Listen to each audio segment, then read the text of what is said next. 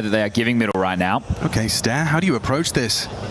Now it's on that grab walk, and it's a good trade from Mattis. Yabi's feeling that pressure, dumps his util and takes cover in the smoke. He's going to play right next to Heavy God.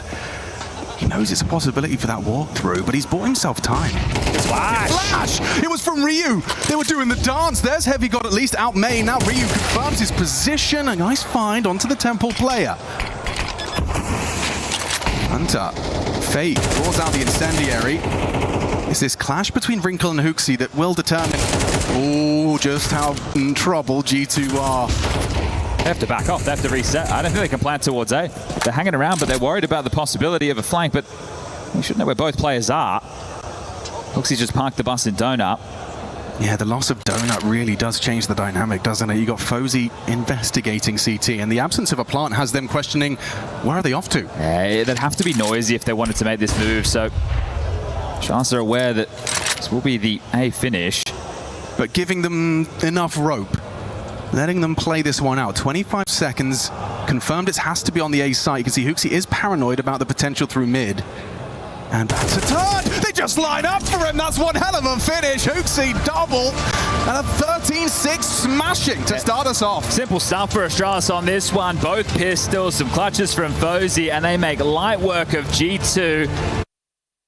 Okay, it does look like they want to carry the double orbs through, so Hunter brings a secondary orb through. That's going to be for either Heavy God or Nerds over towards B for sure. I do love this as well when you have got so many opportunities for G2 to take us to the third. The second orb can give you that opening. And the thing is, Fozy, he won't be able to get one down. Whether or not G2 have been able to understand the finances to know that's the case, they still will have that advantage as weapons are being juggled by Astralis. Saw on the mic.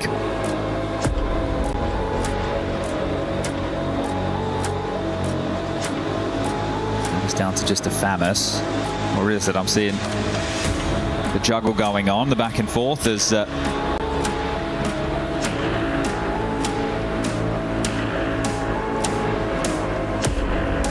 final complexion of the buy.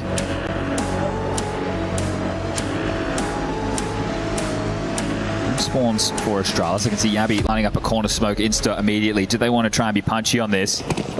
It would appear so.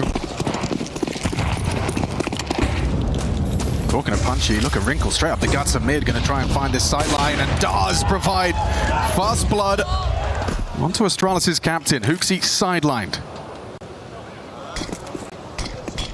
Forward position from Stare, but they're so likely to see a flash. This is quick. Maybe quicker than they're ready for. Already going across. Look at this. The flash play. Sure. Oh, Stare's already slipped the net. Mattis unable to profit. Loses control of the sprays. Wrinkle from the short side pulls us into an advantage for G2. They want Inferno and they want it now. Yabi and Fozy fighting tooth and nail. Bomb can be planted.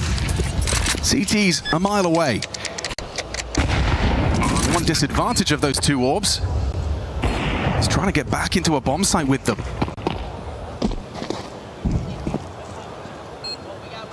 Two from the long side, Wrinkle short. Yabi's molly will force Wrinkle to make a decision, will delay proceedings. Goes through it. No, that's a quick one. Long range single scope, just Yabi and Wrinkle should have this.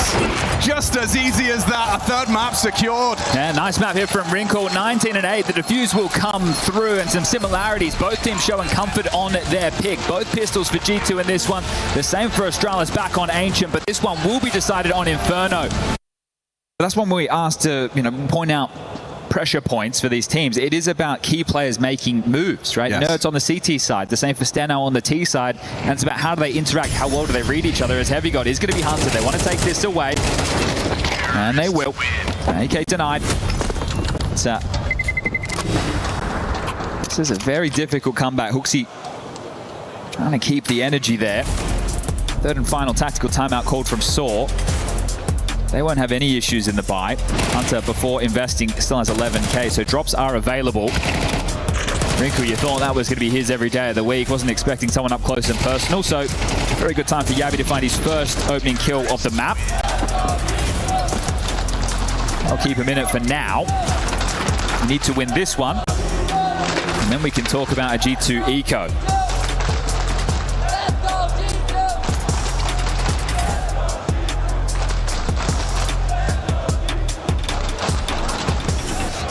Wonder if this is Saw wanting to call the complexion of the round, or just hoping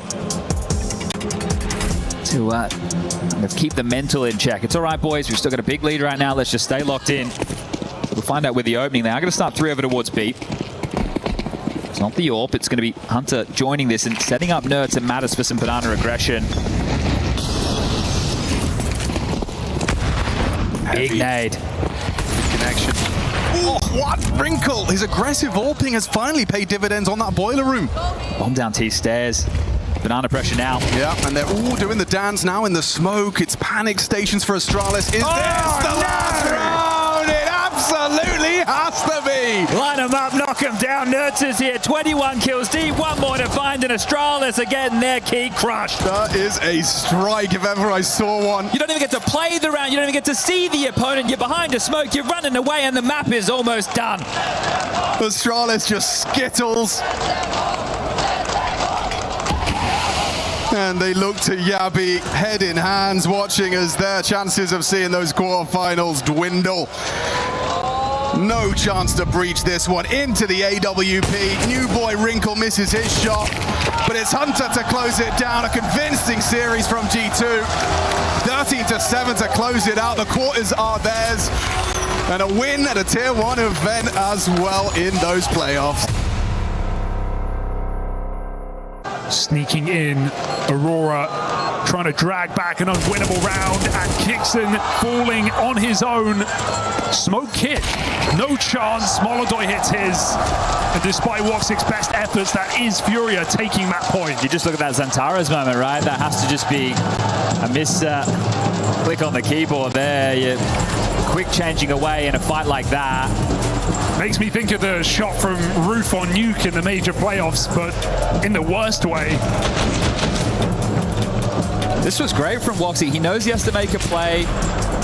He's able to make that so difficult. And Yuri, he could have definitely continued into that fight, but wants to play out the numbers, and respectfully so. Nice, guys. Nice.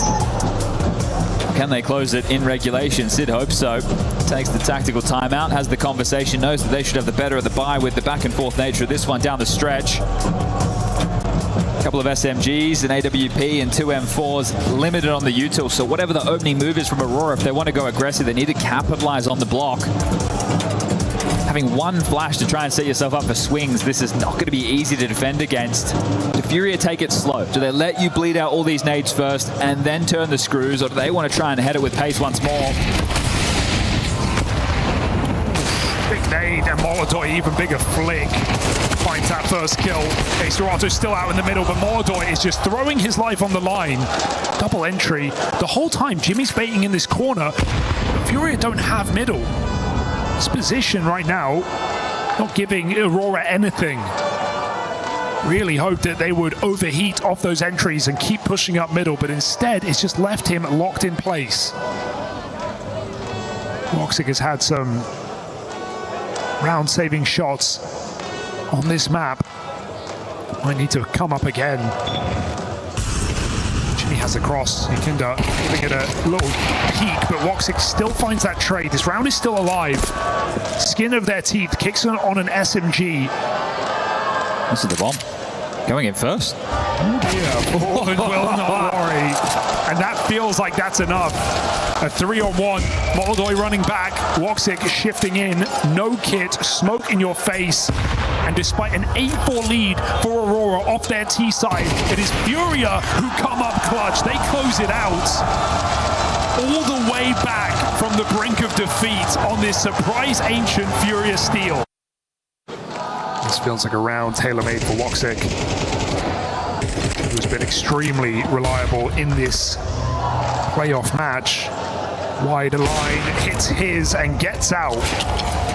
B is closed. Gonna have to mid-round their way out of this one. Xantara's position revealed. They come chasing. Yuri banger shot. Jimmy with that second door, got to worry about his backline. Kixon drops into the site. This is the bomb towards heaven and hell on its lonesome right now, Fallen. You got to be careful. I mean, he's been reliable, but this is a risk. And these late round moves where they've gone into the darkness of these setups, they struggled so much in that first half. He's not going heaven, he's clearing ramp. This is an audacious play. Do they realize that Jimmy's pushed up? K-Serato's aware, but it's a crunch together. Kicks and moves in as well. Jimmy spotted, bomb loose, 18 seconds. There's no saving this package. Jimmy, careful, does get his kill, but this one is done. You're not getting there in time. This is map point. Head for the hills, boys. You don't need to fight this. Just flexing now. Jimmy getting his warm-up, but there is no winning for Wakadia. Panic ensuing. And maybe some miscommunication there. He'll swing out after the clock and take that kill as well. Did they think that there was a chance? Maybe they didn't note the bomb, or I'm not sure. The fact that they've thrown themselves into that. The call came at the end for sure. Wakadia deciding not to go out single. They knew at a certain point, but I feel like maybe that info came down late. Doesn't cost them a thing. These mid to late round scenarios for Furia have been tragic. Yeah, that's a shame. And that's by their own design, right? The fact that the bomb is walking on its lonesome, a misunderstanding. And I think these pacier moments when they've been punching in your face, or it's a K-Serato clutch, that's really all their T-side has to rest upon. I mean, it's, they didn't know about what they knew about Woxic's ult B, so even if Fallen gets past Jimmy there, he's going into an all. It is funny to see them so wobbly in these scenarios with so much space, considering it's their map choice. I'm thinking this is going to be a punish upper against an Aurora, who, sure, they've played it 3 times all online. They've won it every single time, single digits, but they've got some confidence here and they're playing with it. Surely the call here for Aurora is just watch this top side, right? Another fast rush, a set call here for Furia, the thing that got them into this half of overtime. Got to be very careful indeed. Fight outside. Xantares Smoke was bad. doing what he does best and putting them down, putting us onto a third map. Third headshot. And Xantares, they can't find him. They can't find anything in this map. It is Aurora, slow but steady, take nuke. Not today. Molodoy sky high from bottom to the top, and Aurora get dropped here in this T side. They have not found a single round in this half. What a hollow way for this one to go. Woxy was letting out the battle roars. They were absolutely running away with this. And okay, they lose the pistol, that's fine. Plenty of rounds to work with. Right now left with absolutely nothing. This series was a hard watch for Furia for a lot of the game. But looking like the best half yet, right when they needed it. 10 straight rounds to close on the table. Doesn't that taste great? Feeling good, feeling fine. 5v4 as Aurora run the gauntlet up cat. Yakinda caught off guard. A chance on this B site, only Fallen in position. Spam does not connect. But again, Aurora, slow down, uncertain. Torres from high. He's got to get that reload in, giving K-Serato an escape in the window. Oh, no way out of that. That Molly's locked him in place, and so Xantares is going to wait it. K-Serato still has a chance to leave. Does he want to take it? Here's that jump up, takes the spam, puts Xantares down. 3v3. Aurora are getting a little crazy here, and it might be too late. 2 players cemented in middle. Trusting nothing. Scared of the flank. Time's getting away from them now. 40 seconds, they're not doing a thing. Hurry up and wait.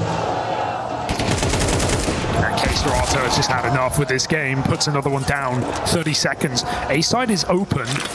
Molodoy moving in through the window. He's going to hear this, but they walked through that con smoke. Penny should drop now. It's not under, it's A.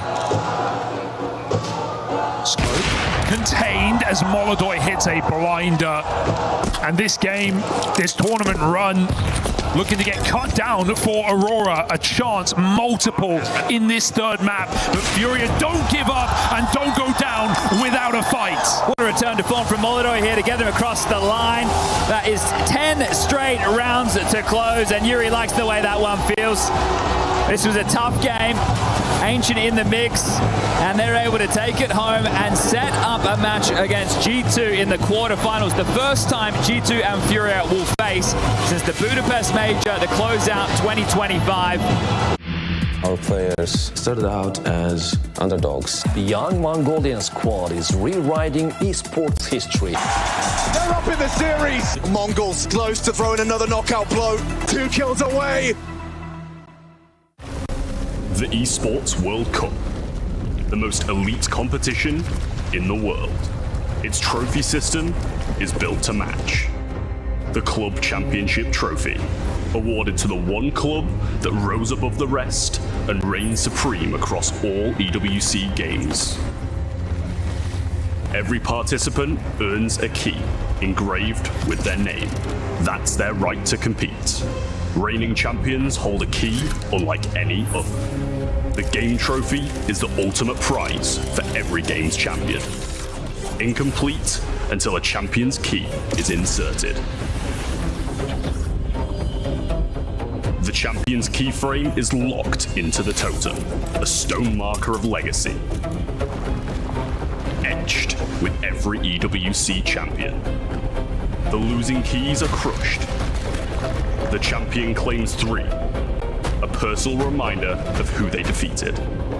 The rest are preserved beneath the totem, in resin. Every fallen contender captured forever. Will you be remembered or forgotten beneath the totem? At EWC, nothing is granted. Everything is earned.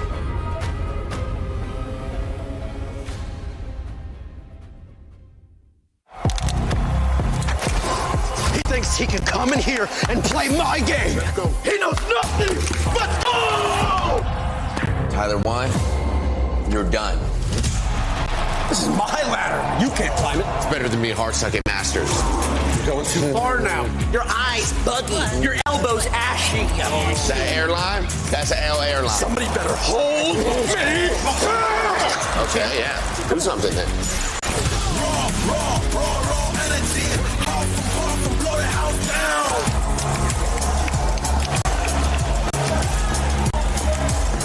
You look nervous. You look short. Everything's good? Fight.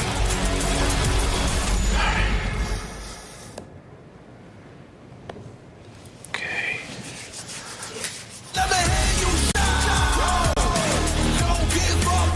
Do you really need the wraps?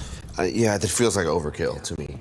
Everyone is playing, you're not yet. EWC Play is your all-in-one platform to compete in fantasy, pick'em, and quests for a grand total of $300,000 in prize pool. Build your dream fantasy team in 5 different games and track your score with live results tables. Predict the winner of every game, every group stage, and every tournament. Complete daily and weekly challenges to earn boosters that help you climb the global leaderboard. Got what it takes? Join EWC Play now.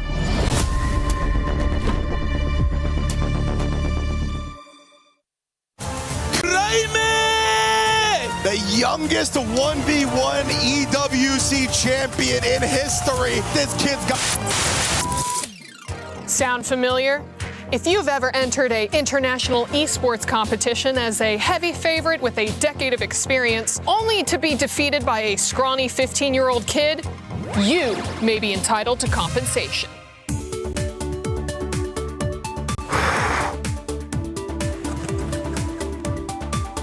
I'm Avali May, and what sets me apart from other lawyers is that they have licenses.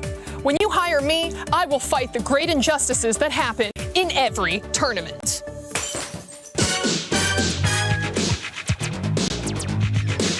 Like when some undeserving player from the LCQ comes back to upset the field, it makes me sick.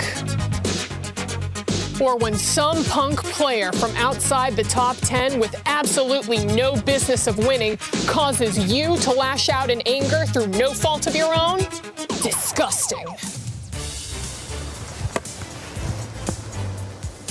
Other lawyers will tell you that that's just how games go and that it's all fair play. Fair? You're telling me that it's fair for the second place defending club to put up more donuts than a bakery and it's all okay? That's a lot of angry people. It wasn't supposed to go this way. KC wasn't supposed to lose on home turf in front of all of their adoring fans. None of this makes sense. The madness needs to stop.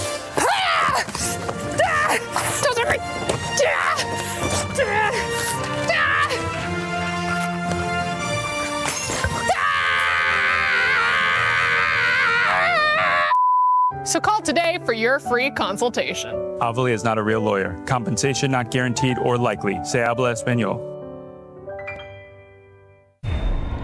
$75 million, 25 tournaments, over 200 clubs, only one club champion. The Club Championship is the beating heart of the Esports World Cup. Over 7 weeks, esports clubs send their players to compete.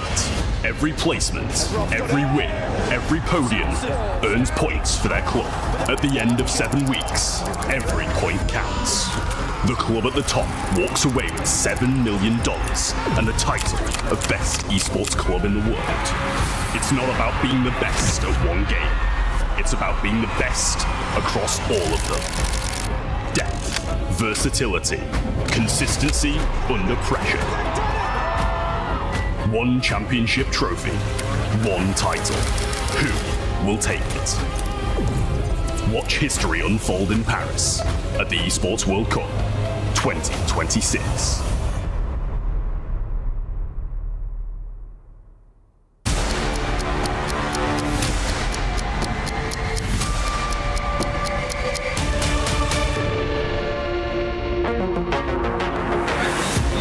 My personal journey from last EWC to this is quite different. Came from FaZe Clan to Falcons, and in between managed not to qualify for the major and win the major. I didn't qualify with Falcons. Super happy through some of the rough patches. Looking forward to see where this EWC will take us. The difference maker to finally break through the Falcons curse, or whatever you want to say, is probably that they tried a lot of things. I came in with in a new way. I think it is all connected to a higher altitude as a team. Finn has played obviously a huge role in us lifting a trophy. He brought us to the next level. In the end, the players played fantastic. Everything just came together. The most important thing for us is consistency. So far in this team, when we played on LAN, we've been in 3 finals. I know we can even play better. I was really proud of everyone, how we managed to overcome the issues that we have had of these second places as well, and to do it at the major was very impressive. And some even say it's the hardest run that teams have ever had at the major. Super happy that the Cologne was the one. A lot of big teams have a lot of things to prove, which I think makes it very interesting. We have a mentality that wants to defend the era. We have us wanting to prove that the major was not a fluke win. One of the biggest events this season, if not the biggest, together with the major. I'm here to grab as many trophies as we can, and we can make some history. Close to winning a title here at EWC, and hopefully this year it will be different.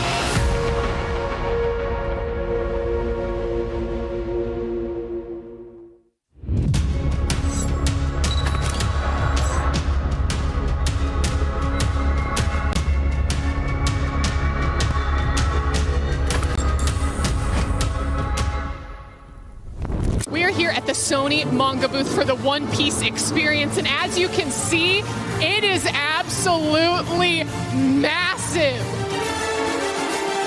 One Piece fans, you need to come check this out because you do not want to miss this. Now, there is a special secret that we can activate here. I'm gonna go ahead and see if I could figure out how to do just that. Kaki Atsume, Sagashimono, Sagashi One Piece. You can feel all of the emotion coming from each of these individual panels. Oh, wait, we got a color. Quick, we have 2 minutes. Well, don't just stand there holding a light. Help me. Time's up. Did I do it? I did it! Yeah! And of course, you have to make your final stop at the One Piece photo booth so you can figure out what your bounty is. That's adorable. Okay, just under 3 mil. You know what? We take that. Look how freaking cute. Oh my God! So please come out and experience One Piece as it has not been experienced before. I mean, come on! I flash side. Walking. I'll be ready to play Vice. Yeah, it's I'm good. on the speed. That's chill. I'm hiding. One default. They saw 2 CG. Dead. Nice, Default. Peek. Everyone, pick me. Go. Nice. Info here. Info. Take info. I'm dark. They miss Wally. I'm flashing again. It's me. Nice. One more dark. Nice. I'm blind. I paid you. Coming. Yeah, but spam after. I paid you. I'm flashing above for you. Flash. Planting now. Boom. Second and planter. Last planter. Bottom. Nice. Oi, I knew Matus, it we when I did the saw best. it. It's fine, we did the best. All cool. But just this shit. no, Insta, it's fine. Ninja. Nice, Big fucking round, boys. Nice jump, bro. I don't see him. I jump. Big box. Nice, man. He's dead. Lord. Okay, yes, good. Nice, boys. Let's go. Sick, boys. Sick. Otursana. Stick it, one of you. Stick it. I will do it. Banana. Nice, man. Nice, guys. Holy shit. Stay alive.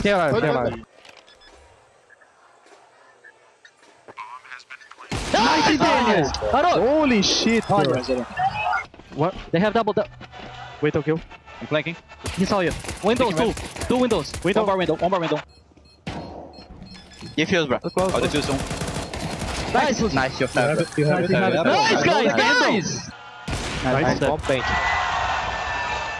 Alcon. Breaking comp. Bench. Bench. Planting triple. Dennis pushing right. Hold left. Nice. Beautiful.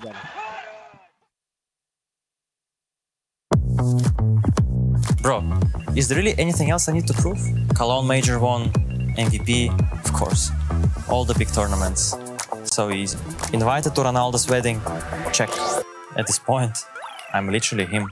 And now it's EWC. Someone needs to win it, right? Donk lost to Gigi Hao. Simple didn't even make it. F***ing bots. So if it's not me, who else?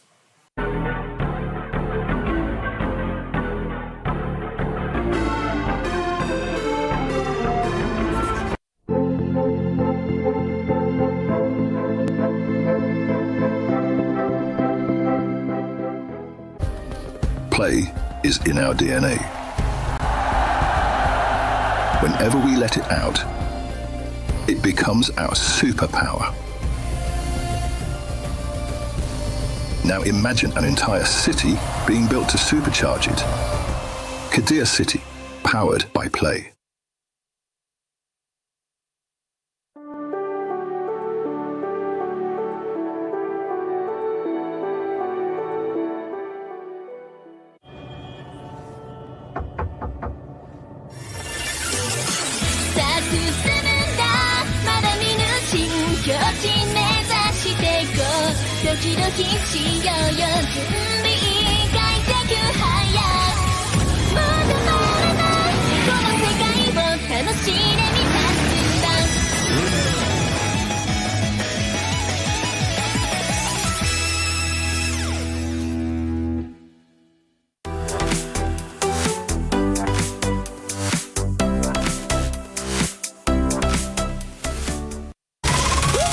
Je suis prêt, c'est parti, voir on m'emmène la vie.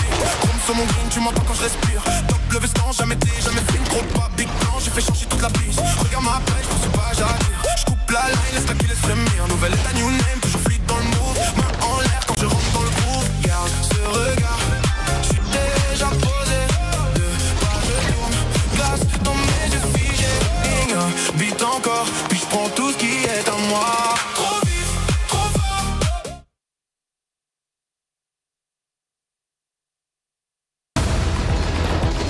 Today, 5 more games will determine who advances to the next round. Team Falcons take on the Mongols, the title defenders of EWC. Legacy wants to get their revenge for Cologne against Na'Vi. Vitality will see if the crowd gives them wings that made to silence the giants in the very city he was born in. We will see if Paris remains gracious to the dragons of Team Spirit. Time for everything to be verified on the server. Welcome to Day 2 of the playoffs.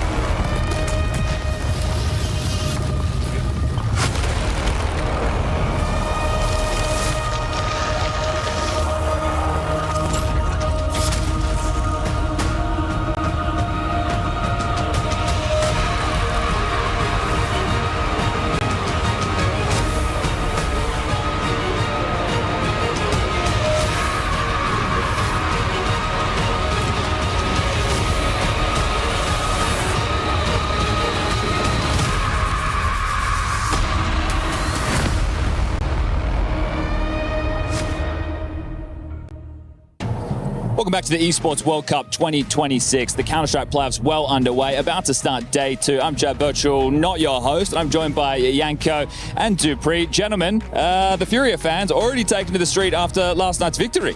Yeah, they're not wasting any time, are they, Chad? And they are going to play again today against G2 in that quarterfinal. That's going to be way later, so they must be super excited for that game. Is this the furthest you guys have been from the Eiffel Tower? I see you in different shots, closer, further away. Now we're at an elevation. What's going on? Yeah, we've been closer, but we can't really be complaining about the view, right? We get the whole skyline of Paris, Eiffel Tower out there in the background, and obviously we do get a bit of that Brazilian samba to get us kicking in for the mood for the games today. It's not as hot as last week. Yanko, talking about yesterday's games on that A stream, we had 2 matches going down. G2 versus Astralis was our first match of the day. What did you glean there?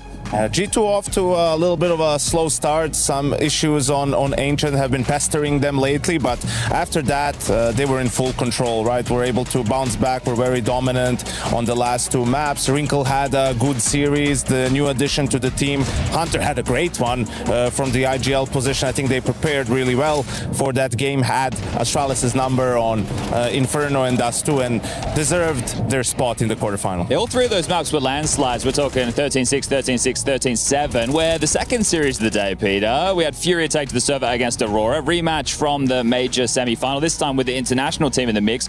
What did you make of them on LAN? Yeah, I think it actually got very competitive, and I think I got way more out of Aurora than I would have expected. And I assume that Aurora came to this tournament with a bit of a reality check. You know, where are we? What's the potential of the team right now? And I think they proved yesterday against Furia that they're here to play, right? They've only been together for a couple of weeks, so there's definitely potential in there. But overall, I mean, I saw some good stuff. You know, some good reads. I think Kixen had a lot of impact, but I also think the individuals, specifically the Turkish players in this roster, had some very good moments. But turning to Furia, a bit disappointing, right? I think Caserado is always, you know, like he's always reliable. He's always puts up a good fight, but it took a while for Molder to get in there, and Yekindar, of course, is, you know, looking a bit on the downside. Are you more excited, Yanko, about this Aurora or the old Aurora? This Aurora, and also because it opens up obviously the whole English-speaking talent pool to them moving forward. But I think also the biggest takeaway was the Turkish core had a really good series. Yep. And it's a playoffs, and there was a crowd, and that's usually where they struggled. So even though it's early days, definitely some good takeaways for that Aurora side. The way Molodoi played on that city side of Mirage, I don't know if anyone could have beaten Furia. Yeah, they woke up and locked themselves in for a match later today. But let's focus in on today. Crunchyroll storyline of the day. I like Attack on Titan. We've got some Titans taking to the server today. Do you think any of the big names fumble? Falcons, Vitality, Spirit, all getting their round of 16 matches? They're all big favorites, but usually one always stumbles, right? And It's hard to take a look and say who that team is going to be. I think it could be Falcons, just because the Mongols. You don't mean that. Just because the Mongols, with their mechanical skill, with their aim, if you get into a shooting match with them, you can run into some problems. They usually get beaten by teams who have a higher floor, and that's something that Falcons still have to prove that they were able to raise in this offseason. And I do hope that, just talking about the Falcons-Mongols matchup, it's one of those matches where Mongols will go in with nothing to lose, right, with the new roster and everything, and also, up against the reigning major champion. So there's nothing to lose, and that might fit them very well. So there's a chance, but I'm looking forward for that FaZe Vitality game. I think FaZe has been looking a lot better than what they have shown lately. I'm sure they've hit rock bottom, so there's only one way, and that's upwards. So in all, I'm excited for Cash. I think Cash is going to be in there. It's been a powerhouse for FaZe, and we get to see Vitality take that one out. Such a huge map for Vitality moving forward. The Overpass was one of their best maps. So that gets taken out. They have to be good on Cash if they want to have a good season. All right. Well, that's going down on the A stream. Let's check in with Stunner, who's going to be giving us a little bit of a reminder of what happened yesterday on the B stream. Hey, thank you very much, gentlemen. It looks nice outside, and it's even nicer in here. Yesterday, we got these EWC playoffs underway, 4 straight 3-map battles. But what we're looking at here is trying to discern some of the good and bad over at the B stream. I got my friend Jacob Pimbinicky to talk a little bit about some of the action we saw yesterday. Yeah, Foot taking on Magic in that first game over on the B stream. That was a very close game, very much back and forth. You saw Magic come out swinging, winning the first map. Foot had to answer back by winning the second. And then on the third one, it was kind of Foot came alive, They played the Counter-Strike that you'd expect them to play. They were the favorites heading into the game as well, but at times it felt like they were frustrated, couldn't really find their footing. But at the end of the day, they got the job done. They found a way to stabilize, dare say it, and look like the Foot that we saw in the group stage as well at the later stages in that game. So safe to say the Magic put up a good fight, but couldn't quite get the job done.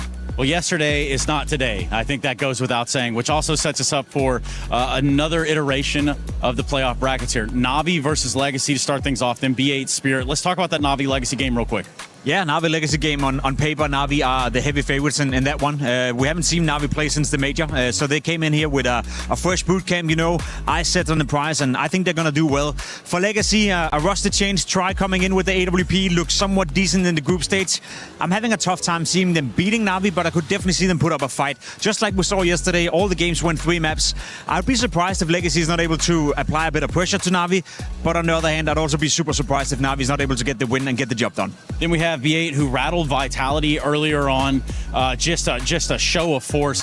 What are the chances that they have today against a young Donk and Spirit? I mean, Spirit have looked like a team that couldn't find their footing whatsoever. They looked a little bit shell-shocked, to be completely honest. The Donk has been playing well, as he always does, but the rest of the team is night and day. So I see a Bait who beat Vitality in a best of 3. I see a Bait who's speaking about coming in with confidence, having a great boot camp, playing well in practice. So, 9 out of 10 times I'd say Spirit are going to win this game, but I think today is going to be one of those where it could be super, super close. I see 3 maps, and I'm going to be saying it right here, right now. I think there's a potential for Bait to make another big upset. But why are you lying to these people, Jacob? Why are you just straight up lying to them?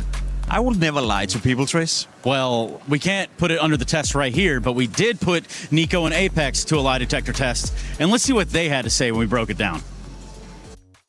Have you ever regretted leaving G2? Do you think I'm overrated? Do you think you have a big ego?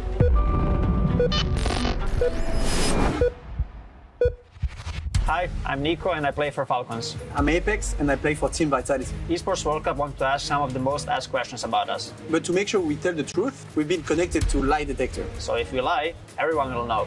Okay, let's get started. Woo! What is your name? My name is Dan Madesclair.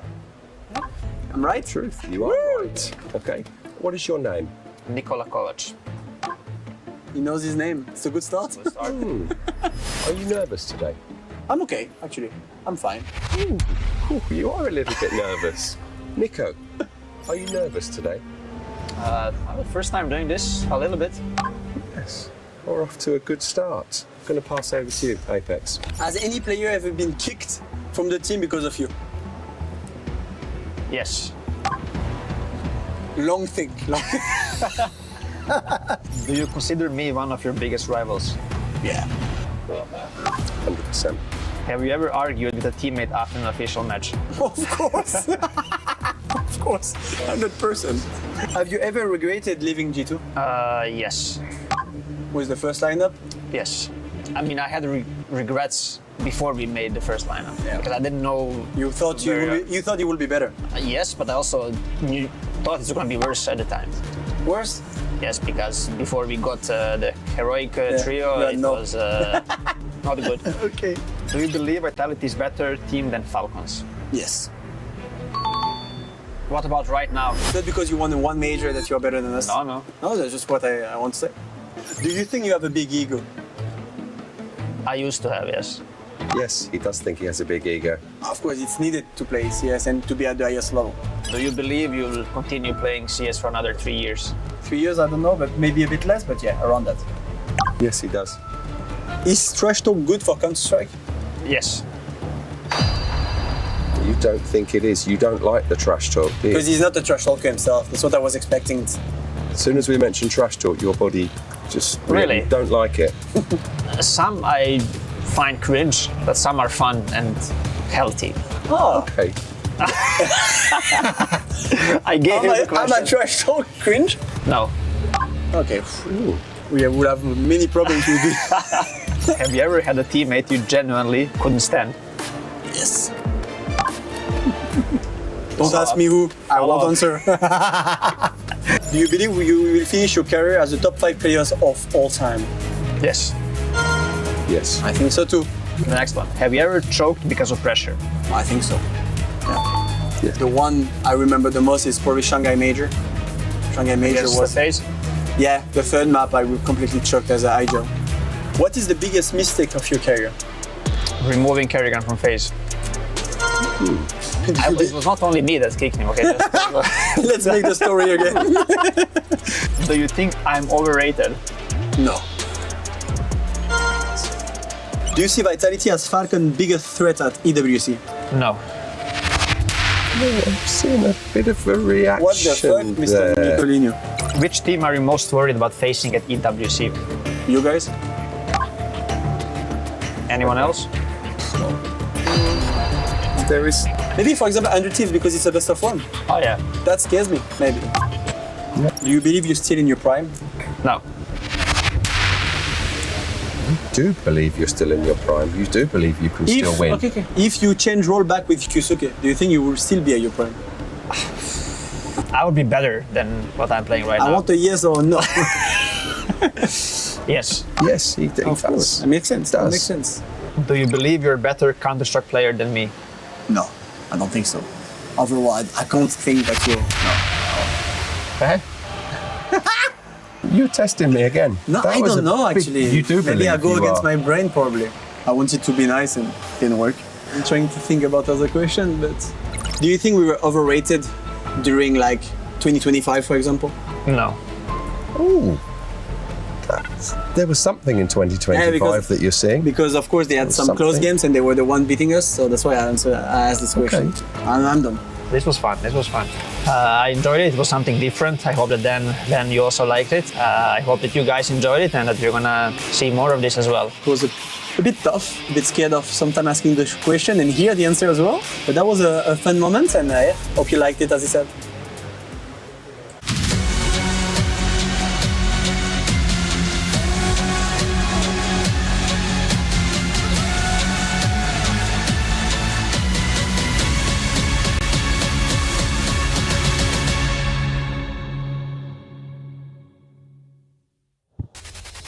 It is the final week of EWC, and this is the biggest and best audience I have seen in the STC arena. For a Wednesday at 4 p.m., we had this place jam-packed, and it is the same thing coming in on Thursday. Welcome in for the first battle of an epic round of 16. We've got the Falcons taking on the Mongols. Chris Puckett alongside Dupree and Yanko once again. And gentlemen, this is going to be a party today in the venue. We just got a little sample of the high level of production we're bringing at EWC. What do you guys think of that Nico and Apex lie detector piece? I loved it. Apex, he's my former captain back when I played at Vitality, so it's fun to see him. And he's always like, it's just two contents machine, right? It's always fun when you get two of the biggest personalities go head-to-head and have a little lie detector of who can actually, who's actually putting out the truth and who's not. And I think we got some interesting answers in that one. Yeah, Nico said he's still in his prime, Yanko. Do you agree?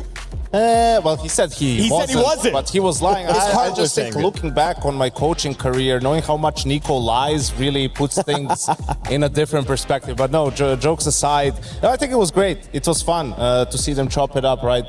Two legends of the game, goes without saying, rivals, but I think they respect each other a lot, so that was fun to watch. Let's take a look here at the Falcons. This is the favorite in the matchup. Talking to some folks behind the scenes, Falcons, of course, have staffed up their roster. They have invested in some stars. We see the Nico posters all over the city.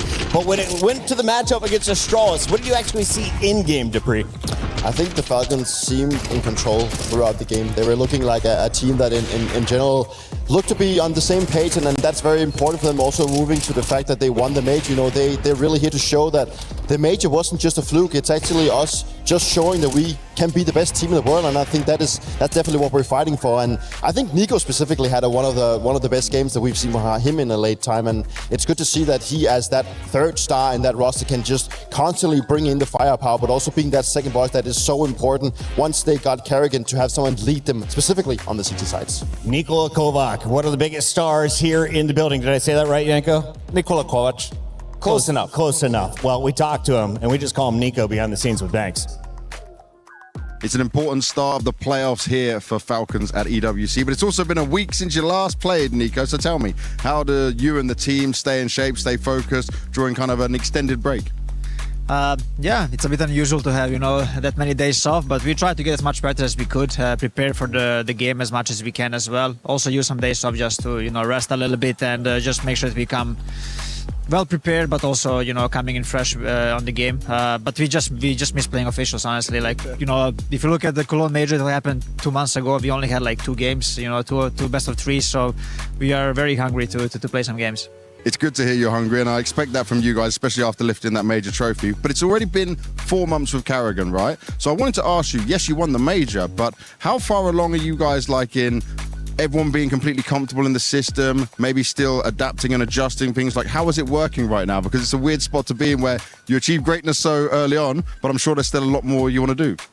Yeah, I mean, as you mentioned, we had some great success early on, and it's something we want to just build on if we can. I think EWC is a really good event to see where we stand, kind of, that's why when we discussed like the preseason, like before the boot camp, we know that we are, right now one of the best teams in the world, but there's still a lot of room for improvement. People can also, look and counter us a little bit more. So we just need to see where we stand right now. I think it's very hard. Maybe now everyone expects, for teams to repeat what Vitality did. It's going to be, it's almost impossible to do that, but who knows? We are going to, strive for that. But for us, we just want to see where we stand at this event and how well we have prepared, but also how much improvements we have made since the major as well. As everyone knows, we have lost at the last bounty, the 200 Thieves, and that was a bit painful. So we just want to get some games under our belt and see how it goes.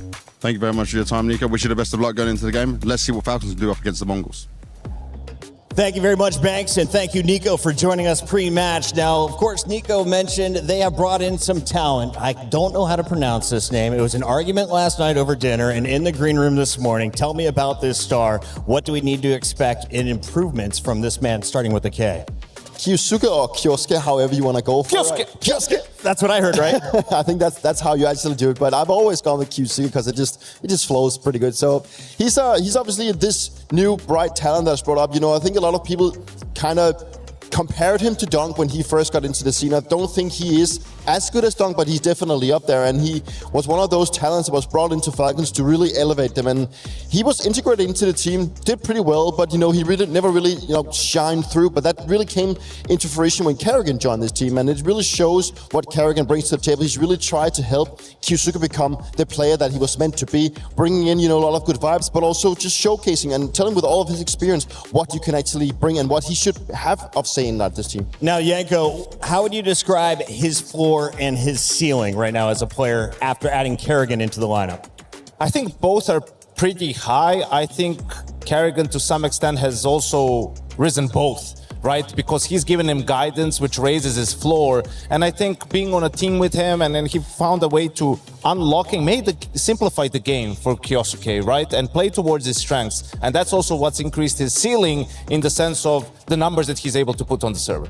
It's going to be exciting to see everybody in game, but there was one man who had a whole lot of trash talk on content we've been running at EWC for a number of weeks. Talk to me about the Russian stud who says with Simple out of the picture, this could be his tournament to perform at. Well, Minus is, definitely one of the world-class offers. We are probably in contention together with Cyrus being the best offer we have in the world right now. And he's by far the star player to look out for in the Falcons jersey. They have a lot of stars, but he's probably the one standing out a little bit on this one. Brings so much to the table. He brings aggressiveness. He brings a lot of good communication, but in also he just brings a lot of raw fracking power. And that's exactly what you want to be seeing out of him, right? And he's been on the rise ever since he was picked up in G2, and it's only seemed like he's getting better and better every single time we get to watch him. So it's like the sky is the limit for this kid at this point. m1less is in the running for the best player of the year, really, being the MVP of the major. If Falcons have a strong season, finally we might have a three-man race and not just the conversation between Donk and Zyvu. So a lot on the line in that sense. If he continues to play like he did at the major, it's definitely going to be a conversation. They have a ton of firepower over on the Falcons, but for the Mongols, is this the team that were world champions, one of the best in the world, if not on the planet? Where are they at right now, Yanko? Well, we have the defending Counter-Strike champions at EWC, right, in the Mongols, and the defending club champions in the Falcons, right? But I think the results for the Mongols before and after EWC last year show that event really was just an outlier, Okay. The fact that Techno was the MVP, who is more of a support style of a player for them, that was a live tournament for him, and it was a big part of why they were able to lift the trophy. But they've underwent some roster changes too. They don't have their coach behind them, Mara, who has somehow found more talent in the Mongolian scene. Who would have thought that Mongolia would have more tier 1 players than Denmark, Peter?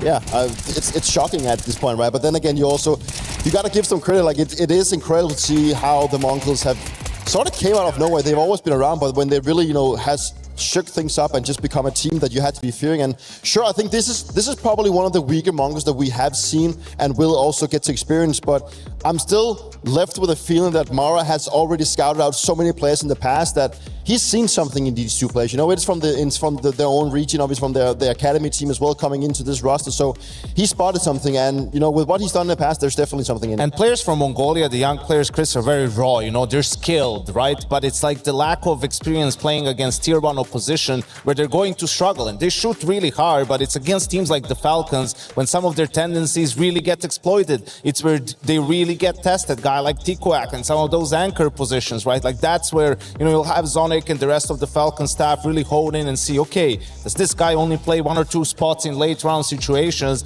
and is there ways for us to exploit that? Now, I know there's legends in the CS scene that can go well over 30 in their career. These guys are 17 and 18 years old. How rare is this, and what are the expectations on a global stage like EWC right now? Obviously, this is the jumping competition for them, without a doubt. They've had their majority, if not all of their games in their own region, so it is a jumping competition, and there's a lot to expect for them, but you also got to give them some leeway that the competition and the fact that you go up against the Falcons, now the reigning major champions, that is a harder task, but it's also a match where I hope that some of that strength from the Monks can really power through. It's all about fighting, taking map control, not playing scat, and I think this matchup could be righted. Yanko, we have our vetoes in. Walk me through it. A minute on the clock before we go to stage. Yeah, for the Mongols, they veto out Falcons' best map, Anubis, right? That's their permaban, and they go for that Inferno pick, which used to be a big punish against the Falcons, but lately they've stepped up tremendously. Nico is a big part of that. He's been incredible for Falcons on Inferno lately. After Anubis, best map for Falcons, Dust 2, and they don't care that Mongols are undefeated on it with this lineup. Historically, they've struggled, and we see that Nuke as the decider. You are brave. You said Aurora could cause the upset last night. They fell just short. Do the Mongols have a chance of upsetting the Falcons to open up this day? I don't believe it. I am usually a guy that wants to look at the positive kind of things, and I do think that the Mongols will have some firepower, but I don't think it's going to match the Falcons. Yanko, 10 seconds. 88% of the fans are siding with the Falcons. Do you agree? Inferno is a trap card. They should have picked Ancient. I think Falcons take it 2-0. Falcons are taking this one 2-0. Make some noise if you love Counter-Strike, because this is day 2 of the playoffs live in Paris.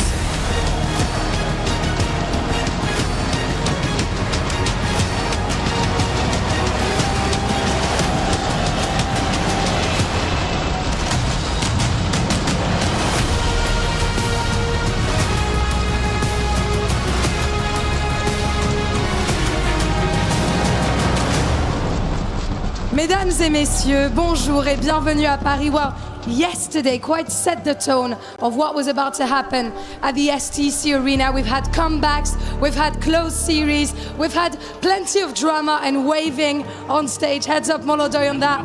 And by now, 4 teams have made it to the top 8. Yeah, nobody took the easy road to get here, that's for sure, and that's exactly how we like it when there's this much on the line. And after what was a cracking first day here on the stage, the names only get bigger from here, Lou. Absolutely, we're only going to have superstars hitting the stage today on that Counter-Strike stage. Il ne va y avoir que la crème de la crème sur scène aujourd'hui, mesdames et messieurs. Des superstars, vous les connaissez tous, and each one of them is surviving for their tournament run. Absolutely, superstars of the scene, major winners. Let's not forget the defending EWC champions from last year. The key is ready to be placed in. Who's going to take it this time around? Beneath it, you can see there in Mongolian, it says, nothing is granted, everything is earned. And that is the motto here at the Esports World Cup.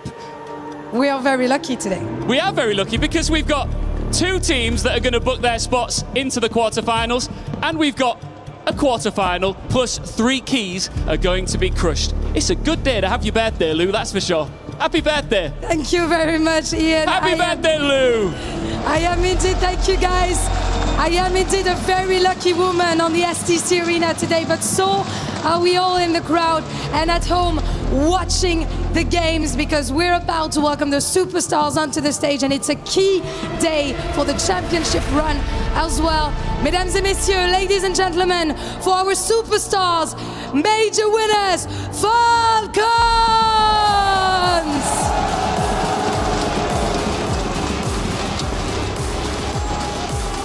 They conquered Cologne.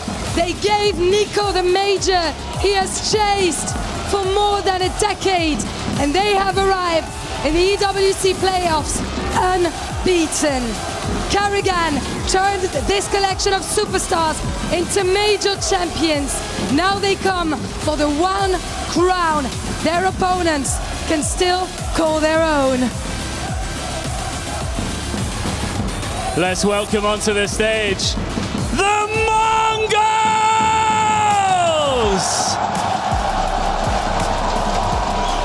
12 months ago, they stood on top of the Esports World Cup.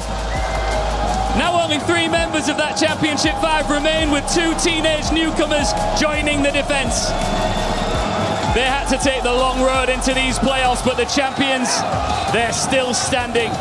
And they are not giving up their crown without a fight. It's the Falcons versus the Mongols as our day 2 of CS at the EWC, the STC Arena, starts now. Mesdames et messieurs, faites du bruit! Yes, defending champions versus major champions. It's a first taste of Tier 1 for those 2 new faces of rookie year, Darkmeister, Tikawak. We saw them putting up a good show, helping take their team to the round of 16, but it's a different kettle of fish now, Chad. You've got Modesty in the server, Cologne Major MVP in top form. There's a clear favourite for this first match. We'll see if they can find their stage legs. The Mongols always an underdog, and they've got fans all around the globe. But the Falcons cheer squad is out in full force. I'm going to give Furia a run for their money. See who can be louder today as the huddles are taking shape. Now the group stage, a bit of a breeze for Falcons. Casual. It was the most leisurely start to their tournament, and I'm not sure if it's going to get much more difficult here in the round of 16. Yeah, it's going to heat up into those quarterfinals, but let's see if the Mongols can find some resistance. Obviously no Mara behind them, being highlighted by the desk. Chopping and changing in the seating arrangement. Techno back to the middle, Blitz down the end, new faces, young kids, right? We're talking 17 and 18 years of age for Tikawak and Darkmeister. Tikawak's got an attitude about him. Darkmeister timid like Techno. And as we learn about these players, we can see that they can deliver, right? The aim is there. That's never in question Mara, he goes to all the local LAN cafes, he drives around in his van, he whacks a couple of kids in the back, and here you go. They've got another roster that can compete. I loved it from Yanko. It was a cruel barb about Danish Counter-Strike as it currently stands, but it's true. As far as the talent pool goes, we just keep finding new teenage Mongolians who are managing to hang at the top of the Counter-Strike pyramid. And we'll see how this one unfolds. What a difference 361 days it can make. Talking about this, the reigning EWC champion, short, but 2 new players and a drop down the VRS ranking. This is no longer the team that was in the Austin major final. I think also the desk was highlighting that there is no absence of firepower from the Mongols. It's not going to be a question of, oh, they just couldn't hit the shots, they couldn't get the ball rolling. No, it's more the juxtaposition of experience in the server. And it's something that we often throw around on commentary and analyst desks about, oh, well, the experience prevails and how much value and experience can bring to a roster, you know, bringing an experienced player in. Very few as experienced as Mr. Carrigan, who's taken to the helm of Falcons just before that Cologne run. Interesting to hear from Nico in that line detector saying biggest regret was replacing Carrigan on FaZe. Well, they're back together now, and they're in search of a successful season. One not only for them, but for the club. Falcons would love to pick up 1,000 points in Counter-Strike. There's a long way to go before we get there. Winner of this will take on the winner of Na'Vi versus Legacy, which we have going down on the secondary stage. Later today, we have the likes of Spirit versus Bait and Vitality versus FaZe. So a lot of Counter-Strike to be watching. And then we get the quarterfinals started on this Thursday. It's going to be G2 versus Furia to round out your Counter-Strike day here at EWC. I expect that one to be a battle, but it looks like we're ready to get this one underway. Mongols versus Falcons. Are you ready? I know I am, but I know the players aren't. It sounds like we are going to have a technical hitch on stage before we get this party started. It gives us more chance to digest that map pool. Yanko was rushed through it. For you, Chad, when you see this map pool, is this kind of match expectations or a little bit of a curve? I think it's tough to pick against Falcons. Obviously, we know that Inferno once upon a time was a weakness, but with a lot of these teams, let's just look at MOUZ, right? Teams have played Dust 2 against them a lot, and now they've turned it into a map that they're comfortable to play and finding some good results upon. So I don't think Inferno is as cut and dry. And I also think it's a little bit more difficult. Sure, Mara from home is able to assist, but you won't see any tactical timeouts called from Blitz, right? He's not going to give the same opportunity over to Zonic. But as we move into Dust 2, Desk highlighting for this Mongols roster, they're undefeated on that map, but they've only played a handful of officials to start off the season with the 2 young bucks. All right, it's party time. T-start for the Mongols and a boatload of utility on Blitz and 9-10's backs. Honestly going to poke his nose into second mid and call sector clear, but this is a hefty exchange. This looks like a gun round. He is in so much jeopardy already. The double nade has him reeling, and it's an easy pickup for Kioske. Surprisingly, so much CT util there dumped to garner that banana control. And that's going to stall out plans immediately. So, aggression out to the gates as this one will simmer in. Able to draw one back. They can then use this util, but he's backing his aim, isn't he? Understandably so. Long rotation time right now, taking a look at the radar. You can see the setup over towards A for Falcons is very Porch and Pit-centric. So this B execute for Carrigan and Kioske is going to be coming their way hot and heavy. We've got smokes, we've got flashes, we've got mollies. You've kind of given the Mongols what they need to resuscitate hope in a 4 versus 5 disadvantage. Rotation's coming swiftly down banana.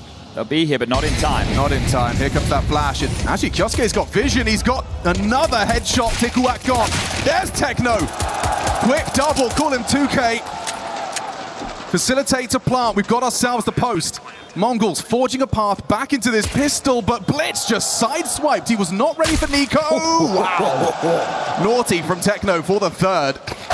Easy back from Monacy into the clutch. We've got a 1v1. Monacy versus 9-10. Block versus USP. Monacy finishes what Kioske started, but fair play to the Mongols. They get a lot more out of that than just what was a bomb site. Yeah, okay, so giving up a lot of ground, conceding that plant. You know the Force player is going to follow Techno with a bunch of kills there. There's the opportunity to drop an AK across, and we'll see what type of round they want to operate with. But the fact we're getting a Logs Molly, a Deep Banana Smoke, a HE, throwing the kitchen sink at them there on the pistol rounds. And that set the tone, but Techno almost changed the dialogue.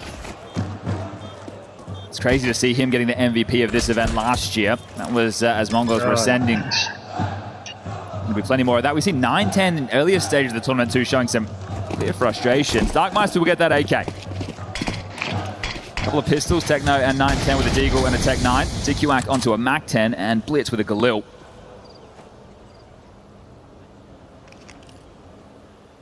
this is essentially what their default spread will look like in the gun rounds from the Mongols. It's the two young guns who I'm a little bit concerned for, doing the boiler and halls control in all of these rounds. Sure, it's a lot of responsibility and nuance to the role. And it's somewhere which Monacy might want to poke his nose in with that AWP, combined with TSS to be aggressive on that side of the map. What's this Kioske Carrigan setup? I was going to say, what is it hinging on? It looks like they're not going to stick around. Just concede the space. They know it's likely going to be flashes and nades to take that space. They have to have a good idea that Banana's given over. It's either an apps pop or a banana play. Carrigan lucky to get away with his life. He's got the block smoke. Do they want to go through? Feels like it would be a death sentence to commit. Carrigan will at least be able to cheat back over to the bomb site side. Techno heard the rotation, right? He was perched up top of Banana. He will have heard the rotation through Speedway. Blocks at 45. What's the go here? They still have the brackets control. They're dropping back now. They'll play more of a pit site setup to have a crossfire, and then towards Banana. Falcons playing for info, so the three of them just start stepping forward. Want to see pit side. The flank again, right? They're not going to rotate. They're just going to push, and this time they'll be behind them. But once more, it'll be too late. You need outpower, both of them here. Monacy trying to take that first contact, able to chip in. There's so many backs turned. The output's insanity. Quick double out of Monacy. Job done. Techno, no hope. You're hoping for a bit more output in a round like that. The force bar, you want to get the bomb down. A few more casualties would have been great. Now they're going to have to take the eco, so that one is tough. But off of the pistol and now up against the force, to see how Falcons are opting to rotate, it's okay, we've lost the space, but instead of just being pushed and pulled like a tug of war, they're going to contest. So in both of these rounds now, once it seemed a little bit too quiet, they're ready to get in the face of the Mongols. Kiyasuga happy with that one. So they've weathered the storm and what should be the 3-0 against what is 3 Deagles, a clock with flashes, and Tech 9 blitz. Takes his chance top mid. We'll force out some util. Worried about the pop, and unless some zingers start to land, this should be a relatively easy round. Darkmeister taking his chances, and that's what you want to see from these young gentlemen.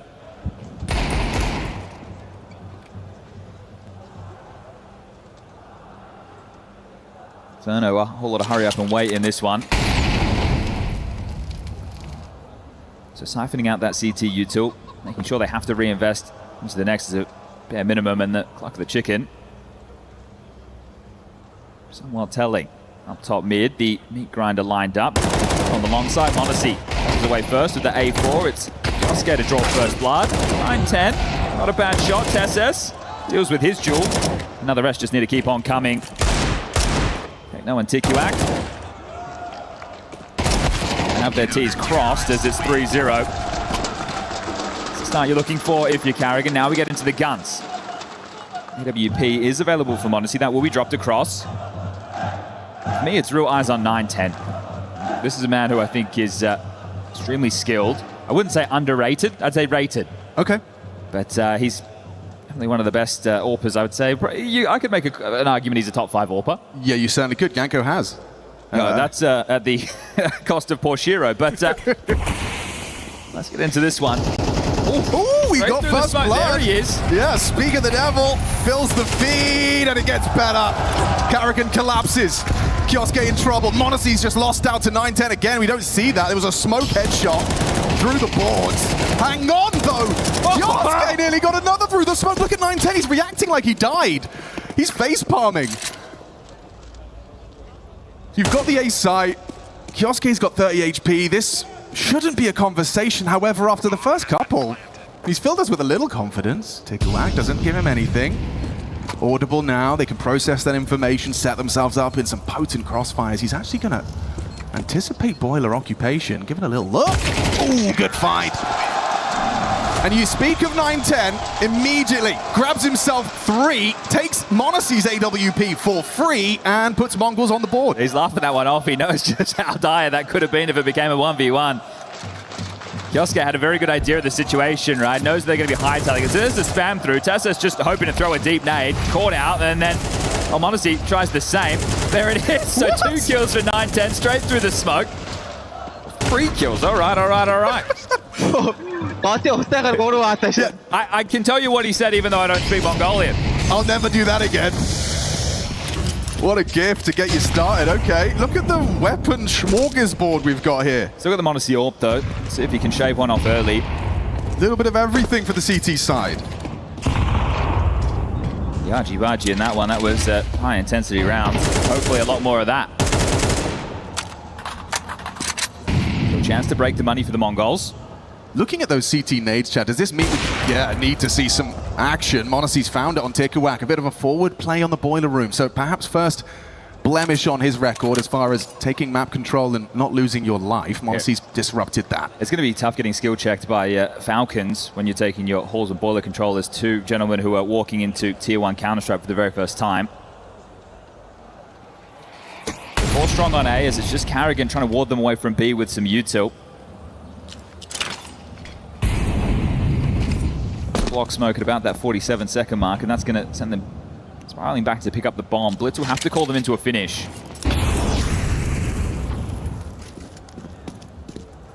We saw them concede an opening death in that pistol, still managed to breach the B site and get that bomb planted. Came down to a 1v1. Can they do the same on the gunny? A-Rap smokes. Yeah, that's a flash for the short side. Monacy is blinded off by it. Nice. Is Tessa's going to be set up to succeed here, though? With Darkmeister coming in from balcony, that will be an awkward fight on the Z-axis. You have got to fight Rap from Blitz. Monacy distracted by that. Unable to lend a hand is Nico behind the library smoke. You're right, though. Time chat ticking. That's the entry they needed. Tessa's fine. 4, where's the plant? It's late. It's late. Falcons will steal it away. Mongols just victims of the clock there. Okay. The frag started flowing. Yeah, just too little too late. I'll save that all, but that was a chance to force Falcons down to the eco. So the back and forth of the Force by Wars, you're going to have to see Mongols now invest behind that. 9-10 will get back the weapon of choice. The upgrades are going to be light. Opting for util. Could have had a Galil with head armor there, but has gone Tech-9 with nades. It's a little bit ropey as well for Falcons. 2 SMGs for them going into round number 6. Look at 9-10. The incendiary humbles him, trying to find a safe haven that isn't full of flame. Double nade. Oh, right on the money. Carrigan? Carrigan's not scared. Look at him go. Man has gone 100 miles an hour into that fight and removes the biggest gun. Job done. Now he just needs to get out of Banana. I don't think anybody wants to be playing Broom with an AWP. Go on. I kind of feel like there's a no-scope through the smoke cupboard. Carrigan's on the AWP. Hey, once upon a time. Man, not too bad with that weapon. Oh, he smashed himself. First now. Ugly. And it'll have to be the eco going into the next, so 2,900 loss. At least Mongols have that to work with, but they won't be able to shove again. And when you consider the only round they posted was 9-10 getting 3 kills through a mid-smoke, yeah, how are you meant to replicate that?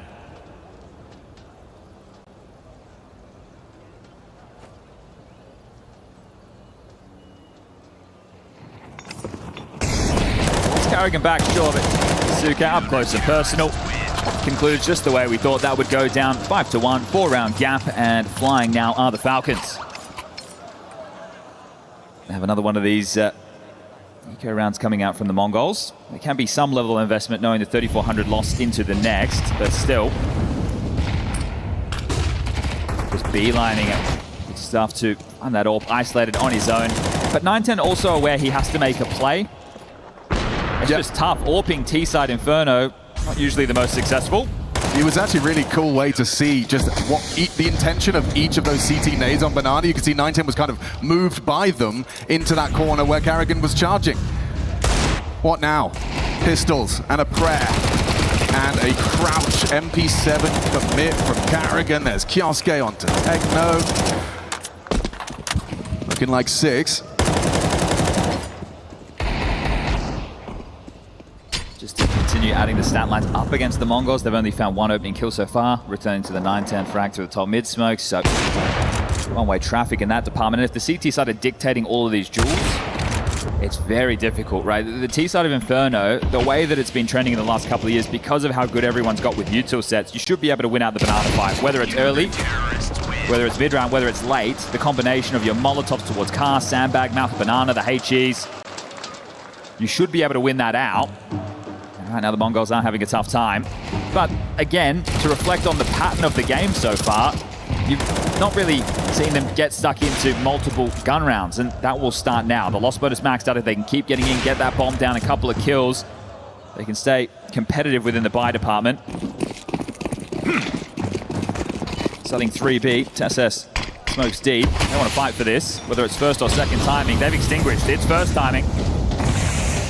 Up on the half wall, m0NESY trying to get any info he can, ascertain from over the top of that mid-smoke. Karrigan's rotated immediately with this SMG. Try and plug some gaps over towards A. They know that question mark smoke top mid was there. So wary of a possible lurk, and could have hit the keyboard with the mouse there. It's going to happen.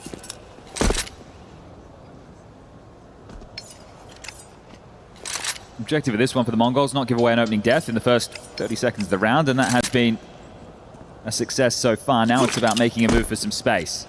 Yeah, 2 smokes in the sky. It's the wrap smokes again. Are they going to overlook this? He's tucked and he's been cleared. Oh, Darkmeister did a full, like, Hollywood double take there. Karrigan able to provide. It splits back on the double. It's just Kyosuke on B. This one-man army edging the smoke. Immediate trade from 9-10. That should be round defining. Your rotate's cut off. Blitz last seen towards the long side.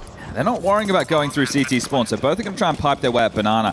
They have a decent amount of cash on everybody, so they might want to go fishing, give this one a bit of a look, and it's called off. All right, playing the long game. It's okay to concede a couple. And the Mongols fans will make some noise. Yeah, that one's going to feel good, especially if your Darkmeister felt like you should have been able to clear that corner. But Blitz makes up for it. 2 impactful kills and isolating just that lone D-anchor. Yeah, the toughest match the Mongols have played so far since these 2 new faces have come in has been Na'Vi. They also played FaZe at Bounty, but I think Na'Vi a little bit more pedigree across the board. And in that series, Darkmeister and TQAC were the 2 highest rated players. Now, everybody ended over 3 maps in the negative, but the map they won, Ancient, they were the 2 high flyers. Now, this is about the experience. We were touching on that before this series kicked off. No question, can they shoot? It's can they shoot on a stage with a crowd, with the pressure of elimination on the line. So can Techno Blitz and 9-10 make up for that? Well, let's find out. 6-2, 4-round gap. Money's still there. The saves will help out further down the line if Falcons lose another.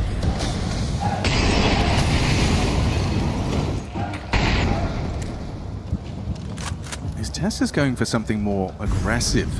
With m0NESY posted on this, he's there to disrupt their pathing chat. This is exactly what you predicted. Yeah, I think it's going to be tough for the kids, right? Especially up against some of the best Counter-Strike players in the world. It's damn annoying as they've conceded another opener. And we were talking about experience. What experience is your consolidations of learnings from mistakes, turning them into lessons. And, well, there's one happening live here. Darkmeister taken out of the round. Now you've got to try and get past Tessa. He's got 30 bullets and he's ready to unload. m0NESY in support as well. Blitz jiggling on out, trying to find a belated trade. Tessa finds the angle. 5 alive. Not a single point of damage inflicted. Falcons are soaring towards that first map of this series. This one might be quick. It might be. A dejected Mongols fan. He's got some signatures. Yeah, he's been collecting, but yeah, this is what we're talking about. And he had the bomb on his back, no less. It just spews forward into the apartments. Round done, well handled by Tessus as well. He's been hit with the slow-mo as well. He totally wasn't at this event with that Mongols jersey. There's a Senzu signature, Mara. Yeah, he got the old guard.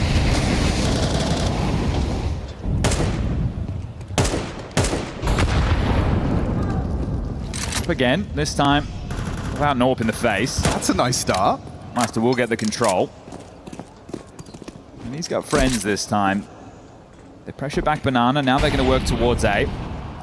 Auto smoke in the air. This one might come with some pace. You can see m0NESY's immediate reaction. Yeah, Library Smokey opts to help Tessus. Big A commitment. Techno's firing. They spot him. Everyone's doing the flashbang dance. m0NESY's AWP ready. Nico chipping in. That's his second. There's 9-10. Catches them both looking the wrong way, pulls us back into a competitive 2v2. 9-10 can do it all. Or not, 3 of the 4 required. Kioske versus Tikuak. 16-3 from Kioske, and now he could add another huge round swing with this clutch. Tikuak, a single frag. He could double his kill total, but he's just been incendiary down. No, he doesn't burn, doesn't land. He's got all the time to clear these diligently. Now he knows, no bullets! Tikuak steps up! Sure, it's only his second kill, but an important frag there to get them a third. They can still salvage this half with 5. 2 more on the trot to get away with that. Everybody flashed in this, but 9-10. Pretty good for a Dota player. Finds him up, knocks him down. Thank you for coming. Not even doing it with the ult. This man just as proficient on the rifle, making it look easy, and that's the slow-mo Mongols fans want to see. All right. Aggression, Carrigan down the guts. Supported by Monacy. Oh, Darkmeister loses his head. Fair play to Carrigan, he's handled that well. Blitz just pokes his nose out of the smoke. Still a fight from Kioske down towards Banana. Techno overwhelmed. All right. Well, a weird mid-round ahead of us. I do like the tempo that Falcons are playing with. They're not allowing the inexperienced members of Mongols to have a moment to catch their breath. Carrigan 4 opening kills now. Continues to throw his body on the line. 4-0 in that department too, so they're ahead of that. And Kioske stand ready to deliver. As soon as the A pressure comes in, one of the two can make the move. The other can be the unknown piece, the secret agent. Looks like it's Nico to step up, and he might even catch backs turned if he gets this timing right. Yeah, they're still lining up nades. Look how calm, how composed. That round feels way too easy, and you're right, I'm loving this from Carrigan. It does feel like he's just understood that I can be such a disruptive force, even if I'm not even getting the kill. I have got info, and I have disrupted whatever their plan was. It's scary when the vibes are like that from Nico. Big smile on the face and just tapping those in.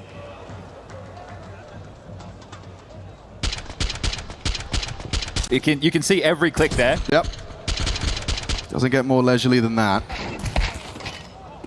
Rough for the Mongols. That's a really deflating way to lose a round. Nothing consecutive. Fight, swing, Kioske! He's had enough. He's had enough. 20-4. Yeah, he's having a half, ladies and gentlemen. Any more for the tally? No bullets. Finally felled. 20-5. It's half full. Now Carrigan to do the rest. Sweeps another under the rug, and we'll call this 9-3. Wow. We got a speed run ahead of us here. Falcons just smashing them. The bludgeoning going on right now. You know, you said to me the other day off air, you were like, oh, you haven't even seen the beginning of what Kioske is capable of. He's so young. It's just flashes of this, you know? I think we have such high expectations because he was meant to be the second coming of Donk. Yes. But the difference between him and Donk is around him are household names who have been at the top of Counter-Strike for the last couple of years. Now, that's not to take away from Shiro. I rate Shiro, but some of the others seem more like role players. Yes. The Donk towers over the rest of the team. You would go back when you're low. I almost traded you. Just doing a bit of quick maths right now. We've got 17 kills between 4 members of Mongols combined and 20 for Kioske on the other side. Yeah, Carrigan's surprised Kioske didn't run back, but he has to understand. Kioske goes to the school of Carrigan. Yeah. He goes to the school of Carrigan. Mate, you just run in, rushing. I trade you, but you weren't there to trade this time. I had to keep going. Yeah. They're having a bit too much fun. Ooh, I like it. When in doubt, go for something a little avant-garde, a little unorthodox. You go pushing down mid. There's Tikuak back onto Nico. Carrigan likely to be overlooked here. He's gone for the backstab. Oh, it's gone horribly wrong. Tessa's in second middle, not a fight he's comfortable with. 910's already made it across. And clean from Kioske. More on the block. He certainly could. He's looking deadly. Every bullet seems to find its mark. There's another. Come on now. 2v4 goes 2v2. Disintegrating before our very eyes. They're coming for you, Techno. You've got to hit these shots. You've got to back your aim. Kioske's in it to win it. There's number 3. Nothing can stop this kid right now. Blitz on the chase, on their tail. Good luck. Have fun. I know Kioske is. I'm not so sure about the Mongols. I think this looks like a pug. Yes. Where are you off to, my friend? That bomb yet to get planted. A complete and utter reroute. He thinks he's been fooled.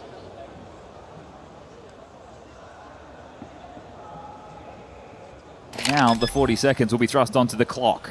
They shore it up. They make sure there's no quick flanking for Blitz. It's a long rotation. The penny drops. The heart sinks. and the 10th feels very likely. Yeah, and the Kioske surge on the stock. He looks incredible. And now they know where he is. Rejig the setup. Can it be 4? Certainly could be. I think Tessis is just going to let him have it. He's just the insurance policy. He's not on it. They confirm it. They're just playing with their food. Blitz the ball of yarn. Big Cat's got to eat. 10-2-3. Brutal.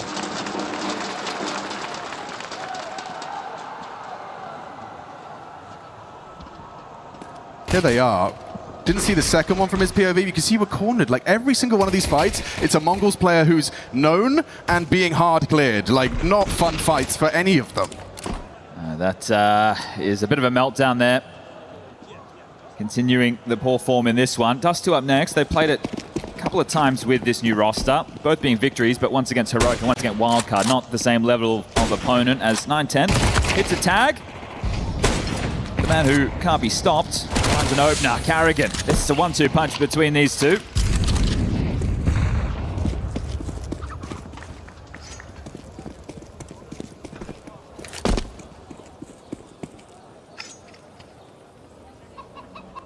Might just have to force out the game if you're the Mongols. You're taking a bit of a gamble, which is the right call considering the circumstances, and maybe, just maybe, a walk on into the den. Go for a full execute. 9-10 on the search. You could do another tag. We've seen enough. Top banana clear, a minute on the clock, a full rotation back. So around the world, getting their steps in today. It's good to find silver linings. You got your 10K steps in at least on Inferno. And absolutely no hurry from the Falcons. As long as your scouting party, Carrigan and his MAC-10, as long as they fully commit, which it looks like we are going to see here, smokes and presumably a commitment, that bomb can go B. There's still time to rotate back. The fact that they're in this far, yeah, you bring the bomb back for sure.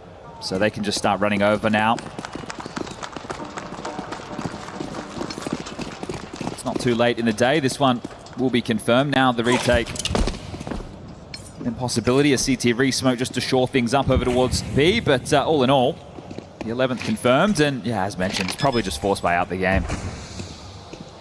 And this one has played at quite the pace. That's because the Falcons have got stuck in, and the Mongols without Mara aren't taking any tactical timeouts, so they're not even going to slow the roll. Yeah, things can spiral. I think it's easy as well when we're sitting at home in our armchairs to underestimate what the value of those 30 seconds can be, but even if it's, if there isn't a coach behind you, having 30 seconds to kind of stop your opponent's momentum, you could chain 3 of them together and just tilt Falcons by making them sit still for 90 seconds. With a lot of these coaches, when they take a money break round, right, all right, yeah, the force by wars back and forth, or money's on the line, or their money's bad if we win this, now they have to eco. Those type of moments, taking the extra 30 seconds just to talk through the plan, right, whether it's the opener, the mid-round, or how you want to close things, it can be very important. When a round can be worth 2. Conversion feeling necessary.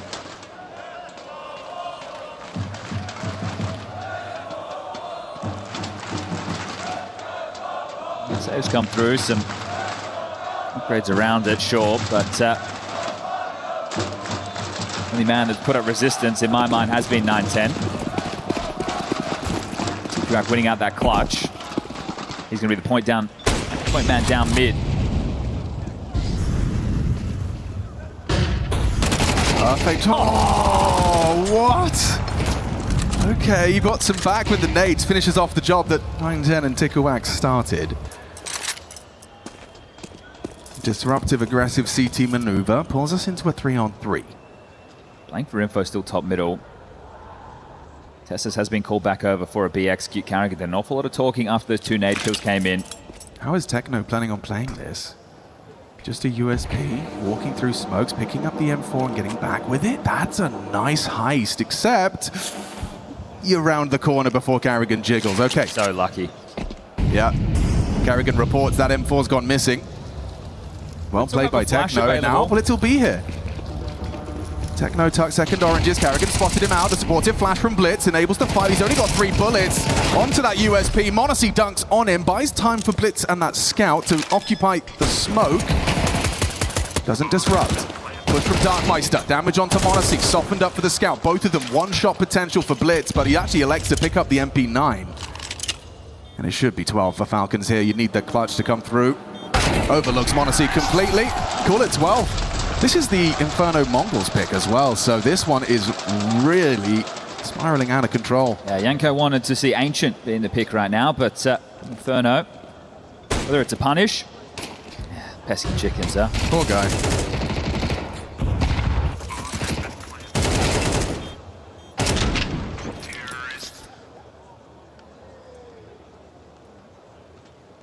I know the match's been quick, but again, there's been 1 opening kill for the Mongols. Yeah, that's just 15 rounds. It's the same chicken. I thought Nugget died yesterday. Oh, he did. Didn't get such a good innings this time around.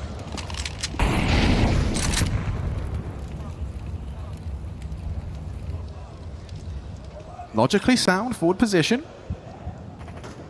A jiggle smoke defense. And that'll do. Get away. Blitz has given you a good inning.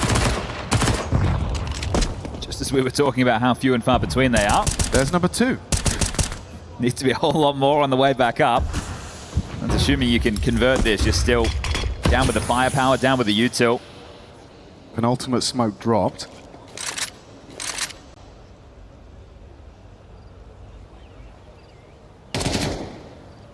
Minute to play with.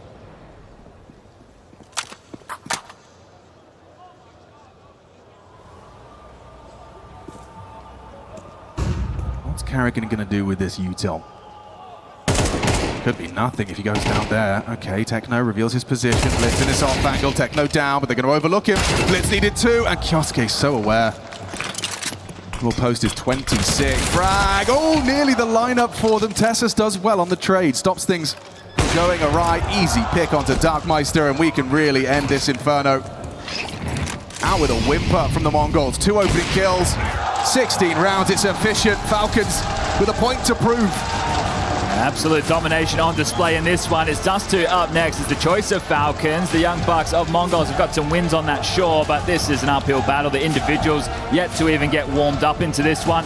Just dominated in the opening kill department. Carrigan was fantastic there, setting the tempo. Kioske, an absolute monster in this, going to end with over 150 ADR. He had 5 opening kills, 8+ multis. It was a bit of a monster match. I think he had 100% KAST at the end of this, so that's a masterclass for the Mongols. This is the type of team that stay in their seats between maps. I think we might see them take a little bit more of that time. Let's throw this to the desk. Great stuff there from Machine and Sponge, and congratulations to the Falcons on taking their opponent's map in just 16 rounds to breathe. This was a convincing victory. The Mongols struggling, but we had a little bit of hope for them early on in this match, didn't we? This was not, I mean, obviously it was convincing, but it was more dominant than it was convincing in box. I mean, there was not even, it was not even competitive at this point. I'm actually lost for words with what I saw from the Mongols. The fact that they don't even fight for banana, or at least when they did try, they never really, got it. And then late rounds, some of the rounds they were running out of time. They looked like they were just losing opening frags time and time again. So all in all, Falcons should looking very solid. And at this point, I'm left thinking, what is left for Mongols in this game? We take a look at some of the numbers. How about that ADR? Is that good? That's incredible. 160 from Kiosuke just tells you that he had a field day, on that CT side towards the banana area. Had imposed his will really on the Mongols, and that's why I felt, this was a trap card really to go and pick Inferno. Right. Because, for Kiosuke, he hasn't played it professionally up until he joined the Falcons. Spirit Academy and Spirit, that's the map that's just the permaban for them. So early on, there was growing pains, right? Learning the map, the angles, the timings and everything. It's been a year. He figured it out. He's figured it out. I think it's safe to say, right? And I think for Mongols, that's part of some deeper issues with their roster. Like, all these roster changes are a problem, but they also lost their identity. What got them the trophy here last year was Mirage and Ancient, right? Like, those are 2 of their best maps, or were at the time. And for you to go into a best of 3 and don't go for either, and don't get either in the pool, you're not going to be able to take down tier 1 teams with these maps. Let's take a look at some of the early rounds. Dupree, you called for rounds 2 and 5. What did you see from both sides of this fight? I mean, Yanko, I think you want to be taking these ones. Yanko, you taking the first one? Let's do it. Let's jump in here. These early ones is like the Mongols, the round should be over by this time in the round. That's where they're best at. Playing faster, ending rounds early, and you can see here they're going late from Banana towards A. This is the second round of the game. You force bot after losing pistol. Obviously a big investment and hugely important, you know, and it's just a mop-up from the side of Falcons in this second round. And you go from this, go to the reset round. Even the first gun round, 19 gets 3 kills through the smoke. Great. Okay, what are we going to do the round after? You can see the buy is not ideal for Falcons. So if you win this, you break their money. In the 4v5, look at this. It's 14. 13 seconds, 12 seconds. We're pulling out flashes at 10 seconds, guys. What are we doing? It doesn't matter that Tassis is full blind. You're going to get the kill on him and Monacy. You ran out of time to plant the bomb. It's over. And then on top of that, you lose a couple of players after time. And it's just like, it's these type of things that I don't like to see from the Mongols, because they've always been so heavily when it comes to aggression, finding those openings. They didn't get any openings. They got like 2 opening kills in the entirety of this game, right? So that is what they've always been good at, finding openings, being aggressive, opening up the rounds and closing it out like in the mid-round, not when they get this close. Do you credit Monacy's op, or what is the reason that the Mongols were shut down the way they were, Yanko? I think this, like these 2 rounds tell you Mongols brought their adult diapers with them, man. Like, just, this is not their identity. This is not how they play. And going up against the Falcons, I guess that's like what teams that are, what do you want to say, the best in the world at the moment, or doing really well at the moment, let's put it that way, and the reigning major champions. It's a sort of fear factor sometimes that you have, right? Like going up against Monacy, Kyosuke, Nico, right? You just don't play your own game, and this is what happened to the Mongols. Falcons looked like they were attempting their own game. Walk me through what you saw. I mean, throughout the game, it was mainly the banana control that was just very important for Falcon. I think that's really where they stood out, you know. They didn't give any breathing room, and, you know, we know how important banana control is, and you can even tell that by round 6. At this point, we have 9-10 trying to find a little bit of impact coming up with the AWP, but you can tell, like, all the utility that is just being thrown. 9-10, he's like, I'm going to try and find an angle here, but nope, there's a molly, and oh, all of a sudden, Kerrigan is in my face, right? Also utilizing his MP9 to get in the face, right? So it's just Falcons understanding how to approach around all the time, and that just didn't give the breathing room to Mongols. They had banana control 2 out of those 12 rounds on that specific T side, and you're not winning Inferno if you can't really control it, because that just means the Falcons can always have 1 or 2 guys just looking at down banana. You can have the rotation, and you can have 4 guys playing on A. Yanko, I saw it there from Kerrigan. Yesterday, I saw it from Fallen. Are the old guys just running at you with MP7s through smoke these days? What are their roles on this squad? Because it feels like they're playing really aggressive. Hey, if you get in their face, the aim matters a lot less, right? And I think also could see the approach from Kerrigan. He even had an MP7 in some rounds where they had money for M4s and everything, just understanding, hey, this is how we want to approach this banana fight, so I actually might have an advantage with an SMG, getting in their face, being mobile, jumping around. In the worst case, I'm making them adjust their aim hard enough where Kyosuke will just trade me, and then we'll get that all-important banana control. I love that you brought up that name, because that is the next group of highlights we have. Let's just roll the beautiful bean footage, because Kyosuke was taking head after head. He was putting them on the sideline.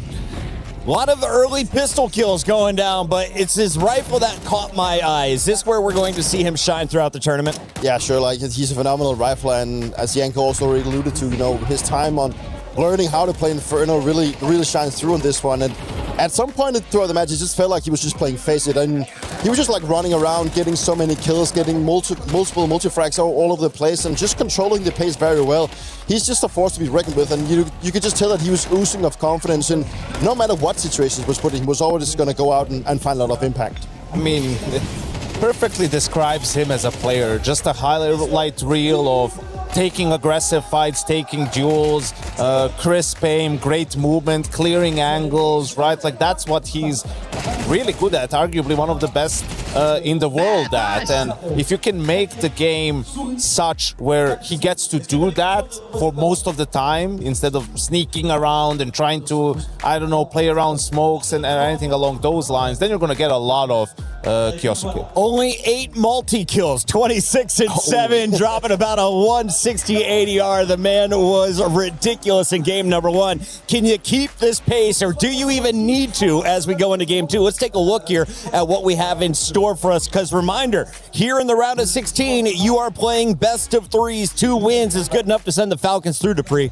It's not going to get easy from here on. I think it's only going to get harder, and at this point, where do you turn to if you're Mongols, right? Because nothing has really been working for you, and you have a Kiosuke that's playing at probably his highest level that we have seen ever since he was brought into Falcons, and you already also have to count. You have to count on Manise and Nico also being in there, and at this point, what do you do if you're Mongols? Because nothing is working for you.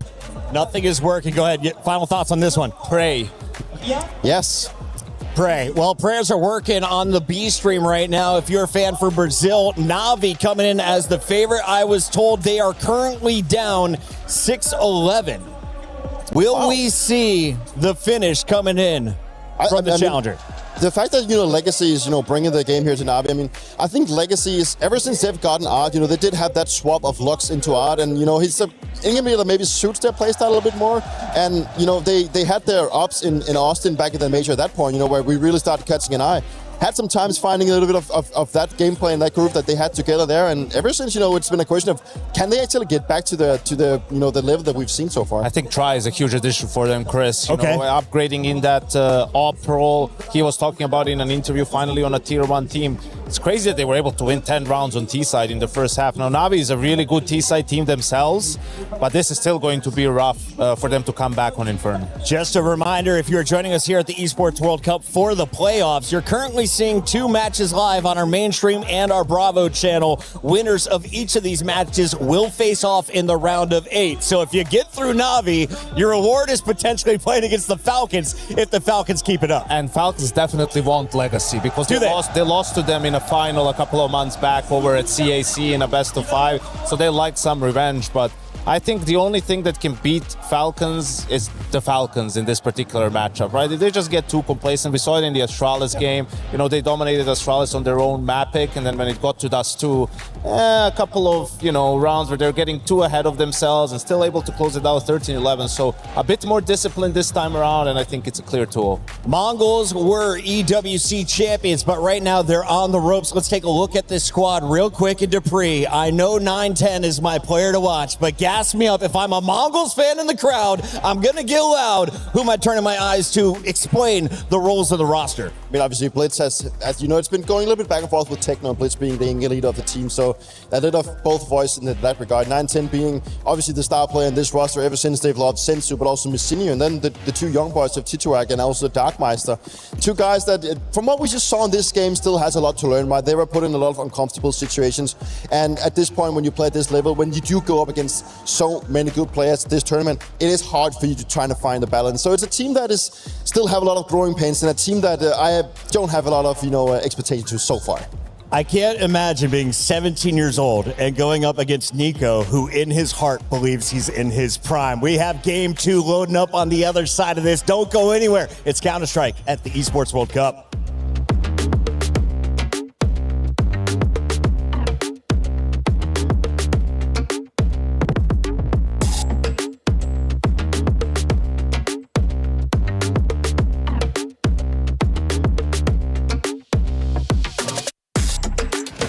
Left, I'm blind. Not true. No, smoke. I smoke rules. No, we didn't. Scout runs. City, Crew. Runs. Go here, one. Go city fading soon. City, stop. I'm peeking you from triple. City, you can. It could fake stop.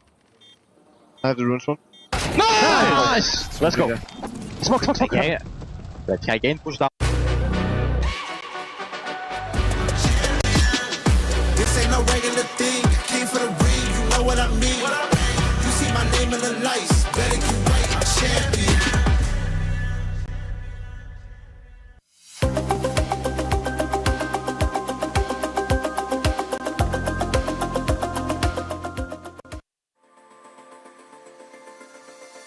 Ladies and gentlemen, we're back and we are going to be looking at a round between the likes of Falcons and Astralis on Ancient. We've got Manisi to go through the rounds where we're going to be talking a little about what you guys are doing in the round, but also about your communication, because there's a lot to be looking at. And thank you for taking time to, help me, but also help everyone at home to understand why you guys are so good right now. Hello guys, today we'll watch our communication and our team play on this map. Manesi, round 6, it's 4-1, you are an elite and you start with a bit of a mid control here. Yes. What is the idea like? So you start 3 guys mid, is it just to get like that initial control?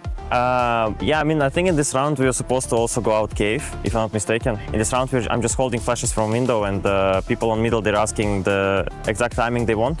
Flashing. Boom. Flashing again. I deny banana. Guys, we came mid. They choose the timing they want to fight on mid. Yeah. It's pretty strong fight mid that we have, and everyone has one in tier 1, so kind of always works for us, very good success. And after that I'm always going kind of CT, or I have option to go donut as well, after I do flashes, to hold A. Yes, and here, because we had a lot of control, we just sandwich them, as you could see. But it all depends on the communication, obviously. Some people, they would leave from middle and they will go back to A and go back to B and play passive, but we decided to play more aggressive and kind of wrap them from both sides, from banana and from cave and heaven. Banana. Guys, I'm committing for cave right now. Okay, you two push banana, I'm gonna spare a bit for you the barrier, okay? Yeah, we can let's go. You dig him, you dig him. 3, 2, 1, go. Very one. One more. Orange, dead. Nice. So you're holding the flashbangs here? Yes. Is it, you're doing it a little bit delayed? It's not like you're throwing your flashes instantly? Is that because of the timings in mid, or how does it work? Yes, so basically my role is to smoke elbow, so doesn't matter which spawns, it's going to be from 1 to 5 spawns. I'm going to smoke elbow, and from window I have set flashes on heaven that doesn't blind us on mid, and doesn't blind player in cave who will run out to fight with us because he had the front spawn. But if, let's say Finn, because he plays cave, would have a front spawn, he would run. So Nico's talking a lot in these rounds, and he's also the one that tells you guys to, like, we have to go down ramp now, we have to push. Yes. Is Nico like your main guy on CT that, calls these type of rotations and stuff? I'm taking over A, Ilya. Middle dead. Watch out. No, I will take A player. If I'm holding when I'm fighting builders. Yes, I'm retaking temple, Ilya. Yeah, on a lot of maps he is. Yes, most of the time he's calling some aggressions or some pushes. If you want to fight for mid on this map, you cannot be strong on A. You can be strong a little bit towards B, but you need to be strong towards middle. Opera on city side on Ancient, it's a support player, you throw a lot of nades. Rifles are very strong around middle, and this is the meta currently. In the past on Ancient it was different.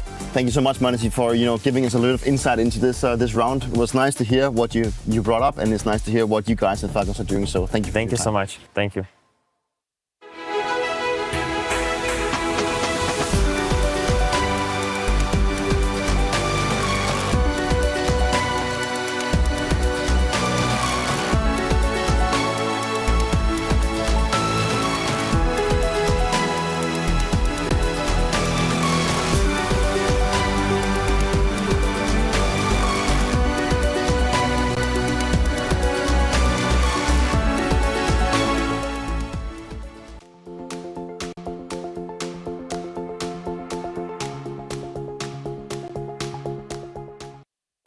I'm here at the EWC shop, and there is so much you can look at, so much you can do, so much you can buy as well. From team merchandise to official EWC merchandise, you can even get a miniature EWC Club Championship trophy, which is only 1 out of 200. So there's only 200 available. You get a random number of that, so maybe try your chance with it. But what I'm going to do is I get 60 seconds to take as much stuff as I want. Just grab it all as much as possible. And then I'll try it on, give it a test, and I'll be rocking EWC merch. Stay tuned. Let's see what I can grab.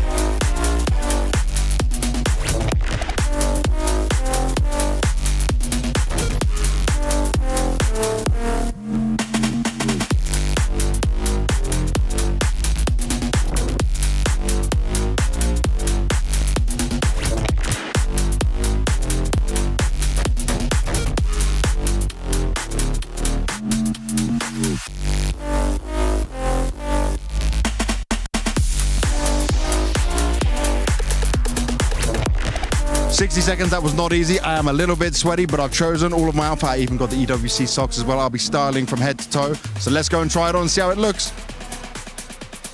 And here I am, fitted out in my EWC merch. I'm feeling drippy, I'm feeling nice. I got a good size, everything going on. You know what? I'm ready for a hard day's work while looking good doing it. And you could too. Just stop by the EWC merch store.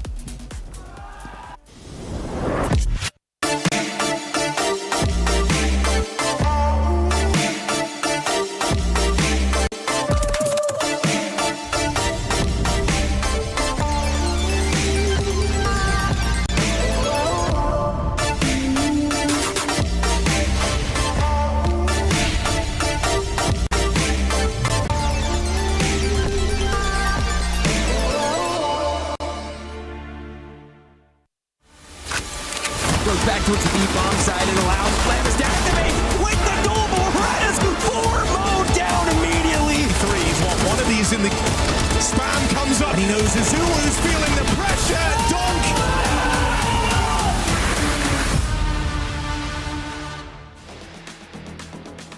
Nothing is granted, everything is earned. The inscription on Mongols EWC 25 trophy. Falcons have earned themselves a convincing inferno. So now we have the dusty streets of Dust 2, Falcons pick. It feels like the writing's on the wall that Mongols are getting sent home at the end of this round of 16 match. Yeah, they have to do a lot of convincing right now. They didn't really get an opportunity to warm into map number 1. 9-10 had a couple of moments, but otherwise it was the Kioske show. This kid just putting up his best rating. 26 frags, 7 deaths, 156.8 ADR, 5 opening kills, 8 multi-kills, and 100% KAST. That's a stat line dream. What a luxury, you know? Like, you're not going to get it every game. You might not get it again this series, but you've already had a map just gifted to you by one of your individuals, and that's the luxury Falcons are afforded by having this roster full of firepower. Nico, Monacy, Kioske, Tessus as well, being able to provide all of that dirty work that's required for a Counter-Strike team to operate, and Carrigan calling the shots. A couple of other key factors from map number 1. Falcons won both pistols. Clutches went 1-1 to QAC, winning out 1 there to add 1 of the 3 rounds on the board. But opening kills, that's what needs to change. It was 14-2. Mongols on the defense. They've selected to be here. They need to not give up the opening deaths. Oh dear! I did just say it's not going to happen twice, or at least doesn't have to. Kioske's got other plans. A quick double kill to start us off. All right, well, the reroute back towards long. They have an awful lot of space available to them. The 2-man advantage. Someone's going to have to step up in a big way. Darkmeister, TQAC, and Techno start probing short for some information towards middle, but while they do so, Long is being called clear. The smoke's in the air. Carrigan's going to be that late short piece. Falcons across. Nice from TQAC, stands his ground. Humbles Kioske, needs another. Carrigan's flank is the problem, and not his aim either. Finding the headshot cleanly. TQAC in a box, digging himself out of trouble. Hard shots, and they're hitting the ball. That's what you want to see. There's been a lot of chance for the Mongols here at the STC Arena, and now they get something to celebrate. A pistol round and turning a 3v5 on its head. Yeah, it needs to come with the conversion, but nice shooting from the young kid. It's definitely not the question with these players. So here's how it kicks off. Starting with the P250, just a couple of stabs in middle, but the USP gets the job done. Steady with these fights. Very, very well done. Force spy. Not in play from Falcons. They do have a scout. Sure, Carrigan has facilitated that into the hands of Monacy. The smoke, a couple of flashes. There's a deagle. This is looking good for a second round conversion for the Mongols.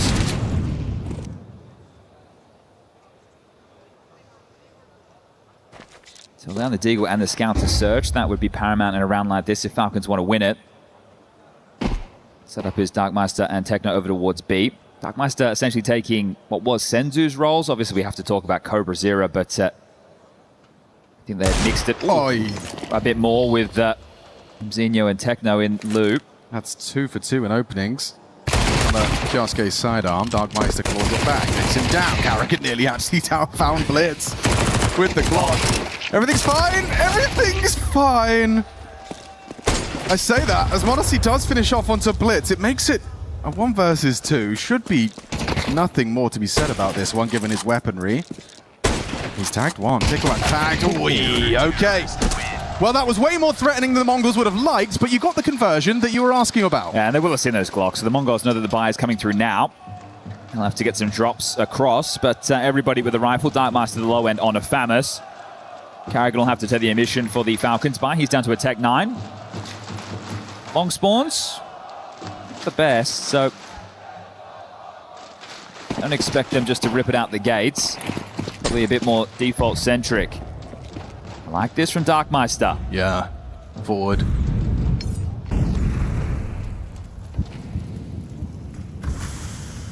Perhaps going to have some support from Blitz short. Well, they're aware of the possibility of the lower leak. Kioske, you can see, high alert. Is there a molly for this? Doesn't look likely. Going to face check it. Here it comes. That collision course set. And he's got his nades out. Darkmeister profits. Sure, Nico able to remove him. There's a gun for Carrigan. Can pick up that AK.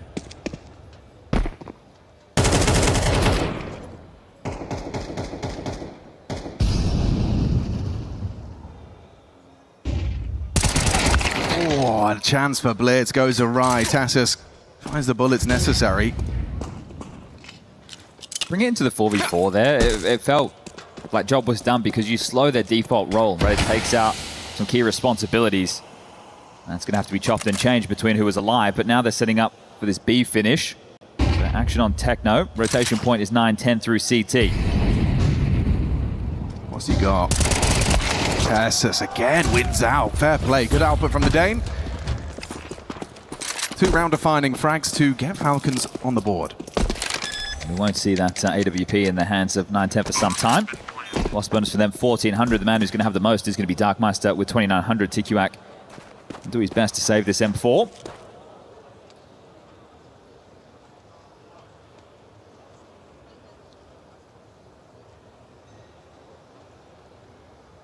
You can see 9-10 on the cameras there. He's just trying to compose himself.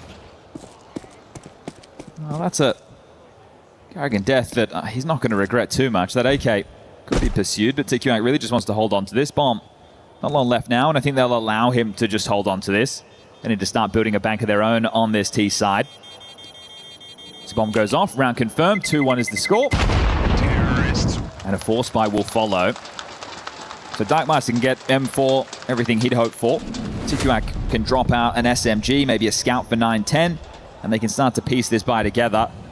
I think with the walk-up cap from his teammate there, he was expecting lower tunnels to have been cleared, but overlooking the corner gives away that opener, but doesn't cost them in the end of the day.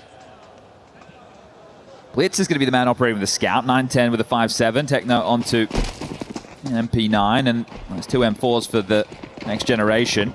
This is a B rush. Yeah, pretty cut and dry as well. He's got an MP9 drive-by, just mag dump into the smoke. That's Darkmeister keeping them with the advantage for a moment. A tag onto Monacy from Blitz's scout. How's this one still up for debate?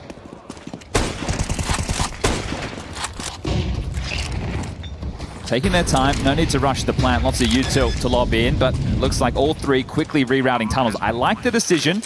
They knew they were going to be smoked off doors. When does the penny drop for Nico? He's considered it now. You can see the passing glance. So he'll just remain tucked, and it's about their pathing. When do they make sound? When do they announce their numbers? Or is it just a contact crawl? Looks like 9-10 leads the charge. Still worried about the door's explosion. Oh, 9-10 finds Monacy. He was just starting to ask questions of it. Nico's in the power position, though, going for that multi-kill. Ticklewack, good trade. Just Carrigan. They need to find him. Blitz in time. Okay, this is going to be close. I'm not so sure, Chad. Look at this. Not happy with this one. Not just a at little all. late. Okay, goes down with the ship there. It looked way too late, way too desperate. They're tied up 2-2, and now it has to be the eco. You think surely they would have known. That wasn't anywhere near as close as it felt like it should have been, so that diffused miles off. The post-plant setup was very fragile as well. They did a good job putting up resistance on the way in. Important trade, sure, but way too late. And Carrigan will take that clutch next to his name. Mid goes Blitz with the dig. This is just the eco. Long control has been taken from Falcons, but Blitz might make this a bit more interesting. High flash, not dodged, and Carrigan will farm him up with the SMG, doing some of his best work in the series with that.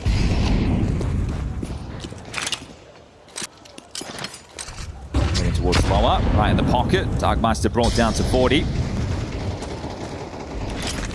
And unfortunately, for Mongols fans in the building, this is not a round where they're going to be able to put up too much of a fight. Tikuak continues to put damage down range. Darkmeister finds another 3v4.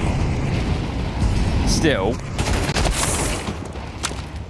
with that kill and the ability to plant for long for the AWP, it's about to have company. Yeah, m0NESY. Oh, with a missed shot, he's going to have to find new cover. Will turn tail, tuck. Tikuak, low and late. Gone. Not forgotten. Nice find from Kioske. Should secure the round. Yeah, hold on to these. Maybe not so much the MAC-10, but definitely the AK. And it's a long season ahead for the Mongols, right? They're in a different conversation than that of the EU teams, right? They're without a doubt the best team in the region. Up next is who? Tyloo, Lin Vision, dare I say FlyQuest. So for the Mongols, for them, it's just about becoming a top-tier contender again after this reshuffle. Mzinho deciding to go over to BCG, join Senzu and Simple, and Electronic, and Magisk. Okay, hold up, there's a couple of big names there. But another rebuild for the Mongols, and drawing conclusions about these new additions in the early stages. It's way too early in the season. That's what happens. We come out of the break, everyone playing musical chairs. Yeah, and we talk about land legs, you know, sea legs. It's the same thing, the same concept where over time you will get more familiar with this environment. For the Falcons roster, this is just another day. Oh, what's that? We're in the shuttle, we're packing our bag, keyboard and mouse plugged in. An awesome crowd in front of you to play your favorite video game. For the Mongols, perhaps it is still a little fresh for the two new names. Not that it's affecting their gameplay. I mean, you know, we've seen output from them in every game so far. It's not like they've disappeared. No, but I just think there's quite a contrast from playing local LAN Cafe Mongolian Counter-Strike and international Counter-Strike. That too. Yeah, the brand of Counter-Strike you're up against is a completely different category. Let's see if they can find the opener on this rifle round. I do love this setup. It feels like it's always good to disrupt this short control default. Like, Kioske, if he mantles up, he's a dead man, right? Nico's actually jump spotting and... Ooh, swallows the double nade. Okay, at least you've cleared the corners. It's just cost you Nico's entire health. He can play the lurk now. They're out long. Damage done. Yeah. Oh, just about. Last bullet finds Tessus. m0NESY with a quick flick onto the Tikuak swing. Big fight for Darkmeister. Oh, and he's not unable to provide lethality. Nameplate Counter-Strike. Long defender and mid to B player dead. Techno's advancing. You're not ready for an off angle like this. Look at Nico getting value out of his low HP. He plays an off angle, and it's just accounting on a lazy clear from Techno, which he doesn't get. That's an important one from Techno. Bad information, because you might think upper tunnel's now clear, and we can see the reroute. We're on board with the bomb, and m0NESY making their way through the backyard. Mid to B smoke as well is threatening. It's going to cut rotations. It's all on Techno. Just one man. Does have the AK-47, that one bullet headshot potential. And with m0NESY behind Carrigan, it's not an easy trade. It would have to be some quick scope. How does he play this? First clean, Carrigan goes down. Time. m0NESY needs to get this fight, and he does provide just in time. Time is of the essence. Oh, dinked on the cross, but just enough time for that plant. 9-10 ahead of the play. No flash, Blitz just an incendiary. He's the low HP player. Surely he should go first, and 9-10's gone. A quick flick of the wrist from the yellow flash, and Kioske closes. Okay, buzzer beater right there. A real opportunity for the Mongols. Back and forth, that one went. And that clock real low. Make no mistake, that was... Yeah. Like, Techno did well. This is a high cortisol moment for the Falcons. Don't you worry about that. This breaker and... back underway. 9-10 with the AWP. m0NESY posted up. Decoy to try and bait that cross. And Darkmeister, I like it. Flirting with the aggression, at least keeping the options open. They know they can't just give all the space to Falcons.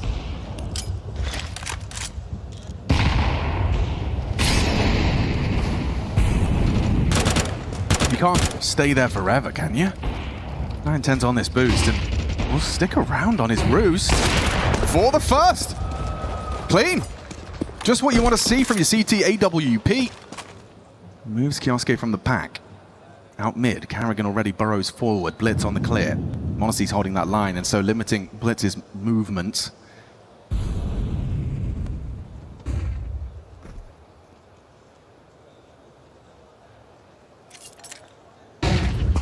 Oh, wow, look at that flash work from m0NESY. That was beautiful. Nice little alley-oop there. And now they're going to turn this into mid to B pressure. So they know the 8 rotating rifler dead. Just don't have to worry about 9-10's AWP. There's TQ out behind the smoke. It's a good position for an MP9, but not with the smoke breaks open. He's not been spotted, overlooked. They strafe into him. Carrigan the first. Easy for 9-10. Nico finding Darkmeister, but with that bomb now lost, it feels like they're in trouble. Yeah, m0NESY's tip of the head exposed. Ooh, quick reaction. Necessary from 9-10. Okay. 3 on the AWP as the dust settles. A little bit of humility for the Falcons. We discussed this on the way in. It was map number 1 that was just absolutely domination in the opening kill department. Right now there is some resistance there, and it's being shown through the form of aggression. They're not just sitting back playing the default. Okay, 3A, 2B, well, 4-1, let's get long control.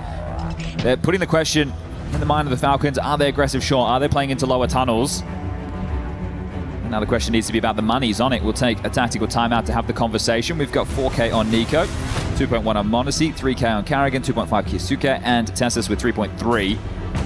Next round loss bonus is 1900. So with that residual cash, they're in a position where they can take an eco now and buy into the following.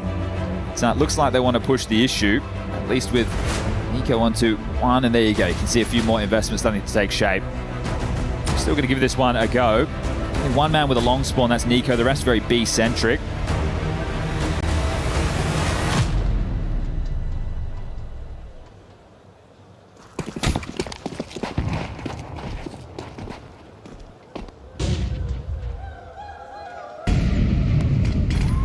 Smoke 3 through the upper tunnels, make it 4 with Tessus to join the tail of this.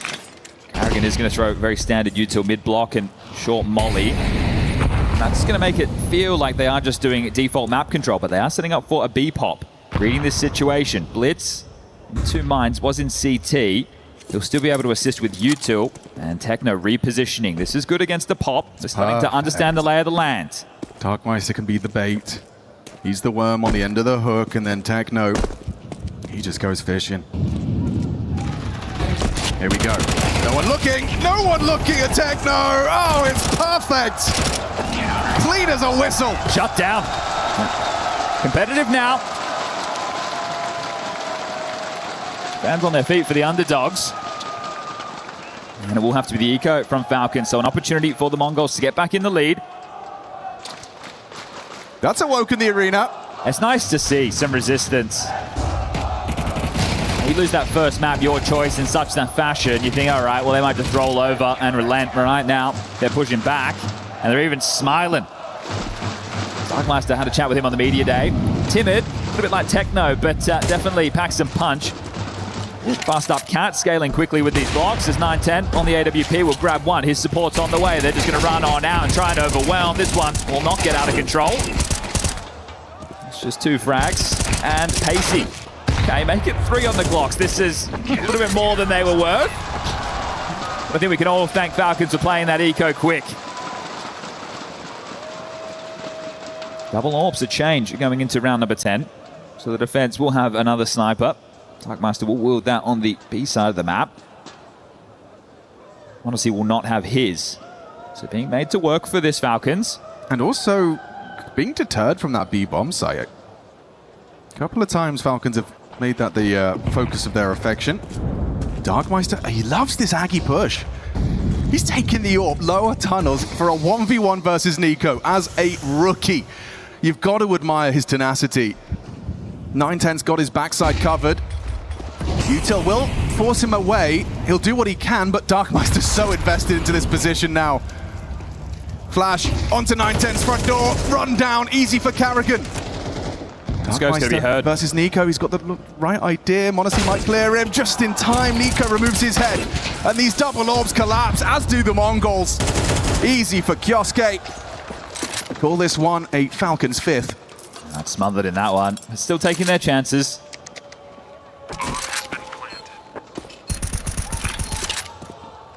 Two rounds left in the half. Take a bit of stock. Look at the inventory available. Techno looking to hold on to this AK. Loss bonus for them is 1,400. Woods will have enough to buy. 9-10 the same to bring out an AWP.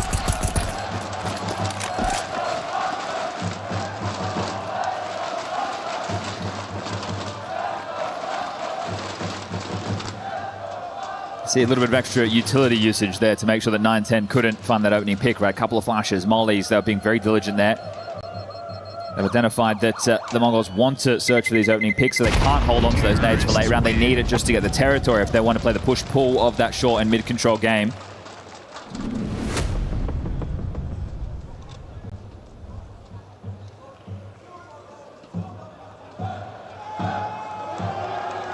Karrigan's on the gear.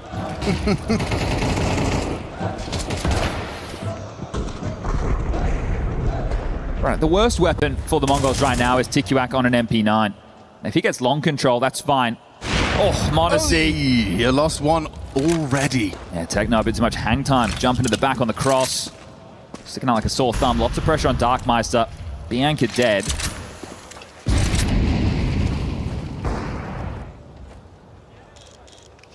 Well, that is an unorthodox approach, is it not? You are so committed. You're hoping they scale with just one player like this. Now you can get away, but... Ooh, okay, B is vulnerable, right? They're having the same conversation. That molly might force him out. Darkmeister's in so much trouble. He's going to find a little bit of a safe haven, but the whole Falcon squad coming his way. No support, no help. The cavalry will not arrive. B side lost. 9-10 is going to canter over. Has to play. How is he supposed to play? There's flame on one side, smoke on the other. A Hail Mary through the smoke, but with the B side lost, bomb now planted. Blitz is the type of guy who will want to give this a go. I think the right decision is to save, but in Blitz's mind, I can see him thinking, we can win this. Thankfully, they're going to back off. You need something for the final round of the half. The AWP and the M4 are going to go a long way to see if you can tie things up 6-6. So this is the right decision. It's not normally, you know, where we focus our compliments on the Team Falcons, but it has to be said, their utility usage here on Dust 2, they're always kind of considering the options, getting those rats out of the system. I think that's a sign that the comms are flowing quite well. Yes. You're asking for this util. Yes. Right? So either means that Karrigan's doing a lot of micromanaging, or everyone is where they need to be in terms of communication levels right now. This is that opening onto Techno's jump. Monacy pre-aiming for that exact maneuver, knows it's more of their preference. Some cross close to the doors, others off the back wall. Remind everybody where we find ourselves in the bracket. We're in the lower half. This is round of 16, single elimination. Winner of this will take on the winner of Na'Vi versus Legacy. And we've got first blood, folks. 9-10 catches Kyosuke slipping. He was very active on Inferno, doing the same right now on Dust 2. Late long. Tessa's flashed out. There is a perfectly placed MP9. Look at that from Darkmeister. First bullet to the face. Tessa's down. Upgrade gained. We could have a dead even half here. We should have a dead even half here, map 2.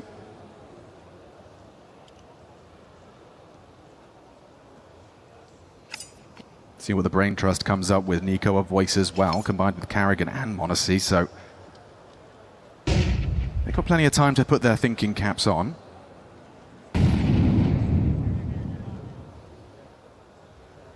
They try their luck out the mid to B. Monacy deploys the smoke. Karrigan the point man. And they can have a 2v3 on this side of the map. Blitz has a HE to break. Peeks in. Oh, 9-10. Didn't even pull the trigger. His counterpart removes him. And it's just Techno. On the other side of the lurk smoke, Nico. Will they fall into the trap of considering it clear? No, look at this sweep. The awareness from Nico is astounding, and then you blow up on the smoke. Monacy's been overrun. That's a good find. You've still got the advantage. Karrigan wants to fight. He'll play disruptive window. Molly buys time. Outdoors. Easy pick. No one's looking. Karrigan a free frag. Nico's going to tap the heads, and he's doing just that. Just tapping them away. Blitz goes down. We've got a 7-5 half. Nico comes up clutch with 4.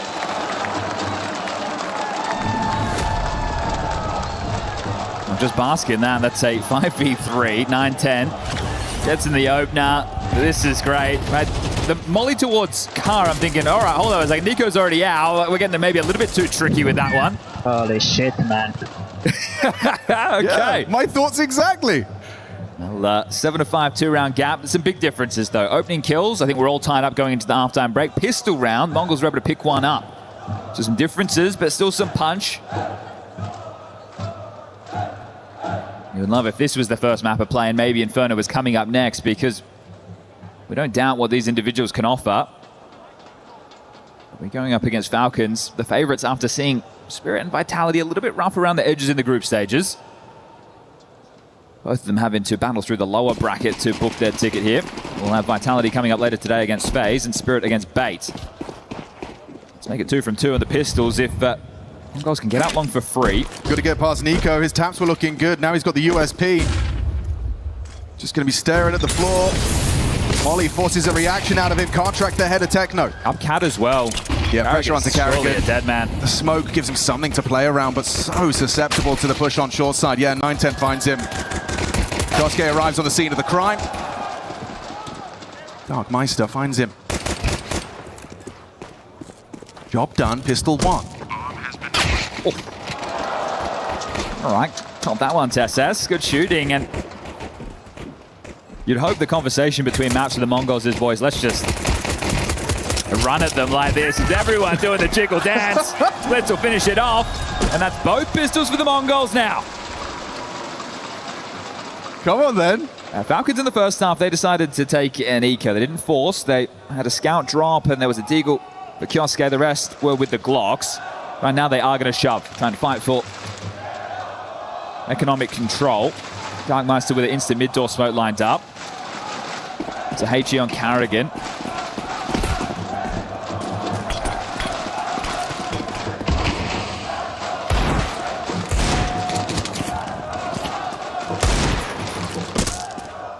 And they're like rattling off some eagle shots through the smoke, and okay, bullets back the other way.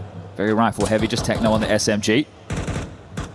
Clearing out lower tunnels, making sure nobody's home, and doing so with limited nades. So this leaves them in a strong position for the mid to late round. While also forcing out block utility from Falcons. They've opted for a 3-man B stack. It's Carrigan towards long. Monacy overseeing business with the scout. Didn't really have to do a lot there with the pressure, did the Mongols, to bait out these nades. And short smoke not perfect either.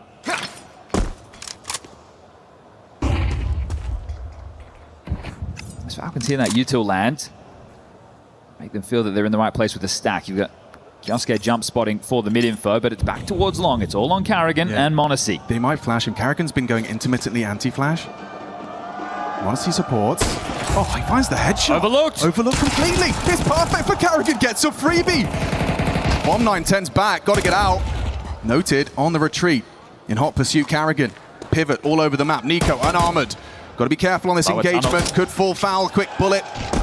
Takes the head off. Tessus does make his presence known. They're trying to pivot B. This gets weird now. Tessus, long-range fight, not for him. Trapped behind the Xbox is Techno, but 910 can run it down, get the bomb on A.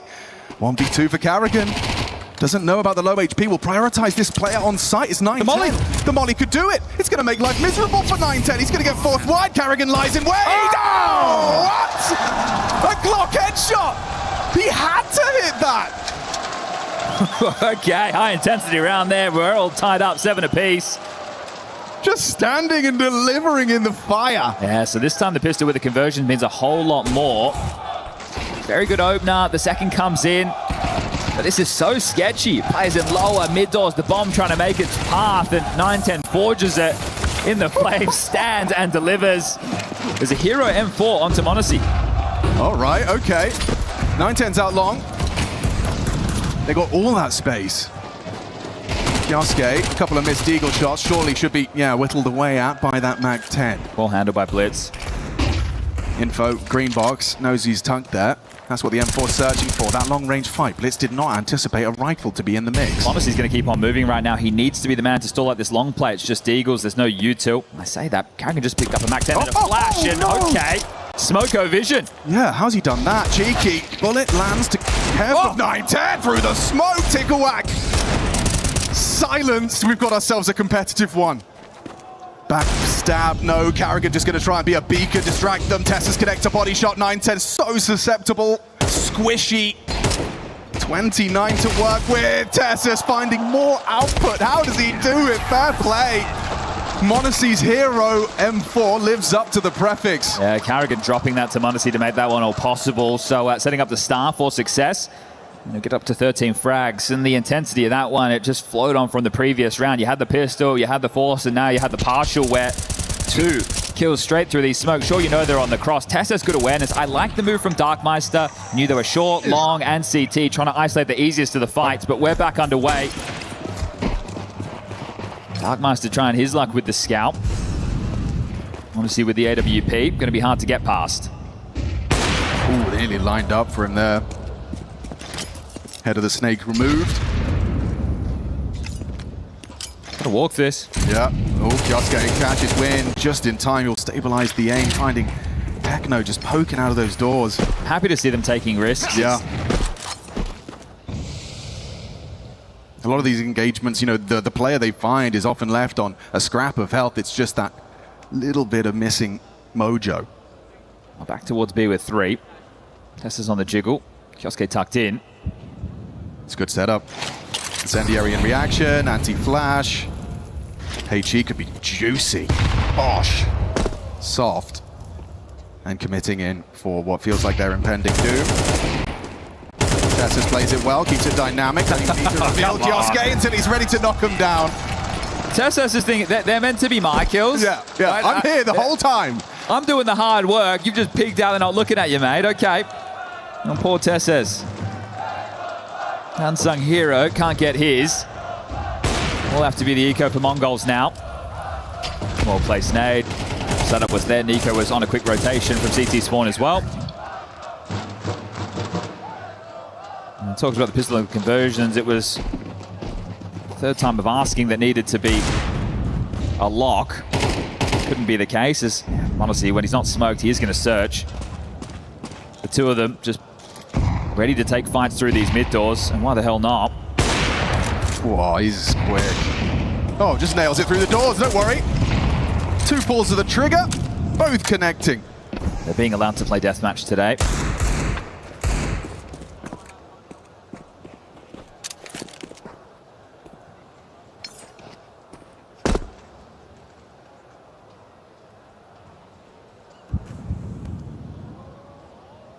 Crossfire established. Nico and Kioske up against what is really just the Deagle in the hands of Blitz. Tikiwak, 9-10, they're waiting for their turn. Picked up, thrown across, 9-10 hits the shot. 55, if they continue to take these swings, 9-10 will take you with them. He's got the aim.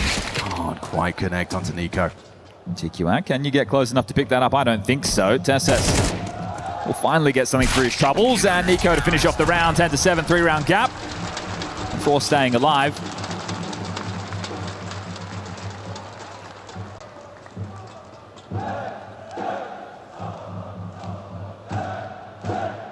Well, long spawns to work with right now for the likes of Darkmeister, alongside of Tikiwak. The other 3 quite disconnected, so putting a lot on the line if you just go for an all-out long rush, and they won't. Darkmeister throwing the mid-door smoke. Xbox smoke in play as well. It's a late long pop. Tikiwak ahead of us. He's going out. Tucks Bluepin. Nico able to remove his compatriot with Blitz gone. Tikiwak trade. Bluepin Molly and 9-10 in a 1v1 with Monacy, unable to find him. Defensive smoke from Carrigan. He's going to hang around. Yeah, but this is weird all over the shop. You got Carrigan versus Tikiwak here. Carrigan, yeah, couldn't find the headshot, couldn't nail it. Tikiwak posts his second frag, pulls us back. 3v3, but Darkmeister unprepared for the active. Kioske looking the wrong way. Distraction converted upon Monacy. Just pokes his nose out short side. He'll wrap this one up. He'll put a bow on it. Very quick and confident with these reactions, right? They're not letting these games simmer out and go, oh, we don't have any idea where they are. It's like, okay, yep, let's fight. I even like that move from Carrigan, right? Scuttles the underhand smoke. When you see that, you think, all right, they're just blocking, they're playing from sight. Carrigan hangs around, probably a little bit upset with himself that he didn't get that frag. Good awareness from Tikiwak to understand the possibility. And Carrigan is going to bring out the AUG. Oh, we got an early fight. We didn't even get to see it. That's crazy how quick that was. 9-10 understandably feels like he has to be making impact with that scout on the cross. Monacy's just absolutely nailed him. So now you have to operate with 4. Limping. Battered, bruised. It's a better fight than it was map 1, but it does feel like Falcons have stabilized here. Their sniper really leveraging the power of the AWP. Reflected by being 5-0 in the opening kill department. Yep, that'll do it. Ooh, you're lucky to get away with your life there. Nearly blew the balaclava off a Darkmeister. Crisscross smokes, they will be respected. Look at this reaction as well. Just vacate the B-bomb so they know the attention's elsewhere.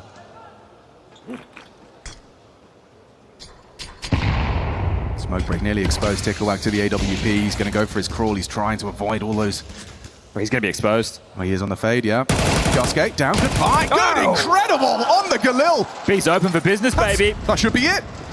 Carrigan's dead. Yep, easy pick. Thank you very much. That's an organ to hand to Techno now. Ticklewhack. Impact fragger. Round-defining output. I thought he was just going to be left in the open there without anything to do, but the fact he pivots into both of those, you can see the setup that Falcons are starting to assemble, right? When people throw the crisscross smokes, they like to par through. We're ready to deal with that complication. It's that one man. Puts the next round on the board for the Mongols. This would be their third of the half with the pistol and the conversion. Their first rifle round, and, well, their buy was not full. It was definitely thrown together.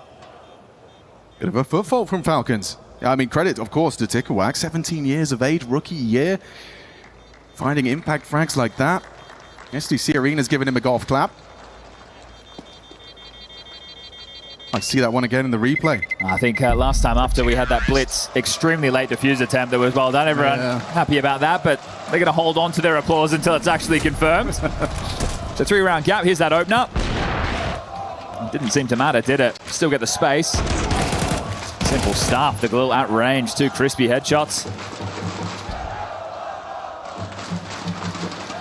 Guerrilla warfare.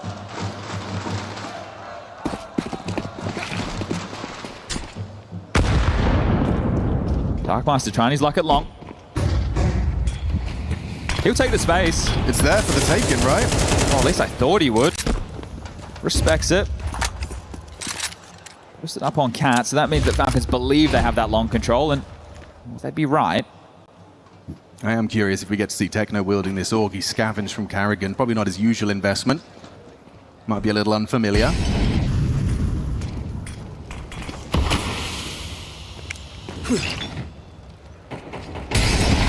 Oh, the nades making life a bit stressful for Carrigan. He'll play close to his block smoke short. He's got Nico in support.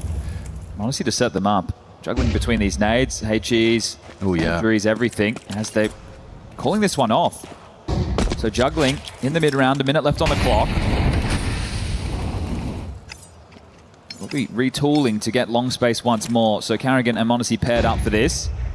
Flash on the line. Blue bin is a question mark. Carrigan wary of that and likely will clear.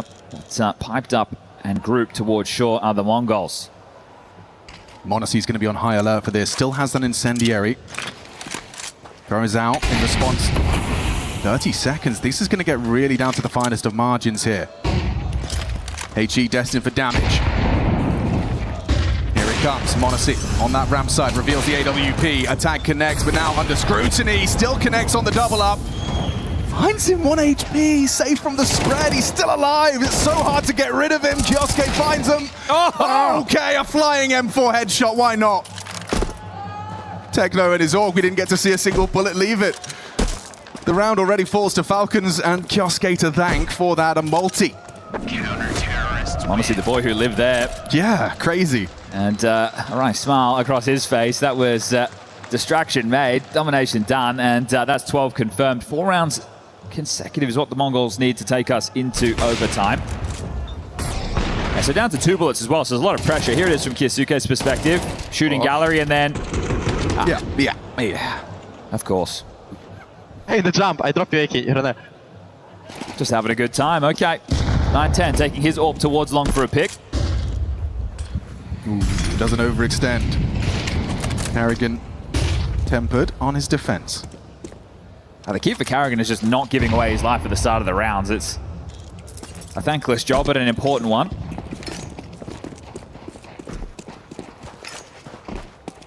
Often easier said than done.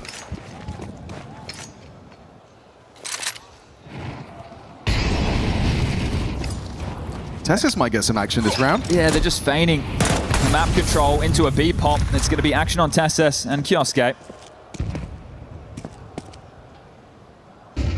Still full belt util from Kioske. He's going to start to throw that block util deep. They'll go through. Distracts. There's TeSeS with output. Just the one though. No, Darkmeister's kept them honest.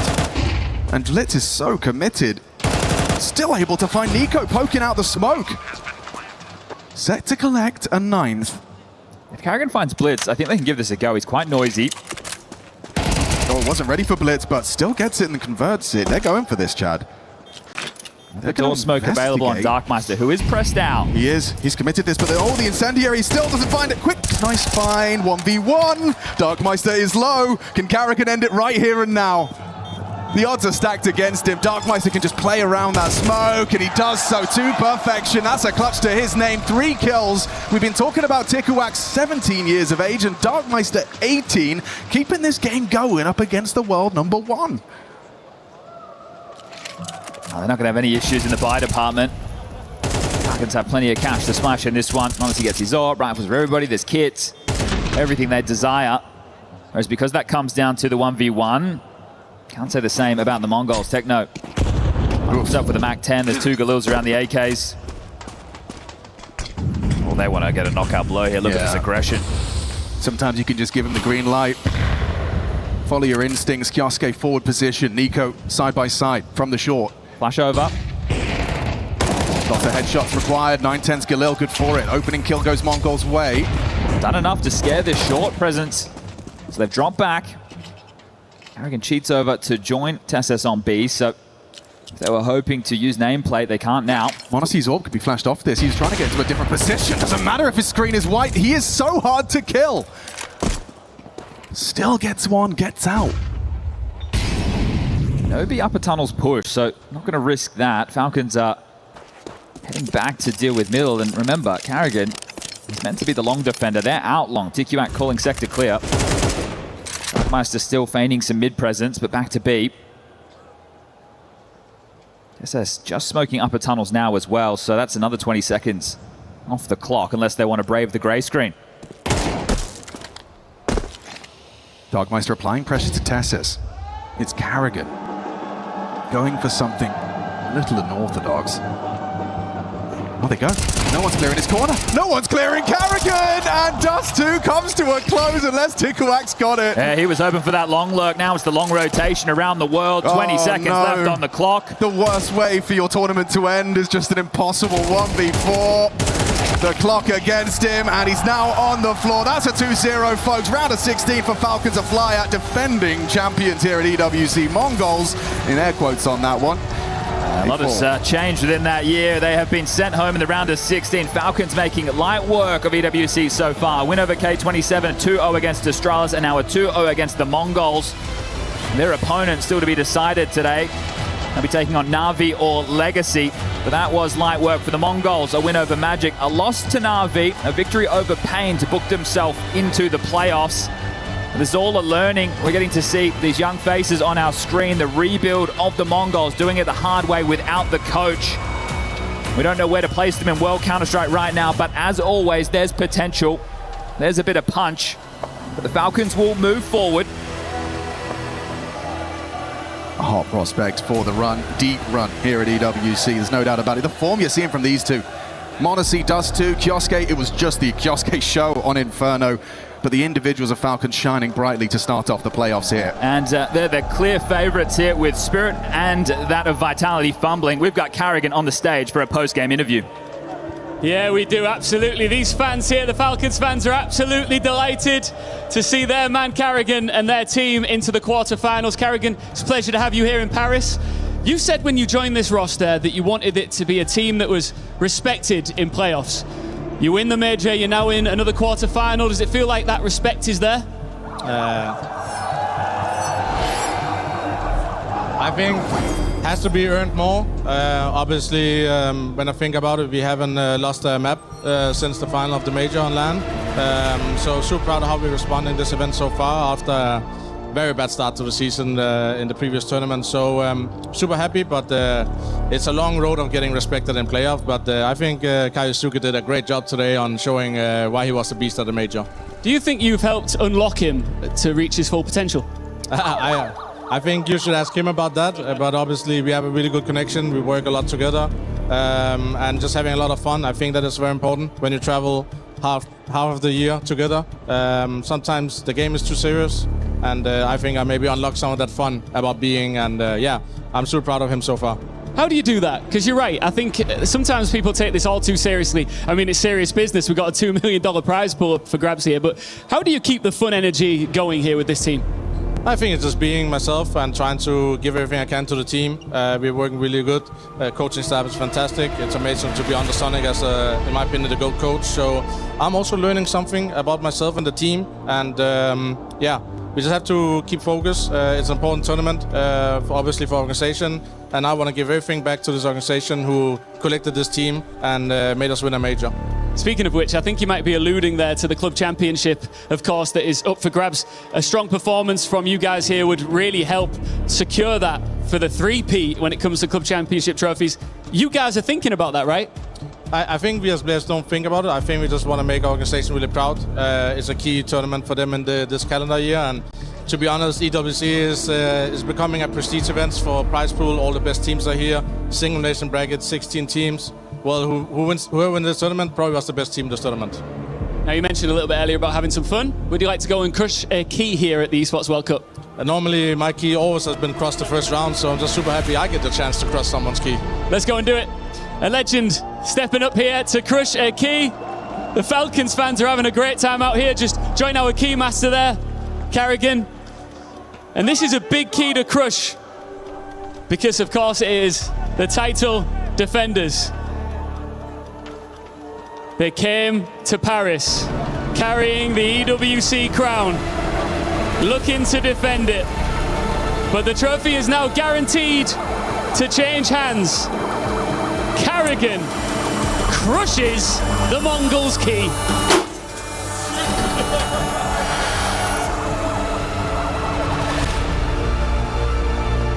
Let me jump back in. That made you jump. Yeah, I'm always getting really scared. The same in game, so yeah. Now I know. Now you know. Let me bring you out a little bit further in front of your fans here. Listen, you can never give a legend their flowers too many times. Falcons fans, make some noise for Carrigan here. Just one more question. You've done everything there is to do in the game. You're still so driven to win more and more silverware. Where does that drive come from? I'm waking up every day, dedicating my life to this game.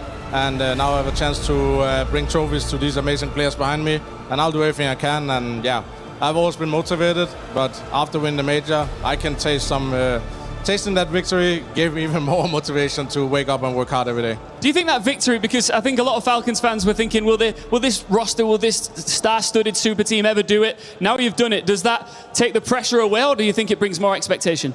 I think it gives more confidence to the player. I think expectation comes with what they have been through the many years. They are insane players, so they have the expectation and the pressure. But actually winning that major gives players confidence, gives me confidence. And that means we're doing something right on the journey we're on right now.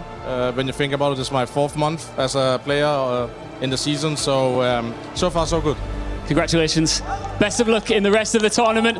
Make some noise, Falcons fans, for Carrigan. They are into the quarter-final.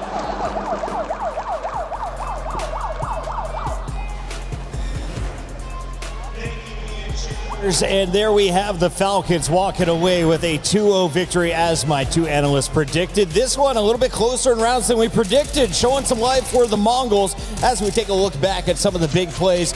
Let's talk about your former teammate. What did Carrigan show you in this one, Dupree?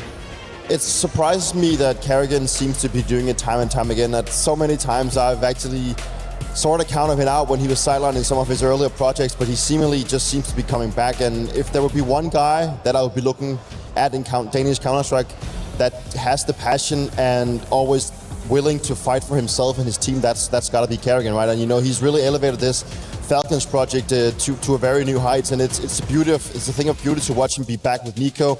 And as he just mentioned, you know, he wakes up every single day and he wants to just give the best of himself to now provide trophies for all these players, because there's a handful of players in this team that are just so good that they should be winning trophies left, right, and center. So you can just give a shout out to Falcons. They play phenomenal Counter-Strike, and he's just brought new life to a project that seemingly back in the days would find a lot of struggles. Yanko, is this a convincing enough window to give you hope that Falcons will win the whole thing at EWC? Yeah, it was very convincing. Even on the second map, I think the two pistols going the way of the Mongols kind of made it closer, made it look closer than it was. For me, they're the main favorite for the event, seeing as how, you know, Spirit and Vitality have looked. Navi are about to get knocked out by Legacy. They're down 12-2 on the second map, being down 1-0 the last time I saw. Wow. So Falcons, without a doubt, the main favorite for the remainder of the event. Brazilian Counter-Strike doing work over on our Bravo stream. Reminder, you can be watching both channels all day long. We have 3 matches here on the main stage, 2 over on Bravo. But let's keep it talking about the Falcons versus the very tough Mongol squad. I guess in the second map, 9-10 was having a good game. But across the board, I felt like this man. Can we just show his highlights? m0NESY was taken over with the op from start of this game to the very end of the series. He is not done. He was the MVP when they won the major. What has he shown you so far? What more can he show you in this tournament? He just keeps on delivering, right? And on Inferno it was Kyusuke, and when you turn your attention to Dust 2, it was all m0NESY. And if it's not m0NESY, then it's gonna be Nico, right? They have like this trifecta of people that, you know, puts in so much firepower to this team.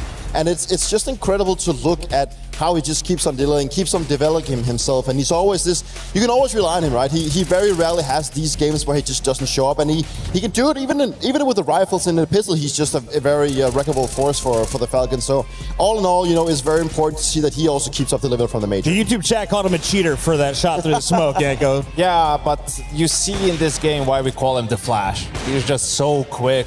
Saw some of those lightning fast flicks as well, and he's found some consistency. I think that was a little bit of what was missing for him in some of the previous iterations of this Falcons roster. Whether it's down to the way they played, I think it's a little bit just on him individually. He's in a good spot in and outside of the server. He has found, you know, his joy really of playing the game. We saw that in Cologne in a lot of those post-game interviews. So yeah, I think you're getting the best version of m0NESY at the moment. m0NESY is moving into your top 8. He earns the Falcons another 200 points towards the club championship. That now gives them a 300-point lead. For their opponents, the Mongols, their run at EWC is over, and we caught up with Darkmeister behind the scenes.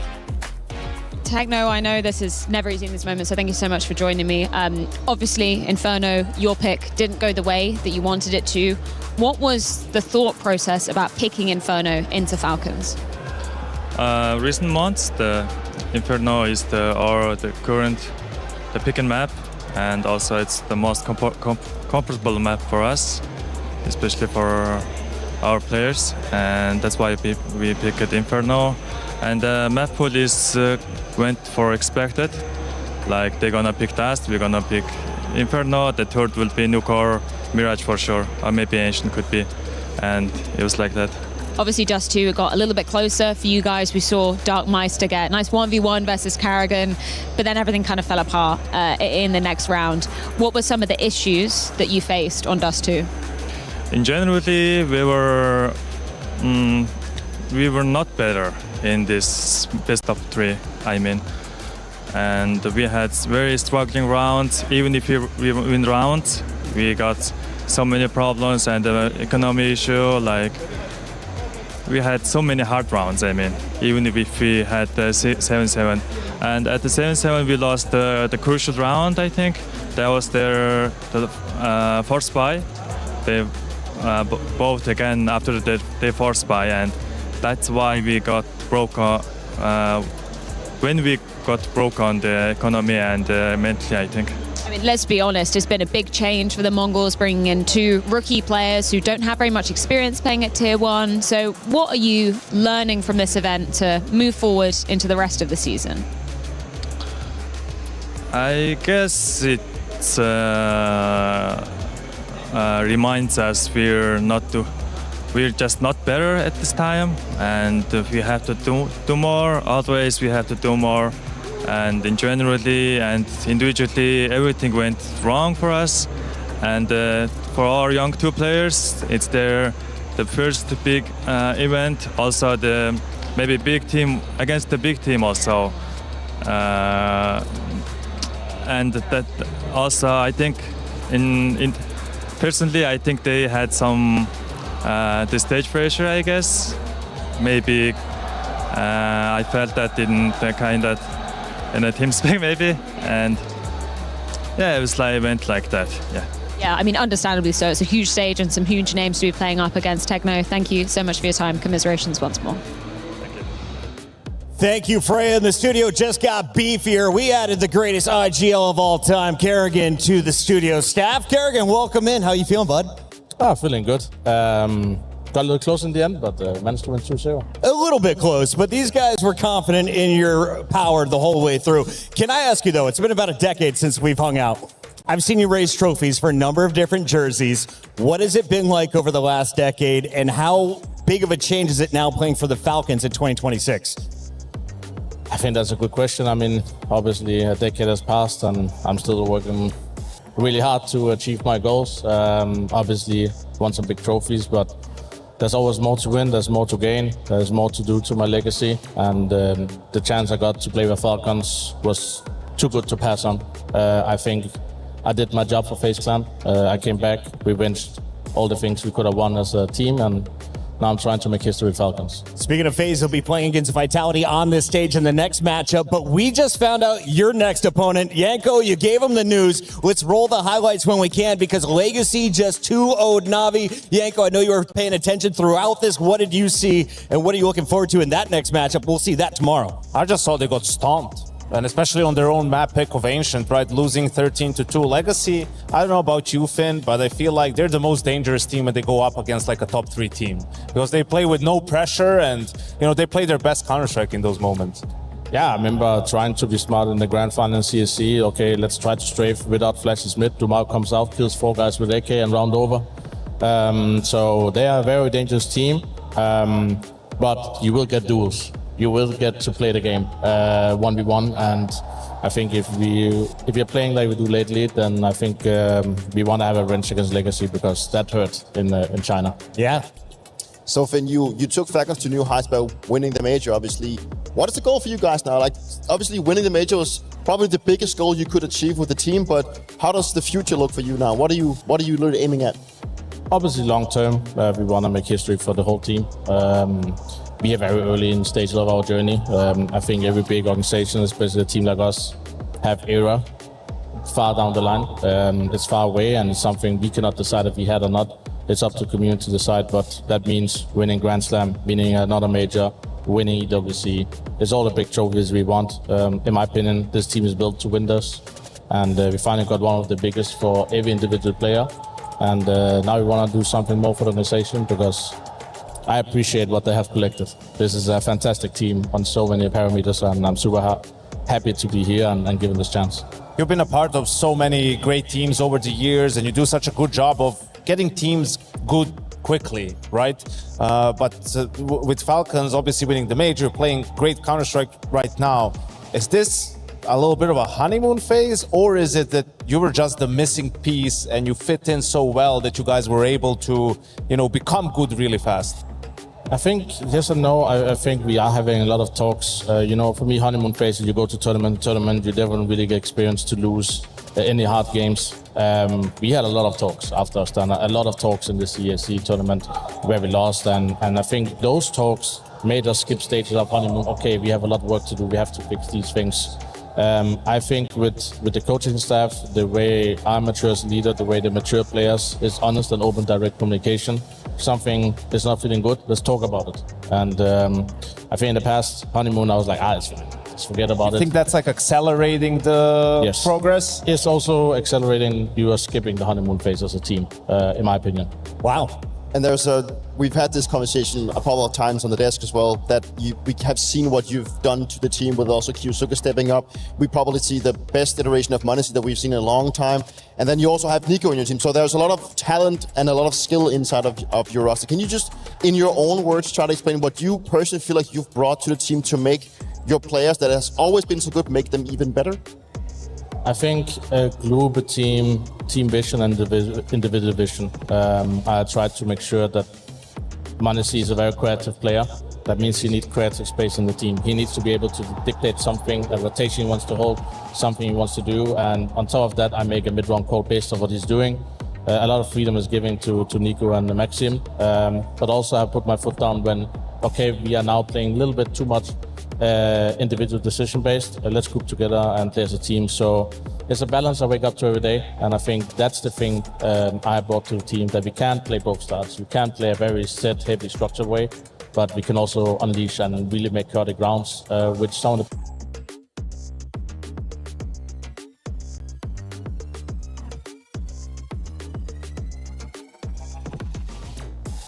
Can you hear me now? There we Yes, go. we're back. So Kerrigan, I've always seen the Falcons investing not just in young stars, the top fraggers, but they also go after the big brains, the guys that have been around the scene for a while. As one of the legends of Counter-Strike, what does it take to get into your 30s as a professional player? How do you extend your job? If you're m0NESY right now, how does he keep doing this for a decade?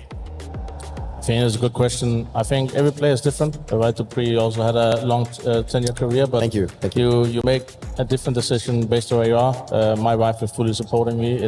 I dedicated my life from I was a small kid to where I'm now, and I could have stopped maybe a few times, but until the day I don't feel I can bring value to a team, I'm not good enough, then I'm stepping down. But right now I just enjoy this journey, and to be honest, I am on my last part of my journey. And No, you're I not. wanna make it. You can try to push 40s, but I hit 35. I was like, okay, interesting. I can still keep going, apparently. Just keep making history, man. You could be the oldest professional player that we've ever had. Oldest, most handsome, richest. You can collect all the trophies. Kerrigan, before you go, though, I do want to hear from you as a legend of the scene who has seen all the best players from around the world. What is it like with 32 teams in this tournament? We are now down to, I believe, 13 squads left. And who have been your top 3 players to watch outside of Falcons? I mean, I think we have to mention the classic ones, Donk, Saibu. I think it's very interesting with m0NESY in the mix as well to see who's going to be the best player in the world. This tournament is pretty important when it comes to prestige. So I've heard one. I have no idea, actually. I guess our director is a big fan. He wants to know your thoughts. We got FaZe Vitality next. Kerrigan, can you pick the winner? Who's moving on? FaZe up. FaZe up. He used to play for him. He's raised trophies with him. Dupree, any final thoughts for your former teammate? I just want to say that I think it's incredible what you've done, Finn. It's a true honor, and it's something that you can only be looking up for to what you've done to the team, but also that you keep grinding and keep going. So yeah, just keep going, man. Do it for Danish Counter-Strike for once, right? Shout out to Kerrigan's wife. We'll be back with another match. It's FaZe Vitality live from the main stage. It's EWC.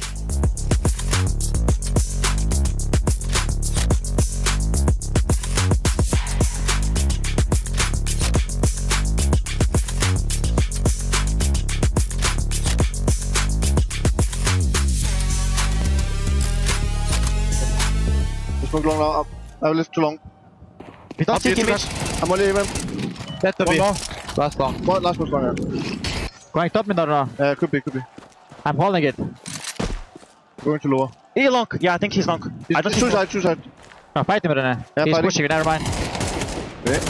Nice, boys!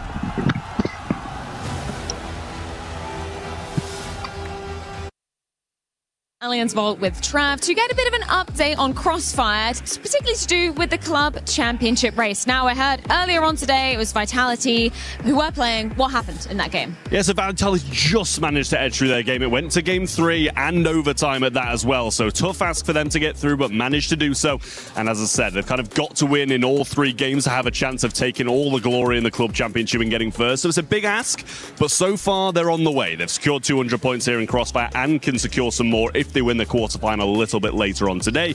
But looking elsewhere, we said yesterday AGL managed to get through. They're already in that position, so they've got today off. They're having a nice rest day, watching their opposition, which they're going to be pretty pleased about.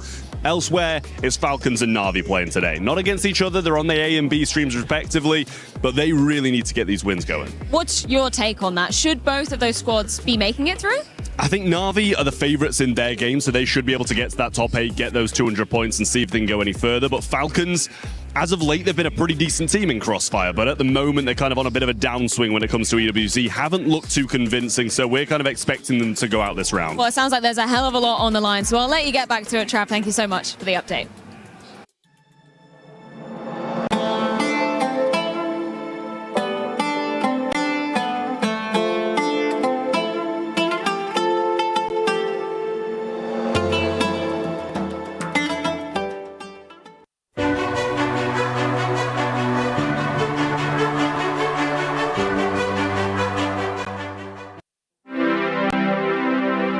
Hey guys, welcome back to another breakdown today. We got Twist on my side and we're going to be breaking down your game against Legacy. You have round 5. It's a little bit out of the ordinary what you guys pull up, so I'm just gonna show it for you here. What's the overall idea for you guys in this one? For a bit, I was checking how teams react to fast A smokes from our practices, from our officials. Sometimes the smokes are like not respected, so the defender's often left kind of alone. Yeah. And figure that with front spawn, usually you can make it out and cause chaos. Sure. It's not necessarily a play for me. If Jacob or Nachu had best spawn, they would have been the one being sent out to the smokes. That's the overall idea, right? The overall idea is Yeah. get a player out A into the smokes. Yeah. I mean, there's a lot of details that could have not went our way, to be honest. I mean, I'm out into the smokes at A. We peaked mid before the mid smoke, which is good. We put the initial pressure, so they would realize it's not actually going to be A pretty early, which would give me more space to play. Sure. Jacob misses his HE break, so him and Nachu Right. cannot peak together. And at some point, they're just forced to go out mid with one shit flash and hope for the best. But in order, they had to do that. Luckily, Nachu makes a sacrifice, right hands into the smoke, jumps out. And because of that, I get 2 kills at A, basically, to capitalize on the round. And I go CT. We know 1A, 1B. We want to go B. Op is at A, no point of going A. I smoke off CT, like the truck area. And I'm telling my team to forget about the CT smoke because I hear comms, they're talking about smoking CT. I'm like, there's no point, just go trade the guy. He has to be psyched, basically. So. And then in the end of the clip, we do see that Try is, he's saving his op, right? And you tell them that, he has to save, right? There's no point of him going. Is there an idea why you don't chase him down? Is it basically because of like the economy and the situation? Or? Yeah, I mean, it's really important T-side cash to build the economy. Yeah. And I'm not gonna lie, I feel like plays for op on CT side are kind of limited.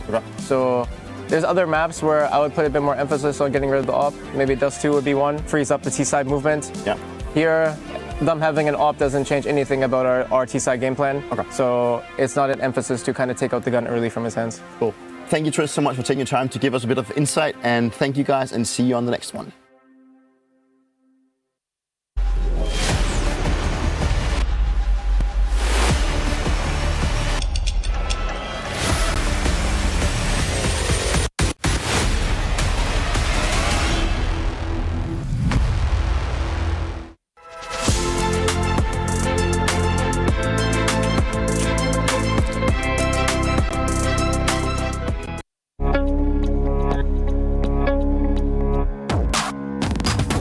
Welcome again to Chicken in the Box. I'm here with Team Vitality, and I think we have a pretty good duo for this one. We have a guy who can say a lot of things versus a guy who's pretty ice cold. And it's a bluffing game. There's 1 chicken, there's 2 boxes. Flames will get the info. Robs has to make the decision on which box to keep. So, firstly, is he a good liar? Yeah. Yeah? Very good liar. Oh no. And he's ice cold? He's ice cold, but he's also... You know how to shake He it? knows the shit, he knows the shit. Okay, well, how about you take a look in your box, Flamesy, and...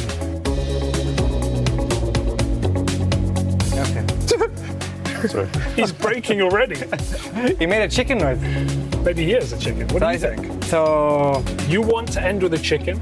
He makes a decision. You need to convince him to either swap or keep. Yes. Or bluff him completely.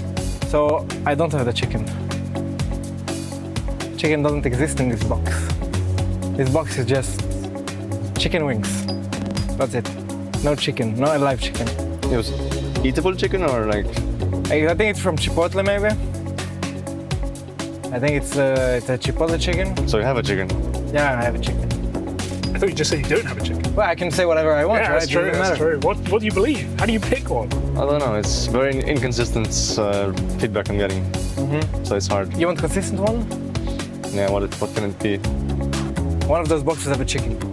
He's not wrong. Indeed. What if it's a lie? There's no chicken at all.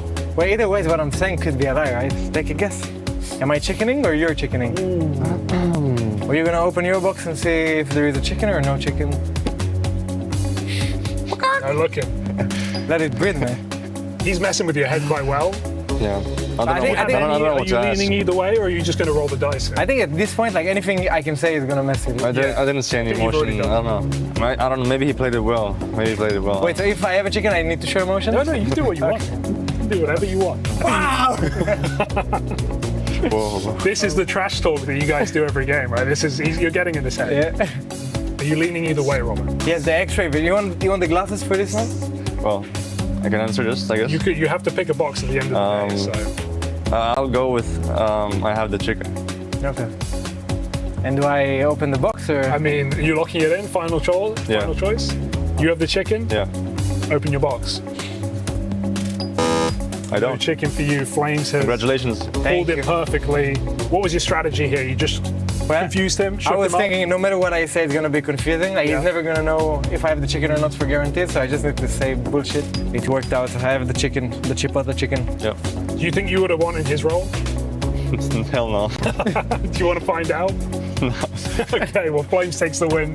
All right, this was chicken in the box. Congratulations. It's called Callum, the chicken. Oh, Callum. Yeah, that's cute. Player admin. All right. We booked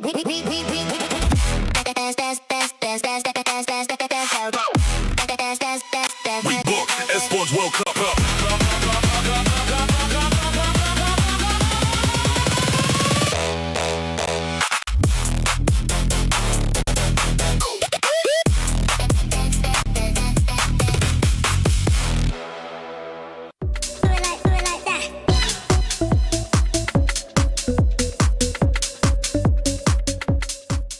The club championship is really cool. It's a really big tournament that also helps the organizations, I would say. A lot of teams are coming here to participate from different games. It's also a nice vision of outside people who doesn't really know about gaming, but also inside you see other teams, other players. In general, I think EWC is like on a really high prestige as well. It's like a high quality tournament with all the great teams, all the best organizations as well. Nice to see like how people thrive and they really want to make a good success here. I think it's cool that we have something like this in esports, a different kind of approach to the other events that we usually have on a daily basis. It just kind of proves whose organization is kind of doing the best when it comes to the esports in general, you know. I think for the orgs it's really important. They invest a lot of money to be in a lot of games, to be sure that they are competing at the highest level. As for players, you know, winning a major, I think it's very similar to organizations kind of winning the club championship as well. You know, it's one of the most prestigious things you can achieve now as an organization. So I would say everyone is fighting for it. Focusing on that is the wrong way to think, in my opinion. You think to think about just giving your best and trying to play your best CS. Then you can give points to your org. We know how important this event is to Falcons. They are not putting additional pressure on us to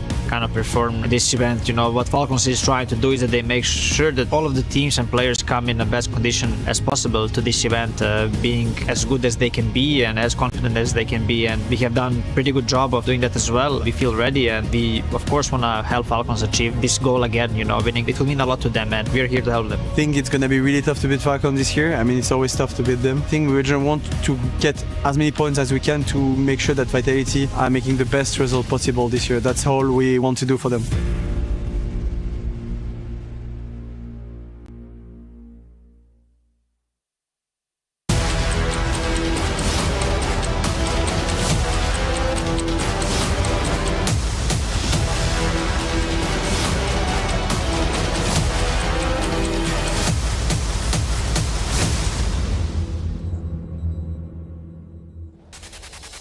The Bees have swarmed into the STC arena, but the question is, will we be phasing up with Kerrigan at the end of this matchup? He called phase to take down the team rocking black and yellow.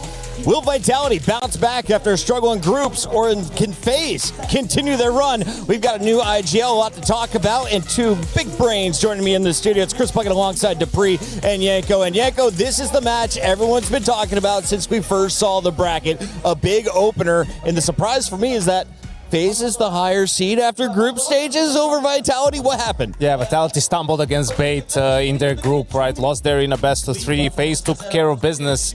It's like we're living in an alternate universe, Puckett, but that's where we are at the moment. And this is when we saw the lower part of the bracket, we thought had the highest upset potential, not because Vitality is terrible, but because FaZe has actually been on the up and up. Now, Legacy already took care of that, taking down Na'Vi, but this game could get interesting. Now, Dupree, we are on French soil. Does that give a buff to Vitality tonight? Apex, of course, a French legend in the scene. Yeah, of course. I mean, like, you can already tell by the fact that so many people have shown up to watch this specific game, right? And I hope, and I think that everyone here, they also hope that Vitality is going to go all the way so they can experience them in the Expo arena where they won the major in 23. So, it's always nice to have a bit of a home crowd, helping out, giving you a little bit of an extra buff, but, it is also going to be shown the server. But I want to ask you about that, Peter, because notoriously in your Astralis era, you guys couldn't win an event in Copenhagen. Like, you just couldn't. And it wasn't that hard to win them. Like, so at what point does it become it's not that hard. Is a thing about, like, the added pressure sort of outweighs the extra support that you're getting. Yeah, well, it can do, right? But I think it really depends on how you're showing up, because specifically talking our Australis days back in Copenhagen, we won everything around it, but once we turned to attention to Copenhagen, that's where the families and our friends and everyone's, that's where we really want to show like our true face. We couldn't do that. But then again, they have already proven, right, that in Paris in 23 they did win it, so they've done it, right? Let's add some context to the viewers, right? You haven't played a team that was in the top 30 before the event started on your way to the trophy. So, like, under those circumstances, yeah, you can bring your whole neighborhood over and you're not going to have any problems winning. But if you're looking at what's waiting them ahead in this bracket, we saw it in Cologne too. They had a lot of family and friends in Cologne as well and didn't pan out. So maybe it does more harm than good in some scenarios. Brazilians also come in a tournament in Brazil. I have a tough time performing when my grandma is watching too, Dupree. Let's take a look, though, at a team that has been performing well. It is FaZe, and they took down Legacy 2-0. Now, who is Legacy? Of course, that is the team we just got done talking about, who powered into the top 8 with their win over Na'Vi. Walk me through this matchup, though. How did FaZe walk away with the victory, and how clean were the wins? Do you guys see this one live? I think one of the reasons why they came out on top is also the fact that Cash was in there. You know, it's a map they are up 6-0 right now. It is clearly a map they've spent a lot of time working on. I had a joy of talking with Twist how they really envisioned this map, and he's had a lot of, you know, streaks with that back in Liquid as well. So it's a map that goes back, that's been a bit out of the map pool, coming back now. Not too many changes, right? But it's a map they've put a lot of emphasis into, also try and get a bit of an upper hand against these matchups, just like the Vitality one they're going up against, right? But overall, FaZe is still a team that's in a rebuilding phase. They've hit rock bottom by not qualifying for the major. So the whole idea of them signing new, you know, young players, trying to find a rebuild, Twist coming in as the in-game leader, having actually played the same amount of games as an in-game leader and also as a non-in-game leader with Kerrigan. So he's, you know, he's got some repetition as this role so far. Yeah, FaZe were down bad. After being second in Budapest at the major, not qualifying for the next one, Kerrigan departs for Falcons, and you lose leadership and you lose direction, right? And props to them. They put their heads down, they went back to the grind, they played over the player break, right? And it was really a meteoric rise back into the top 12 where you want to be in terms of the invite bubble. And that's why this game is so important for FaZe. You know, they played the Spirit over at Bounty, but here going up against Vitality, it will be their biggest test for guys like Nature, for guys like Jay Bowen, right? Some of the newer additions to the team to showcase how will they do against the best in the world. We've got a Brit behind the scenes right now. Banks, where are you? Who are you hanging out with? Here for the playoffs game of EWC. Jaboan, it's looking good for you, man. 3 events for FaZe, 3 playoffs. Just tell me, like, how fast you feel you're adapting to this level, this lifestyle, this whole change for you? I mean, the lifestyle is probably the hardest part. Yeah. Like, I'm still getting used to traveling and like being away from home. But it's just like more events and then I'll get used to it, I think. Yeah. And like the level is, I still need to work on some things, but I feel like I'm getting better and better. Like it's mainly like the bigger games and when like the nerves are hitting me. Okay. That's probably my biggest issue right now. Yeah, yeah. But other than that, I think I'm like doing pretty good. I would say you're doing more than pretty good, man. Your numbers are looking good. You're doing great impact for the team as well. But I want to touch on what you were just saying there about these nerves. I've seen you now in a couple of playoff events where it does get the better of you. So what are you doing to try and get past that? What's the team telling you? What are you doing to make sure that doesn't happen here, especially against a very tough opponent today in Vitality? Yeah, I mean, the thing I'm doing is I have a lot of talk with my performance coach. Also try to talk with my parents about my own expectations for my own like level, you know, like I expect like high level gameplay from me and I want to do my best, but I also need to enjoy the moment more and think that that I'm not like the guy who needs to win the game for us, that we need to win as a team. So just like enjoy it and then yeah, don't like do too much and don't like expect too much. Are you hard on yourself? Are you like your biggest critic? Yeah, I'm definitely my biggest critic. Like it's only in my own head, you know. Well, that's good. That don't let anyone else affect you with it, but stay positive throughout. And today, you're going up against Vitality, probably the toughest team you've ever faced. But they've also never played cash with this, right? So is this where you guys can get a veto advantage or a win against a big team like them? I mean, maybe. Yeah. And let's see on the veto what's going to happen, you know. But I mean, they also never played against me. So hopefully, I don't know. Maybe it's too cocky to say, but I still think we can win, you know. Like, I believe we can beat any team if we just meet up and we do our job, you know. But yeah, they're also not in the best shape right now. but they are still a fucking great team. So I just hope for the best. Well, keep that confidence, keep that dominance. Let's see what FaZe and Jabone can do against Vitality and ZywOo. Mad respect being shown before the matchup, but once they're in game, he is going to have a furious opponent on the other side. You've seen him all across Paris on every bus, every board, every poster you can imagine. ZywOo has been a monster of the French scene since he came into the pro level, and he's been doing it with the op. Tell me about the sniper, and how is he expected to perform in this matchup? There's almost like no bad side to this guy. I mean, he's the crown jewel of Vitality, and they just secured him also 28, so you know they get to keep the crown jewel a little bit in this one. So he's a guy that just have carrying performance time and time again. He's won multiple. I've lost count of how many MVPs this guy's won this time. He's been the player of the year countless time as well, and I was so lucky that I got to share the serve with him for 1.5 years, and that really just showcased to me how much quality he has in every single aspect of the game. So he's one of a kind. There's just one problem, Chris. He hasn't faced Jay Bowen yet. I love that line. I love that line from the kid.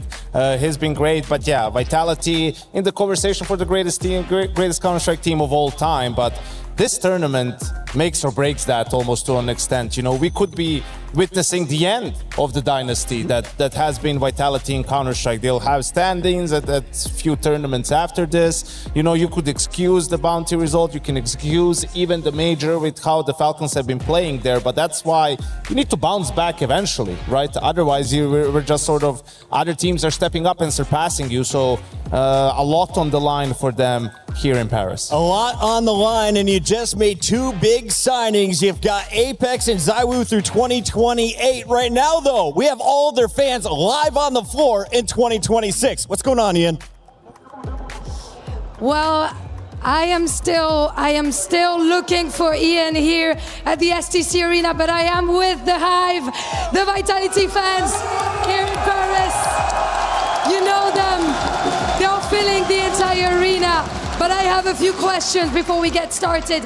We know that French people, players, fans are not super popular sometimes on the international stage, maybe a bit toxic sometimes in games. So what do you have for me to kind of bring up the vibes and show that French people are good people here in Paris? Donc ouais, on n'est pas super populaire à l'Inter, parfois un peu toxique, tout ça. Qu'est-ce que tu as envie de dire aux gens pour soutenir la France? Que les Français, c'est les plus gentils du monde, les plus beaux, on sent bon et on va écraser FaZe! We are the nicest people in the world. We smell good and we're gonna smash FaZe, of course. I wanna ask you guys now, we know about ZywOo, right? Everyone talks about ZywOo, but who else do you got on the team that can carry this series? Qui est-ce qui va carry le BO? T'as pas le droit de répondre, Zibo. Le capitaine, évidemment, Apex! Obviously our captain. Et de l'autre côté, on a un autre nom peut-être? Le catcheur de Grande-Bretagne, King Messi! Great Britain, King Messi, of course. But Ian, where's Ian? Guys, have you seen Ian? Ian, wait. Yeah, you right? Is that you? And what are you doing? Bonjour, comment ça va? En la forme! Ça va nickel! Super! Faites du bruit! Okay, now before I give it back to our lovely desk, we have one thing important to do, and it is to start a Vitality chant, a very famous one. Je te laisse le commencer. Sha-la-la-la-la-la-la, Vitality. Sha-la-la-la-la-la-la.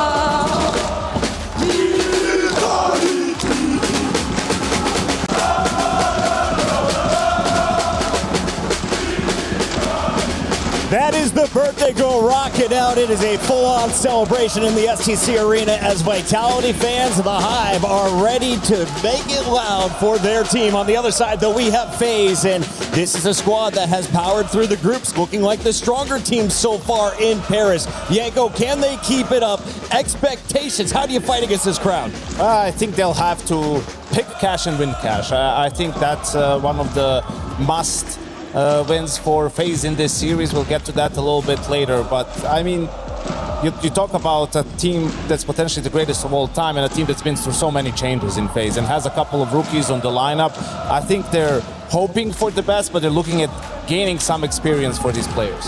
I like that call out. We'll be talking about the match and where we are going in just a moment. But first, we've got co-streamers from all around the world. How about one of the biggest fans of Vitality in the venue? KRL, can you hear us? Yes. How are you guys? Excellent. I want to hear, how has your stream been going and what are the thoughts on the match we're about to see? The stream is going very well, but I'm not a Vitality fan. Huh? You don't have the good information. No, I'm kidding. I think it's a very hard matchup for Vitality because they have to win this game. And FaZe have nothing to lose today because if they win, we will say it's going to be insane, it's an upset. And if they lost, everyone going to be, oh, it's a normal. Vitality have to win this team. And they didn't look in a very good shape since Bounty. So let's see what happens. But they have Netu FaZe, so we need to be careful. There we go. Okay, I want to ask you about, ever since Vitality has gotten a lot of success, can you feel that in France? Can you feel that they've elevated esports in France? Because with my time in Vitality, that was sometimes something that wasn't really talked too much about. Has that changed? I think Vitality help the esports in France in all the way, not only in Counter-Strike, but for sure they have been through all the final this year almost. So of course there are more people who are interested to watch them and to watch some Counter-Strike. But it's still a little game here. We have a lot of Rocket League and League of Legends fans.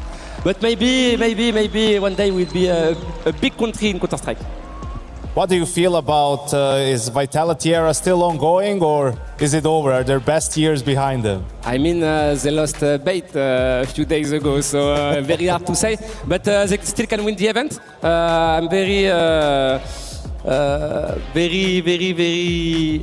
surprised if they win this event because they have a lot of going on. They're not gonna play with their player on the next two events. So I think the situation is very, very hard for them. What do you think about the signing, like the recent news of signing both Apex and Zaiwu for 28? How important is that for the Vitality squad? Masterclass. I mean, to have Zaiwu 2 more years, it's very important. And the same for Apex, even if it's going to be maybe the end of the career or his career. But as every French, I think we're happy to see those guys keep going with the organization.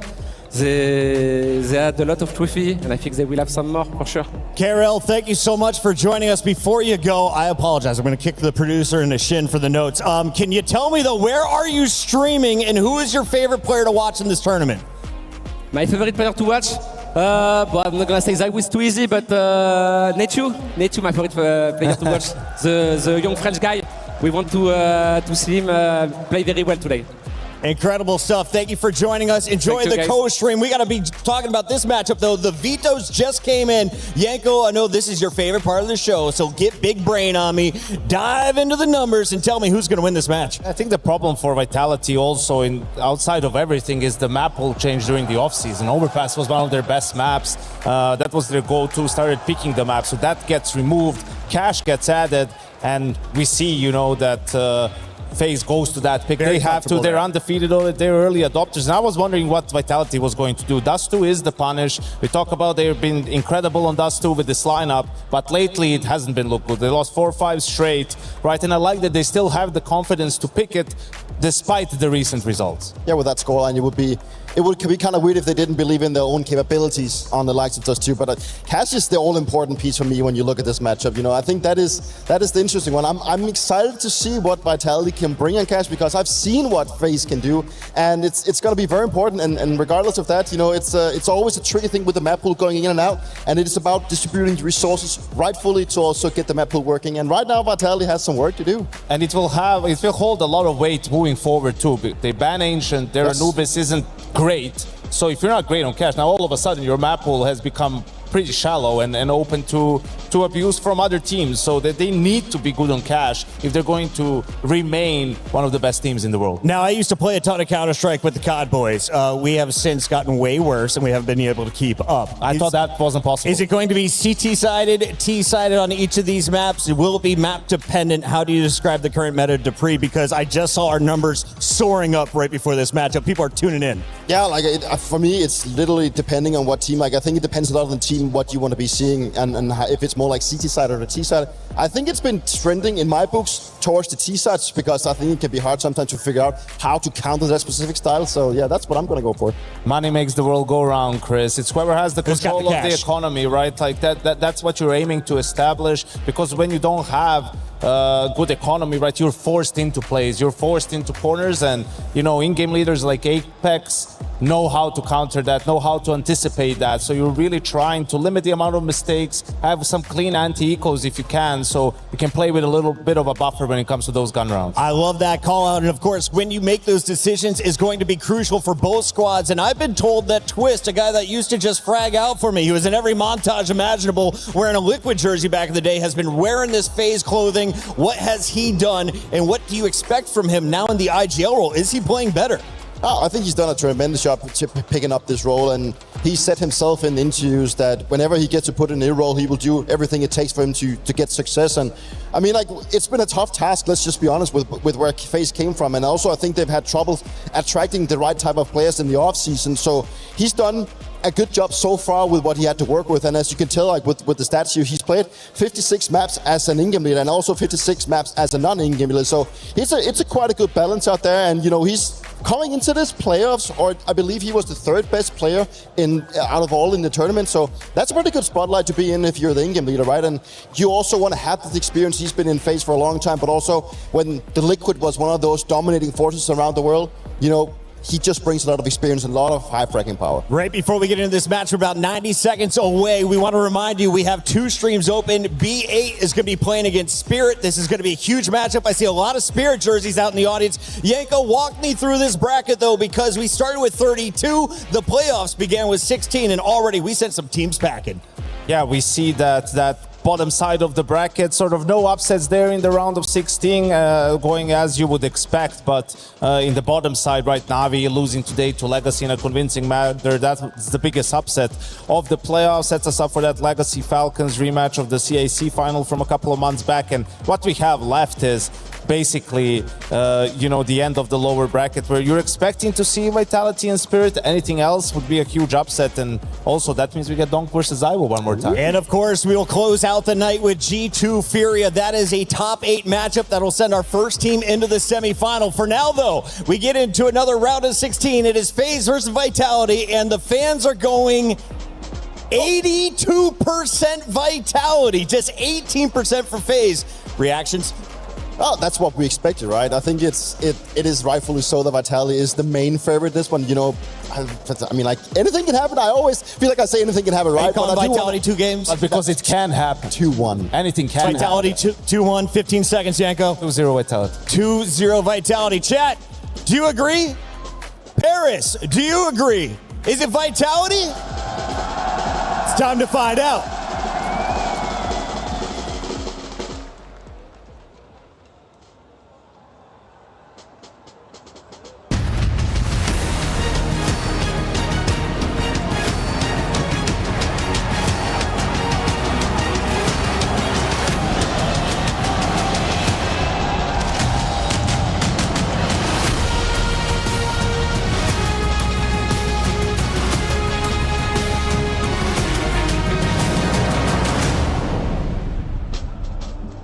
Mesdames et messieurs, après cette victoire de Falcons, est venue l'heure, et vous le savez, l'heure du main event.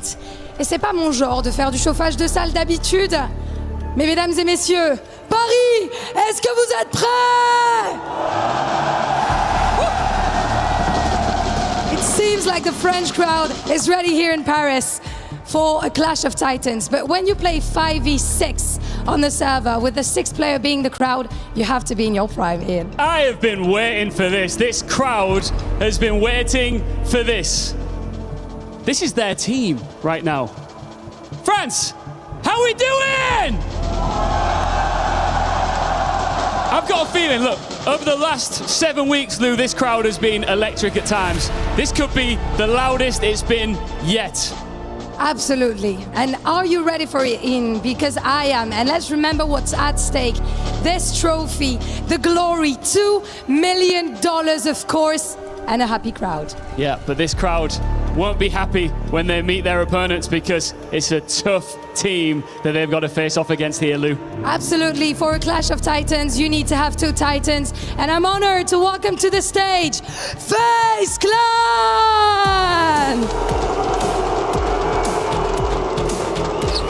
Oh, they're getting booed here in Paris. But it's a brand new chapter for one of the game's most iconic names. No Brocky, no Carrigan, but 5 players rewriting the story from scratch.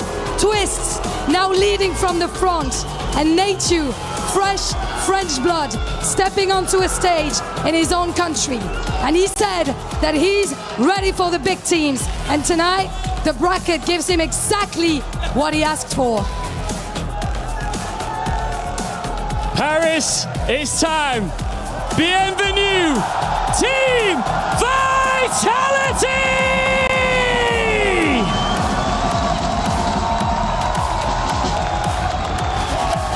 Playing against them feels like working from a nightmare in the City of Light. The form team of 2026, led by the king of trash talk in both French and English. The Hive is now on home soil in front of their own crowd. Team Vitality arrives in Paris. It is the main characters versus the villains. But this time in Paris, the walls are swapped. Paris, faites du bruit!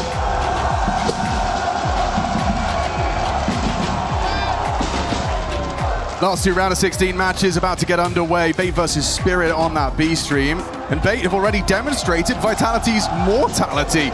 We got Vitality FaZe and the crowd has grown in anticipation for kickoff of this one. I'm joined by Hugo Byron, a nice little mix-up for this one, and one hell of a match for us to dive into here, Hughes. Yeah, if it was just the other day, you'd say, hey, it's Vitality, you know, this is a new rebuild phase. What have you got to worry about? There's so much going on around this match. There's so many factors that have got to be drawn into question. The map pool, FaZe's run on cash, Vitality's weak form, their T sides alone, and we've seen that exploited in this very event against Bait, as you mentioned. I mean, look at just that other day where we saw Vitality crumble and get comeback all the way against them from Bait on Inferno. They put up 3 T rounds on that map. They put up 4 on Dust 2.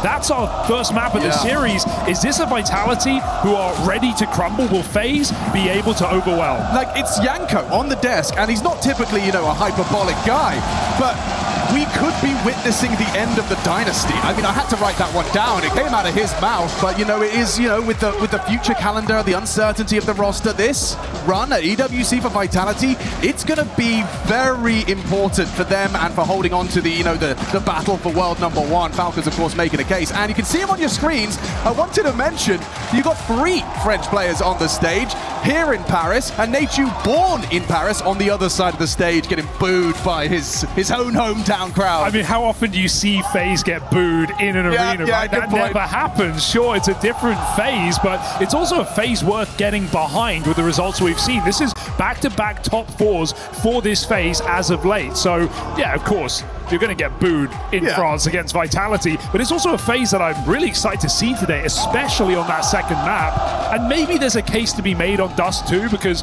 if you look at Vitality last year alone, how many Dust 2s did they lose? 4 maps across the year. Right. Vitality have lost 4 of the last 5 coming into this event. 3 at Cologne, 1 here in Paris. It has been shaky. I mean, especially when a map goes from being your absolute guarantee free map in a veto, suddenly you start asking questions. Do you start, you know, reflecting internally? Do you start to doubt? Do you lose the confidence and the conviction that, Hugo, we know is compulsory in Counter-Strike?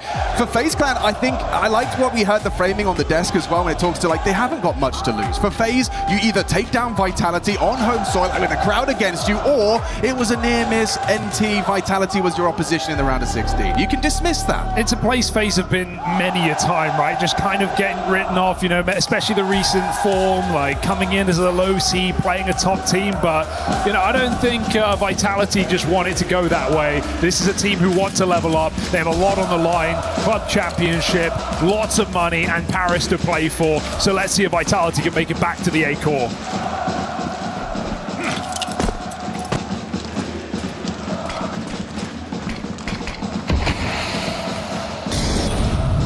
B-side start. What could go wrong? Tempting fate. Xbox smoke. SJ Bowen does have a bit more freedom to have a look down mid. Doesn't spot too much. Partners up for a disruptive short start. No one home. Flash outdoors looks like that's going to be the first port of call. Flamesy has a look. P2's got his work cut out for him here. Zywoo's P250 poised. Damage inflicted. He's hit a lot of bullets. Nateju onto Rops. Look at the damage inflicted. One back from Mezzi. Easy from Apex. Now the sight lost. But don't forget about that damage. In a rifle round, you might walk away, but pistol, just give it a go. You got nothing to lose. Well, Apex is the healthy one, but now he's getting whittled away at by Jacob's USP. Peppered down. Zywoo stands his ground. Staying evasive. They know time on their side, and so is Zywoo. 2 out of that low HP P250. Apex just surviving at the back of Plat. Good luck, Jacob. We know he can hit hard, but struggling. And Vitality really playing with their food. Just one on the way out. Vitality. Great response. It's theirs. So jammy, dude. 3 players on sub 30 health. Vitality giving nothing away. Smashing shots from Zywoo to kick off this series. Hard to stay calm in this environment. You could feel the crowd getting very tense as those first couple kills came in for FaZe, but traded back. Vitality on the board. And it started so well. Nature's frozen, both getting theirs. That's that B-side for you. Even in a 3v3, extremely unfavored our FaZe, and we see it. So a little eco coming in.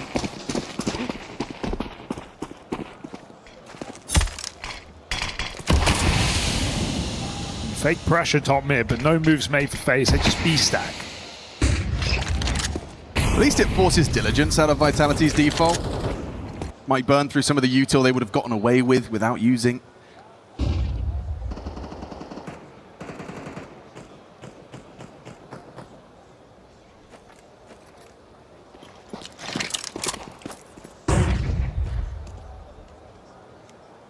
Nice slow early rounds, giving time for Vitality to get acclimatized. Just want things flowing out the gates. Don't want early mistakes. Don't want Dan tilting. He's good at that. So Vitality just ticking the box here on this second round. But as you notice, this feels like a bit of a fake. Surely the scout will report very little resistance. Yeah, Flames putting his life on the line. May have just won this round. The bomb was hedging its bets.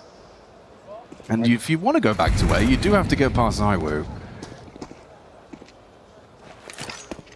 Safe passage of the package secured. Nice and relieving round for Vitality, not overcommitting. Bomb left in tandem. Zywoo and Robs can just pick up the pieces of this round. Nice shot though. Jacob, his form has been immaculate as of late. Some of his T-side, some of his entries have just been incredible. Getting activated in this phase is young Jacob with a double until Apex hunts him down. We're only ecos. Let's not get ahead of ourselves.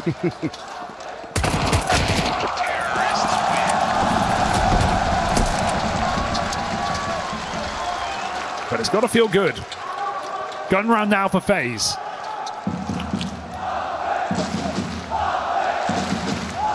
You heard from the pre-match interview from Jabot and just talking about how he's still acclimatizing to this lifestyle. How about acclimatizing to this, Hugo? He's like, oh, I'll join FaZe. They're the fan favorites. Usually.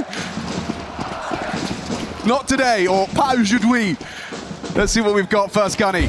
Aggression up mid, double nade to Sui. Out long is Rops. As he swallows some damage from Nateju. It's great control early. Vitality spend almost nothing. They have full long. Jacob wasn't playing for it, has to give it up. And so re-aggro on Cat, FaZe with a response, try and take space back. Vitality are in no hurry. They're still very early in their round. 2 players left in lower. Options are open to Vitality, but the ever-present threat that there could be 4 out long for FaZe. And they see nothing elsewhere. That's got to be in the back of their mind.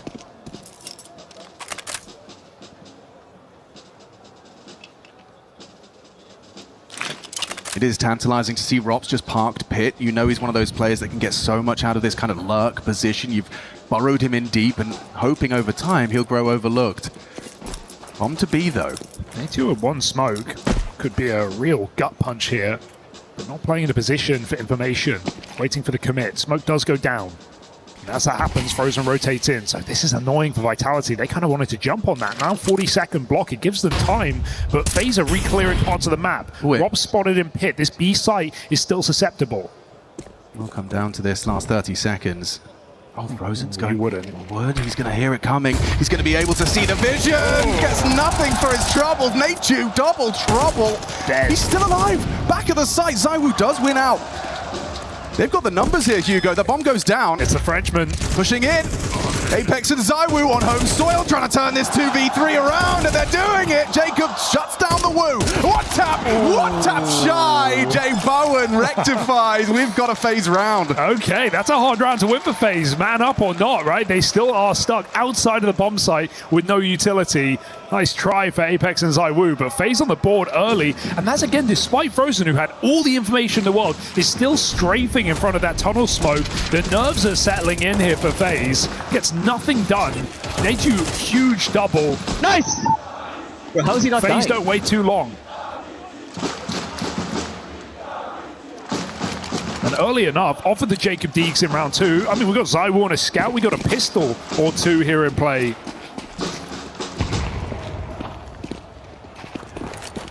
So suboptimal here for Vitality. Mezzy taking a risk. Not clearing it. Completely unannounced. Just slinking forward. Twist is here though. Robs finds Frozen. Damage was inflicted. You've got this 1-2 punch off the flash. Oh, no! Nature with empty hands. The whole squad was on his screen temporarily. One back. Twist is HE connecting nicely. Still running to B though. There's no one to stop them. This is a round already locked in right now for Vitality. FaZe are completely out of position and they know it. The claps are coming in. Vitality realizing they won this round. Off the back of... that Frozen committed in middle ahead of that door. FaZe kind of wanted to pounce. They had 2 on cap, but it felt like Vitality were about to walk into that setup. They realized, hey, we picked a B player. Why not just drop in? Yeah, I think Nature's going to be kind of kicking himself a little bit about that one. And Twist is taking this full opportunity. He knows he's got extra time. I mean, definitely a guy worth talking about in this game, right? He's put on some incredible maps as the captain of FaZe as of late. He put on his 10th highest rated map on LAN of all time at this event against Legacy on Mirage, 2.28. All of this while leading the troops. Yeah, you know, typically we would we'd have some grace for someone transitioning from, you know, star player to leadership. We expect that to impact the stats, but the desk even pulled it up in that graphic. You can see he is a bit of an exception to that rule. Twist actually feels like he's more plugged in, more in tune with the motion of the squad, given he's the one pulling the strings. The question is, will that last, right? Because we look at Exertion and Mouse. Remember back to Astana when he took over in-game leading, he put on some incredible performances, like MVP running performances for Mouse, but it was never going to last. Still, it's nice to see Twist perform. And funnily enough, he's higher rated than ZywOo in this event by 1 place. That counts for something. Well, this game decides it. Who lasts longer? Looks like we're going to see a technical on stage. Looks like it's on FaZe side. Maybe when I saw Twist fiddling with his headset, it might be audio related.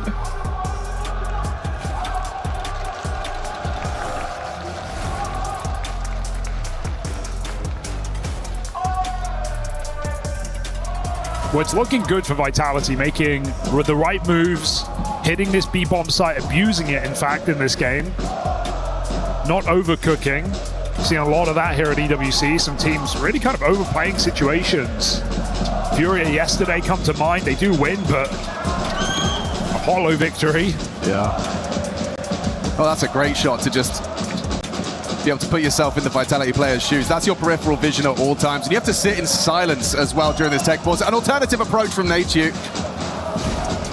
Hard to stay focused. I mean, keep in mind, while Vitality, they're going to get amped on. Every kill they get is cheered. Every death phase experience is cheered. That's a good framing. Wow. Every mistake you make ends in applause.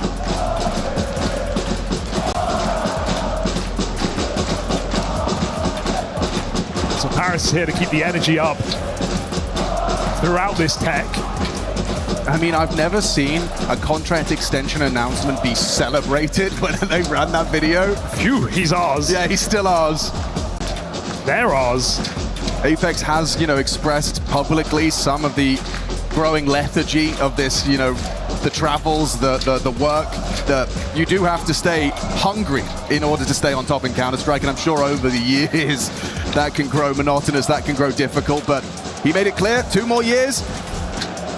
It makes sense. I mean, they've got the formula. They've got the winning formula right in front of them. And let's be honest, ZywOo is incredible. Rops is an absolute, one of the best players in the world. But I don't think Vitality would have done what they did last year without Apex. There's just no reason to believe that. Yeah. Just the way that he leads his team in and outside of the server, still able to put up performances. He also expressed such humility as well. He doesn't obfuscate the fact that he knows, oh, I've got the best pieces in the world. I should be, that's where the hunger, that's the source of his hunger now, is just knowing he's got the right pieces around him in order to try and, well, I don't know, maintain this dynasty. Unless Yanko has prophesized this could be the fall. It does feel like the tier 1, competition has never been more unpredictable. We were in a patch for a while where it felt like you could kind of see a tournament and just say a team name and you're probably right. And that team name was Vitality. It was, yeah. But I think it's still a nice place to be in, right? Because I think Falcons are, of course, ahead of the curve in a sense. They're the only team at this event who haven't stumbled. They're off the back of a major win. They're talking about how they want more and more and more. And with other teams looking shaky, it definitely feels like they're the front runners. But who's to say that a Vitality couldn't reaffirm their form? A Spirit couldn't have a good day in the office. I mean, those are the 2 teams, of course, to threaten Falcons.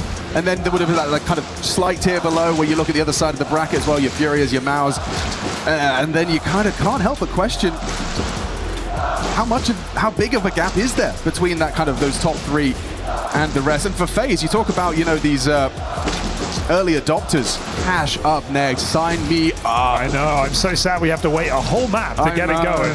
It might be a quick one if we keep going this way. We'll see. We did just see a first FaZe round immediately responded with a dominant Vitality win for their 3rd. Looks like headsets are going back on, so not long now. It's a bit of a I'm seeing a thumbs up. I see thumbs up. That's got to be good news. Microphone test.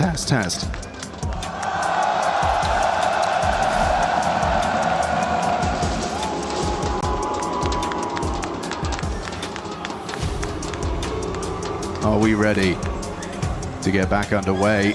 Just our 5th round of play. Looking good.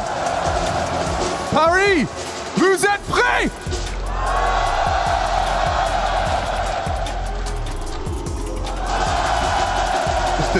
The TD's having a lot of fun with this one. That's going to be getting the production room giggling. All right, party starts. Partial. He's not in a great place here, right? Had to save rifles on long off that B pop. Gonna have to make them work. Jay Bowen looks to put it to use. I mean, he has been explosive in the month we've seen him in the FaZe jersey. Not even had that AWP yet. AK armed and ready. Vitality taking their time. Double smokes mid, cuts Twist out of the picture, and that molly keeps FaZe passive. He wants to investigate though. Waiting for him on the other side. I think that T-side M4. Ooh, he's put it to good use. Jacob gone.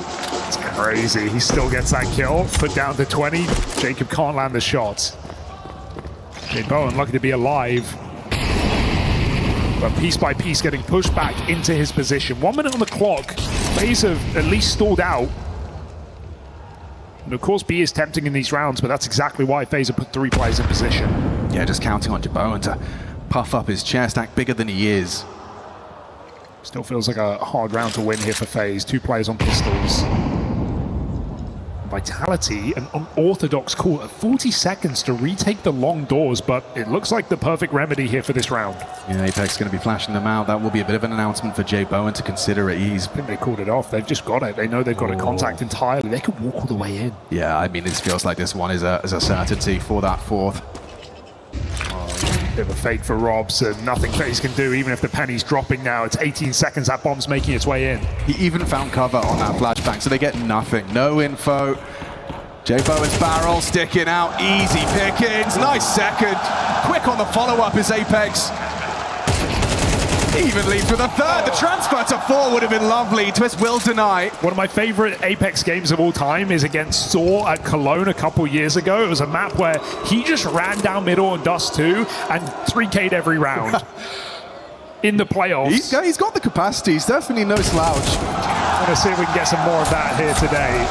Vitality already looking very, very calm on this T side. This is far better than what we saw against Bates in the group stage. Apex even came out after that game. He said, I lost us that game. Like, no one was shooting, but I made some horrible calls. I didn't have a read. And to be honest, he was right. Yeah. Looks like Vitality have gone back to the drawing board. Mid-doors, no, he's not low.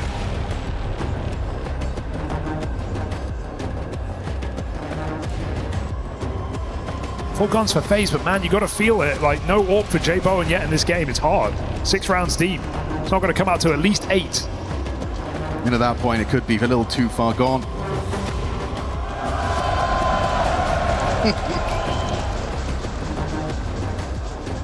Counter-Strike pantomime.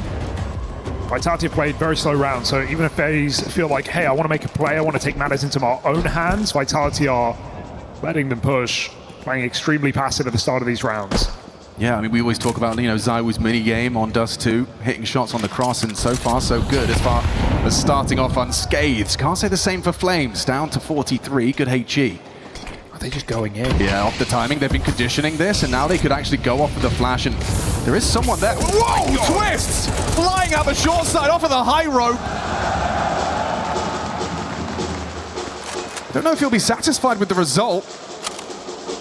Need multi-kills now. Nice proactivity from Nachu. He is going to be clearing out the upper tons. That's info for his squad mate on the other side of the map. Jay Bowen getting active. It's held by Mezzi. Everything's held. They're considering everything. They feel like they're in no rush. Why do these rounds feel 10 minutes long? Oh, good find. Hell of a shot, double up. ZywOo, though, 1v2, and still committed in front of this doorway. The shadow advantage should leave ZywOo with nothing to do here. He just has to hit the quick scope. And Jay Bowen's there. Gets himself his AWP stolen from the cold dead hands of ZywOo. I can't believe FaZe pushing that 2v3. They know Vitality are holding, but they hit both their shots. Incredible kills out of Jay Bowen pushing long doors. Vitality were waiting. They knew exactly what was going on. Bit of chaos in the middle in this round. FaZe not afraid to get involved. Second timing play. They steal this round away, and so that AWP now is a factor on this CT side. Oh, the boost! Jay Bowen set up to succeed. ZywOo wasn't ready for that angle of approach. First blood drawn, FaZe looking to find consecutive. Oh, gun for Rob, he'll come grab it.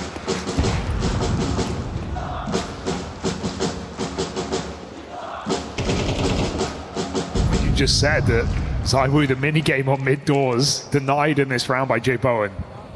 The moment he gets that AWP, you were talking about it, the absence of it, weren't going to see it till round 8, but round 7 after stepping up on the long doors with the M4, he does get that gift. And hey, it's not a Karrigan phase, it's not a Brokey phase, but it's still phase. They play with some identity, some aggression. Oh, I'm sure Twist has got a multitude of lessons learned over his time under the stewardship of Karrigan. Happy to bring a punch to Vitality, puts him in a 5v4, but Jacob committed position and less a weapon. Versus AKs. He's hoping to catch them on their clears. Flash is going to catch him. Oh, booked. Absolutely pantsed. Beautiful. Jay Bowen's AWP, though, long range, is well suited to the task. Don't need to respect this smoke here, Vitality. It's only 40 seconds on the clock. They're going to come through it, break and push. Swing. Twist one and done. There's Jay Bowen, difference maker onto Flamesy. Advantage phase, 30 seconds, bomb loose on long. That's a chance. Robs has missed it. Pierces the ears of Jay Bowen. Apex bomb on back, not for long. Frozen makes it so, and that's 2 consecutive rounds out of FaZe Clan. 3 shots connecting to Jay Bowen in this round. That's what we were waiting for him. Explosive start to this rifle round. Picks ZywOo in middle, goes on to win it all. Little turret in that A site. Wow, that's a flick as well. Good shots. Vitality doing a lot of late long pops in this T side. Jacob finds out the hard way. Nice! Come on!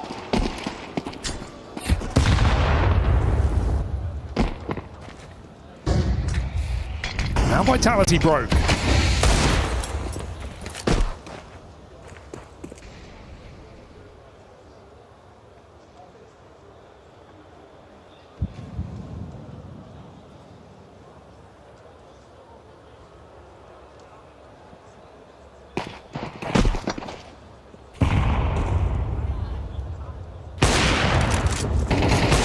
Cover in middle.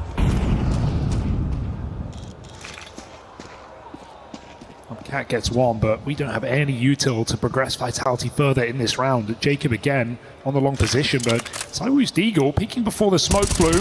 Almost a mistake, but Jacob makes it work. Bomb dropped, rounds lost. Vitality in the bag. 5 alive here for FaZe. They are now in a great position, considering how this game started with multiple B hits for Vitality, forcing saves, rounds where FaZe couldn't really play for it. Well, now we're 4-4. And every round comes at the cost of 2 here for Vitality. They have no money in the bank. Saiwoo's AWP in play yet again, but Kevlar, not a factor. And he's going to go right back for middle. Perfectly synchronized with the HE explosion, obscured by that black smoke.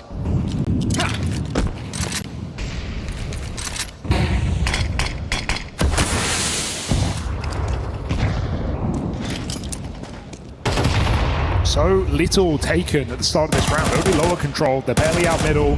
Long conceded early, Vitality not putting it down to rushes. FaZe have never really taken long. That count this time. Frozen's been in some risque positions in middle, not today. Jay Bowen, star of the show, waiting to deliver his lines.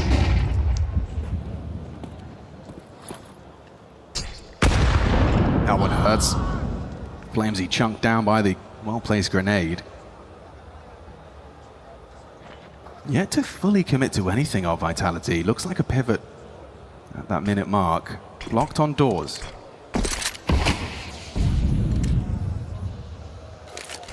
A-side smoke, so Vitality know the B utility is weak. There's nothing left to stop this play. Last time it was Frozen ahead of the smoke. This time it's just an A2 backside. Yeah, and how do you not get nervous when that lurk smoke arrives? The timing of this. Oh, it's just right, isn't it? He's in that Goldilocks zone. He's gonna get that opportunity with backs turned. Jacob.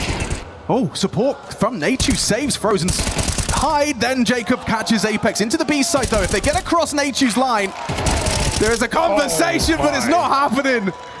Gets him 1 by 1. Leisurely from Natu. The Frenchman delivering all 4. Grabs himself a couple of the upgrades. That is a convincing one. Flat from Vitality. Yeah, they get out middle. It was a great flash, but it's exactly the play that FaZe were ready for. Set up with Natu baiting, anti-flash, able to get this first kill, and then just swings back and finds multiple players in this B bomb site. Vitality limp on this hit. What a kill to their name. And I said it comes at a cost for 2 for 1. Well, that's even more so when you get no damage, no plants. Barely Kevlar pistols here in this round. So that fearful 4-round T side that they showed against Bait could be a factor once again. Double AWP now. Frozen locks down long.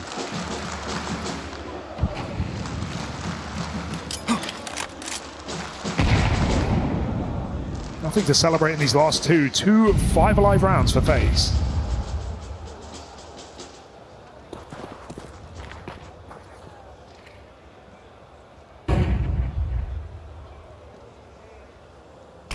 Flash is perfect onto Jaboan. You wouldn't re-peek, would you? Oh, this He's guy. not scared.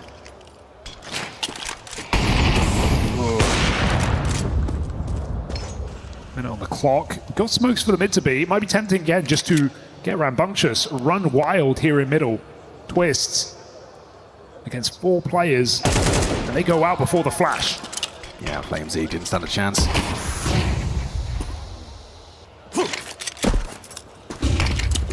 Gotta go. Natu likely to be overlooked here. Jaboan's attention is drawn up close. That's a nice headshot from Zywoo. Need Natu. There's Mazzy. That's all you need. Overrun. Just a partial investment and now a very uncomfortable retake. Already a block smoke arrives. I hope they go for it. Feels like you have to. Frozen's got that flashbang. Be one hell of a flash. Rob's sitting anti. He's going to be ready to rack him up. He's got vision. He's ready. Looking to secure it. Vitality keep him going. There's a second out of Mezzi's dig. One on the way out. Frozen caught on the retreat. Wow. Bit of a robbery there from Vitality, stealing one back. Oh, it feels like you can never, ever hold that B site easily. You can get the 4v3, and all Vitality need is to find your anchor player, and you're in such trouble. This is how it starts. It looks so leisurely. 48 seconds, no control, but then up the B ramp, and one hell of a shot. Jay Bowen got a bit cooked from his teammates spamming the smoke. He got confused, started looking the wrong way. They get closer. He swings out of desperation. That is the worst kind of round to lose for FaZe, who are just starting to pick up the slack of this CT side, make a bit of a run for the finish line. And we're catching the pocket. It's no guaranteed win for FaZe. We haven't seen Vitality play it. We don't know what to expect. But right now, FaZe are, the best cash team in the world because they're the only ones who have run 6 maps deep and not lost it. You would love the opportunity for a 2-0 in your face. Which after that run of 4, felt like it wasn't an impossibility. Vitality given a lot of money here. Almost all of their rounds on this B side as well. I'm very, very concerned about Nachu here, with ZywOo being set up to essentially just catch him on his jump spots. He has to play, he is just playing Pixel. Pixel smoke defense. The counter of which is an order. Oh, peek it in, that's clean, out of the woo. Frozen, got to do a lot more. Mantles up the bricks, finds himself a lovely sequence. 3 down, Frozen! Ice cold 4, and now has to find the 5th. Apex denying. Careful, careful, careful. 1v4 goes 1v2. Little bit of room to maneuver. The SDC Arena trying to will this clutch into existence. Twist will shut it down.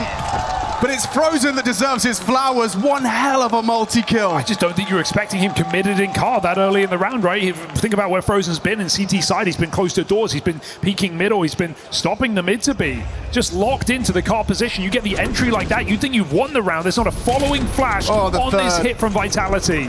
It's too little, it's too late. Frozen locks the door. Crazy that Mezzi couldn't chase him down as well. And after that entry from ZywOo, I mean, the prep was there. Oh, we have got the leg shot. So from one round where you get ZywOo, and now you get Jabowen. Apex dead to the aggress. This guy's a lot of fun. Got a lot of plays to make here for FaZe. Boosted in the Xbox smoke. Sheesh. Completely catches them off guard. So despite the tag in middle, FaZe still sit favored in this round. Apex can puppet master from the grave. Last round of the half.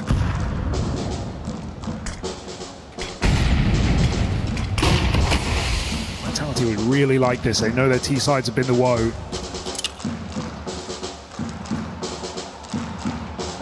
Long Mezzi. I mean, his death might just seal this round. Ooh. And Jacob is sharp on that AK-47. 5v3 now for FaZe and a minute on the clock. To V is your best bet. Big pass of the test there from Jacob. We've got ZywOo peeking into Jabowen. Good luck. Have fun. Leg shot connect from ZywOo. He's tagged up 2 of them, and look at him go. Warpath from him. He knows it has to be him. He's playing like a player. Possessed. Jabowen takes his head off. Double from Flamesy. Lovely lineup. Jacob and Jabowen sideline. Suddenly looking a bit more threatening to end this half with a 6-6 scoreline. 2 trapped behind the CT smoke. You've got Nachu pivoting alongside Frozen for the short fight, but Robson Flamesy want to fight. And fight they shall. Cognizant of potential for flashes. Nachu going all the way around the world for the long wrap. Who moves first here?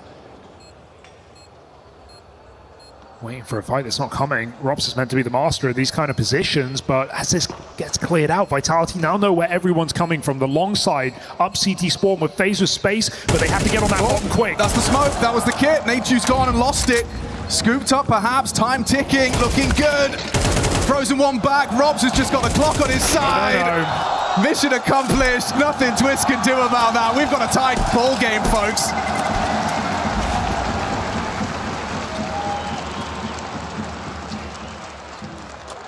Well, guys, we only have a short time here, but I heard that usually IGS don't frag it, and it seems like the captain here in Paris is playing pretty well. Donc, est-ce qu'on peut chanter pour le capitaine, chef? Tout le monde. Apex! Apex! Apex! Apex! Apex! Apex! Apex!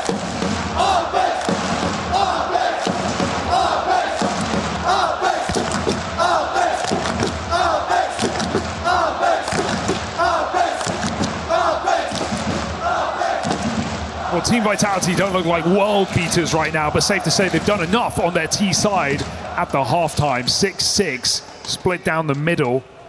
And despite some excitement here from Jay Bowen on the CT side, FaZe having a lot of trouble on the B site.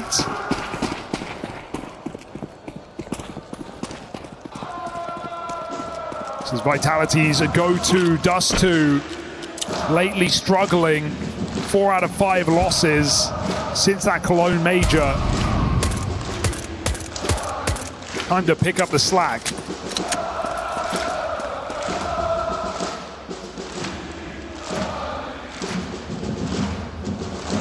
It is a crazy call to have mezzi boosted up already, like the start of this pistol they put in there.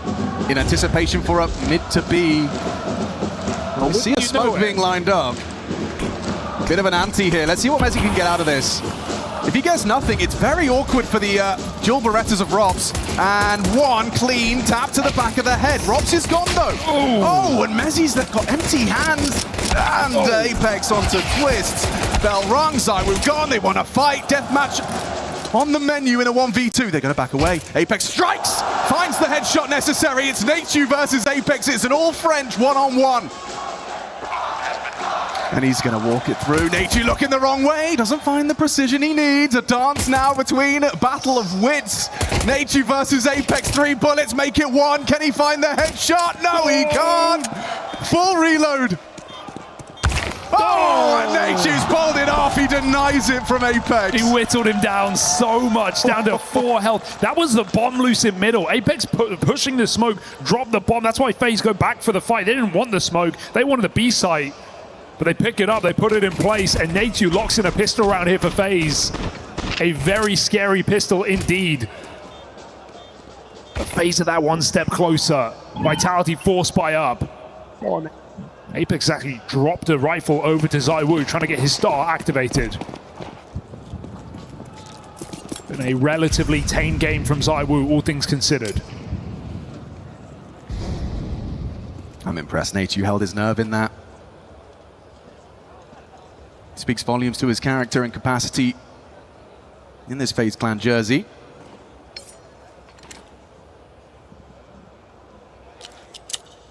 On the fade, we go for long. It's just Flames here.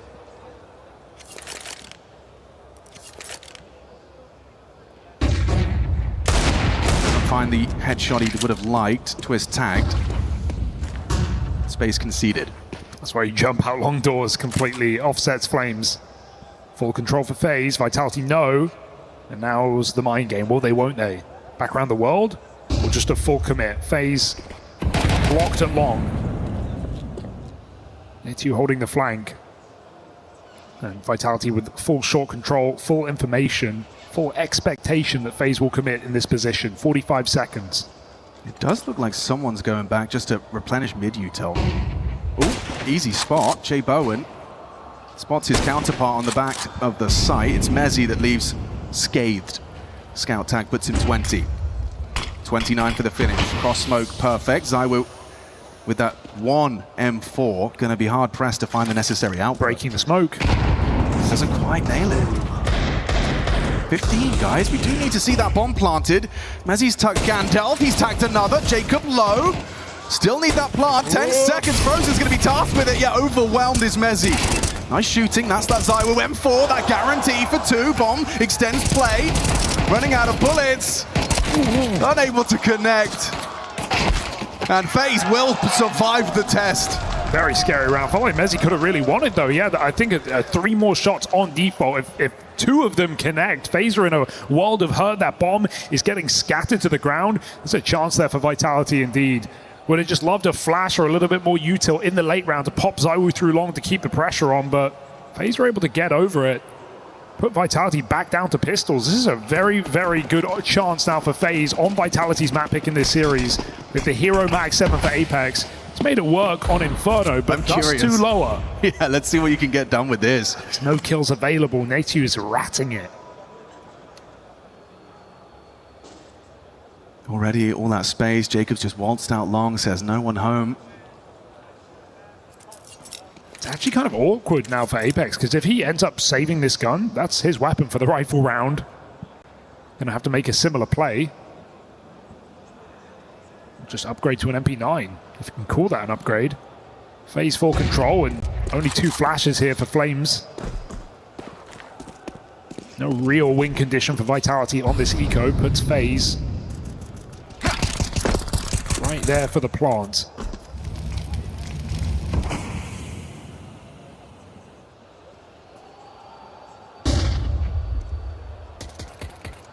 Doing this one by the book, aren't they? Slow crawl up long side. Replenish on the cross. Twist is worming his way to the head-to-head with ZywOo. Oh, just in time. Finds the headshot necessary. There's a lot more where that came from. Apex has managed to get over here, but like we said, the Mag 7 really unlikely to be making an impact here. Jump shots, though. Yeah, jump shots indeed, Hugo. Oh. Frozen's having none of it. Whack-a-mole. Hello. Oh, not today. Only damage, no kills. It's Jacob triple to put FaZe there. And okay, right, here we go. This is game now on this gun round. Vitality, they were barely hanging on their T side. Off the back of some mid to Bs, off of the 4-1 lead, finding 2 more gun rounds come the end of the half. It was a shaky start, and now it could just all be over off the back of this rifle round. Vitality need to show some depth on the CT side, to show some bravado. AWP for ZywOo, Gloss again. An imperfect buy. Ace. And FaZe, who are not afraid in this game. No fumble on the movement, Robs. Mezzi's there to support him, stands his ground on the bricks side. Both of them chipping in, a double out of Mezzi. Should be good. Tracking from Robs, nails it onto Jabot and... Gets the plant.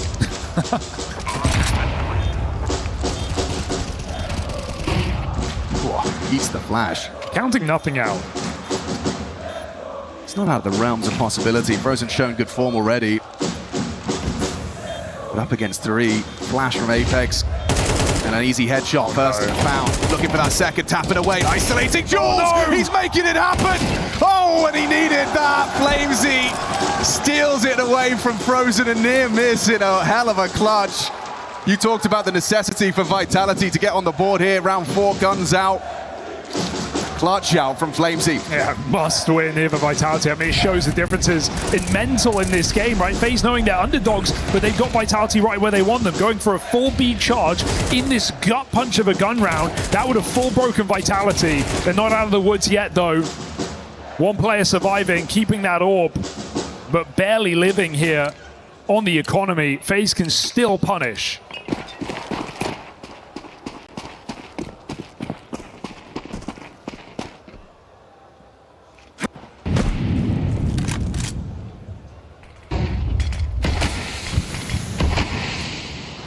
No HE, on ZywOo at least, unable to break the Xbox smoke to stop that default pathing lower.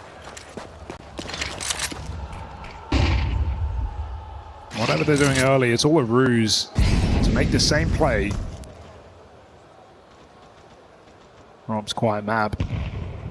This is that. Jiggle gets it eventually, but it might be too late. They're charging. Yeah, they're ahead of this. Mezzi and Robs, though, happy to receive. It's comfortable. One back. Oh, nearly. 1 bullet shy onto ZywOo. Yeah, he misses again. A lot of misses here in these last few rounds for ZywOo. Not a good sign. But a 3v5, that B hold, keeping Vitality in this round. They're blocked across the whole map right now. That was the last of them. Vitality will not have any more smokes in the last minute of play. Jibowen's on the angle here. Oh, danger. Flames might swing for ZywOo. And they're just waiting for an announcement. Flames, desperation, punished. It's a big find. That's the necessary one to Try and make a 3v5 a little more competitive. Apex, though. Ooh, around the edge of the smoke. Trade from Nature's good. ZywOo low. Has to be ZywOo. 20 seconds, he can kill the bomb and win the round. All he has to do is get that bomb off the back. ZywOo's caught him through the car. Messi, bomb scarpers in. They can extend play. They're turning this one around. Vitality's advantage disintegrating Messi onto Jabot. A clutch for Nature. Can he do it? Silence this Paris crowd with a 1 versus 2! He turns it into a library! Young Frenchman stands up against the French's best. And 10-7 FaZe break Vitality late in the game. Cannot believe the X factor we're getting out of these young FaZe players. He doesn't even see him. Full random wall bang. ZywOo knocked out. And again, Vitality, they're strung out. They've got a 5v3. They're playing for 1v1s. It's Flamesy alone along. It's Apex committed on the catwalk. Vitality are just getting pulled apart. Limb from limb. When in doubt, rush up mid, double nade puts Nature on 16. You've got aggression towards lower as well. Apex trying his similar trick with the Mag 7. Still feels like this should be a walk in the park for FaZe here, round 18. Just ZywOo's M4, again a threat. I like this position, very baity for ZywOo. Might be undetected, especially if they get the fights they're looking for along. Light distraction here for Vitality. ZywOo still needs a massive multi. How the hell is this going to go? Clean start. Messi takes the head off, overlooked his ZywOo. This is exactly what he wanted. Set up to succeed. About time. That's a shutdown. Frozen maybe one back, but ooh, at range. Whoa. Maybe that will electrify your CT side. Good way to shake off Nature's clutch there. Yeah, very dangerous setup, but giving ZywOo the weapon, a decision Vitality will not regret. Yeah, Flamesy was sensational bait for that as well. You can't go down immediately. You need to show your presence and simultaneously keep attention drawn long enough for ZywOo to rack him up with that silenced M4. That's a kicker for FaZe, because the 2 rounds in this T side where they could borderline win the game off the back of them, the B hit that gets shut down, and now this round, both lost. FaZe plunged into financial problems. Yeah, and this start of timeout actually named after a prominent presence in the French scene. The existence timeout. Take your time, talk it over. Take your time, talk it over. Nice little tongue twister. How many's Rob's going to be leaving this one with? I mean, fair enough. Use all this time on the clock, cycle through what Vitality util you can. Here goes another HE. Ooh, reaction speed test passed for ZywOo. Yeah, we had like 3 rounds in a row where he missed his one crucial AWP shot. So now, late activation, better late than never. Oh, run boost over the top, Twist makes it barely, not much further. And clean, clinical, or not in the middle. Nate2 double deep. This guy has been a sensation in this game. Truly. Impact on impact.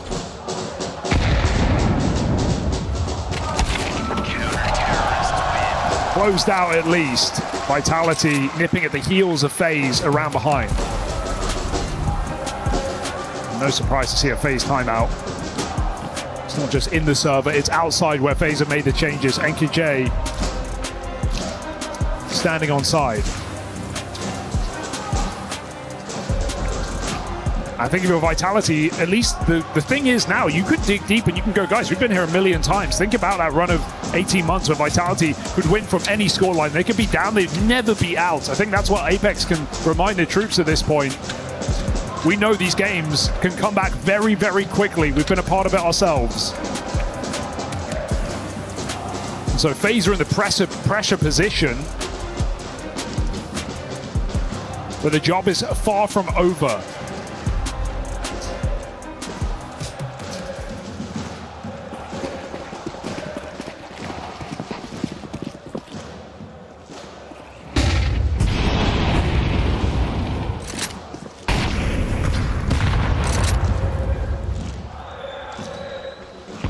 Curious to see what That 30-second timeout has led to for this next call, round 20. Loved the smoke break, did ZywOo. With Xbox smoke and door smoke, it's insurance. You'll be able to get yourself up, I was going to say unscathed, but Mezzi does tag up Frozen, mantling up the box. Pressure onto the short side, though. At least Apex has been performing. He's got the AKs in the right position. FaZe looking like they're going for something set here. ZywOo just rotating in as well. He's going to get his time wasted a little bit on long. No lurkers there. Nade2 holding down on tunnels. No nades to sell anything on the other side of the map. Sub-minute now. Nade2 pulling back. This is the commit for FaZe. He's still alive. Frozen could try and get out, but there's a double nade right between the two of them. Ears ringing, legs breaking. Apex catches Twist, drop it. And it is a shutdown. Vitality off the back of a FaZe timeout, no less. Fine, I'll do it myself, says Apex. Triple kill, all the HE damage, all the impact. We've had a quiet game from Flames and Robs. Apex is making up for it. Massive hold in this position. No AWP support needed. FaZe don't make a dent in the defense. Lovely utility usage as well, just upon arrival, upon commitment. And now FaZe are feeling it, shaky fingers. Nade2's Deagle look good.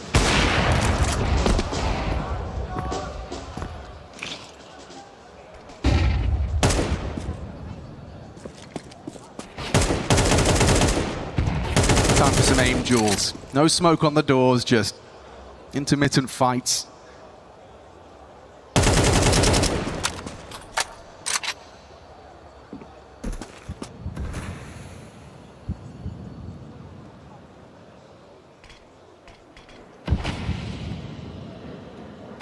FaZe felt like they needed to make so many plays in CT side, right? These aggressive cat pushes, these long doors pushes. Vitality, complete different setups on this CT side, trusting their individuals.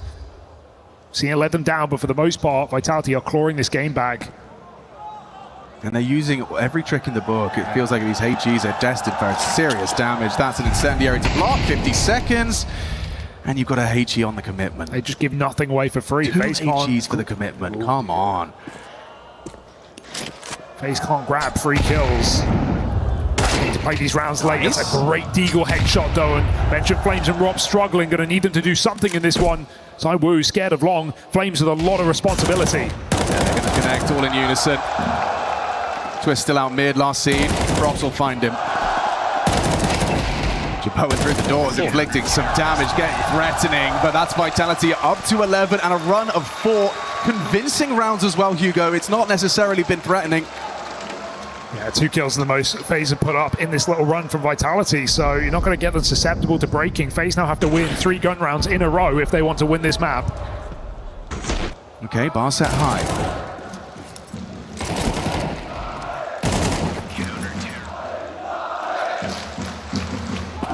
No timeout, NKJ trusting in this gun round, and now Vitality begin to make the play. Double lower push. Set up. Is he? He's ready. Oh, and he's precise in combination with Robs. Nade2 and Frozen playtime cancelled. Just not what you've been expecting, not what you've been seeing out of Vitality. Extremely passive setups, no moves made. That's a perfect time to call it out. FaZe absolutely fall for it. They think it's a gimme. Mezzi looking sharp. Just such a great time to make a move here for Vitality. They can now settle back 5v3. FaZe don't even have a smoke available. Use both of them just to get the mid control, but past that point it's ZywOo and Cat. Have they lost their grip? Or is there a twist or turn left for Dust 2? ZywOo is shot.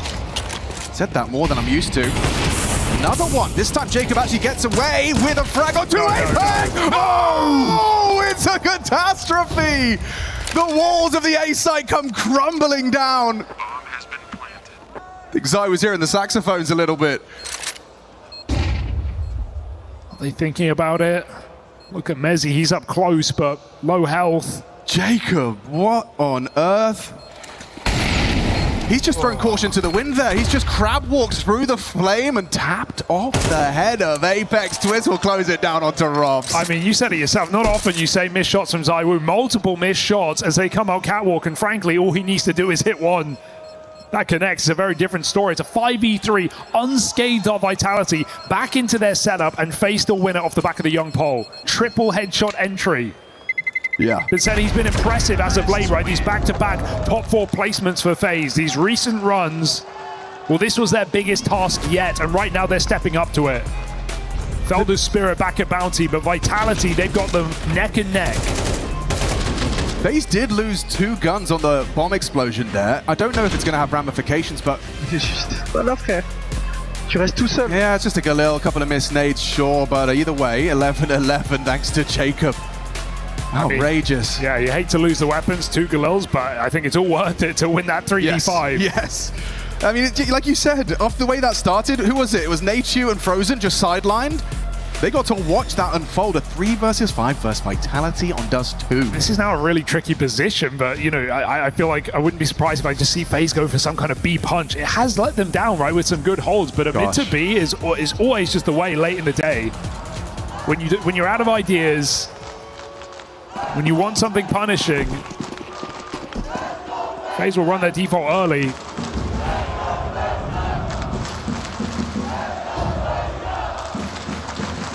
But it's got to be in the back of Vitality's mind. They've started 2 middle. There's the Apex. Trying to lock the doors. Oh, Nate just falls off that box. Or for J Bowen has been less effective or less prominent on the T side.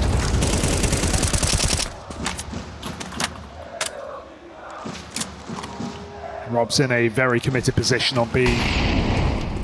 Hoping they waltz into his bomb site. And it's looming. And mid to be threat here for FaZe. It's still scary. If FaZe go heavy mid and Rob stays in this position, he is extremely susceptible. Nature will keep boots planted, they block. And they go. Good luck, Vitality. Yeah, Apex is chipping in though through that smoke as Frozen and Jabo and low. Mezzi has them softened up, does have vision. Back to turn. Mezzi 2. Robs 1. Overlooked for the double. Shut down. Mid to B, you nailed it, but so did Vitality. Do you think you found the weakness? Not today. Vitality on their B game, still looking like enough to beat FaZe here on Dust 2. Massive recovery for Mezzi, because I will say in that first half he did look as shaky as the other 2 at the bottom of the board, but he has stepped up with some huge impact in like this CT side. He's had an AK for this entire CT half, I don't know. Him and Apex, star players. Making it work, and they know what they've done to FaZe's economy. They are impoverished for this last round of regulation. I still think it was a good call here for FaZe, but players not looking towards a window. The danger of that left-right smoke meant they had to scale close to the wall. No one's locking down window with the orb. J Bowen's not in a position to succeed. You have him locking down that angle. Very different round suddenly for FaZe. Now, the hardest one yet. Forcing overtime with less. Don't have an AK in this round for FaZe Clan. Had to prioritize some nades as well, so some shortcomings in the firepower. And will FaZe just leave this game thinking, man, we had it. It could have been ours. Ooh, and Frozen has cooled off.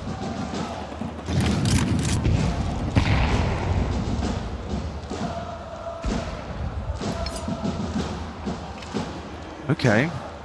I'm curious. Nature's got a cache of smokes, and it's off the back of that FaZe timeout. They've got a gimmick. They've got a plan. It's meant to be lineups, but everyone's out long.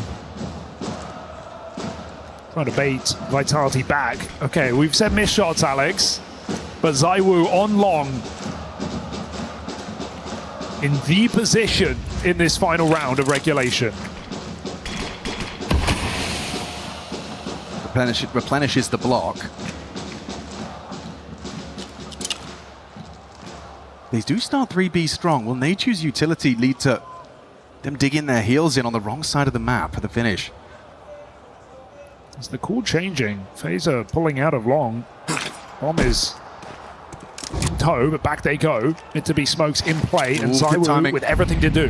Throwing that incendiary just at the perfect moment. Attention drawn upon Nachu's util landing. Crisscross smokes implies mid to B. They've cancelled the plan. 30 seconds. They're running this really on fine margins. Mid round for FaZe. They're going to recommit up catwalk. This is dangerous. Dropping mid to B into the stack. Into the stack, no less. Uh-oh. Last round of regulation. FaZe, it's close. But so is Mezzy by the smoke. Twist the one. Twist good on the dig. Apex knows time's on his side. Taps on bricks. Nice attempts, but this Apex you got to get past Jay Bowen. He's posted it. Bomb's got to get across. And it does. ZywOo unable to find the headshot on the jump. They just want to disrupt, flash and go. Yeah, Bowen flashed. It's all onto one man's shoulders. Nachu, home soil, 1v2, and Flamesy says no. Vitality take it. That's gotta feel good. Stressful game for Vitality. Multiple mistakes, multiple misses, but they hit where it matters. They close out their map pick, a map that has not done them well since the Cologne Major. Vitality able to stabilize, and that sets up this series for one hell of a game. Cash is up next. It's FaZe's go-to. It's flawless since its reintroduction to the map pool, and FaZe are here to fight. Strong individuals, strong clutches, and a weakened Vitality. We've still got a game. This place is rocking. Vitality fans up in the air, and they are chanting for their favorites. Apex clutching up. You saw him having a few big rounds. ZywOo found his form towards the end, but it was a little bit murky in the middle of this game. Yenko, initial impressions as we go 24 rounds in our opener. A super exciting map here to kick things off between FaZe and Vitality. I like how FaZe played. They played with some cojones, but in the end, you know, the class from Vitality does shine through. They're able to resist the onslaught and close things out.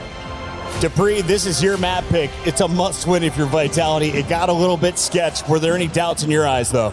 Yeah, a little bit, I'd say. I think FaZe, it was a very valiant effort, and I was very impressed with specifically the 3-5s they managed to pull through. It's so easy to you as a team if you lose out the opening frags against a team that is so good as Vitality that you would turn on to being too bit individually, but it's like they just chimed things together, try to work out with the best they had, and they won 2-3-5s out of nowhere. I mean, it's great to see that the youngsters, specifically Netiu, I think Netiu had an incredible game. Jacob also having some impact, but also Jay Bowen, you know, all the individuals on FaZe shine through on this one to try and really bring this one back, and they put Vitality against the wall. They absolutely did. On the other side, I was looking for Robs to have a big game. I've always heard that he's a top player in the world. I've heard him on social media coming into this weekend. Did FaZe silence him, or was it just a playstyle issue? Why was he off to a slow start, and do you expect that to continue moving forward? Maybe just a slow start. That's all there was to it. He stepped up towards the end in that B bomb side. Some of the holes against those mid to B splits, but yeah, it seems maybe some nerves for Vitality, you know, understanding they're not playing their best Counter-Strike at the moment, playing here in front of all these fans, right? So some shaky moments for sure, a couple of 5v3s that they lost in there, some uncharacteristic misses, but the most important thing was through all that, they were able to stabilize in the end and win the map. It's a race to get baguettes here as everyone is refueling between games. We got about 15 minutes till the next one kicks off. In the meantime, let's revisit some of the biggest rounds that we witnessed in game number 1 in this best of 3. Dupree, you carved out round 6. Why was this important to watch back? I just wanted to point out some of the things that I really thought that FaZe did well, and you could really tell they did some of their homework, because this is not your everyday mid-aggression on the CD side of Dust 2. We can see Twist just bailing out on catwalk, jumping down to try and disrupt Vitality's default here. And even if this frag actually goes in the way of FaZe, they win out this one, but eventually it does turn into a 3v2. And then it's the extremities, the push from Jay Bowen and Netiu, the two youngsters of FaZe pushing in.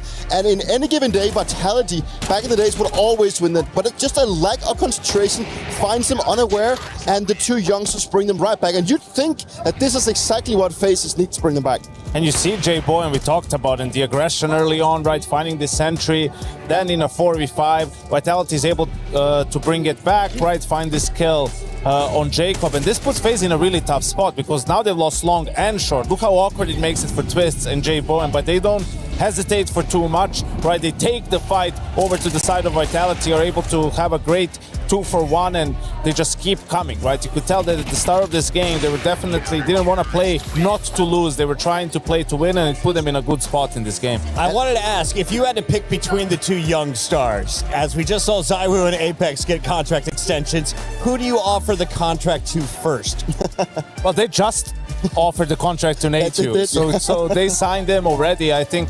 How long is he good for now? I have no idea. Okay. But I think for Jay Bowen, like, he's on loan from Big Academy, so I think they're going to try to make that permanent sooner rather than later. It's looking good so far. I know there's another crucial round you wanted to watch. This is from Vitality's side of things. What did you see in round 18? Well, it seemed like they were down in the dumps. This was after losing a 5v3, right? They're on a half-buy, so not all weaponry. They open up with this very aggressive HE down mid. This would also prompt a reaction from the T's, right? Like, you see this, you're like, oh, they must be trying to crunch mid or something. Long cannot be strong, so let's try to get out long. They do, but they take a little bit too long, and they don't clear pit, and they're just standing here in the open phase, right? And I think this is where maybe some of the inexperience comes through, like they're missing steps, you know, they're not doing a good job in terms of protocols of securing long, and Zyvo, who has the hero M4 from pit, these are the 3 of easiest kills of his life, really, in a way, and this was such a huge round to keep Vitality in it, right? Because they've lost all momentum at this point.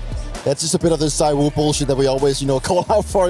He always seems to be in the right position. I know this was probably a trap that was set by Vitality. It worked out perfectly, right? He finds 3 frags in the side, and then, he's just the guy that will not miss those opportunities. It's not accidental. He's long with the M4. They throw the HEs mid. They want to funnel him towards Zyvo in long, right? But honestly, FaZe just did a poor job of securing long once they were out.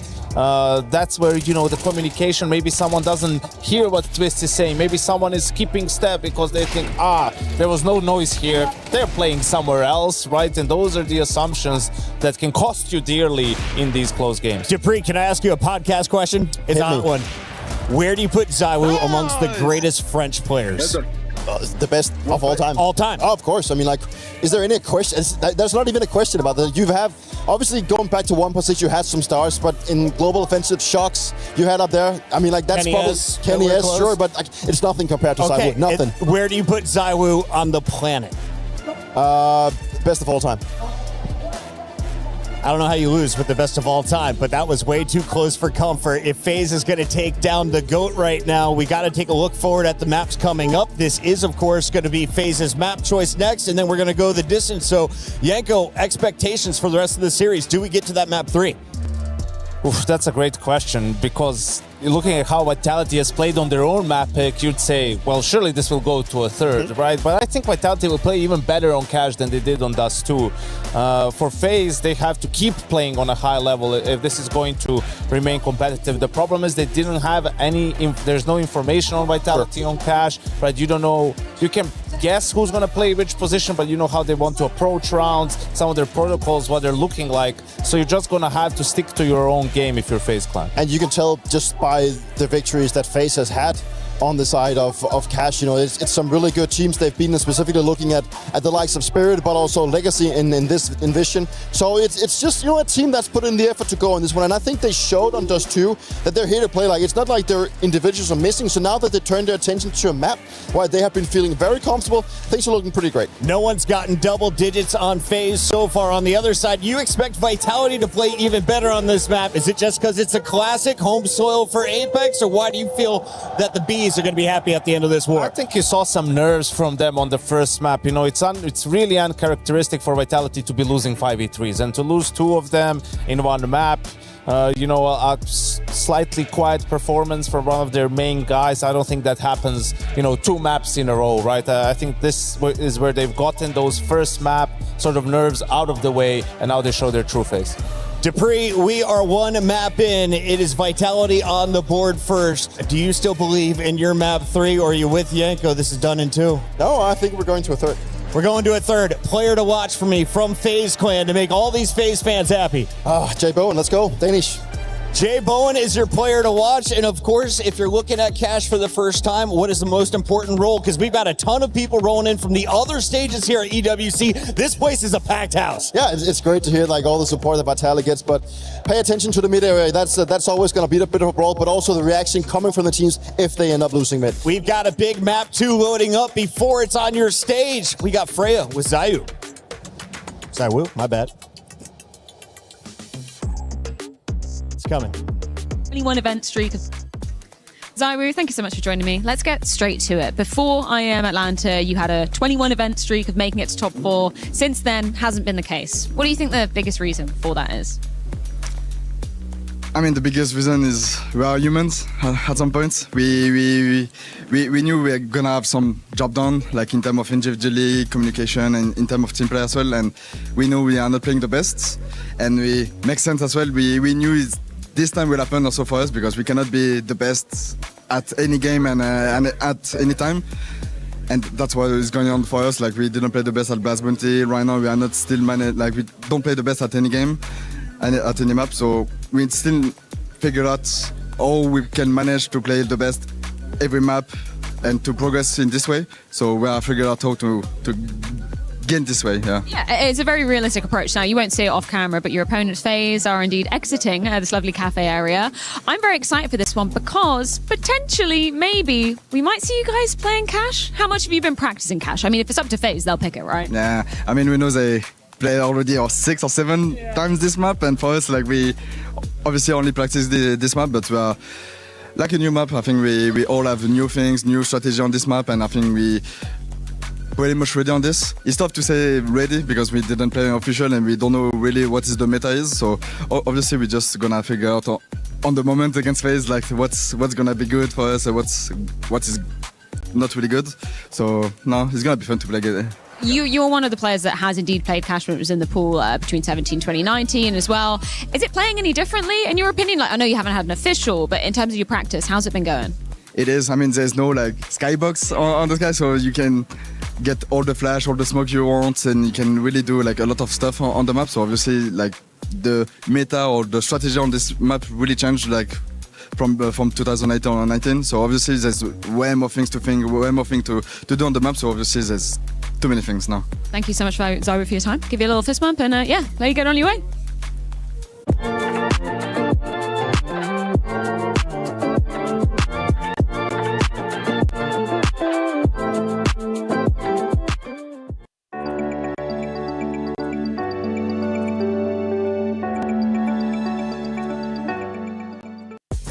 Some big news coming your way in terms of that club championship race. We're back over at the Allianz Vault where Falcons were just up on stage, Trav. But what happened? Yeah, Falcons have now dropped out of Crossfire, which is huge news for the club championship. Obviously, as we've just seen over in CS2, they managed to get a win, so kind of taking that lead back once more from 100 to 300 over AGL now, but they're no longer going to be able to guarantee points here in the Allianz Vault. So that's a big thing, especially when Na'Vi and Vitality, the teams below them, along with AGL, are in the top 8 too, so they can have the opportunity of getting massive amounts of points.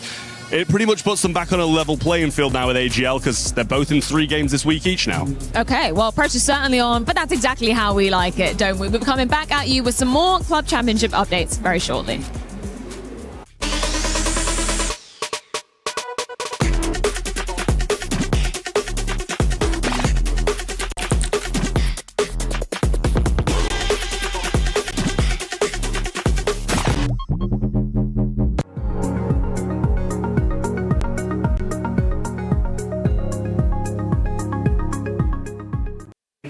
We are in Paris and there's a lot of Vitality fans, but I'm trying to find out what FaZe is saying. Is it going to be FaZe up for the ELO? Let's go and find out. You're massively outnumbered. Yeah. How difficult is it to cheer for FaZe right now? Very hard. I'm screaming with all my strengths, you know, but it's very hard to... You're French though, right? Why don't you support Vitality?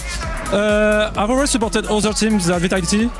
Before it was G2, when the French players. And now I feel like there's one French on FaZe, and we need to cheer for him a bit. For Netu, you know. Yeah.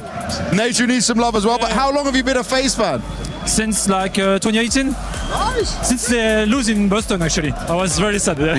Okay, you've been through heartbreak, you've been through the success, and now hopefully we'll have more success. But what about you? What is your ELO in Premier? So in Premier, I played it before. I was like 25k. Nice. Yeah. Nice. How many cheaters are you going up against in Premier? What? How many cheaters are there at that level? Maybe that's why I want to face it. Yeah. So face is better for you now. Yeah. And what's your elo in face it? Face it, I'm like level 10, 2,400 something. Okay, you're good. This is a good FaZe fan with good skills. Let's see what the rest have got. You are sat right in a Vitality amount of crowd. How are you beating these guys? I mean, we have the best French player on our team. Yeah, Nacho is the best French player. You can ask Kerel. Yes, yeah. And we just need him. Twist, the IGL, the best IGL in the world, better than Apex. I love this already. But tell me, what is your elo in Premier? 30k. 30k? You're not cheating? Nope, I can show you my Faceit elo. What's your Faceit elo? I was at 2.6k before the first reset. How hard is it at 30k? In my games are like 25, it's impossible. I don't know how you're doing it. I don't play Premier anymore. Okay. It's, you know why, I'm not gonna say why, you know why. We need there to be less cheaters. We need Premier to be fixed. He knows what's happening. Let's see what the rest of the FaZe fans have.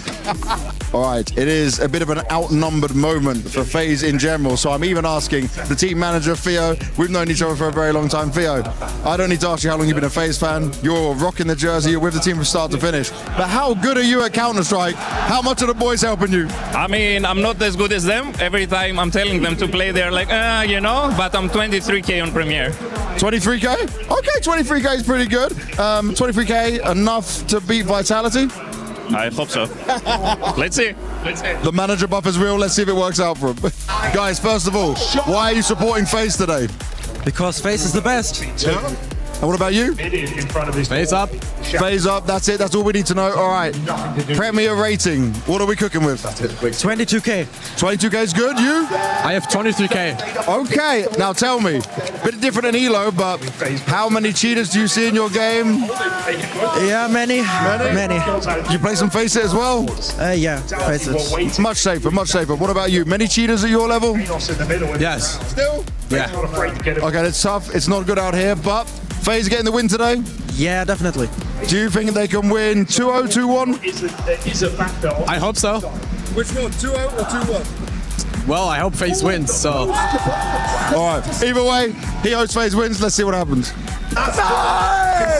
We have some very excited FaZe fans, but let's see what their Premier Elo is. First of all, your friend is very excited. Buzz, tell me, why are you cheering for FaZe today? Why? Because I love this team. I've been watching it since like 2018. It was a tough grand final, but I've been cheering them on for so long. And in Antwerp, it finally paid off. A dedicated, long-time fan. I love to see that in esports, but tell me, Premier rating, what are we cooking with? We are cooking about 18k or so. It could be better, but it could be worse. I mean, the cheater situation is crazy, so I can't cook with more. It's impossible. Get on FaZe, it'll be much better for you. The anti-cheat's good and stuff there. Really quick, I know you're dialed in. Elo rating? 14k. 14k, there we have it. I'll let him enjoy the game. All right, I've got an interesting one here. He's holding the FaZe sign. He's got a Falcons jersey on, but then he also has a FaZe jersey. So he's doing it all right now, while sat next to some Vitality fans. Tell me, why are you cheering for FaZe today? What do you like about FaZe? I like FaZe. I like the players, Blistery, Russ, and Frozen. Frozen is my favorite player. Like, yeah, he's a favorite player. After Simple, you know, but Simple, like, you know, Simple is like no one above Simple. Yeah, exactly. That's fine. It's a fair choice. Now, tell me, how good are you at Counter-Strike? What is your Premier rating? 19k. 19k, that's respectable. Premier. No. What are you playing instead? Faceit. What's your Faceit rating? 8. Oh, okay, that's pretty good still. Keep grinding. There's no cheaters on Faceit. Probably stick with that until Valve kindly fix our cheating problem. Maybe they will. You want it? You want it? Yeah. We all want it, see? We all need it. Hey, Premier, you know, I don't want to use Faceit, but we don't have anything else. Valve, listen, pay attention to all of this.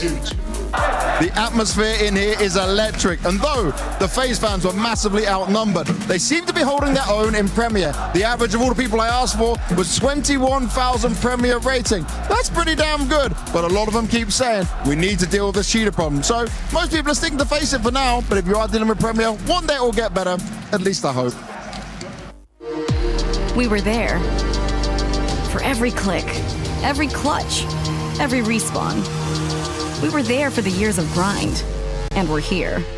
Now, the proud founding partner of EWC, powering the biggest event in gaming, shoulder to shoulder with the world's best, making history. Greatness deserves a stage. Lenovo Legion, reach your impossible.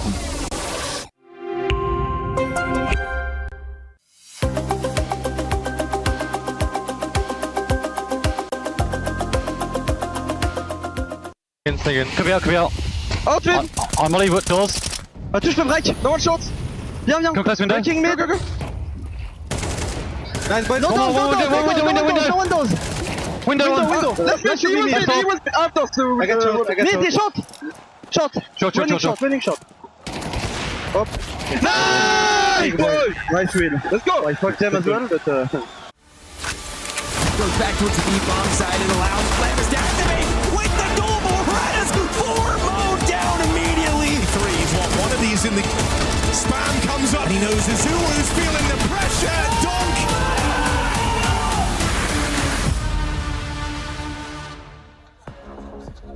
It's one hell of a clash. We got Vitality on one side of the stage, and their fans are filling this arena celebrating that first map win. Dust 2 goes the way of Vitality 13-11.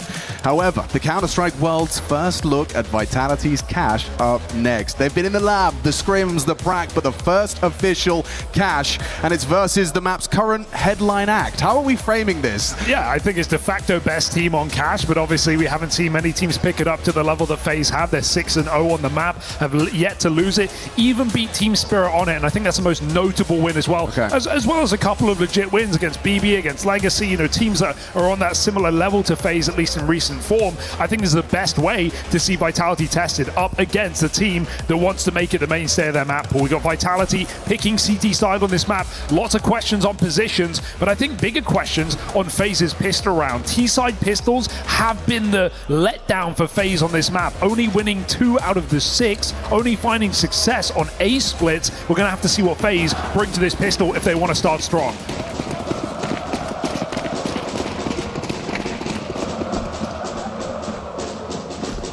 Two-on-two to start for the CT pistol.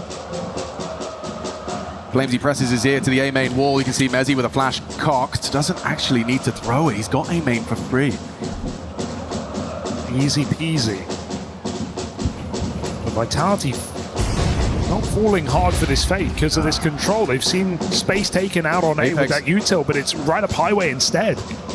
He's hiding out. He'll let the bait go first. They're up highway. It should be easy now. Backs are turned. Never mind. Apex struggling to connect. Hasn't been able to hit the headshot. They have. Frozen Goosh's Apex. Flamesy overlooked for now. Zyru audible middle. There's Flamesy. Not just one, not just two. It's 3 out of Flamesy. A 4th on the floor. Oh, he's got a big grin on his face. He knows what he's just done. Spinning and winning in A main. What a wrist breaker. Oh! And they can't dodge it. Out of his seat is Apex. That is one way to kick off cash.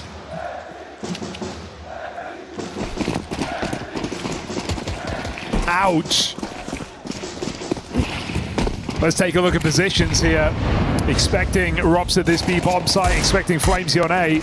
Apex gets nade in the middle, and FaZe bring up the pace. They've lost A. Zyru's gone. There's no one else close by, so you've got yourself the post plant. No one's saying it's an easy post plant to hold on to with Tech 9s in a single smoke. Retakeable, yes, but that resmoke is a big problem. If FaZe put it out backside again, replenish this. Vitality, you've got to be careful. It's a good nade. Oh, but not enough. They two holding strong. Tech 9's up close. Careful, Vitality. They've closed that gap. Pathing forward.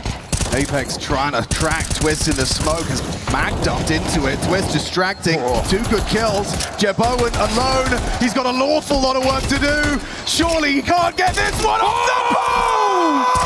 Oh my goodness! Jesus Christ, it's Jason Bowen! It's enough! Terrorists win. FaZe on the force and the Tech 9 in your face. Vitality humbled early. What a catalyst that is. What a turnaround. They were dropping like flies, Hugo. Jay Bowen, that kill right there comes back to Mezzy. A bullet spare as he finds Apex on that defuse. That smoke in the site does a lot of heavy lifting here for FaZe. Just hiding out in plain sight. Electrifying second round silences Paris. All right, we were looking for a pacey boost. And it's worked out. Quick one back. He got 2 there. At that kind of range, that's outrageous output from the MP7. As he stops things from spiraling, no one's saying it's comfortable for the CTs.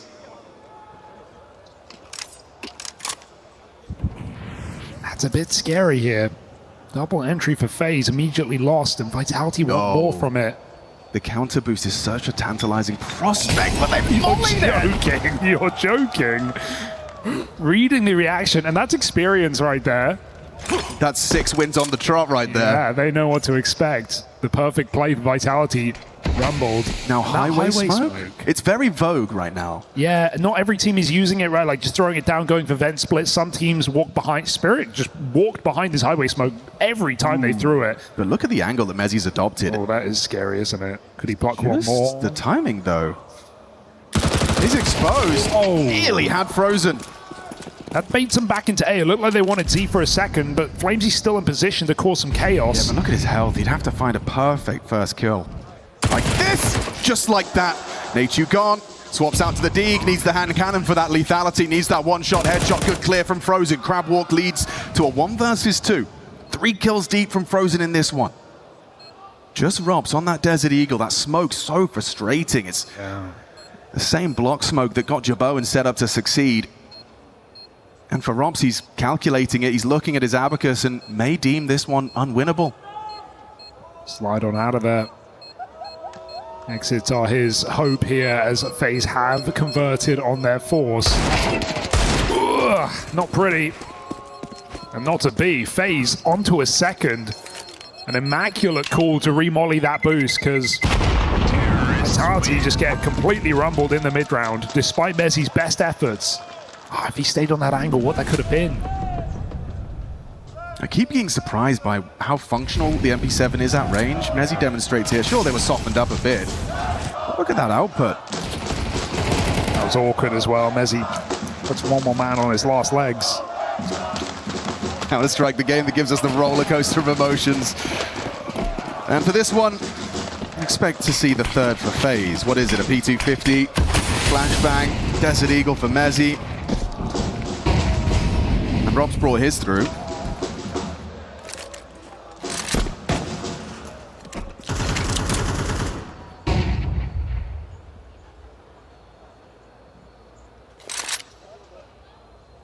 Cash map where you can run a lot of different setups on CT side, a lot of different openers, go for heavy mid control, give it up entirely. It seems to be the meta.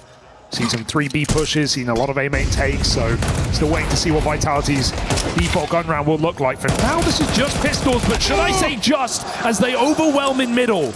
Weird one now. Nature cannot go down to that Deagle. G-Bowen out. Pressure onto the side player. Flamesy's reaction's good! Hey, everyone's hitting everything! That's USPs! Oh my. Just when it started to feel like, okay, regular schedule programming, FaZe comfortable on this map, it's USP. ZywOo gets 2 to start. Yeah, they just let them out middle, and then 3-2-1 swing together on the highway box. It's one way to kick the door down early in this game. Already 2 massive low economy round wins. Twist on a Glock, Jacob on an AK. Going to see Jacob in middle a lot on this T-side, right? Coming out on the boost, looking for quick entries, the run boosting, playing through the mid smoke. Very aggressive piece of this FaZe control. We haven't even whispered about the B bomb site yet. I mean, it has all been so eccentric. Won't change now. Twist has some nifty lineups outside this A site. But just smoking a molly, a couple of flashes here as he assembles his setup. He has a really nice molly. Maybe he'll throw it that burns out Heaven and Forklift. FaZe just going to go for the pop. ZywOo anticipating Nachu's door to play. Lovely avenue of smoke from the plume there. The molly's coming. Here they come in unison. ZywOo has the edge of the smoke to play around, and that's the vision. All he needs. Flamesy 1 down to Frozen. Flash connects. ZywOo burning. They may hurt him. They know he's on 4. Still unloads his M4. Still finds the output required.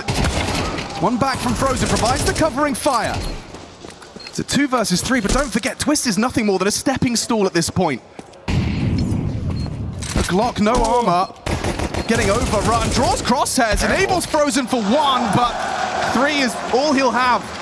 Yeah, I love how ZywOo plays that. Clearly, Vitality have obviously been playing this behind closed doors, right? Cracking it, getting up to grips with it, and ZywOo shows that there. That heaven cross smoke, the downside of it is it does leave a bit of a forklift gap. The smoke is whistling in and out of your vision. ZywOo exploits that to the maximum.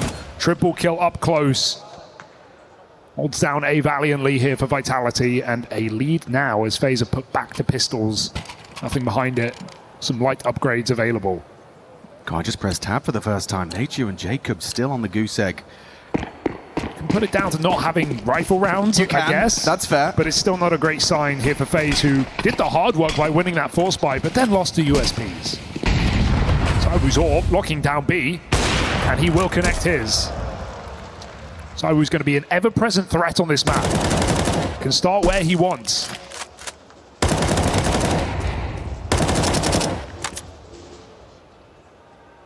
Come gun rounds, we will see the B main smoke frozen outside B lurker on this T side. Going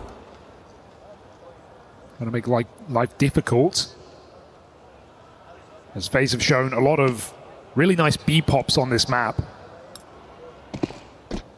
Something Vitality will be aware of. For now, it's easy pickings here off the orb.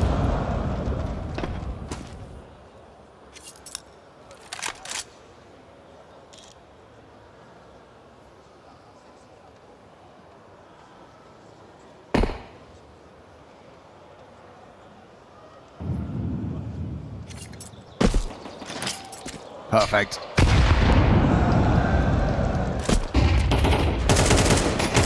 Get him out.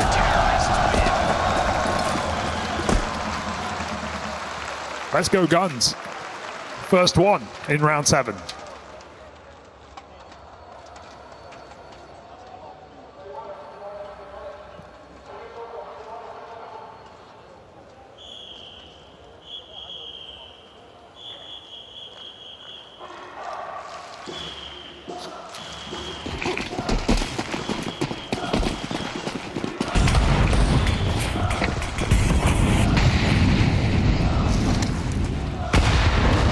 Jacob, there's the first contribution. It's onto Flamesy. Sure, Apex can pick up the slack real quick on mid. It's not like they're going to get territory off of that. ZywOo, this time on the right place, the right time, and with his signature weapon, the AWP pressed to his eye. Double door, though. I mean, look at that smoke down. I was just looking at that. Just blocked door with a smoke. How often have I seen that as a response? I guess that trying to ensure ZywOo doesn't get just as overrun. Retooling now for their finish. We still want ZywOo to have a line, right? So he's still got A main, he's got full control rather than just full smoke your AWP. He just gets to hold this, and you know there's at no point any threat of door. No Molly's going to come down. No one's going to re-peek you on your escape. I think Molly's are going to be the name of the game for this. Twister's got that lineup you were talking about. Yeah, I'm curious. I couldn't throw it in like 20 minutes of trying, so... It's a geeky one, is it? He did nail it the other round. Goes smashed in, and then it's going to burn low as well, but ZywOo is backside with the orb. Good position for this. Flash connects, forces him off. There's another where that came from, but has vision. FaZe starting to collapse onto the side. J Bowen, back broken. Need the multi. Oh, twist. Sharp shot. There's Rob's trade. Nice. ZywOo tucks. He's getting run out by Nateju. 20 seconds. Pre-fire reveals his position. He was looking to just catch ZywOo with a stray bullet. Now Rob's knows. Informed on their setup. Oh, and ZywOo plays ring around a Rosie. Oh, that hurts for Native. He commits to that flank. He gets both kills there, but baits the shot out, gives his position up. And ZywOo, it's not Dust 2 anymore. He's looking locked in. New map, new fights. Same old ZywOo. NT though from Twist. Yeah. Gave it a good shake of the stick. Another very experienced, very strong cash player.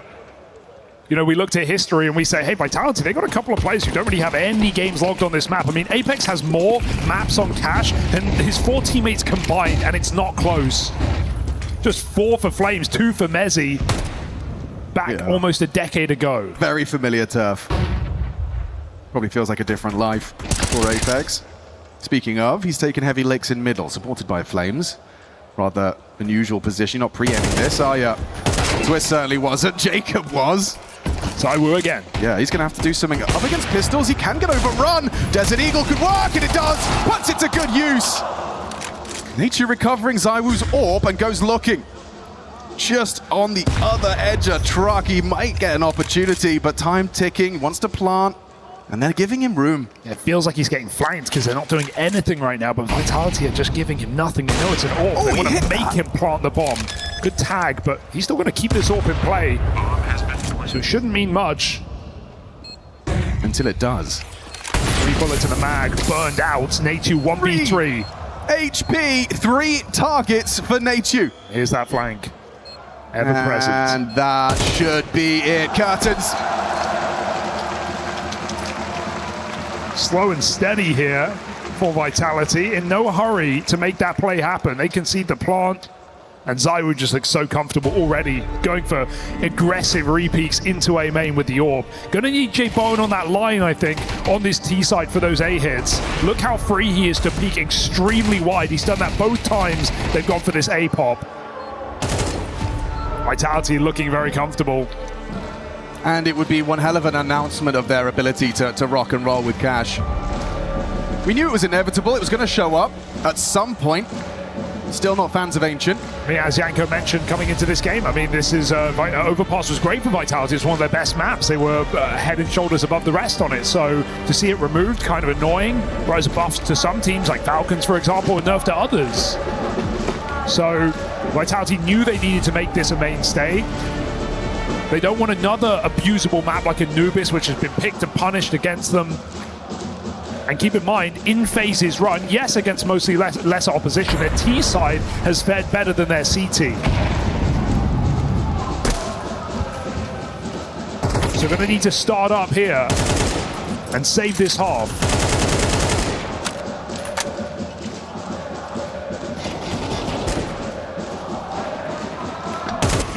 Boost Ben.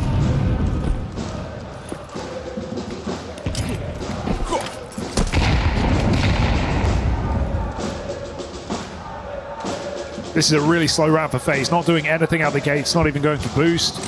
So Vitality wasting nades. They also buy some time. As FaZe look to make their play. It's the 3rd HE boost, and now we go for this late retake util for mid control. As he is the man. But they're mollying him. Gonna push him back to B. Yeah. Forced to drop down, gets away, unscathed from Frozen Sunroom presence. Where do you go from here, though? I think Twist is asking the same thing. They want the fight.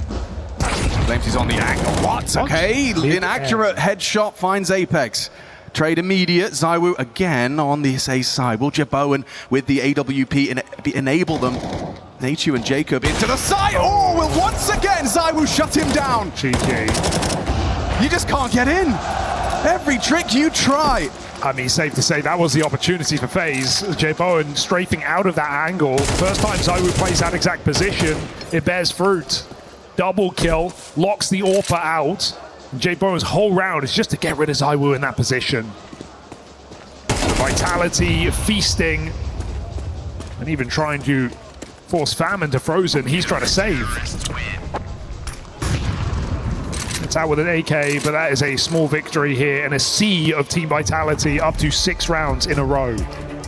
It's gonna really leave FaZe scratching their heads. I mean, what happened? We tried. What isn't working? That's what this timeout's all about. And this was a key takeaway from Dust2 to me. It's like you had Vitality kind of looking rocky, looking like they were on the ropes. Like, you have to win that game if you're going to win this series. You have to steal their map pick. Maybe it tees you up for a 2-0. Nuke is still not exactly a safe haven for FaZe. And so they had a chance, I think, to kind of pluck this series from Vitality's grasp, but now it's feeling less and less likely.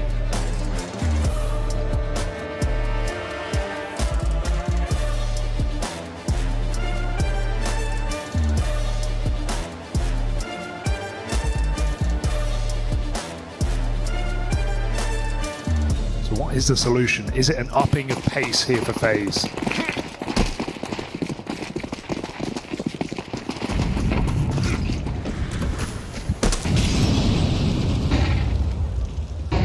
Fight mid, that was their answer, and wow, Jacob's precision leads to Apex's early departure. Ooh. We've got fight to ZywOo. Rops is there as well. Okay, Frozen takes the whole squad. I could see him giving a pep talk during the strat time. And he's just demonstrated his aim with a nice two-piece feed. Mission accomplished. Flamesy audible to Jacob. Should be able to take them both away. Catches him with his pants around his ankles. And Mr. Merriman in a 1v3. He's not going to give a look in. Fair enough if a FaZe playing to win. I mean, it's the Frozen show right now. Haven't really seen much going on this B side of the map, so about time that he's given the room to work. Sure, ZywOo takes that fight. 4 members of FaZe combined, 13 frags. Frozen, 12. Still, T-side cash can be difficult. If you can get yourself a couple of those, you could be on to a competitive affair after all. 5 rounds, absolutely not the end of the world, especially when you know Vitality aren't tested with whatever they have in their pocket for their second half. They have no proof it works outside of the pracs. So FaZe, late recovery, 2 beautiful entries on B. Rops kind of hopes they run into him after that pick, but Frozen stays vigilant of the clear. Jay Bowen, though, he's picked up an AWP. He had a great start to Dust 2. He's got to showcase some of that again. It's a bit too deep. Jacob's going to have sightline. That's what Flamesy's counting on. Flamesy's been in this top box position a lot. It is susceptible to those wallbangs. Yet to be punished. A new angle for ZywOo. Crazy. Pre-aiming the boost on sight. Yeah, I've seen a lot of people do that.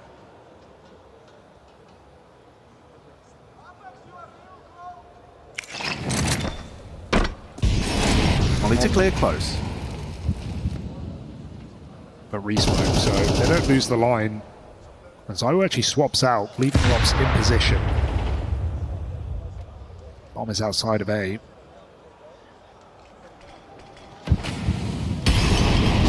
Mid-take, or should I say fake. There's not much commitment here behind this utility. Just Jacob walking out. This is getting funky. Yeah, event split happening. That smoke won't last for much longer. Robs finds his corner. His sanctuary, supported by ZywOo's AWP. Incendiary drops. So is Twist tracking there. Jacob trading.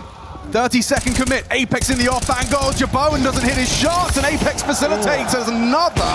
ZywOo comfortable. Nature's gone, and good luck, Jaboan. Not the weapon you want in a 1 versus 3. Bomb on his back, but good luck. Have fun. Smoke on sight. Uncertainty. And there's ZywOo. Not what FaZe need. ZywOo showing up in a big way in this game. Consistent output in every position. He's been all over the map. You can't get a read on him. He's had kind of 1 missed chance in this entire half. But what a contrast to Dust 2, where as we were talking about these uncharacteristic misses. How often are we saying, oh, missed shot from ZywOo? Of course, they still convert in his absence, but he's shaken that off real quick. Yeah. Absolute walloping here for Vitality. Walloping. That's a new one. I like it. Oh, Flamesy doesn't like that. Oh, he's so blind. Twist provides an opening and there's no rebuttal. Just can't believe he sits there 3 flashes deep, doesn't move a muscle, just wants to lock his position, cannot do so. FaZe have had middle in many of these rounds, but Apex is patrolling in connector, falls to Twist. You need to capitalize on this advantage. Twist has given you a nice double. You still have a main though, you don't feel too threatened, but ZywOo alive now. Twists bomb down by Robs. Bomb weird. Jaboan can't go down. Frozen finding Mezzy's huge. ZywOo though, in the blind spot on a main. It's not the weapon you want for the trade, is it? Oh, and the flash even connected onto Nachu. ZywOo set up, now a 1v2 for Rops. They know the trajectory of that nade came from somewhere near highway, and that smoke's an invitation. Rops can work his magic here. Do they panic? Jaboan and Jacob. Hunted by Robs. He's pipped the timing beautifully. The back was turned, but it's a messy spray, and Jaboan pivots. Yeah, felt like the trade was going to happen either way. That's nice to see FaZe at least squeeze a final couple rounds here out of the half. It was a strong start with a force buy, a price they paid very quickly with Vitality's eco, and then just a massive string of rounds where ZywOo is taking the cake, shot after shot. Another double here as well, even despite the loss. And so reassuring signs here for Team Vitality after a slow start to the series. They are surging towards a 2-0 victory here on home soil. ZywOo 17-8 at halftime. Robs and Flamesy with a recovery. And the stars of FaZe eclipsed here in this first half.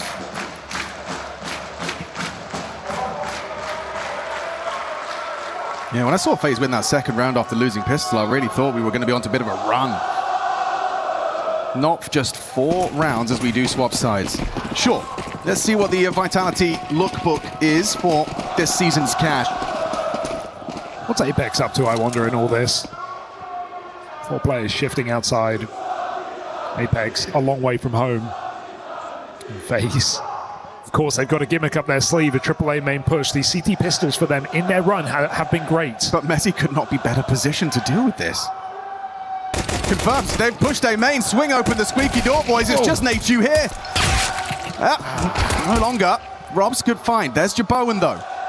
He's holding on to A main, and Apex has got a full belt. Oh, the P250 headshot. That one was necessary, and you saw ZywOo just delete Frozen as well. It's gone from bad to worse. A lost pistol. Smoke and kit package on Twist would have been nice had they put up a bit more of a fight.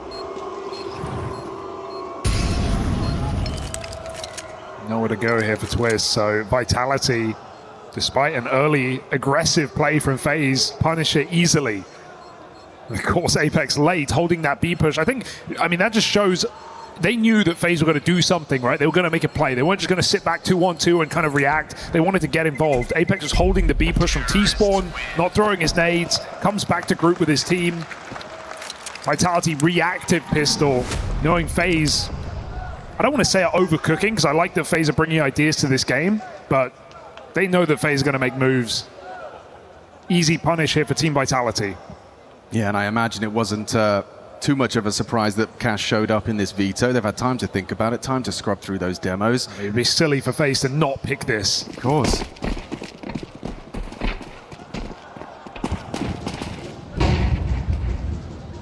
As you mentioned earlier, just I think a reassuring factor if Vitality take this game keenly, because it makes them look a little more lethal, sends a very clear message to the other teams in this tournament.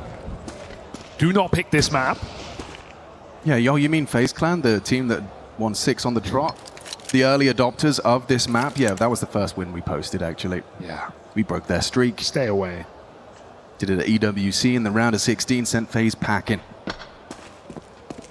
And in such a dominant fashion as it's currently going, we'll see if they can keep it for the clean close.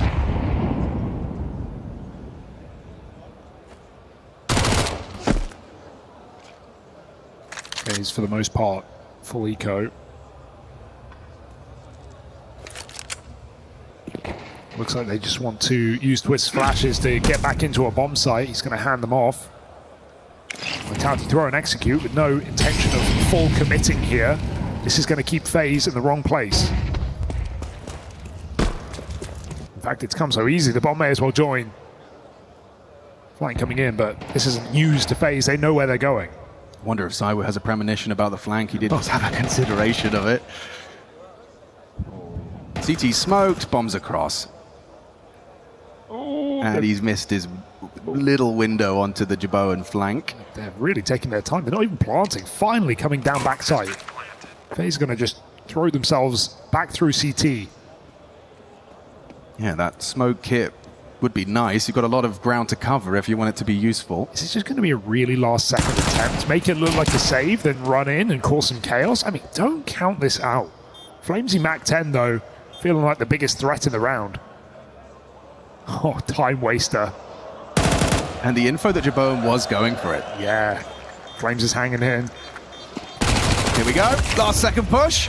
Twist needs to get himself onto that bomb. Good flash. 5-second defuse. If he could just get on it. He could. He could. It's too late. He can't. He won't. He tried. A few seconds earlier, and suddenly that's scary. I did good catch on the Jaboan death, though. I think that definitely alerted Vitality late in the round. But here we go. FaZe, flawless, 6-0 on this map. And it all comes down to this gun round. course, Robs has got the spawn smokes. You know he does. Lining up with clouds. Okay, test for this. And wow, it's a stack, it's a head-on collision. Sign yourselves up, it could be a quick one. One and done. Frozen gone to Robs. There's more where that came from. Twist picks up a stink, finished by that HE. Damage onto the toes of Jacob, 4-3. They're 4B. Bomb on his back, and surely you slow it down now. That was one hell of a battle to start us off, round 15. Bell rung, ZywOo down, Jacob hitting headshots, so can Apex though. Will Jabone go unoverlooked? Apex, yeah, wasn't ready for him, hanging out of the back of Checkers. And so first gun round, a roaring success. I can't quite believe we've started 4 CTs, guns on, ready to biff. Yeah, that's a great read out of Twist or whoever on FaZe calling that. Vitality first gun round, just want to punish. 1 minute 43, Hugo, and the whole squad are ready to fight. 3 B main, 1 heaven throwing flashes.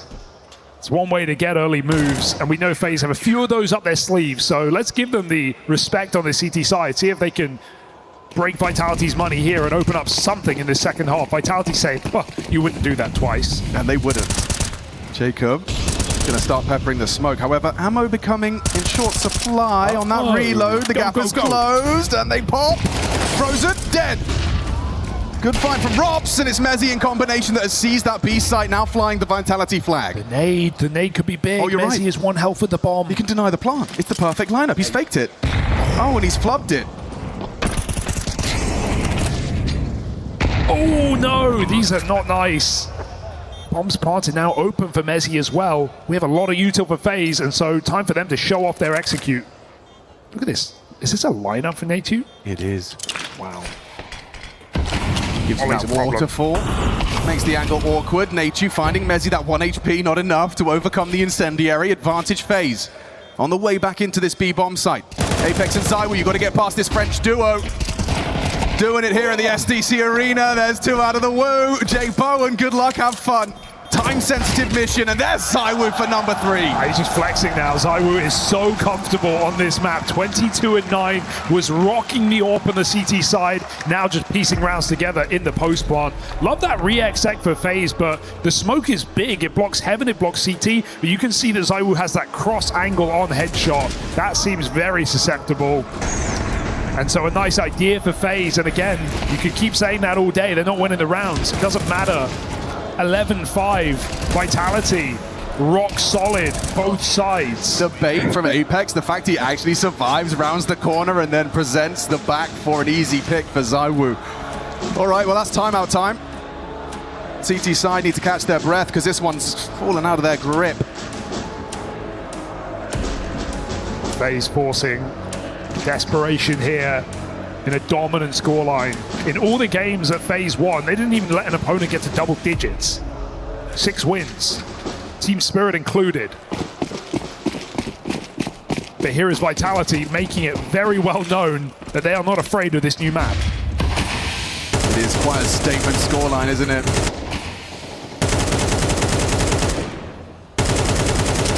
Force buy out the game.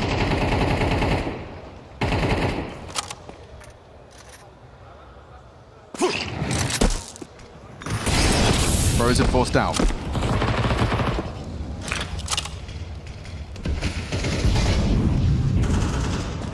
One smoke left on this CT side. FaZe been burned out.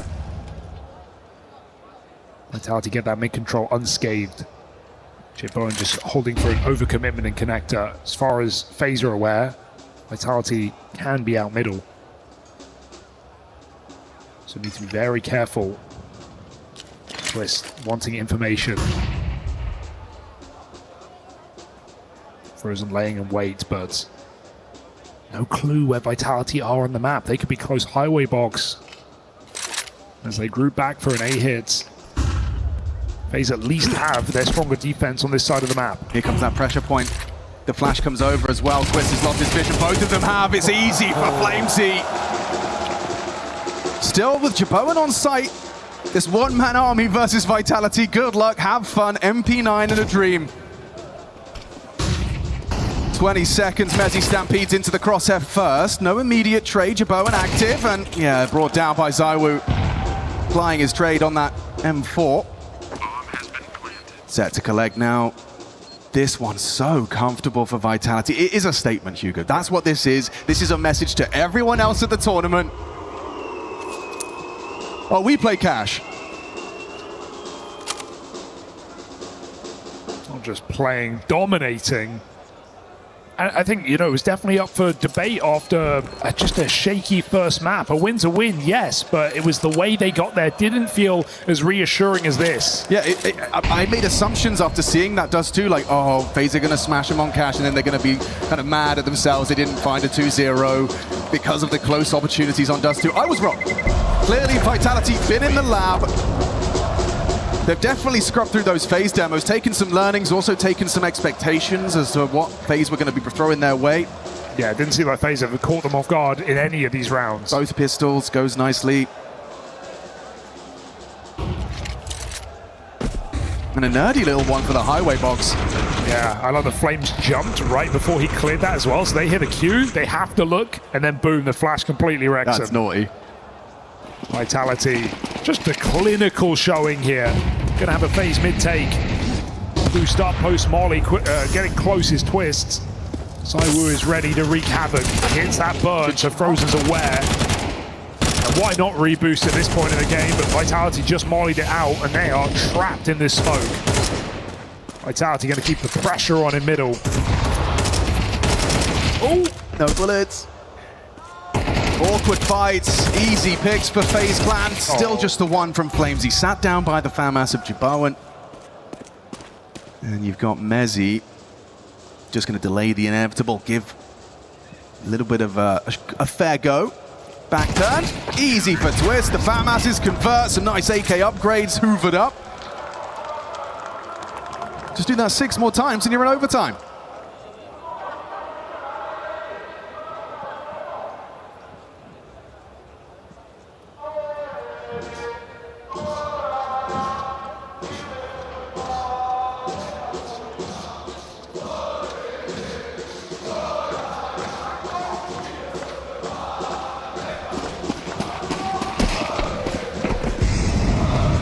Missy smoke. And fast A smoke cancelled here. Vitality going to contact in. They got, again, close mid to worry about. So the reboost might set FaZe up for a quick flank. They've got 5 players on this side of the map. Screw it. All in. Nature's had a really rough go of it. 3 frags, but a couple of outputs here would be huge.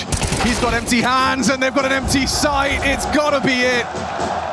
Captain Twist, dead to ZywOo, and FaZe sent home by Vitality. Statement win indeed. Shaky start to this series, but they end it with an absolute bang, blowing FaZe out. 6-1 now on the new map, and Team Vitality eyeing up a date with Team Spirit. A rematch from that Rio final where Vitality swept the board, bound to be a banger. They looked so comfortable on cash. That's our first glimpse. I think that's very promising signs that Vitality have done their homework. FaZe, their safety net of cash, ripped to shreds by Team Vitality. And in a round of 16, singular limb, FaZe's bags packed, a 2-0.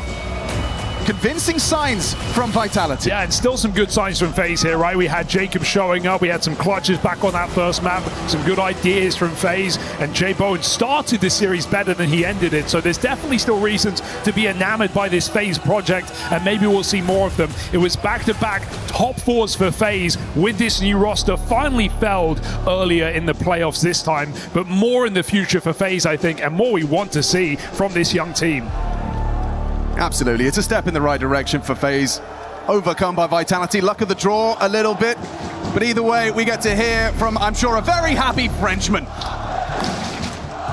The bees have stung FaZe to elimination here in Paris. I have done Apex with me. First of all, congratulations for this win, of course. Merci pour ce petit cadeau d'anniversaire. Honnêtement, ça fait très plaisir. And also congratulations on one thing, resigning with Vitality. 8 years of love between you and the organization. 2 more years to go. So can you tell me about this story? And yeah, you know, what are you proud of? And what do you want to say to the people maybe calling you washed or unk? Donc ouais, 8 ans d'amour avec Vitality, évidemment, bravo. 2 ans de re-signature. Qu'est-ce que tu as envie de me dire à propos de cette histoire? Et à ceux qui disent que t'es finito? Tout d'abord, c'était une longue négociation avec ma partenaire pour continuer. Comme vous savez, quelque chose de merveilleux va arriver bientôt. Et ça va pas être facile de gérer les deux. Mais je suis vraiment heureux de continuer encore avec Vita. Je sens que j'ai encore la hargne et envie de gagner des trophées, même si j'en ai gagné déjà pas mal. Et merci à tous pour le soutien. J'ai vraiment envie de jouer le maximum devant vous. À Paris, je m'étais dit que c'était potentiellement la seule fois où j'aurais la chance de jouer devant le public français. Et aujourd'hui, rejouer devant vous, c'est magnifique. Merci à tous. On est évidemment ravis de t'avoir. So yeah, it has been negotiations and bargaining, not with an agent, but with his partner, because they are waiting for a very, very beautiful event that is going to be coming, of course. Congratulations on that as well. But yeah, it feels amazing playing in front of you guys. I thought that Paris was going to be the last time at the major, and it's always such a pleasure to be here. So thank you all. And talking a little bit about this game against FaZe, feels good to see you back on Dust 2, picking it, winning it, after looking a bit sloppy recently. And welcome back to Cash as well. It has been out of the map pool for 7 years. So I want to have your thoughts on this map pool, being back confident on D2, and what has changed on Cash maybe? En français, bon, t'as capté D2, Cash. L'arrivée de Cash, ça va un peu mal parce que Overpass est parti et c'était notre meilleure map sûrement avec D2 de 2025 et 2026. Donc c'était pas évident, mais voilà. Aujourd'hui, c'était pas évident pour eux parce qu'ils avaient aucune idée de la façon dont on allait jouer, alors que eux on savait vraiment comment eux ils allaient jouer. Et D2, ouais, on a eu du mal, on a perdu 2-5 B3 en CT, mais on est resté fort mentalement et on a gagné la game. C'était le plus difficile. Mais après aujourd'hui, voilà, on a été meilleur et ce qui est important pour moi, on a perdu une game en groupe. Mais c'est d'être meilleur après chaque game, meilleur et meilleur, parce que ça sert à rien d'être à son pic en groupe. Donc after each game, C'est dans ces grands rendez-vous qu'il faut être là, évidemment. So yeah, guys, stop cheering for the Brit, please. Stop cheering for Messi, bro. You should be having, you know, a little bit of bromance here, of course, on stage. So yeah, on Dust 2, it was a bit hard. We lost 5v3 in City, but we're still confident on the map, and I'm glad that we managed to come back. And especially on Cash, they had no idea what we were about to do. We got tons of prep about how they were about to play and stuff, and I'm glad to be back on that map, of course. Now I want to tell you about your role in Vitality, especially on those big stages. You're used to be the villain. Quite often, middle fingers out, everything in the chance. But here, Apex, you're the hero. So I want to know, what do you prefer between being booed and being cheered? On préfère quoi entre être acclamé comme une star et être sifflé? Sifflé. Non, je rigole. Non, on a l'habitude d'être sifflé. Je vais pas vous cacher que tous les tournois, on se fait un peu crier dessus. Et j'ai dit à mes coéquipiers kiffer un peu parce que c'est pas souvent. Et non, ça fait plaisir. Comme j'ai dit, 3 ans sans jouer en France, ça fait du bien. On a vraiment envie d'aller jusqu'à l'accord et d'avoir encore le public français. C'est mon meilleur souvenir dans ma carrière. Et j'ai vraiment envie de revivre ça. Mais il y a encore game par game. On joue encore demain et soyez nombreux. Yeah, we still need to go step by step, of course. I love being cheered, and I told my teammates to enjoy this moment because it doesn't happen often that we're not getting booed in an arena. And of course, I want to go up until the accord, but we still have games before that. And talking about games and that game that you won against FaZe, it is time, Dan, to key crush en route. On va aller exploser la clé de FaZe. Anything you want to tell to the poor Neichu? Un petit message peut-être pour Neichu, le français. Dommage. He's just ice cold. He said unlucky. Neichu and Vitality stand strong here in Paris. Mesdames et messieurs, Vitality sont en 8e de finale.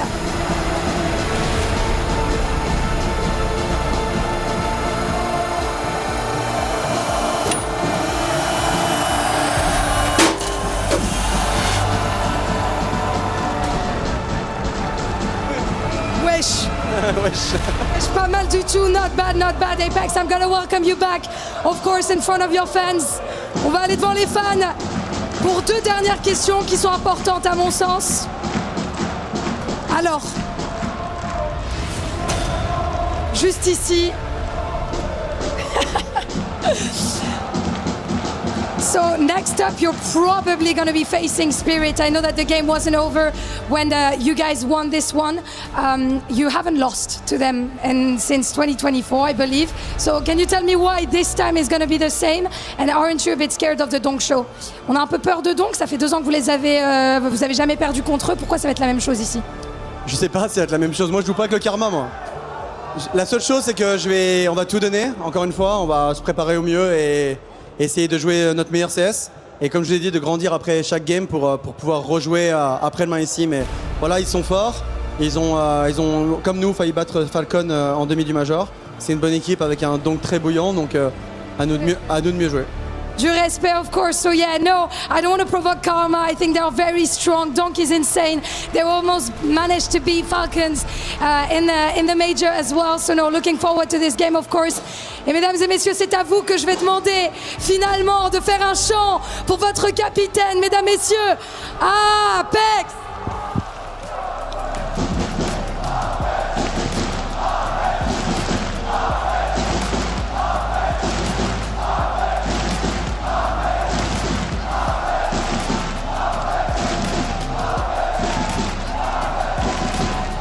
It is incredible to see the soon-to-be dad in front of his fans. Congratulations to Apex and Vitality, who are moving into the next round. As we take a look back at some of the highlights here, we've got Dupree, Yanko, and a very special guest about to join us. You know what? Let's put them live. Zaiwu, can you hear me? Of course I can. Brother, I had these two on the mic earlier and I asked them, who's the greatest player in French history? And they said Zaiwu. And I said, who's the greatest player in CS history? And they said Zaiwu. That was no hesitation, right off the tip of their tongue. How does it feel to be the greatest player to grace this title? Doesn't matter for me, for now. Don't say that. Just embrace it. I'm still playing the game. I'm trying to teach you for so long. I'm still playing the game. After I'm gonna be done, maybe I'm gonna think about it. But right now I'm still into the game. How do you feel about this number, 138.3 ADR? Is that good? Nice. Right now when I see it, it's good. But when I'm playing the game, I'm not really thinking about half 25 or like 140 ADR. Like we have so much things to focus on it before thinking about the scoreboard. I don't really care about that. I just had to get that out of the way, give you some good gas because the chat was grinding me earlier. But honestly, it was such a joy to watch you on Cash. And you heard Machine say, this was a statement win. This was a statement to everyone who is playing this weekend at EWC. Don't pick Cash against us. Do you want to see more Cash in this tournament? Of course. I mean, I think Cash is the historic map, and I think everyone is trying to learn this. And I think it's also tough to pick a map where you don't really play official against, and I think it's also a strong map for FaZe, but they've been playing a lot of maps, so we have a lot of anti-strat for ourselves, and them, they don't have any clue about how we're gonna play and how we're gonna anti-strat, so it's kinda like 50-50 in terms of map pick, but they decided to pick a good map for them, and we're already on it. You only got to play it today, right? But you practiced it for a while, so compared to Overpass, which map do you enjoy playing more? It's really two different maps, to be honest. Overpass, you could take 1 minute of default and you don't even get A site, and Cash, you can do a rush in 10 seconds and with like 25 flash. So I think both maps are really different in terms of coding and in terms of thinking about the map. So for me, I like really both because Overpass are way more tactically like a team map. Yep. Then this one is more like you can do more individual things, ask more like for boost, trying to do an individual move. That's more in my play. On Overpass, you need to listen to Dan more, and on Cash, like he can listen to you a little bit more and just trust you to do some crazy stuff. Of course, of course. I mean, on this map we can always do like sort of thing, be on the map, be doors alone, and like trying to find a gap. Obviously, Overpass was pretty much the same because the map was pretty big, but it was really tough. And I just want to jump into Casual because you had a phenomenal map and you were just as good as we always expect you to be. But it seemed like you had a lot of good reads. Then you were A, then you were B, always where FaZe was like trying to attack. Was it just you like as usually feeling the game, or was it more like a team that you had done all the anti-stratting? I mean, to be honest, on Cash, we've been practicing and a lot of team did a rush and I got fucked. and the only solution was to play forklift. That's why you see me like a lot of A playing forklift because that's the only position people don't really flash, and it was a good position. So already placed this position because that was a good one. It led to 10 multi-kills, so it seems like a good change-up in the game. And I just for the team as a whole, I mean, half a year ago, you guys seemed unstoppable and no one could beat you. And now you've taken a couple of beatings, right? You're bleeding a little bit and you get some close games also. That was witnessed today on Dust 2. In your own words, why do you think you have dropped a little bit? I mean, it's pretty much everything. Like we are not playing 100%. We are maybe playing 90-95%. And in terms of individually on Dust 2, we can see like we are missing a bit more. In terms of calling and communication, we were a bit more hesitating. That makes the game like harder for us as well. Back in the days, we were just following the plan. Doesn't matter, but it was good or not. We were trusting each other. Of course, it's a bit harder when you don't have the full confidence of yourself and also of your teammates. So, of course, when you feel that, it's a bit more special to entry or like do more things for your team. And obviously, like we said, this team, we're here to progress like game by game, and I think we are doing really good for that.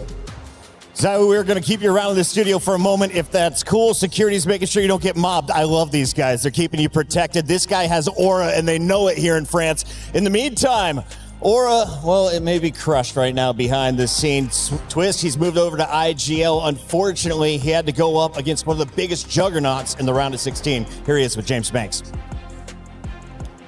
It was certainly a solid fight, at least on Dust 2 coming out from FaZe. They're also fighting against the crowd at the same time. First of all, sorry for the loss in that one, Russ. I feel like you guys put up a good fight on Dust 2. It was fighting back against them and then having a lead and being able to almost have a chance of taking it. Tell me what differences you saw, because they were getting a lot of entries. You guys were getting some clutch rounds. There was that 3v5 you guys won. You must have felt like you were pushing them to their limits and you had the game in your hands.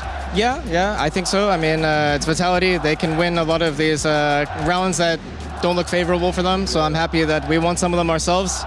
Yeah, we had a good start, a good comeback on Dust 2, on CT, and then yeah, we had a good start on T side, but unfortunately, I feel like our prep kind of let us down. Either like some things changed, or maybe some things were not looked at thoroughly enough, and that's on me and the coach, really. So it's rough to feel that way right now. And then yeah, on Cash, in hindsight, it's easy to say it was a trap. But if we picked another map and lost that instead, I think we would have been questioning if Cash was the right player or not. So no regrets there on picking the map. We fumbled the game plan quite a bit. I feel like the prep was good on Cash for ourselves, and yeah, I think it's unfortunate. Maybe we crumbled a bit. Lots of util missed. Lots of forgetting like certain round strategies. Things that we prepped, dry run, we did. So it's rough. It's rough to lose that way, but yeah, no regrets. When you say that, right, about missing some of these strats, missing the util as well, though, is that something you would still expect with some younger players, some newer players coming in? Is that something that, okay, it's a problem now, but you can easily fix it? I think, honestly, this was nerf related. I don't think this is as much as like we didn't do it right in the dry run, or we didn't go over it enough. We definitely went over it enough. We did enough things. And yeah, I think it's just a nerf thing, to be honest. And I think that's expected with inexperienced players. I'm proud of Nature. He put up an amazing fight on Dust 2. He had a lot of star moments. So did Jacob and Jason. So yeah, I think it just crumbled a bit. Maybe they expected it to be an easy game on Cash. But there's no easy game against Vitality on any map, I think even if we just played a random map from the map pool, it's going to be a really hard game, but yeah. Well, thank you for your honesty, thank you for your thoughts on it. Sad to see you go, but we'll see you at future events as well. That's it from FaZe here at EWC. I know many are sad to see FaZe go, especially before they're able to earn club championship points, but expect this team to come back stronger. ZywOo, any final thoughts on your opponents before we talk about your next matchup? No, actually, they play really good. To be honest, on Dust 2, we were pretty much wet at the end, we're sweating because they play really good in terms of injury delay and in terms of calling. They did a lot of fakes to try to move the rotation, and they did it well. They won a lot of 5v3, a lot of injury delays. They were good. So of course, I don't think they're gonna think about Cash because, like he said, it was kind of a trap for them because we were prepared. But Dust 2, they were ready, and yeah, it was good to play them. Absolutely. And of course, you got the word while we were in that piece that you will officially be playing Team Spirit. Let's take a look at what was happening over on that B stream, because Dupree, Yanko, Donk seems like he's ready to play ZywOo. 27 kills in map number 1. He was putting up some numbers of his own. He might be ready to play ZywOo, but I'm not sure he's ready to play Vitality. The Donk really feasts on teams like Bait, you know, who don't have as high of a floor as some of these other teams. They don't have really good protocols, utility usage, right? Who just want to take aim fights versus Donk. If that's your plan, or if that's what happens in a game against him, like, no one's going to have a field day. And that's why you see teams like Falcons, Vitality, and so forth really know how to minimize his impact and just make the game difficult for him. And looking at, the lower bracket as well, Falcons also taking on the Legacy, I think that's the big surprise for me that Navid really didn't make count. So, I mean, overall, looking at the games we have ahead of us, Spirit and Vitality is really the headliner. And of course, Legacy, Falcons, ZywOo, if you get past Team Spirit, you'll be playing them for an opportunity, of course, to move forward and eventually make it to that arena. You've had a lot of French fans hoping for Vitality success there on Sunday. Would you rather play Legacy or Falcons right now? I mean, when we see this bracket, I prefer to play Falcon, to be honest. To have really? Like, a really strong bracket and to manage, like, having...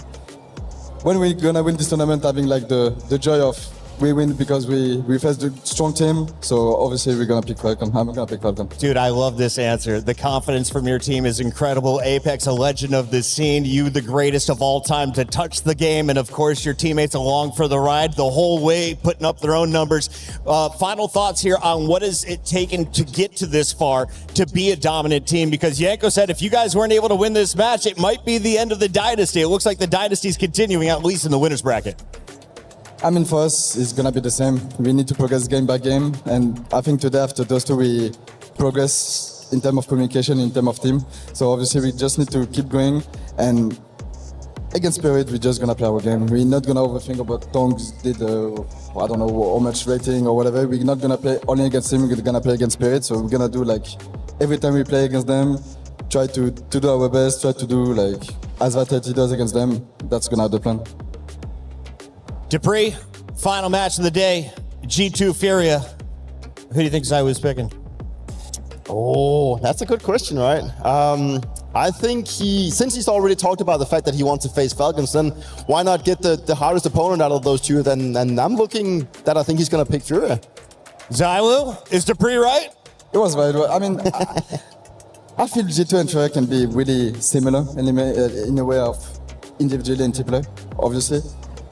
I just put a bit more Furia in terms of performance they did like through the years, but I can feel like G2 can play really good CS as well. So I think if both of the team are playing good, I think it's more 50-50. Were you surprised to see G2 pick up Wrinkle for some players? I think it was full surprise. I think no one expected that, obviously. Even them, I think that it was a full surprise. So even him? Yeah, even him was full surprise. So then actually, I think he fit really well into the team. So I think we need to see him like in the longer way with them. ZywOo, your handler is giving me the wrap it up signal. I got to move him backstage. You got a ton of people waiting to meet you. Congratulations on a massive win. We're excited to see more from Vitality. That is ZywOo. That is Vitality powering forward. When we come back, though, we are moving into your final 8. Who is going to make it into the semifinals? It's G2 or Furia after this.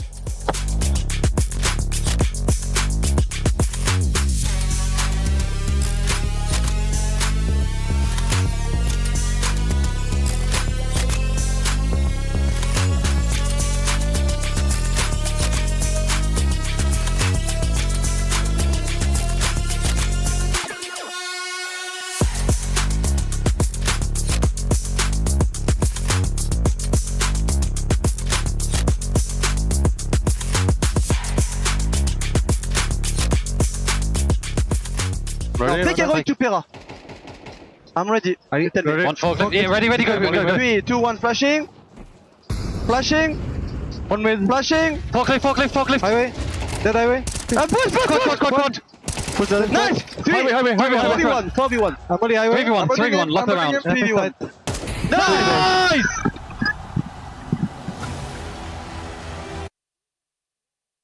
The human body was built to move, not trapped in one singular posture for 12 hours a day. It's time your chair evolved. This is Secret Lab Titan Evo. ergonomically engineered for you. Gamers, hybrid workers, artists, backing your every move.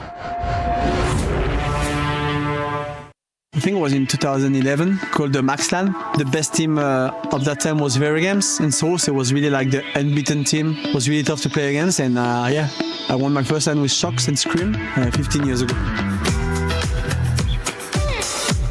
Winning against them, I thought was impossible, and we showed up that day and won it. An insane memory for me and the team back then, and yeah, I was really happy that it happened. I was playing just a 3v3 at a cyber coffee in Brazil, and we were just playing Aztec, I think. And I remember it because I was playing with my brothers, and the trophy was bigger than me, so I have a photo. But then later on, CSGO kicked in, I was able to win the first major in Columbus. Felt like the world was coming together into that specific moment in time. Honestly, you cannot really feel it again doing the same thing. The Blast Open in Copenhagen, I remember it because, yeah, first ever tournament with Vitality and the first trophy lift, it's something you will always remember. Honestly, I don't even remember how I spent it. Probably always buying Lego and building new Legos, so it's probably on this as well. My first kind of international trophy that I won was back in 2017 when I joined FaZe Clan. That was kind of my biggest tournament that I won, and it was my second event with the FaZe Clan. 2019 in IEM Sydney. That's kind of the event that kickstarted the whole mini Liquid era. People played with like such hunger, you know, like no one cared about mistakes. Everyone's playing super aggressive. Everyone just wants to win the game.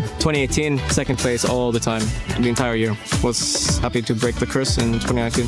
2016 IESF World Cup. We won as Team Finland. We won against Tyloo, and you know that was the trophy lift that felt meaningful in terms of, you know, the games were on HLTV and Finnish media coverage as well. So that was kind of the turning point.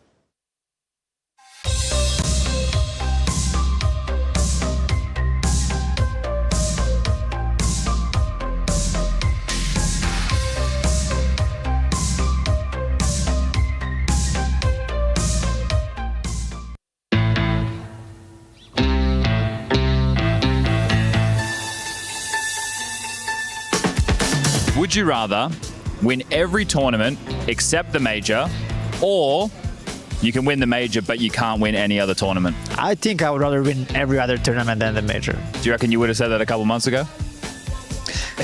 I believe so, but I know that people will say that I only say it because I didn't win a major. So now I can say it. I win everything else. I win every tournament but lose major. Okay. Would you have said that before you had won the major? Yes. Okay. Do you think he would have said that before he won the major? I think one guy wouldn't. That's Nico.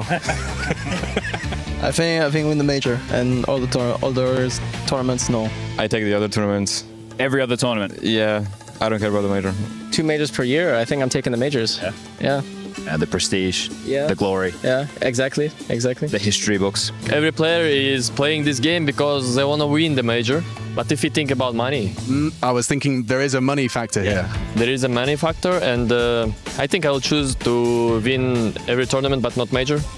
Well, the thing is nowadays it's like major is cool and everything, but I feel like there's so many other events that are on par, almost on par as the major, like a Cologne or a EWC or a Kato. Like, is it much worse than winning a major? I don't know about that. Yeah, and you'd be winning a whole lot as well. 2 majors a year. Yeah, same for me.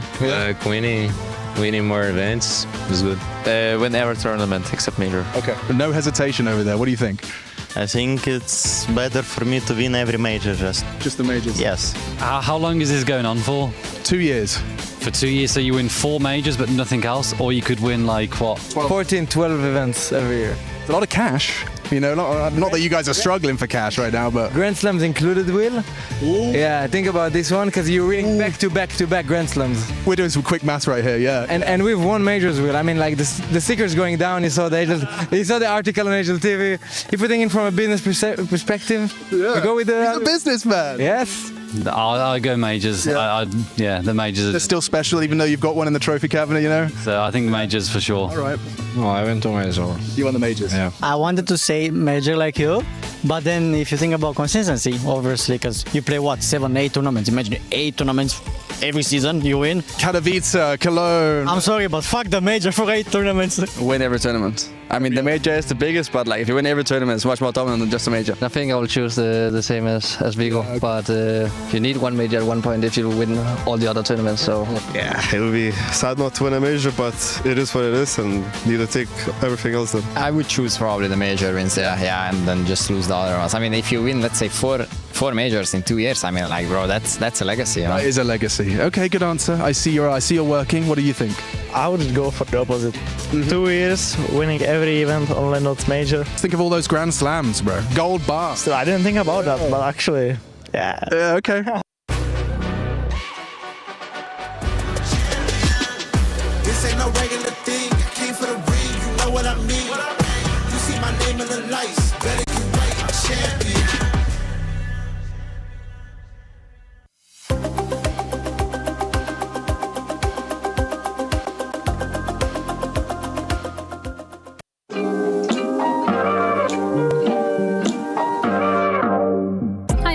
Jenny here, and I'm joined with Furia to do a little bit of a who is most likely to, testing your synergy off the server this time around. Concept is pretty simple. I'm gonna give you guys a couple of scenarios. You write the name of who you think that applies to, and we can discuss who pushes everyone to improve the most. Can I write myself? Yeah, absolutely. You guys are the slowest writers in the history, I'm not gonna lie. I didn't put one only, but two. It's possible to say one. So it's good. Sounds good. Why both? Fallen is captain, so he has his concerns about the game sometimes. So we need to improve for him. And Maddox as well as a second captain. Basically. I'm the root version of Fallen. Yeah. Who is most likely to leave you on red? Oh my God. Okay. Okay, Yuri. Daniel? That's it. What did you write, Yuri? Everyone. Everyone, that's fair. Why do you think it's Yuri? Me? I don't know, good question. That's what I'm saying. It's like everybody wrote a different person because legit everybody can, except me. Do you guys like each other? No, not really.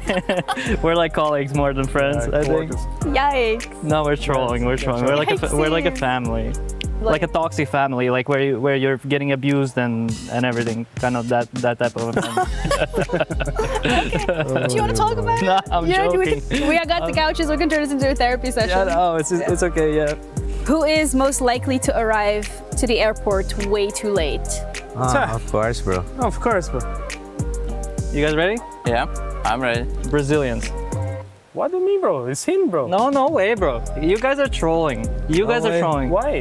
Just now? I never miss a flight, bro. Yeah, it doesn't matter. Just now we're late 40 minutes. Yeah, but it's not an airport. Because of Cacerata. But it's not an airport. Oh, so specifically airport, right? So, I don't know about that. Why you? I was late. Not in the airport, I was late. Young guy. He's always late. Who is most likely to tilt after one bad round? Oh, easy, bro. What's her name or first name, bro? Okay, yeah. I'm very sorry, guys. I feel when I was saying like this family is like full of trauma and abuse, I think I'm the reason for that. You know what? We love a self-aware king. Oh, great. You're good. Thank you. You know, Appreciate as long as you can acknowledge it. You see, guys? Like, is it so hard? It's my job to be nice. Nice. Appreciate it. Who is most likely to forget something in their hotel room after checking out? Easy. Easy, yeah. I put Fallen. Why? Fallen? Yeah, Fallen sometimes forgot the things. Like, so I made Fallen. I forgot on the passport. Yeah, sometimes Fallen forgot. Like, I just forgot one time passport, but it's all. Yeah, but then the passport's passport, bro. What can I do? I see more Fallen forgetting the things, so I put Fallen. You can hype away for everybody, right? Yeah, of course. That's it from us for today. Thank you guys so much for joining me. Hope you guys enjoyed it.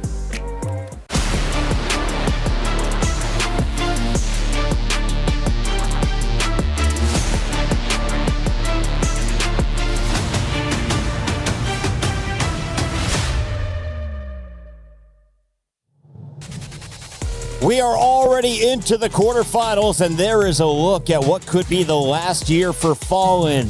The leader of Furia, top Brazilian squads have come out to EWC. Who is going to go the furthest? Well, I have a feeling we'll find out by the end of tomorrow night. We've got Dupree and Yanko alongside me. I'm your host, Chris Bucket.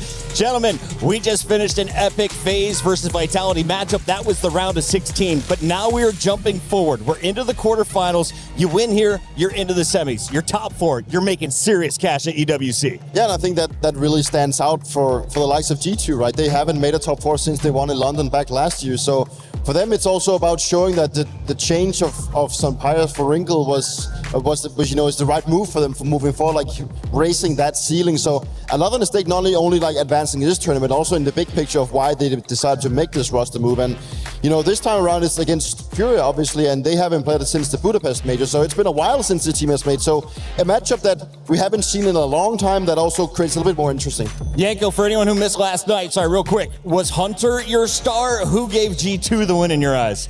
I think Hunter and Wrinkle as the duo. Hunter with some good calls and good prep. Let's put that his way to some extent as well. But talking about Wrinkle, this is the exact sort of a game because of which they made the change, right? Because G2 did very good at gatekeeping the top 8, so to speak. They would beat teams below that, but they really struggled to beat the contender teams. And towards the end of last season, they have a couple of good wins, against the likes of Navi, for example, but they brought Wrinkle to raise their ceiling enough where they can take down a team like Furia at a stage of the tournament like the quarterfinal. Dupree, did he show you enough yesterday? Do you have faith in Wrinkle tonight?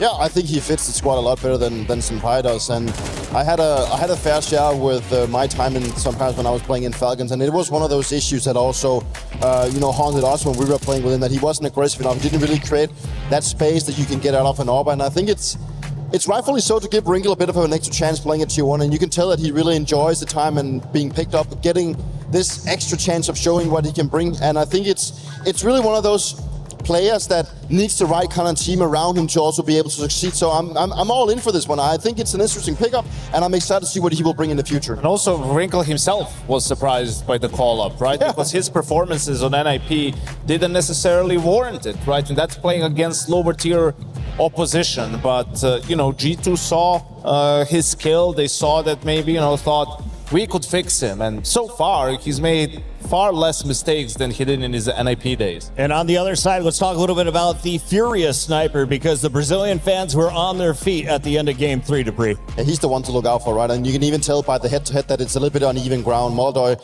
basically winning out the majority of the categories here, and rightfully so. He's also the star to be looking out for if you do turn to Fury. And yesterday, I think he had a bit of a blunder at the majority of the match. He found himself in a lot of good positions, but didn't really land the shots that he was supposed to. He can be very flashy and he can be very aggressive, but you need to hit the shots once you're presented with the opportunity. And it wasn't until Mirage City side where he really came into fruition and really showed what he can bring and why he's considered the star. But he's dropped off a little bit. He's not really the guy that we saw back in 25 anymore. And he still has a lot of things to learn in my books, but there's no doubt that he has the raw mechanics to continue being a star to be reckoned with. Is he the type of guy who makes noise mid-game, end-game? Because he seemed like he closed out Game 1 pretty impressively. What do I need to expect from him tonight? I mean, he can do everything, right? And I don't think the thing about Moldoy is that he doesn't really change up his style regarding of how he performs. Like he continues to be aggressive and he continues to look for those fights. And I think that's also what classifies him as a player that believes in his own capabilities. And that is just very important when you take to the big stages. You need to dare to play because that's what your team is used to and that's what you will get out of him. So I don't think he's going to change anything, but he just needs to hit more of his shots. We were saying Caserato and Yuri's name quite a bit as well. Yanko, who is your player to watch from Furia? I think probably Yakinda, right? After the game he had yesterday, he's one of their playmakers, openers alongside Moldoy, the more aggressive player. He's going to be the tip of the spear, and G2 is going to bring the game to him. Especially when G2's on the CT side, they're going to have a lot of plays where they're getting your face, and Yakinda's going to have to handle the brunt of that attack. We'll be taking a look at the teams in a moment, but first, what is all that noise, James Banks? I'm here with the life and soul of every Furia game. It's the organizer, Furiosa, who are always making a noise, partying hard, and bringing a lot of energy to our Counter-Strike events around the world. Now, you've been with me many times, my man, but just tell me, how stressful was yesterday for you? Bro, the game yesterday was insane, but I feel happy because hard game was make a strong team, you know, about the difficulties, embrace the energy, the synchrony. So I think it's important. Like, okay, 2-1, we have to more attention, we have to reveal something. So for me, it's important for Furia and for us. Like, every time we go out there, bring energy, bring the energy. So I really happy because we won, but needed to improve, right? Job's not done yet. Yeah, the job is not done yet, so that's it. And on this side of me here, I've also met you many times as well, but you got to be thinking right now that this crowd, we see what Vitality's doing as well, you know? Do you feel like you can be louder and better than that today? We can bring more energy, beat out Vitality, Furia crew better than Vitality? I think that's why we're here, right? So we made plans, we came all the way from Brazil, we came here to make noise, so we haven't played against each other to know which one is the loudest, but we're gonna do our thing and hopefully everybody's gonna enjoy it. I do enjoy it always, every time. For you, you've never traveled before. This is your first time as well, so just tell me what this experience has been like, how much you enjoyed yesterday, and how's your voice? Okay, so as you said, this is my first time traveling abroad, and I'm very happy and proud as well. Yesterday so far was the best day of my life, but now I hope today is the next day, best day in my life, you know? So let's go Furia, and I'm here to do that in the best way, you know? I understand him, I can often lose my voice as well. Oh, and look at this, you guys position yourself very well with this. So this lady here has been organising it from the very beginning, all the way back when we were first coming to Rio. I want to ask you though, I saw some new instruments. I saw a violin player, we got the trumpet as well. We're expanding the musical team. Yeah, we need to improve, we need to bring new aspects, and we have a little surprise for later. Oh, yeah. Can you tell me a small sneak peek? New music. Okay. So yeah, we have always trying to improve and bring more energy, more things, more the way like Brazilian party. So we're always trying to be better. And I'm seeing it. I looked at the violin guy, I was like, okay, this is the first time I see this, and he was vibing as well. I didn't expect in the kind of party you guys have that the violin would work, but you were still doing it as well. Yeah, it's really good. So for you, just say the journey that you've been on since creating this and making this happen, could you ever imagine that it would be like it is today? No. Of course, we have hopes and that everything will work, but it's even better, and we're very happy. But it's just the beginning. I'm sure it's just the beginning, and I hope to have the championship here, and it will be like the crowd. Thank you very much, James. Yanko, as a former music teacher, what would it take for you to bring out the accordion and join the Furia band? I don't know, $1 million. $1 million. Furia, if you've got money, I know a guy willing to take it. To Pre, though, we got to talk about a guy trying to earn some cash. $2 million up for grabs in this event. And G2 Hunter is trying to lead his squad. Expectations for the IGL. For anyone new, what's his job right now? And in fact, we've got a Yakinder spotlight to take a look at first. Let's start with this guy from Furia. Yeah, maybe he's looking like Yakinder trying to, we have to abuse this guy. We have to look for these type of fights because he will be fighting us.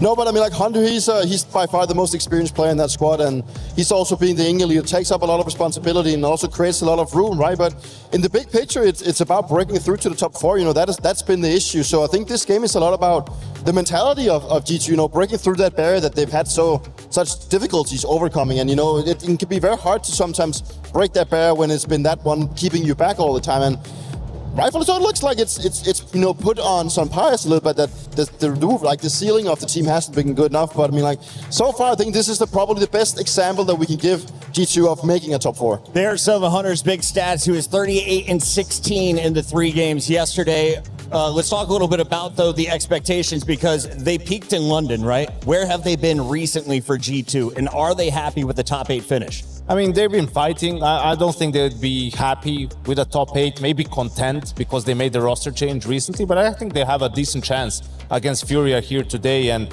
for Hunter also, it was a bit surprising to hear him talk about yesterday how he regrets not picking up the IGL role soon, because I know that's something that G2's management as well has been, courting him about.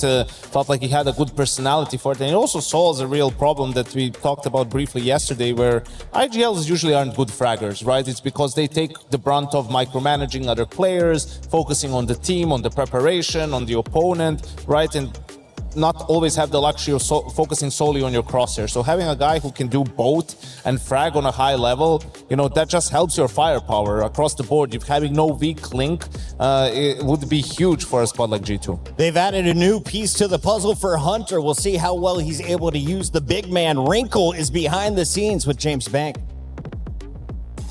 G2 are entering into their quarterfinals matchup, and this man has been looking damn impressive so far in the G2 jersey. We spoke a lot about your confidence. We spoke about you playing aggressive. What do you feel like has changed, though, inside you personally to enable all of this and make you play as we expect you to play? I think it's honestly all about mentality, or like going for risk, not being pussy. Yeah, just enjoying life, being positive, work hard, and yeah. Was it like a mental reset that you needed after the time you had in NIP, and then coming into a team like this? Obviously, it's much higher stakes, higher pressure as well. I would say I'm very grateful what happened, that I got benched. I think it was what needed. I really grinded a lot, like personally, and also like figure out some stuff in my head. And yeah, I was kind of resting from the team game, and when I came into G2 I was full reset, and I don't know, just being positive and working hard. Now, talking about working hard and being positive, when we saw you at the beginning of your career, I remember this flashy, very explosive, the aggressive Wrinkle. I wouldn't say we're quite there just yet, but is that what you're aiming for, or does your style change now because of what G2 need as well? I think it won't change. I think in the start, when I just joined an AP, I was really flashy, going for every pick. And I think it won't work right now because many good teams are ready for you, so you need to figure it out also. But as I said, I will be active for sure. I will not be passive, and yeah, let's see what I can do. And let's see what we can do also today against Furia. What do you think about this matchup? Because this will be the toughest matchup you've had so far here, right? Certainly a very good team, but they had their struggles against Aurora. Does this feel like a team that you're on the same level with, that you can beat? I don't know. I'm not really thinking about it. I'm just thinking about having a good game as a team and having right mentality, right positivity in the team, and enjoy the game. I'm not really thinking who we play. Is it Furia, Vitality, Spirit, whatever. So yeah, I think we shouldn't focus on them. We should focus on us and bring the enjoyment into the game. It looks like you're enjoying it. He's got a smile on his face while saying all of this. Let's see what they can do on the service. G2 versus Furia coming up next. Great to see Wrinkle with a smile on his face before the match. Will it still be there at the end of 3 games? Only time will tell, but James Banks seems pretty confident in this guy. Yanko, do you have confidence in Wrinkle tonight? I think so. I think we might be witnessing, a nice little redemption arc early in his career, right? Because he was this sort of flamboyant player, and then NIP didn't look so good. A lot of basic mistakes that were being made, and he's very honest in that interview, right? Like talking about how he had to do some self-reflecting and do some extra work on himself, and how grateful he is for the opportunity, right? And he's only 21 years old. Like, there's no reason why he can't learn from his mistakes. So hopefully we see the best of Wrinkle moving forward. And I also just hope that he will, grab this opportunity and look for himself to learn something where he can really give something extra to G2, because that is what they've been looking for. And he's a very aggressive AWPer, and I think that's also a natural thing that G2 maybe have needed, since they haven't really got involved. Like the main aggressive, rightfully looks like Nerds, and he's not always been like the most aggressive player by nature. So getting that aggressive, stint into the team might do some wonders for them. Are there good maps for him in particular? Anything that plays to Wrinkle's strength? I think early on it's more about what G2 is good on as a team at the moment, right? And I think that's, for me, when we start talking about the map pool, is why I think G2 has a decent chance today, right? Because Furia's permaban is G2's weakest map. G2's permaban is actually what Furia has been picking lately in terms of nuke. And we see actually Furia switch it up themselves. So this is a huge curveball in the veto. Furia to veto out Inferno and be willing to play Ancient. Yesterday against Aurora, it's not the same. Aurora also permabans Ancient. G2 plays it, not not too well perhaps recently, but that's against other Ancient teams. So this really tells you they've gained a lot of confidence for that win against Aurora yesterday. Yeah, it's a bit surprising. Maybe this is a little bit of a new look, but I mean, anything can happen at this point, right? But I still think that an Anubis pick is also going to be very interesting in my books. We still have 2 minutes and 20 seconds. Why is Anubis going to be interesting for you? I think for me it's crazy first, like how low is Furia's confidence in their Inferno, right? Where you're willing to let your permaban go through. And you also need to remember, yes, last 5, 6, 7 Ancients have been great for G2. G2 used to pick this map all the time. Like it was really strong for them at the start of the year. So yeah, sometimes you could run into a bad string of form, right? Teams start figuring you out. Again, these are teams that play Ancient all the time. For Furia to take such a huge risk, I hate this. I absolutely hate this. Like, tells me that they're overcooking it. Don't have enough confidence to just play the default maps. You're going up against G2, who just made a roster change. So where's the confidence for Furia? Well, the fans are siding with Furia still. 80% that went over to esportsworldcup.com/play chose Furia in this one. G2, 20%. Dupree, are the fans way off on this? Yeah, a little bit, I think, yeah. I think this is a way 50-50. Like, it's way open in my books. With what I've seen from Furia and their individual output yesterday, this might as well go G2's way. I think it's a lot about the individual showing up in this specific matchup. And if Furia somehow drops their first map pick, is this completely over 2-0? Or is there a chance they steal game 2 and force a dust 2 in your mind, Yanko? You've been on point today. I think there's a chance, right? Anubis was a map I didn't think we were going to see because both teams haven't been too hot on it lately. I actually thought it was going to be a lock in terms of the map board with Mirage, Dust, Inferno, just a matter of the order of the maps. But Furia had other plans. So yeah, I wouldn't say they would be out of it, but with such a big risk in the map, if you take such a huge swing, and then if you miss, I don't know how much confidence the players would have going into map 2.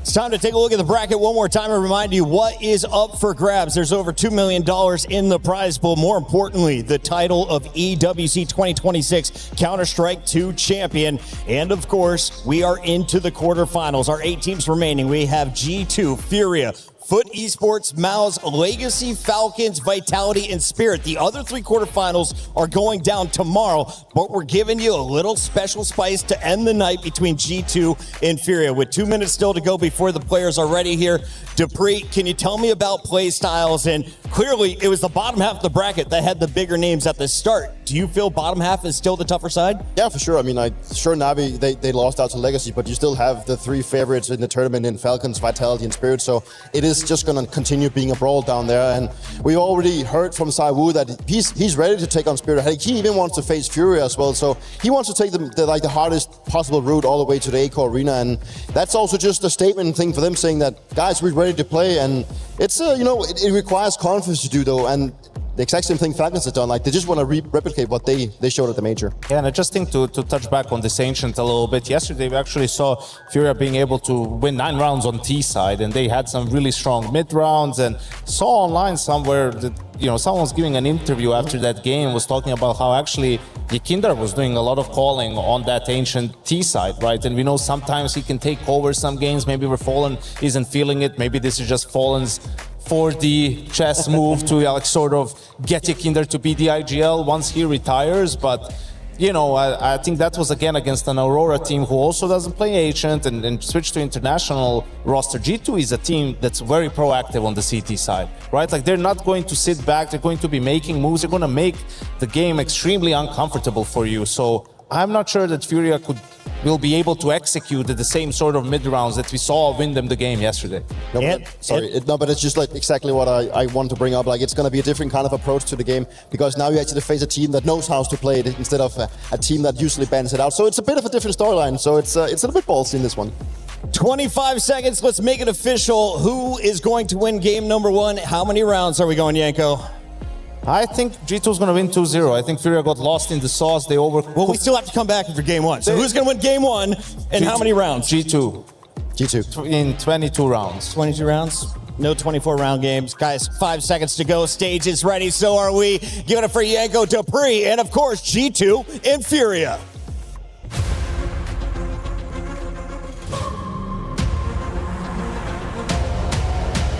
Our goal when we came here was 100% top 8. Gave everything for this organization and this logo, of course. One more thing like that means a lot to me. Making the quarterfinal means a lot to us because we kept our composure. We just had to fight a lot, so yeah. We individually can step up because I know what we are capable of. That can surprise people. It's panic stations for Astralis. Is this the last round? It absolutely has to be! This is a very good team. It's going to be a crazy game. We have to be prepared. So they're always trophy contenders, and especially because it's last year of Fallen, I think they are giving toll. Give it a go. New kicks almost popped out earlier. He hasn't repositioned. Headshot comes in. Nade right below. That might be it. The money shot on Jimmy! As Serato clutches up. Catch that! I respect Hunter a lot as an in-game leader because he's always bringing very cool stuff into the games. Honestly, very cool to see the IGL battle inside the server. They have their own mind games. They're playing like a chess match. So it's very beautiful to watch from the outside. It's a pleasure to play against Fallen because he is absolute legend of the game. It'll be a pleasure to play against him again.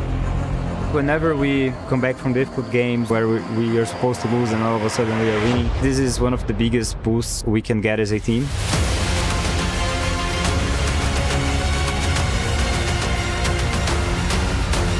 Everybody is preparing and everybody is ready for anything that opponents have. If we can pull out some comebacks like we did today, we're going to be a dangerous team.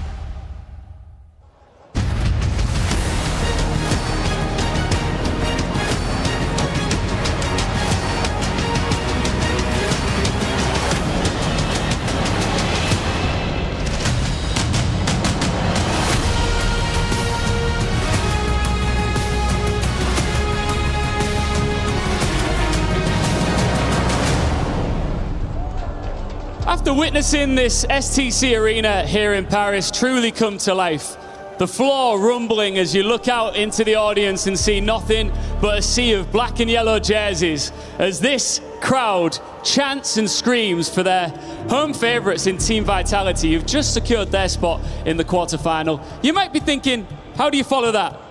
Well, you bring back the Brazilians. Oh yeah, you bring back the Brazilian that lost their votes yesterday for their Brazilian team. And that's maybe one of the reasons why Furia managed to close it out on that third map. But today, it is against G2's composure. And I can tell you that it is not a CS2 event without the G2 army. Mesdames et messieurs, vous avez vu la passion des Brésiliens hier. Mais aujourd'hui, ce sont G2 qui se tiennent face à eux. And Ian, from now on, the stakes change. Yeah, they do indeed. Every single series that we witness here on the stage, obviously, for the winners is another step closer to this trophy. And we're about to witness our first quarter-final. If you thought it was tense in here already, get ready to take it to the next level. If you think that the show is finished, you are so wrong. First place in the top 4 to go and get, and I can guarantee you that all these teams want to get their hands on it. Ian, shall we? We shall. Let's welcome onto the stage, G2!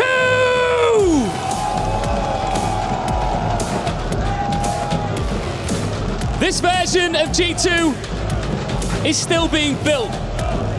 More aggression, more freedom, and a new generation being trusted to make the big plays. Now you could argue they haven't found the finished product yet, but here they stand already in the final 8 with an opportunity to lock in a spot in the top 4. Everyone knows their name in Brazil and across the world. Furia!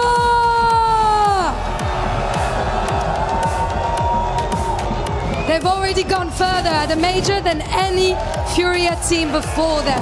But Serato said it best. Nobody remembers second place. With Fallen in his final season, deep runs aren't enough anymore. And Furia came to Paris to win. L'équipe brésilienne est venue à Paris pour une chose, et c'est gagner, marquer l'histoire. The arena is bouncing once again. One team is finding out just how dangerous this new chapter can be. The other has spent this year getting closer and closer to the biggest trophies in the game. Mesdames et messieurs, faites du bruit! Well, it is time at the Esports World Cup for the quarterfinals in Counter-Strike. We've got two great teams in Furia and G2 taking each other on. You would say these are the two biggest names on this side of the bracket as well, Jason? Oh, you absolutely would, and the teams are the most to play for as well. G2, as we mentioned, in a little bit of a situation trying to mold this team exactly how they wanted to play, so you got another chance to prove that you're on the path right now, that this addition of Wrinkle is going to be paying off long-term. For Furia, they already mentioned it, the big one is obviously with Fallen's departure, rack up as many trophies as you can for the old guy before he takes off, and then also try and show that you still have the same level that got you to a major final just a couple months ago. Now, the interesting part from that death segment for me was the fact that Yanko was so passionate about the decision to take this one to Ancient. I want to hear your take on it, Jason. Well, I mean, it is a big risk for the team. You can't deny it whatsoever. This is a map they don't play too often. Well, both of the maps, Ancient and Anubis, so they don't really touch on a whole much. But like, now you come into this, and I think they're looking at it and saying there's a weakness on the other side for G2. That's probably the main reason why they've come here. Is they said, yeah, we've put some work in it. We want to try our own things, but it's also very weak for them, so we feel like there's an opening. But it is a big risk. You're playing to a weakness of your opponent rather than the strength of yourself, which is what I believe was the argument from Yanko, is have the confidence that you're good enough on the maps that you practice, that you want to play, that you can take this squad down. Where do you stand on that? What's your take on it in terms of your opinion? Equally the general philosophy I like to see teams go for, although, I mean, I am a big fan of, I do like teams every once in a while breaking out and going for, like, picking towards a weakness, being a little bit aggressive in the veto process. This one with both of these maps seems very aggressive, very tough for Furia. We'll have to see what they come out with, but obviously, as Yanko and Dupree mentioned on the desk also, is that confidence that surely had to have grown out on the Ancient win against Aurora just the other day. Now, a big story around the major was the fact that Furia were on the easier side of the bracket to make it all the way to the final. G2 was on that opposite side, right? They were the more tough side of the bracket at the major, had a great game against Team Spirit, but that's got to feel like a missed opportunity for G2. Now they've got a chance with Furia in front of them. Not a Furia that's looking unbeatable by any means whatsoever. I heard Dupree saying the fact that he thinks G2 have the edge in this series. It does feel that way, and I think Wrinkle's been such a positive surprise, a pleasant surprise for this G2 squad. Has been, maybe not statistically, but eye test-wise, I think he's looked good, and there's obviously been some pop-off games where the stats kind of line up with it too. For me, I look towards that interview that Saw gave just a little bit ago, and it's kind of my thoughts too. He basically said this team isn't where we want it to be. This team doesn't seem like it's getting to where we want it to be, so that's why we made the change, because we want to get a new ceiling, new potential for the squad, and see where it can go with Wrinkle in the lineup, and I love that out of the coach. Well, it is time. The quarterfinals begin here in Paris at the Esports World Cup CS2. We've got Furia and G2, two teams with ambitions to go and try and win it all. And they've got a feeling that semi-final in front of them as well. They would be favorites in that matchup. So go ahead, take your chance as the quarterfinals begin. G2 starting on this attacking side. They get to dictate the level of aggression that they've been harping about for days. Okay, Serrano and Maladoy and Donut Fallen Red Room. Yakinder and Yuri pushed up in Cave as well. They can collapse very quickly on any play through middle. A utility goes in. Fallen will start the fight. Wrinkle. First headshot is his. Serrano inside of Donut looking to defend, but he's not the only defender here. In fact, he's the distraction, but they still get rid of Molotov inside of Donut. And it's G2 down to even numbers thanks to that kill from Yakinder, but Yuri. That's a stylish little tap, and that's the bomb down in middle. But if there's one player you want in a clutch, it is Heavy God, but they've detected him early on. Oh, he's going to have to find a way to bait this into a 1v1. There's the swing. Two players fighting. Can't find the kill. Yeah, trying to play this one together. 5 bullets. Goes for the reload. Almost like he could hear you, but 55 seconds left. Heavy God steps forward. And Yuri and Yakinder hold this crossfire. I think this is over. I think they've now moved into checkmate positions. This is going to be really hard to clear one side or the other, and I'd guarantee Heavy God knows exactly what he's up against, just doesn't know how to defeat it quite yet. He's got one piece of utility, one flash, but Heavy God gets into the fight. The burst fire, and he nearly gets back, but Yuri makes sure it will be a Furia pistol. I like that from Furia. In the 2-on-1 eventually, giving him some time to make his move, setting up the crossfire, holding and waiting, and when he's not coming, take the initiative yourself. Good setup from Furia, very reactive. Tons of options for multiple players to be able to help save this round and secure it. The bomb dropping in mid was pretty much the end for G2. It's a 1-0 here on Ancient. Straight into a buy though for G2. They're going all in. They want to pick up Tech9's Deagles. And see if they can bring this fight to Furia early on. Perhaps knowing their opponents aren't going to be fully put together on this map. These are the kind of rounds that can be really tricky to deal with. So it's kind of interesting. You know, both teams kind of struggling on this map. Not any kind of great win rate. There's going to be some shakiness. There's going to be some scrappy rounds. Get exciting down the stretch. I think Dupree's mentioned that this is going to lean a lot on the individuals on both teams. It just means big plays are going to have to be made.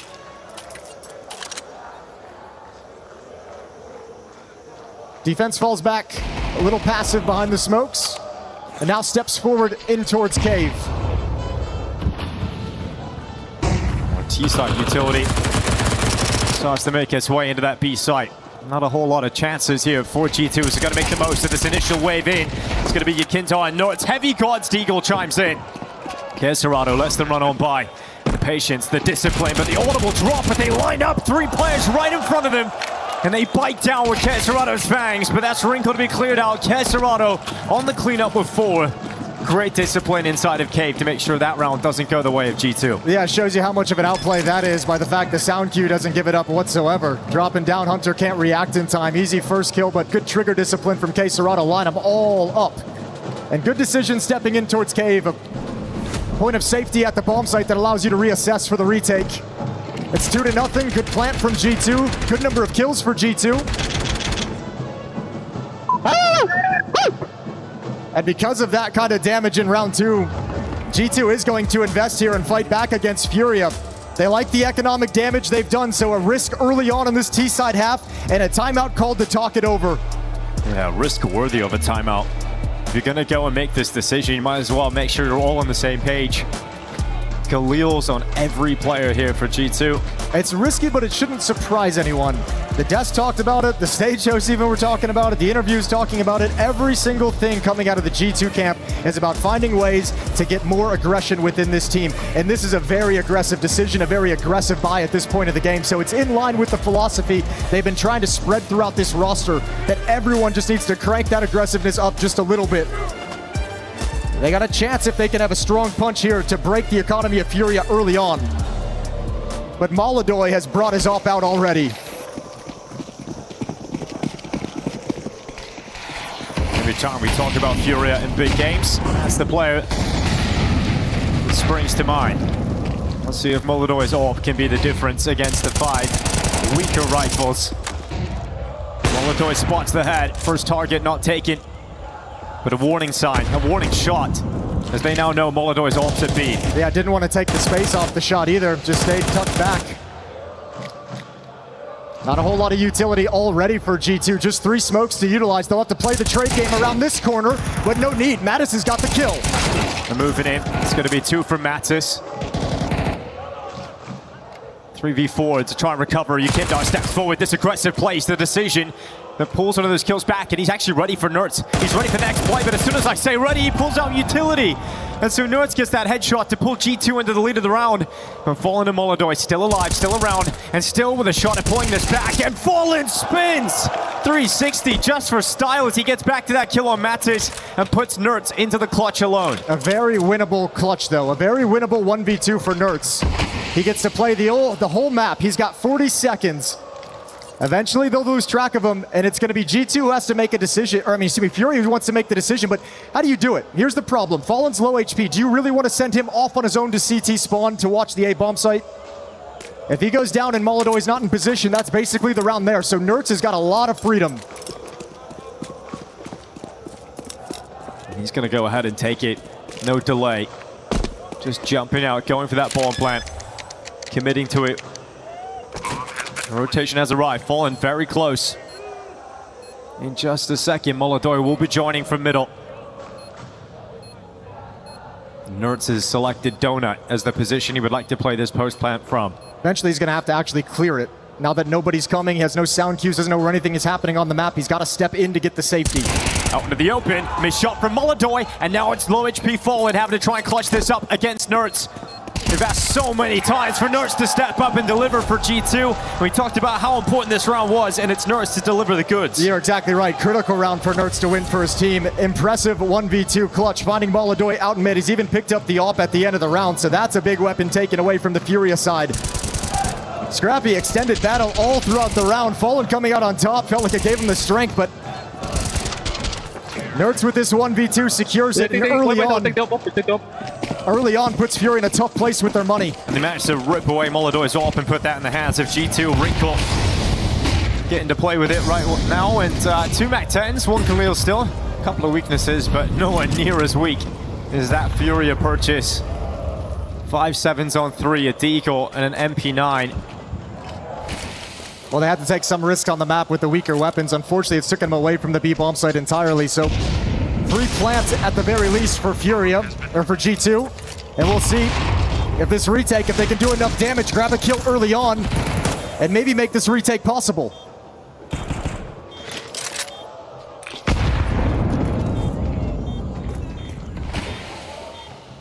For now, just getting ever closer to the site, but the big fight's still yet to come. Nert's completely blinded.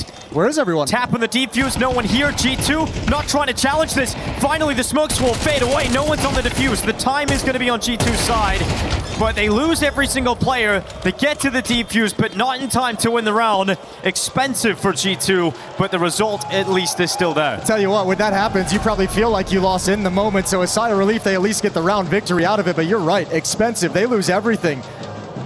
AWP is brought back over to Molodoy. He'll have that here in round 5. And G2 get away with one. A nice little retake, good utility usage from Furia. We're tied at 2.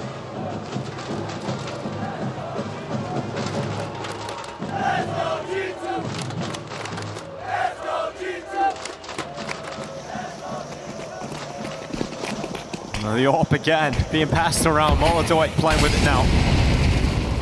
And Wrinkle back to a rifle.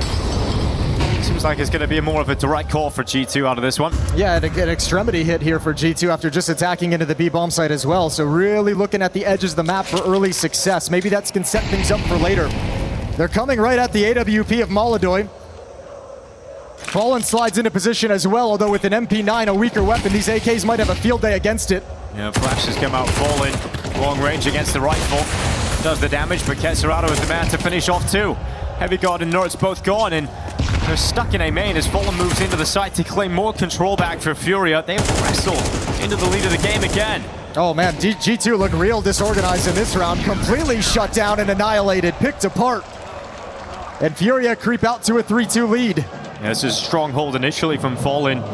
Dealing out the damage is the early warning system. Kesserado does the heavy lifting in terms of getting the first 2 kills, but quick decision making from Fallen to move back into the site once they realize they've blocked the A main players with the smoke.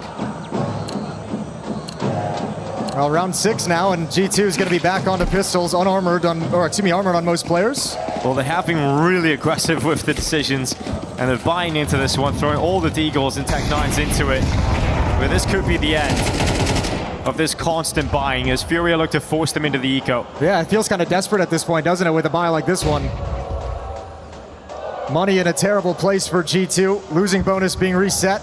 Heavy God going to step in with the Deagle and caught out in the open. The follow-up is starting to shift up ramp, but the AWP will hold them at bay. Yeah, the fact that Molodoy has been able to come away with one forces G2 back to reconsider just marching to their deaths. Didn't quite break through the way they would have liked there, Jason. Not at all. But I mean, you're sending Heavy God on a solo mission. Maybe he can create something for you, 1-for-1, and the other players can trade out the other player. Doesn't pan out like that whatsoever, so they readjust over to elbow, just get smoked off. Good timing from Fallen as he plays behind it. And G2 don't really have any options. There's just the one smoke. You basically just have to rely on the Deagles to get you a kill. Yeah, whenever that initial idea of trying to get into the B site is stopped, it does feel like your chances of winning a round like this fall to near 0, but they're going to give it a go. They're going to try and finish on this A site. Kesserado, who was so good against better weapons in the last round, has a chance to mow down some pistols. Grenade going to go around that corner. Notice the repause to throw the nade so they would believe he's inside the bomb site. Yeah, good shot from Fallen down CT into the side. Shadow cast against the floor. And Kesserado cleans up again. So Furia 4-2. They finally force G2 into a situation where they have no other option but to save. So it'll be a full eco coming up, and we're looking at a 5-2 start from Furia here. Yeah, and all those early buys going all in that fashion from G2 gets you a couple nice rounds and give you an opportunity to get off to the races, but Furia shut you down immediately, and all of a sudden the investments kind of go to waste. So now the half starts to feel really flat, where G2 haven't been able to build anything and build any consistency. Looking good for Furia, though, if you want to talk about the conversation of this being a risky place to take this series and allow it to come to Ancient, a map that you're not particularly great on. Starting out very, very well. You add into that the win over Aurora just yesterday, and just the other day, and Furia's going to be feeling like they're doing great. Yeah, rounds like this, you can just take it as a bit of a pause and slow things down. Obviously not going to be too happy with how the T side has started here. No, it's been a very rough, hasn't it? Saul's not going to be too pleased, I don't think, with the way this has been playing out. Haven't found a whole lot of success.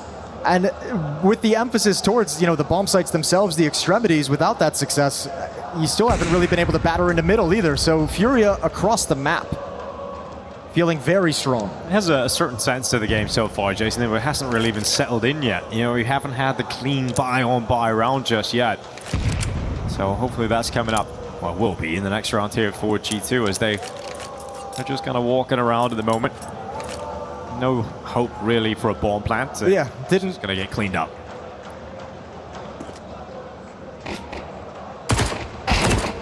Kindar can make some money on this SMG. Fallen now moving in with the information. They're coming towards him.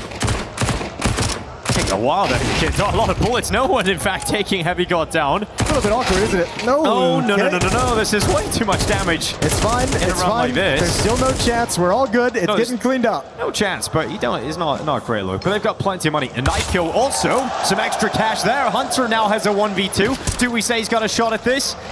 Probably still no, but he's giving it a go anyway. So a 5th round secured for Furia. It gets a little scary towards the end in terms of the amount of damage they were taking. Way too costly, but I think that we'll look back on that one as a hiccup. Let's see how Furia does now. AWP is still recovered from Molodoy after it hits the deck in the previous round. No AWP out on the T side quite yet for Wrinkle. All AKs across the board.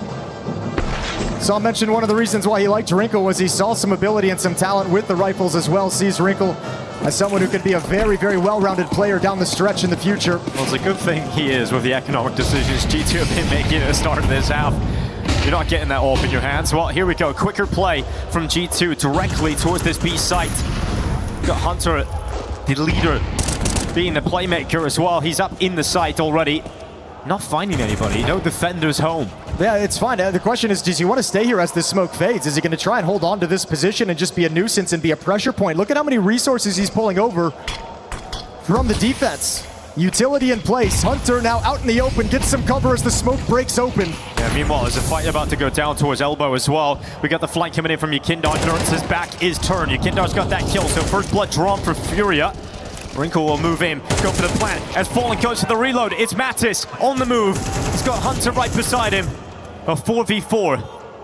Mattis goes again, this time runs out of bullets, inaccurate. Flash is Hunter moving in. Heavy God has to try and recover, and all this time you realize Yukindar is also flanking, but there's so much for Heavy God to do, it doesn't even matter. Wolodoy drops him, and that is Furia continuing to build on this CT performance. Yeah, that flank from Yukindar gets the 1 kill out towards Elbow, but it applies pressure to the G2 players inside the site where they recognize that flank is going to be coming in, feel like they have to get aggressive. I think Mattis and Hunter kind of got caught in this choke point pushing forward where they couldn't really move forward into a good fight and they couldn't fall back. They felt like they had to maintain this position.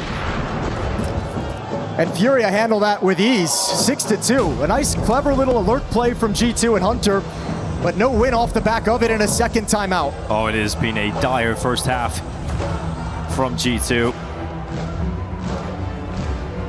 Just always in the bin economically. Never really getting a clean look at it, but that is by their own creation, by their own design. And Furia loving it as they rack up CT rounds every single time here. It is one of those things where you like, it's unfortunately you almost have to judge some of those decisions with the hindsight, but now that it's taken them so long to feel like to get their economy settled after that sort of a buy in those losses, Furia has really done a number to their economy. Even that really risky force buy, the round they only win with 1 player alive, so money's just never been there for G2, but they've had opportunities to stabilize. They've had some very sloppy post plants inside some of the bomb sites. Rounds have slipped away, and Furia have a commanding lead. Hero AK for Nerds. Pistols around him. Can they muster any magic?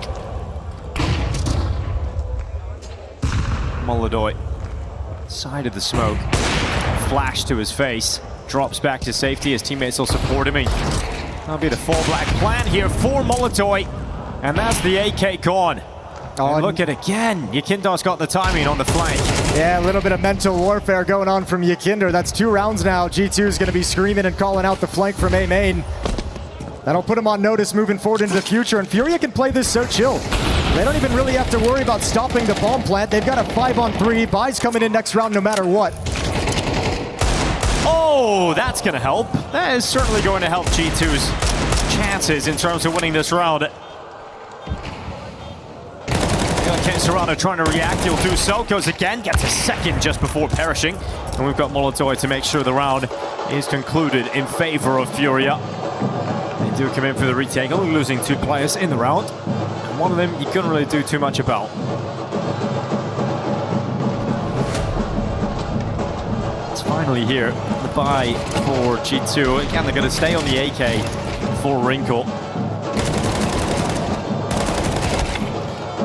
Well, round 10 is here. G2 desperately need a little bit of fire. A little bit of belief, someone to make a play that can re-inject some energy into this T side. Nerds at elbow.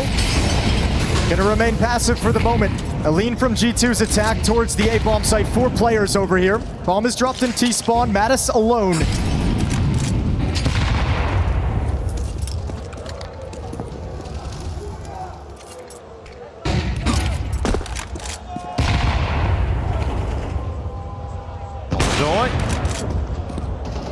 Nearly striking straight down towards elbow, but not quite able to grab the advantage just yet. Heavy guard moving out A solo. It's not a play that's worked. Fallen has capitalized on that headshot. Man, nothing's working whatsoever from G2. G2's trying to pull all the attention towards middle to activate Heavy God to give him that space to play with, but Fallen cuts him down quickly. Yakinder playing over in the cubby. A tricky position with low HP. Timing is everything for him. 3 players walk past him through the wall. Wrinkle's gonna step into his crosshair. Easy kill for Yakinder.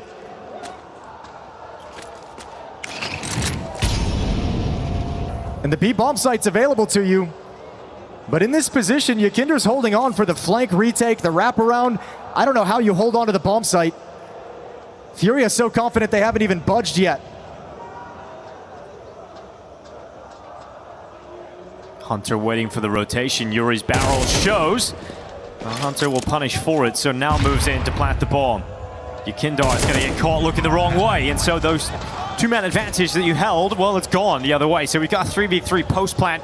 Furia have to retake. Now, they found success in this B-site retake before, but this time it's looking much better for G2. Into the open, last second headshot there for Hunter before he goes in the ground. And Molodov's turn to try and step up with the rifle, and he's got it down into a 1v1. He knows Nerds has moved off. And Nerds going for the reload. Molodov's changed position. He's got a smoke. It's not planted for Nerds. Molodov could get on it. He taps the defuse, pulls Nerds in the open, and Molodov makes it look so easy. Just toys with him. Had all the tools he needed to get himself out of that situation to work that problem. Perfectly played. Even double peeking him. Good composure from Molodov, not swinging too wide. Making sure they can't trade that frag off, and it just keeps getting worse for G2. Lovely cover with the AWP, and this is just a great, great idea. Nerds has to play there. He has to get aggressive and try and stop it.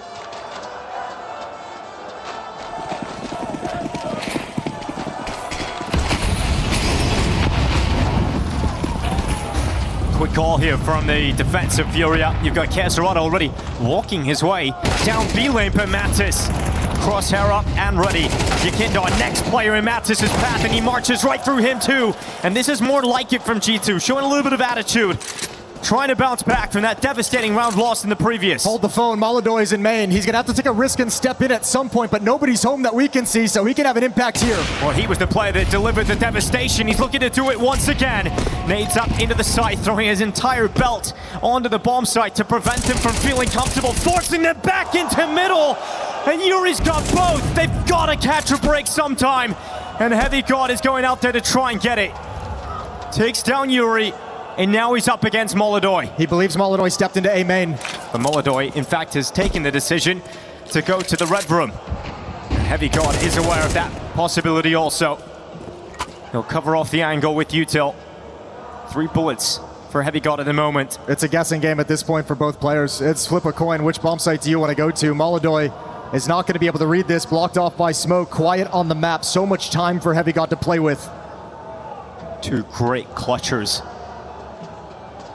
With a little time left in the round, but a whole lot of mind games. Where has Heavy God gone? Molodoy stays committed to the A bomb site. It is the right call currently, and because of the time, Heavy God has to commit. But look at the lack of ammunition. 3 bullets in this AK for Heavy God. Goes in, plants the bomb. Molodoy makes his move. Yeah, the timing is perfect. Into the open he goes. Bullets starting to become a little bit of an issue, and in fact he'll close it. Heavy God, it will close it in the end. Out to a CT spawn. Doesn't even worry about it. Molodoy couldn't capitalize this time. Well, you said they had to catch a break. Put your big star player, Heavy God, in a clutch like that, and he's worked it very well. A sigh of relief, a long, extended clutch. And he holds his nerve, even with Molodoy making the right read. But you can see Furia's got so many answers, man. They're playing really well together as a team. Yakinder almost pulling that round back for them and stealing it right out of G2's hands. Final round of the first half. Make their way up through the Vitor straight away again. Some pace to get Wrinkle up on top of the boxes. Oh, they want to exploit this rotation. They showed a B-rush with all those flashbangs, but it's slowed down, and Fallen punishes. Yeah, Kesserado also stepping through, so Furia are very comfortable close to this half if they can round this out at this point. That's the exact play G2 wanted to be made. That's the scary part, is that Furia takes it and just judos it and comes out with the advantage.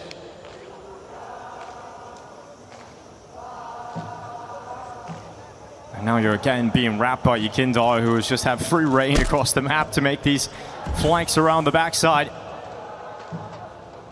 And if you pause, if you're G2, he is getting closer and closer. Well, look at Furia right now as well. 3 players behind Cube. You've got Yakinder already pushed up in the flank. You have Kesserado just watching for them to drop off the jump up and go towards mid to readjust to the A bomb site. Now, they're not entirely sure that all 3 players are there. But we can see they've got them trapped and boxed in and all the information in the world.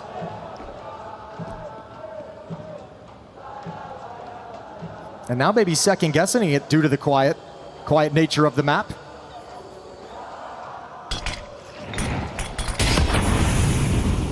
The on the clock, Fallen looks to spray them down. Good shot from Hunter. That at least keeps this one doable for G2. 25 seconds though, and Yakindar's flank is now paying dividends. It's perfect from Furia right at the end here. 9-3 up. A strong lead versus G2, and Ancient seems to be working out so far. Well, if there was a little bit of fear, a little tentativeness, and maybe some hesitation after the map veto, looks like Furia is wild. Okay, so we know that the Furia fans are loud over there, but I've managed to find some G2 fans. How we do it? All right, we got 30 seconds. Tell me why G2's going to win this thing. Because we got Heavy God. Good answer. Furia not loud enough. Woo! Hunter masterclass. We're the best. I got to ask you a question. You're a Brazilian fan over here in a G2 jersey. How does it feel knowing they're over there right now? It's mixed for me because a bunch of friends might that, so I have a message. Yeah?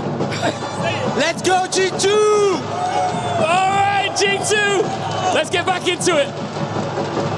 Well, G2 better get going. 9-3 down at the moment, but here goes the second half. We'll get to see how Furia look on the T side. CT side was strong, and we've got Wrinkle getting ready to go A main. Aggressive stance here on the CT side. He's going to detect some presence and drop back towards Temple.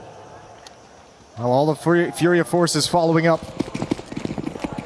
In A main, G2's defense has been pulled over. 3 defenders here initially. Nerds is going to have a quick turn.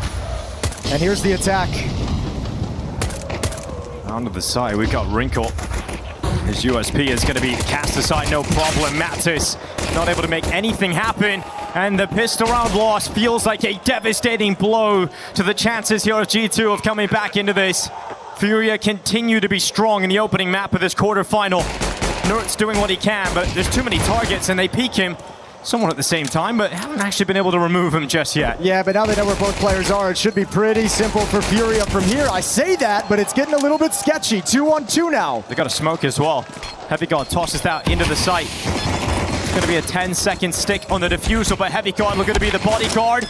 Kills coming in, now he has to defuse. He has to hold it himself, and he is pulling it through. Yukindar, can he get there in time? Can he stop this from happening? Heavy got dropped. Yukindar finds it in the last few seconds, and that will be a 10th round win for Furia. Man, so close in a 2-on-4, almost working their way into that defuse to snatch it away.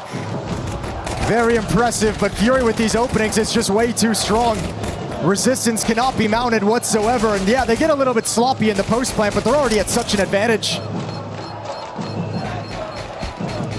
That's got to be a little scary if you're Yukindar and having to put that many Glock bullets into the diffuser inside the smoke, and you never know if it's actually hitting them.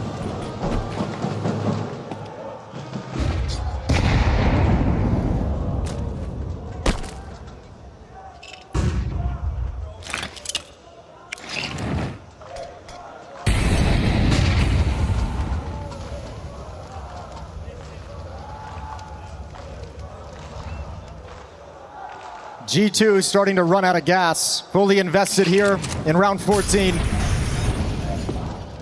MP7, 357s, and a Deagle.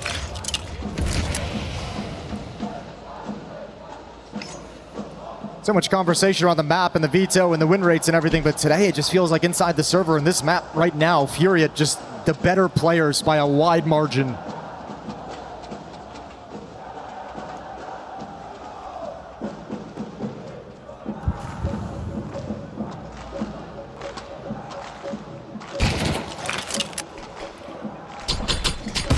See what they can muster at a run like this, but G2 has just been a familiar story for them this entire first map, having to play with pistols, having to play with some weak buy of some different variety.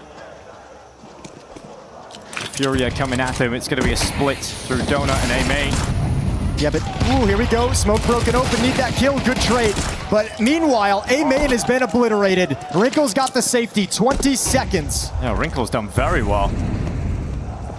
Gonna back off with a better weapon in his hands as well. Let's not count Keserato and Yukindar out of this one though. First kill is there for Keserato. He knows Wrinkle is still towards A main. He turns to that one next. Yukindar's got one towards CT spawn in time. Time is the issue. They have to look towards A main. That bomb plant will come through. And Mathis makes his move, but Yukindar's so sharp on the trigger. What a comeback in that round from Furia. Well, they just showed G2 how to win a 2v4, closing it out in style. That's a wild shot. That's it. Throwing the towel now. Like, you can't recover from that round loss. When G2 come back and review this map, they're going to see 4 or 5 rounds that they should have won. They were in great position and just could not handle. Oh my god, bro. Keserato, bro. Insane. Yeah, that's about right from Yukindar. Insane from Keserato. What cover. What a map from Keserato, sitting at 19 kills, 9 deaths at the moment. Looking to try and break 20 as you head into the last couple of rounds here. And G2 used their final timeout. They look so deflated in the G2 camp. Nothing has worked. I think an element of it is that economic situation where you mentioned maybe they just haven't felt like they've gotten started on this map, haven't been able to dig into the game plan a whole lot. I think also you look at that conversation, an interview he gave where he said, you know, at the major we kind of found our ceiling. This move is made to see if we can propel past that. Well, this is a bad feeling for that kind of a goal too. Getting flattened here on the opening map in this quarterfinal series. First quarterfinal of the Esports World Cup here in Paris. Anubis will be up next in this series, and Dust 2 has a decider if we need it.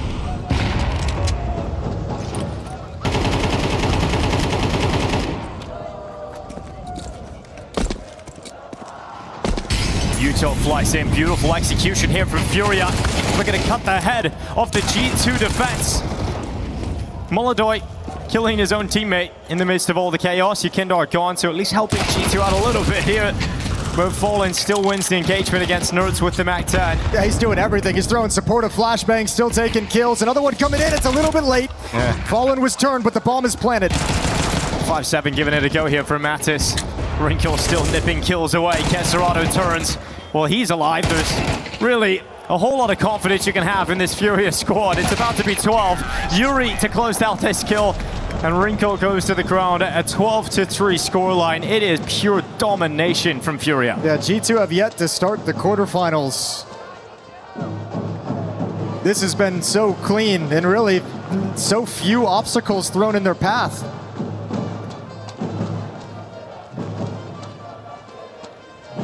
Round 16 and potentially the final here on Ancient. It's a grim buy for G2's defense. 2 MP9s, a FAMAS pistol, and MP7.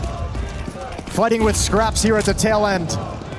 2 players sprinting towards A main. We've got Hunter trying to meet them, but it's not even the main thrust of the attack. They're waiting to go up B, and they're attacking the same time as well into 2 different sites, and that is causing confusion for G2 as they're trying to race back to their B bomb site positions. But you could even bail out and leave B and get back to the A site, which is exactly the call for Furia. Madison Nertz stepping through CT spawn just as the smoke fades. 12-3 and a 5-on-3 in this round that could end the map right here. Plays in tempo, 1 gone already. Yakindar, why not try and grab both? But it's Heavy God, the final player here for G2, and their final moments. It's going to be a crushing defeat coming in to G2's way, and I gotta say, for Furia, that is one hell of a look here on Ancient. Yeah, we were all kind of surprised to see it picked out, and they just showed up and looked phenomenal on it. Now, there's a quality of there that might be some weaknesses from G2, but let's not take anything away in the moment. So many kills, K Serrano 20 frags, a dominant force inside the map, good calling, and I mean, you gotta say for G2, that T side, it hesitated right at the start, it kind of stumbled in the first 4 rounds and never truly recovered. We got the boys on the desk, helmed by Puckett. How good is it to have Moses in your ears back in an arena? Dupree and Yanko alongside me, as this was a swift one. We may have a bigger delay between games 1 and 2 than we had for game 1 on the stage. Dupree, what went down here? How did Furia walk away with that convincing 13-3?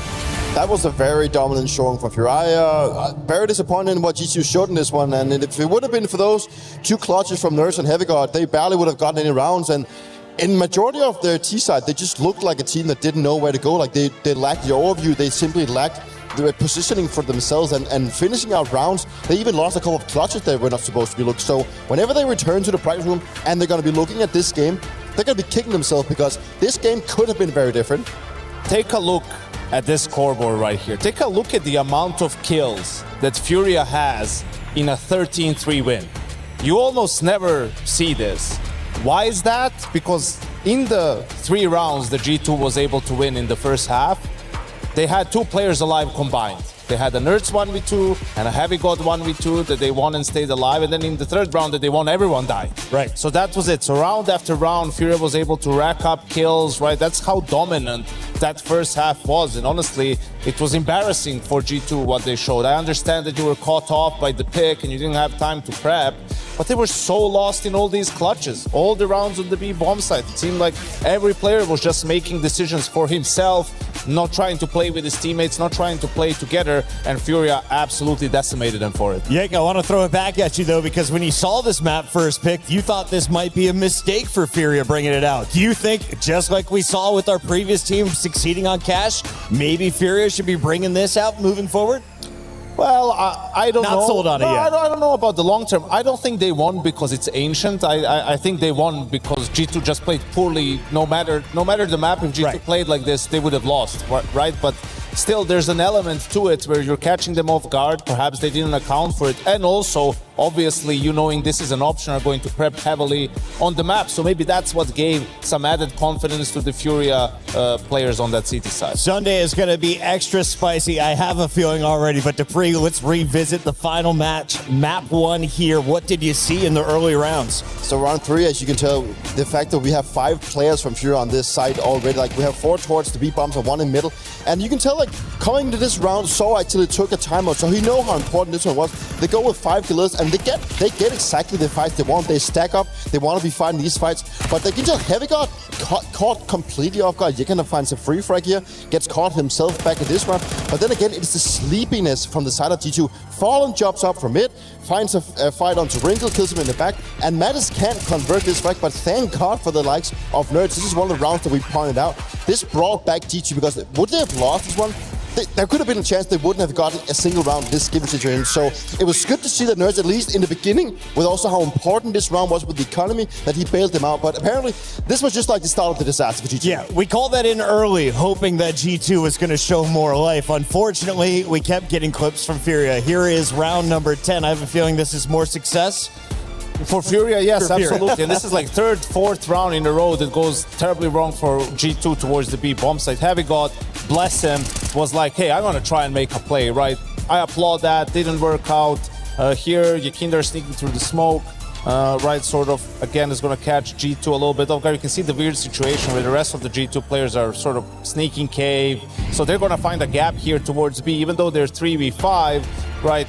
Get the bomb down, sort of be in a decent situation to win the round. They catch Yuri, they're gonna kill Yakinder. But now, when that happens in this 3v3, right, you're going to see, again, them struggling to find solutions, right? Great job for Nerds finding this kill. I mean, great timed kill. Hunter also manages to find one, luckily, before Molodoy gets him. And Molodoy knows about Nerds. He doesn't know about Mattis. And, you know, they're trying to sort of play together, but you're just finding you need to also, if you're Mattis, don't reveal your position, right? Like, Nerds, you need to leave him to either win the round or die, right? Because you now have the 1v1. Molodoy has no idea where you are. You can position yourself wherever you want to just play the clutch, and this way you made it easier for Molodoy, who smoke really made the clutch difficult for Nerds to win. Just a lack of decision making, right? Someone just needs to take the helm and say, okay, this is what we're going to be doing. And it feels like they're super stressed out in this situation. Like, Mattis have no reasons to peak in this given situation, and just play Nerds it out, you know, so let Nerd play it out. And in theory, it's these type of rounds, like, they could have bounced back if they won this one, but when they throw this stuff away, it also just keeps killing their confidence, and it's just not good enough. Not the way you want to finish your first game unless you're on this side of the ball. Let's take a look here at the stats from 2 stars. We didn't really say enough about Kesarado in the pregame. Yakinder we highlighted as needing to step it up going into today's quarterfinals. Did he do so far? Look, it's the only reason why we did not talk about Kesarado is because he's been so good throughout the tournament that we didn't need to, because he always delivers, right? We did have a little bit of a negative point coming in that Yakinder was missing yesterday. But he kind of made up for it today. You know, he had a lot of good flanks coming out. He found a lot of position and got a lot of good information that could really help Furia puzzling the rounds together. And I mean, like, it's just good to see that regardless of having a bad game yesterday, he shows up. And Kesarado, you know, like, this guy is just unbelievable. Like, he just delivers time and time again. Yeah, he's been the best Brazilian player for a while now, and also yesterday on Ancient 2 against Aurora had a really good game. So yeah, I think Furia definitely showed up as the better team, and it seems like their plan in this series is just don't let G2 get anything from their comfort zone. I mean, even looking at the map pick of Anubis, right? Like, it's not that Furia has had tremendous results on it lately, but they know G2 hasn't either. So they just want to go and sort of make G2's life as uncomfortable as possible, feeling that their worst maps are better for them than they are for G2. Shout out, we got a lot of OGs in the chat right now, and I saw a question. What is this? Yes, it is a best of 3. So if you're Furia, you need just one more map. We're going to Anubis, and if needed, there will be Dust 2 as the decider. With about a minute left here in our break, Dupree, I want to get your thoughts going into the second map. With what G2 have shown so far, I'm worried that this is just going to be like a completely stomp for them. I don't think they have looked solid whatsoever. And I'm also looking at the map pool and the video, everything. I'm kind of curious whether Furia is like playing with the idea of playing all 7 maps, or they're trying, try and remove their permaban into something different. Because looking at the fact that they decide to pick Anubis against G2, it's not a map they have played themselves a lot. And now also G2, they have looked pretty bad in that one. So maybe that's why they went that way. Yanko, give me a reason to stay tuned for map number 2. Tell me how G2 is getting to map 3. I think they're going to get a kick in the behind from, the coach, the mental coach as well, and just get them to reset and don't overthink. Play your own game, like communicate with each other. Try to play together a little bit more, because they lost due to bad fundamentals, not because of Ancient. Kick in the rear, get your butt in gear. It's time to go to a quick break. When we come back, it's map number 2, live from EWC Counter-Strike 2 in Paris.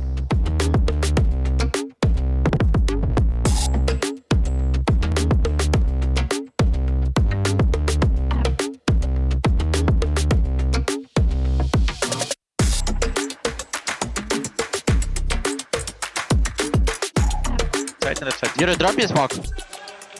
One done. No. Guys, I'm smoking donut. Okay. Or smoking city. Smoke city and multi full donut. Temple dead.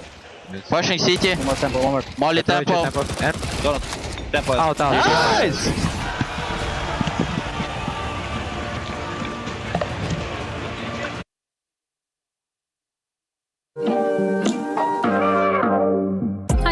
Jenny here, and I'm joined with Furia to do a little bit of a who is most likely to, testing your synergy off the server this time around. Concept is pretty simple. I'm gonna give you guys a couple of scenarios. You write the name of who you think that applies to, and we can discuss. Who has the messiest hotel room? Damn. Oh, easy.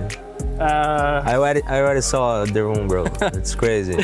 What's wrong with the room? Oh, but there's everything in the room. Like I don't know, bro. There's I can't explain. Like it's ugly, bro. Yeah, take your time, bro. It's okay. Have fun. Okay. Hey, let's go. Me, Messi. You're crazy. I pick myself because I know me. Bro, I don't like. Once he forgot his passport in the hotel, so I need to go back to take for him, and I saw the room, bro. It's like mad room, bro. Like I never seen anything like. I feel like in our team there's always like pairs that live together most of the time. I think Caserato and Yuri is most of them. Then Daniel usually lives alone, and me and Fallen sometimes share or whatever. I've never really seen anybody being so messy, but I just wrote Caserato because I've never lived with him. So I just assumed. Shots fired. I'm not this type of guy. I'm Yeah, the only true. one. He's I've heard bad stories about you though, Yuri. Sometimes. All right, who's most likely to survive a zombie apocalypse? Bro. That's funny, actually. Bro, it's definitely not you, bro. That's actually funny. It's definitely not you, bro. It's definitely me? Yeah, bro. Bro, I love movies, bro. Everything. Watch is the different, bro. Watch is different. Yeah, bro. Nice, Maddox. You're right, bro. You're right. You know why I wrote you? Because you're playing 1.6 zombie servers. True, bro. Since I was kid, I love like apocalypse. Huh? How it help in life?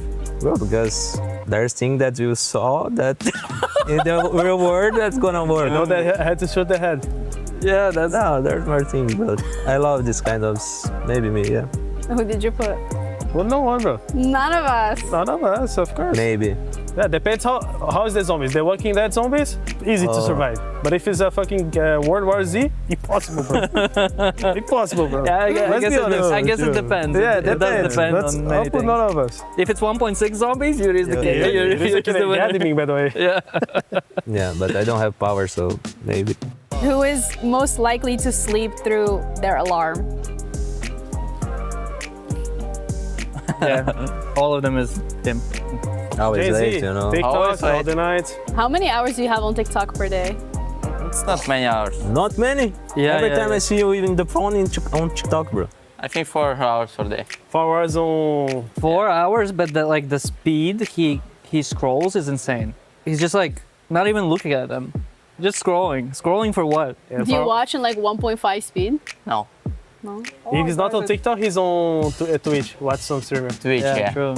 I think 10 hours is Twitch, 1 hour is TikTok, and When do you prac? He doesn't. Watching Twitch. Yeah. That's it from us for today. Thank you guys so much Thank for you joining me. so Hope much. you guys enjoyed it.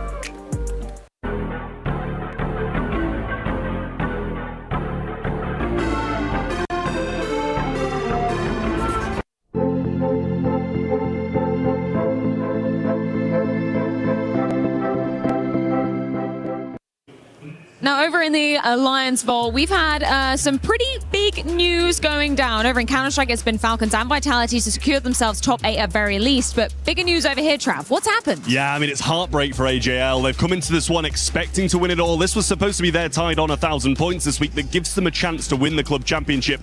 And they've gone crumbling out of the competition in the quarterfinals. Baisha Gaming have taken out Team Falcons in the lower bracket of the qualifying stage, have been drawn against AGL, and have beaten them both. So the top 2 teams in the club championship are now out of our competition. It's Team Liquid against Na'Vi at the moment, so there's some more storylines here and there. Na'Vi still in with a chance of winning the club championship. Same with Vitality, but they've pretty much got to win all 3 games they're in this week and have Falcons do bad. Okay, so what you're saying is the odds are looking ever stacked in the favor of Falcons for They the are. Club Championship. I think Team Vitality and Na'Vi had like 0.33% and 0.22% chance of winning the club championship at the start of this week, and I don't think that's gotten any better. Well, thank you so much for the update, Trav. If anything changes, we will, of course, be back at you with more Club Championship updates. Play is in our DNA. Whenever we let it out, it becomes our superpower. Now imagine an entire city being built to supercharge it. Kadir City, powered by play.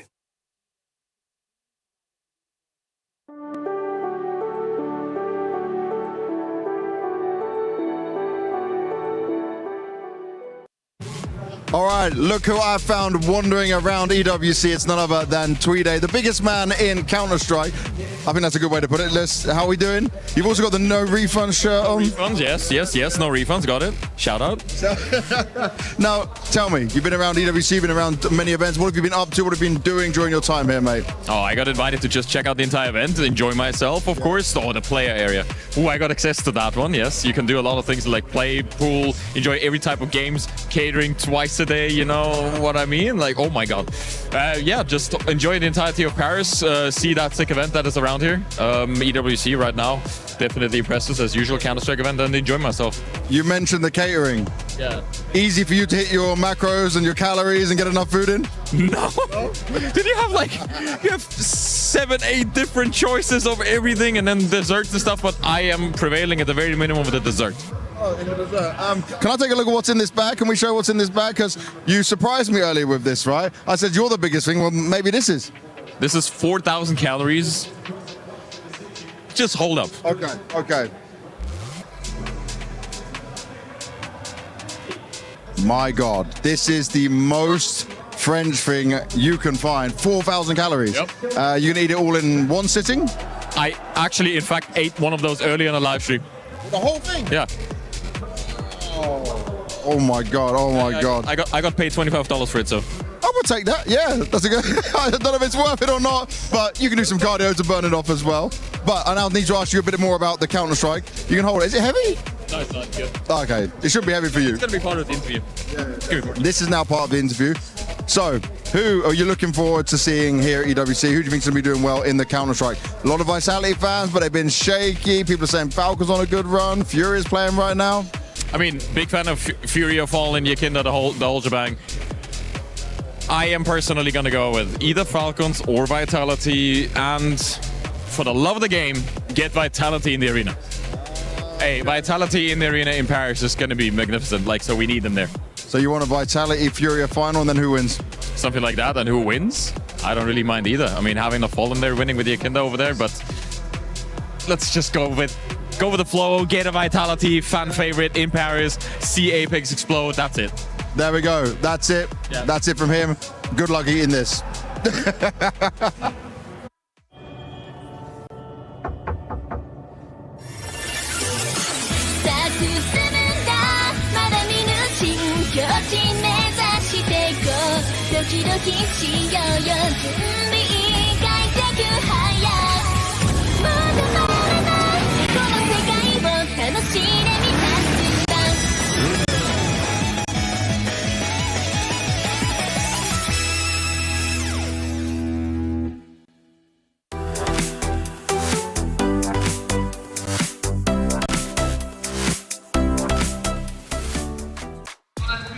With the end of the Esports World Cup inching ever closer, truly every single game matters. So I'm back down in the Kadir City grid to get a little update from Glitter as to what has been happening in Fortnite. What are the headlines? So we're in Group B, halfway through our matches on the day so far. Now, this was the group that AGAL were expected to top out of.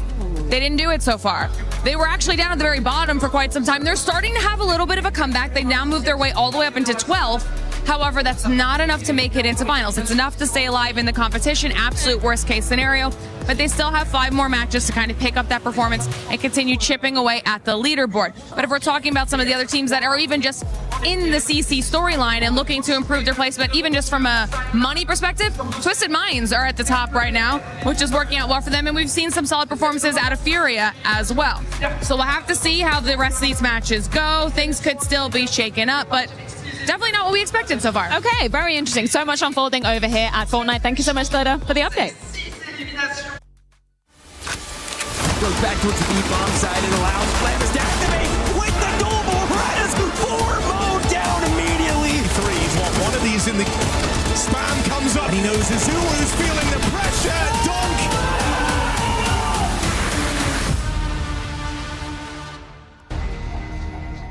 Welcome back to the Esports World Cup. It's the quarterfinals between G2 and Furia, and right now only one team has shown up. That's got to change coming into map 2, otherwise the key of G2 and their dreams of actually winning this competition will be crushed. It's actually kind of the first and really the only question worth discussing at this point is just, you know, are you actually going to be here? Are your individuals going to provide anything for this G2 team to rebound in this series? We're going to have to see who's going to step up here on Anubis. Second map in the series, Furia one map closer to the semifinals at the Esports World Cup. Looking to take out G2 in 2. They're going to be starting on the CT side, G2 attacking into their defense. Got utility, 2 smokes, 2 flashes, and a Molotov for G2. This is always going to be towards the B-bomb site. Yeah, Furia have so many players ready to defend this B-bomb site. First up is Molodoi with Yuri. And this combination might prove too difficult to get past. Yuri's even got utility to slow it down, but G2 can't respect that. They've just got to go. Heavy got great entry, followed up with a second, and Mattes moves in with him. So that's the site, that's the round. Yeah, very perfect, really, as you'd say. Nothing they could do whatsoever. Good utility usage. Molodoi had to get something with the dualies to slow that down. Nice little punch in the face from G2 to open up this second map, and hopefully a taste of what's to come. Hopefully an indication the attitude's going to be a little bit different here for this G2 squad. The other nice thing about that, we talked on Ancient, it felt like that T-side kind of fell by the wayside, never got started due to some financial issues, the economics they could never get under control. As long as you can convert round number 2, this is the exact setup G2 would have loved to have had on the previous map. Get some money in the pockets quickly.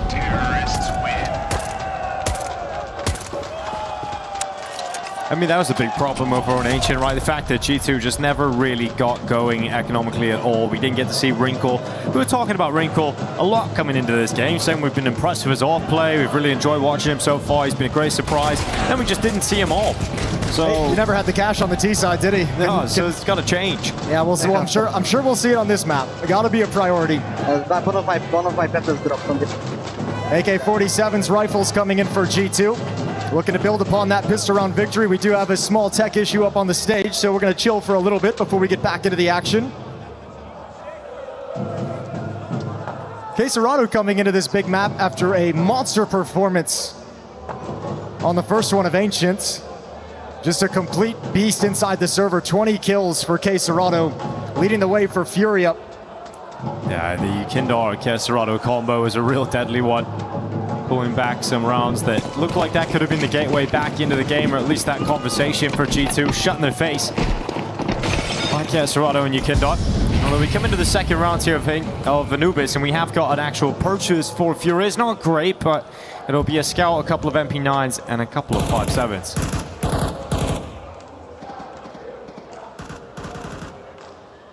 They're going to play the smoke fade, or they're just going to come on through it. Flashes there. A little sketchy from Heavy God, but he does get away. Free kill, a man advantage, and plenty of G2 players around to make sure that there's no further danger from this push. Well, one of the surprises that, and that's going to be Yukindar popping up and taking Heavy God down on the rug, so he's going to peel away with a better weapon. That's actually a really good find. If he can disappear into the bomb site, if everyone can kind of slink back into their sites and reset this round, that could get really uncomfortable for G2. Now there's an AK-47 in play. Yukindar is going to be alone at this A bomb site.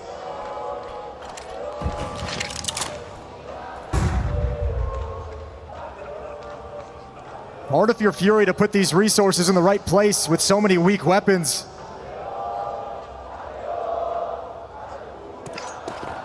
Very little information being gathered, but that's an important piece. Queserado spots the bomb jiggling in canals.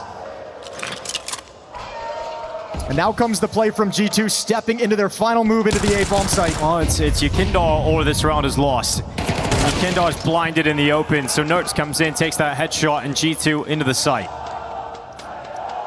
You've got some weapons worth saving if you're Furia. Yeah, good patience as well from G2, not panicking in that kind of a round.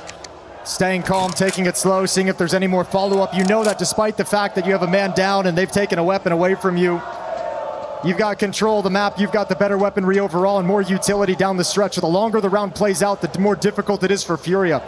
letting the clock bleed and then playing your advantage. 2-0 for G2.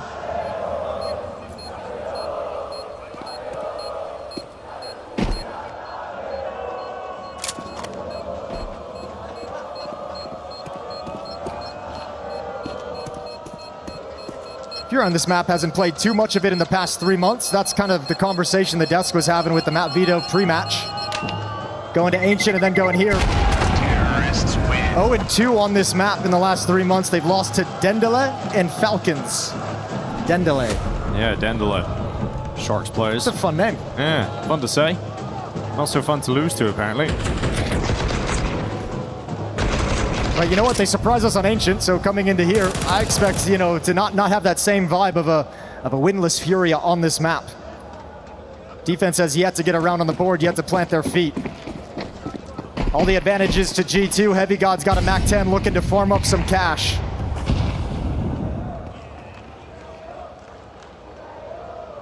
Spread into an early default to look for aggression. And they'll use Heavy God as a little information gathering piece.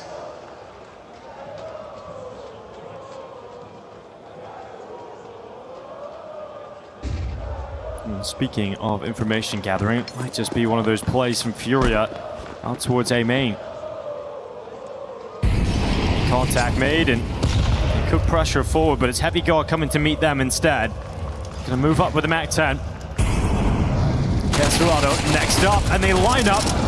Heavy God blinded, but will retreat to spot that he's killed 2 players. Yeah, beats the flashbang as well. I love that he steps into that fight. Molodoi aiming for the head because he had to have the head shot. Oh, good tag. Yeah, tags him. Hunter stuck on the wall. Nowhere for Molodoi to go. Somehow still alive, but not for long, surely. Oh, he's just getting thrown every piece of utility his way. He does get the kill he was looking for, this time on Heavy God.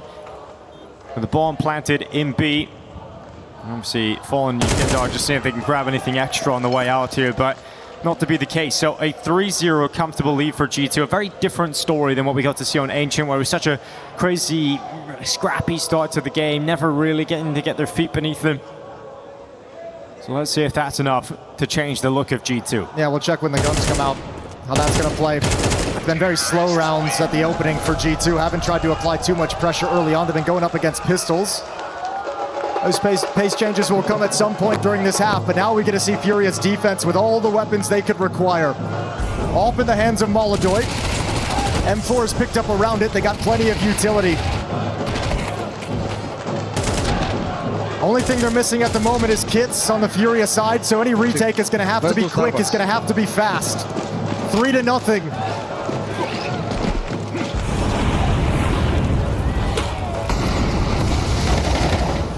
Look how quick this is. Nerd's already up through the mid doors, putting the pressure on Castorado, but he knows what's up now, so he manages to catch his breath, but the next attack is going to come quickly, and it's at this B site this time. Okay, yeah, and reloading from Yuri. Yakinder's the only one inside the fight, inside the bomb site, pulls him into the crossfire. Obliteration, and Nerds left alone in middle. Wrinkle, nothing to do at A main. Nerds still trying to dig deep and fight. I mean, both 2 of the 3 remaining players here for Fury are low in HP. 6 health for Yakindar, 21 for Castorado. Nerds and Wrinkle are going to try and figure out if there's any way to come together in this round win. This is the guy you're most scared about at the moment, is Nerds, just because he's the one on the map with a minute to play with. You had the spot on Wrinkle, you know he's stuck behind smoke for the moment. When that fades, you might have to be concerned, but it's the movement of Nerds that they don't know about. Oh, they just exchanged positions. The low HP play of Castorado is actually going to win the fight against Nerds, so now Wrinkle's chances of winning the round drop to 0 with that headshot from Yuri. So Furia, a strong hold of that B bomb site. And that's the Yuri Yakindar combo to get the first round win here for Furia. Yeah, good to see them as well. That's a lot of pressure applied by Nerds, and that goes back to the conversation we've been having throughout this whole first map, was the nature of aggression. Sauce trying to tell every single player to crank up the aggressive nature of their play in different situations, and Furia didn't bite on that. Very easy for Castorado to make that call, feel that pressure, and pull somebody else over, but nobody from Furia budged.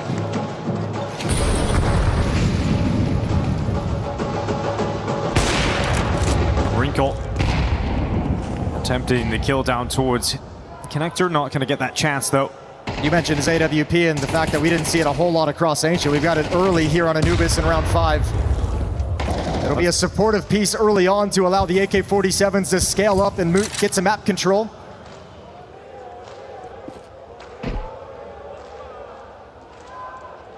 Caserato and Yuri, combination of players that have played together for so long. They're going to be standing inside of mid. There's a Mattis. I'm going to give this a look. Peek. Caserato behind the smoke. Does get a little bit of damage off on Nerds as well. Trying to keep track of the presence over in middle. I think now wants to get a little bit frisky, has the chance to peek out the window. G2 is going to start readjusting on the map back to the A bomb site. Mattis is outside B. Nerds in the middle of the map watching for a push. But everyone else lining up in A main. Yeah, and Fallen alongside Molodoy. The duo to try and defend the site. It's only a two-man attack, so they don't need to commit off this. They want to cause some damage and maybe open up an avenue for Nerds. You know, that bomb is hanging back, but Nerds is going to start moving in, and that's a huge kill to collect. Caserato not able to find it. Heavy God will move in on the second layer. And we're looking at a 3v5 now to try and return here for Fury. 20 seconds though. Mattis caught lurking into the site. The bomb is coming back to B. This could be Yakindar stepping up and delivering Fury around because the time is so limited. They don't have enough time to be methodical. It's Yakindar with another. Bomb moves in. Hunter has to plant it. Yakindar in the open. And they've just about grabbed it here, G2. Yuri and Molodoy can still win this though. I think Yuri's going to want to make the first move. Take some attention, open up the flank for your teammate. But if you're G2, you're feeling a little claustrophobic. You're committed to the side if you're Hunter. And there's the fight that's won, and that will cancel out any attempt of Molodoy. He'll fall away, and it will be G2 to pull through to a 4-1 lead. Dicey, G2 I think almost outcalled themselves in that round with the return back to the B bomb site. Yakinder almost puts together a clinic. Can't read the play, the late play from Nerds in towards 8 main, and that's the pressure release that allows G2 into the bomb site to win the round. Lead extends to 3, it's 4-1. Talked at length about the money issues on map 1 for G2. Now it's Furia going to be struggling with it and what kind of a buy they can put together here. The AWP is not available to them to pass over to Molodoy. Well, you know that extra kill even at the end just adds to the damage that you've done to G2's economy. So you know you've got them in a brutal point when it comes to residual cash, but G2 are absolutely going to have the superior purchase available in this round, and it's up to Furia to figure out what can we even put together. Is there any sort of disruptive style we can maybe throw into the CT side? And if we want to take stock of G2 during this timeout after the Ancient map that we just discussed, you're seeing more of that individual effort and talent kind of show up here. You can see they look much more comfortable working the map with the protocols and the plays that they're calling and the way they're moving together. Everyone on G2 looking a little bit sharper in these first 5 rounds here on Anubis. That bodes well if we want to get a deep 3-map series here in the quarterfinals. Freeze time is coming to a close. Round 6 going to go live, but Furia doesn't have a whole lot to fight with. Haven't shoved all in here, so you got Molodoy with the M4, Yakinder with the FAMAS. It's a pistol and an SMG on Caserato behind that.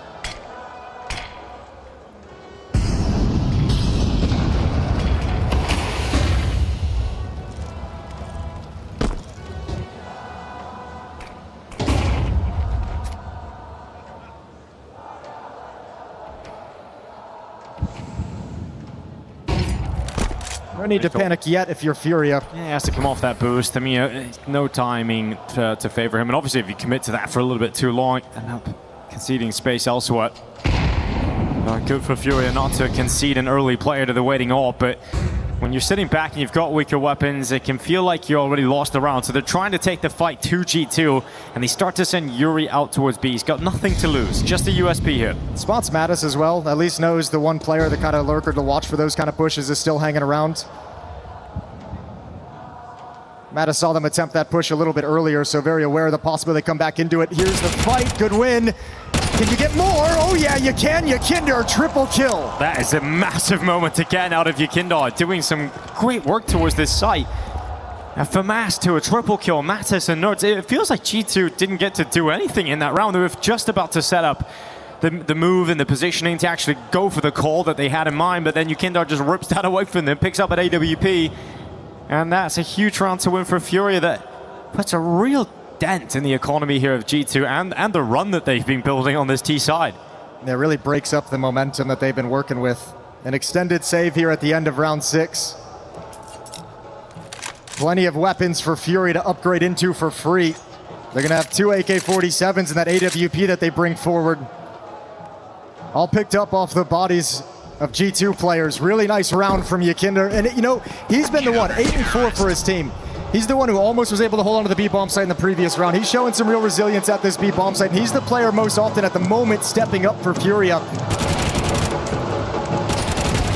A lovely sequence, good spray control with a weaker rifle. One missed shot from Wrinkle and it all comes crumbling down.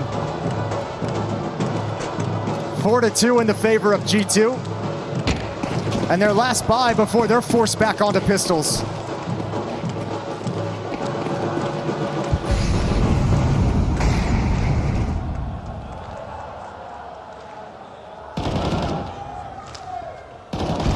Molodoi. Oh, hits the shot, but it's not enough damage to bring him down. Both competitors dishing out some blows to one another, but for Nerds, he's down on 17. He will still stay committed to his task of just dribbling a smoke out, because the main attack is once again going to the other side of the map at Fallen, who's going to try and delay this. He's only got a FAMAS. Oh, he busted out a really defensive smoke, thinking they were going to commit to that as well. A lot of defensive utility. Fallen felt like that was the execute, so Molotov is burned, multiple flashes burned, a smoke is burned at the A bomb site. An extra player pulled over to help the defense, but in fact G2 have so much time they can actually call it off, go elsewhere and set up for what they hope will be a successful B finish to this round. But once again, it is Molodoi and Yakindar here to defend. Yeah, I think you might need a third player here as well. They haven't shifted anyone over. Nobody's even close. If these two can't hold on to the bomb site, it's a save call surely for Furia. Well, we've been talking about how good Yakindar's been. Well, he's got Molodoi to back him up, but Yakindar gets nothing this time. And a single kill from Molodoi is certainly not going to be enough. So Furia pulled in the wrong direction. And you'd imagine that save call you mentioned will follow. I feel like in this map, if you have two B defenders sitting back into the bomb site playing defensively like that without any information elsewhere on the map, they're just screwed. It's just a matter of time. Those executes are just way, way too strong. So G2 gonna build upon it. Extend this lead back out to a 5-2, 3-round lead. But because Fury was able to return the previous round with weaker weapons, they've got another buy coming in, so not out of it just yet.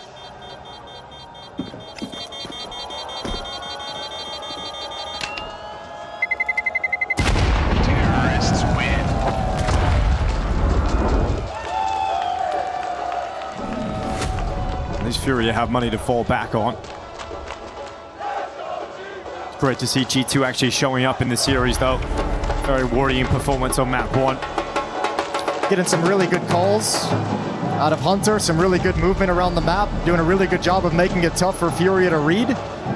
Getting some good individual efforts. Heavy God 7-4, Nerds is 6-2. But more than anything, I think, by the nature of how assertively and how convincingly they're taking these bomb sites, they haven't really had to play too many post plants, which was a huge problem in the first map of Ancient. They lost a couple that they should have never lost. But here they haven't really had to go up against those retakes because they're so convincing on that initial destruction of the defense. Timeout comes to a close. Round 8, 5-2 in the favor of G2. And Furia spend all the cash they've got, all up in the hands of Molodoi. Full nades across the board, a pair of kits.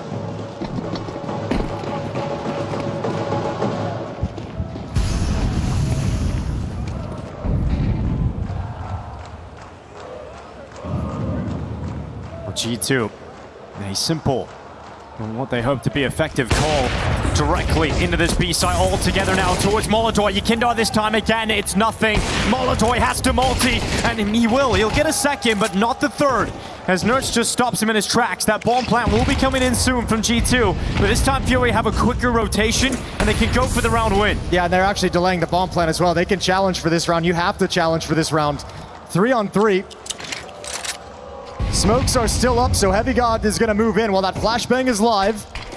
And here's the retake. It's coming a little early. Wrinkle steps into the fight. He grabs both. Yeah, that's a big fumble there. Fallen, you can see, was looking away from the utility, looked into the wall, and it looks a little bit silly as Wrinkle comes in for that free kill and feels like he can progress up and take the second. They wanted to catch him on a timing where they're just planting the bomb, right? Where there's only two players able to fight back. Just really good poise from G2, waiting, patiently waiting until they can sense how easy it is to get that bomb planted, and Wrinkle is the one to provide the kills to give him the safety. Now a 4-round lead. Yeah, as good as Yukindo has been in the early stages of the defense of this B-bomb site, that's 2 rounds in a row now where Molodoy's got his. Yukindo just unable to get something going. Yeah, they're having a really hard time delivering both of them in the same round, aren't they? It's one or the other. And G2, I think, feels no need to go elsewhere on the map as long as they can batter down this B-bomb site. Furia might want to start maybe considering rotating a 3rd player over earlier. Now, this attack happens early in the round, so even that wasn't going to help.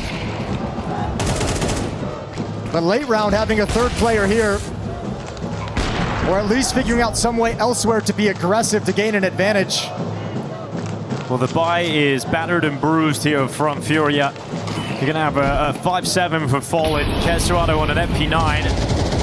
At least the others have their choice of weapon in hand. We're not seeing the Kesserado we've seen on map 1. Not really seeing anybody for Furia. Again, starting with 3A. Perhaps they're thinking, Jason, that G2 are expecting them to lean an extra play towards the B site and then would lean on an A play. Yeah, they might be. That's the mind game of the IGLs, trying to get ahead of the adjustments. Mid-take, though, with numbers. We've seen them do it solo with Nertz here on his own, now bringing an extra body. Might be the right call, though. They've got 3 players defending here, and we've got G2 starting to make their way towards the A site.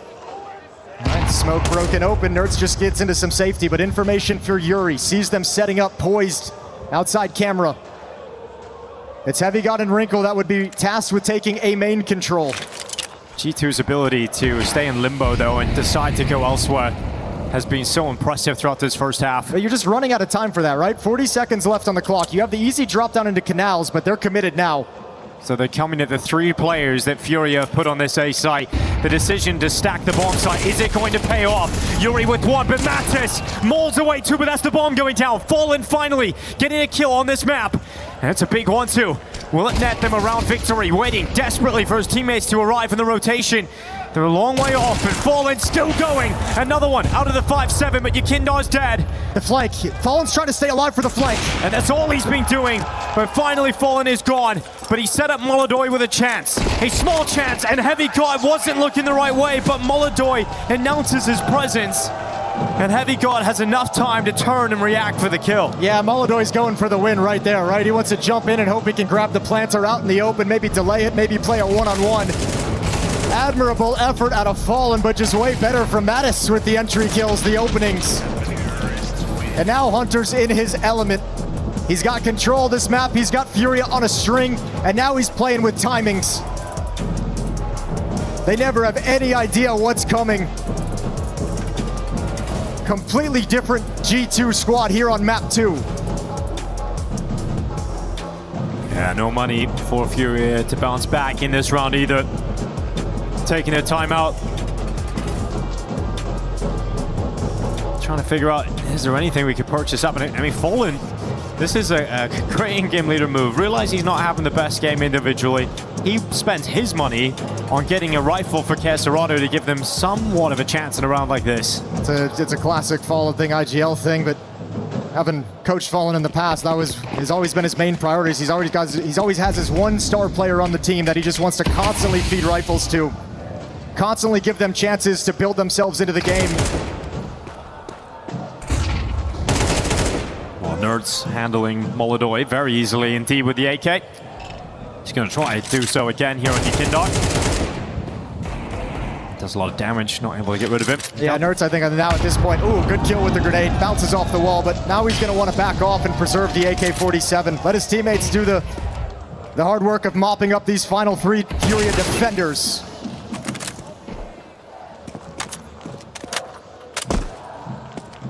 Keserado's open that 1 kill, might shy them away from the A bomb site. G2's thinking along similar lines because they're readjusting right back towards the bomb site the M4 was at, the strongest weapon that Furia have in play. Dished out some damage as well to Kesserado, sitting here on 40 HP. I mean, there's such little chance that he's going to do too much in terms of impacting the round win. But maybe his teammates can get into a good flanking position. Hunter just goes back to check it out for a second. It has taken quite a long time. They did have to wait for the smoke to fade, but it is giving the opportunity for Fallen to creep closer. The question is, how much can Kesserado do? Out into the open, good amount of damage, but just a single kill, and that doesn't feel like it's going to be enough. No, not at all. Bomb is going to be planted. Yuri and Fallen both coming on the flank towards A main, one after the other. At this point, I almost feel like maybe grab a gun and just dip. That'd be easier said than done. Fallen walking into the waiting arms of Wrinkle's AK, and there's the AK picked up by Yuri, so he will slip away. Gets up towards the rugs, and that's the only win you can take out of this round. So 8 to play with for G2, looking like they have a great chance at extending upon the 8 rounds they've already won. You have to say it's been a really strong bounce back from G2. I almost feel like this AK-47 is more important than grabbing any kills at the end of the day. Fallen with no money because he dropped the Hero M4 over to Kesserado is going to need a rifle. This is that rifle. So Yuri not actually peeking for any of these kills he knows are available beneath him. A 6-round deficit for Furia. 2 rounds remain in this first half for them to scrape together whatever they can, but nothing has worked. 4 rounds in a row now for G2's offense. At one point, Furia did stop that momentum, but it's right back under G2's control. And Furia decide perhaps the answer is a double op setup. Fallen has one at the A bomb site. You want to talk about shoring up a defense with an extra player? The second op allows you to move a third M4 to that B bomb site for the entire round. Gives you a lot of freedom reallocating those resources, and we've got Hunter getting into the smoke here in Connector. A quicker play early in the round. Heavy God. Oh, he's just taking Fallen down. Nothing's working for Fallen on this map. That's the A side open. Hunter finding success on Yukindar through the smoke. And nothing working for Furia's defense. G2 with a 2-man advantage. Kesserado trying to dig deep.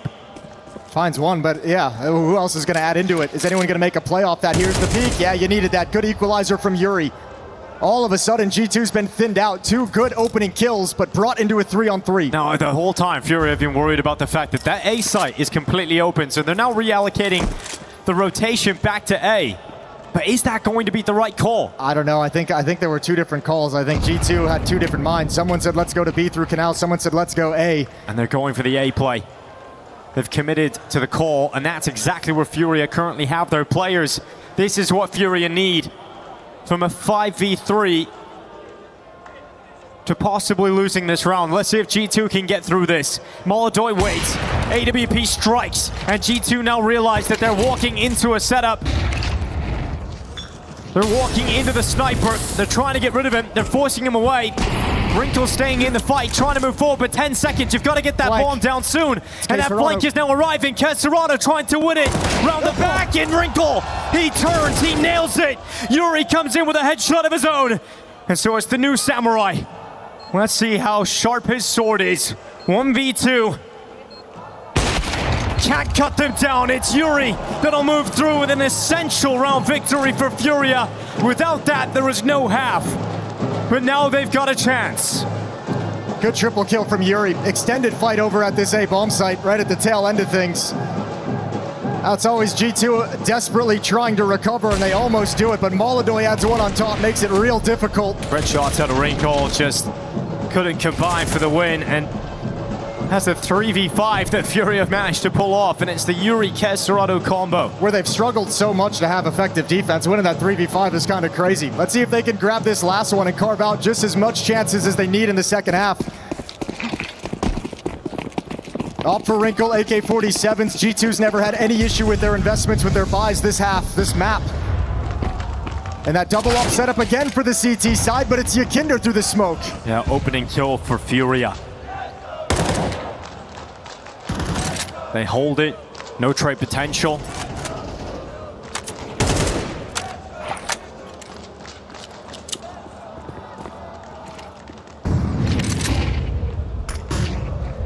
Heavy God steps up next towards A main. Fallen, been waiting all half long for his moment. Well, Heavy God deleted him in the previous rounds. 2 op, same position. You don't see this every day. The Ops are playing beside each other. Well, that can be deadly. As long as molodoy can find a safe place, Fallen needs to hit this shot. Then you can pull him into molodoy's ult. He's got it. Fallen peels into the corner. molodoy's up next, and they're walking into a double op setup. Kesserado now to the backside on the flank. Hunter's ready. Spawning to Kindar. Got both.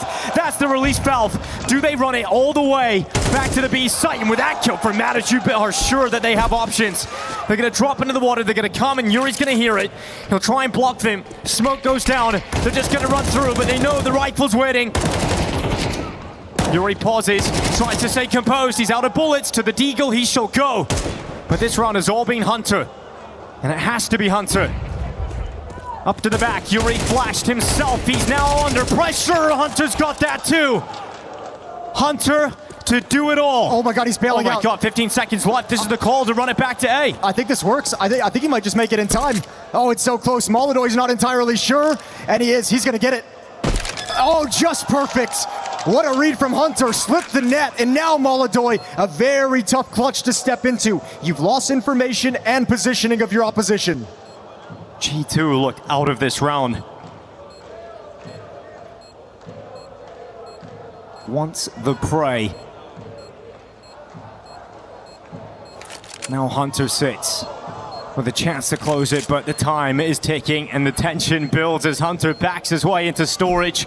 molodoy has to back himself, gets onto the site, taps that defuse. Hunter, round from heaven, exceptional round out of Hunter. The time is on his side, and molodoy will get the kill, but there's not enough time to stop that bomb going off, and that is all Hunter to secure the 9th round for G2. Yeah, beautiful time for the captain to step up. Hunter providing impact, understanding the situation, boxed in, creates the escape route for his team. That is a lovely adjustment when you've been stuffed cold at the bomb site itself. And one more round at the tail end for G2, because why not? 9-3 on the half.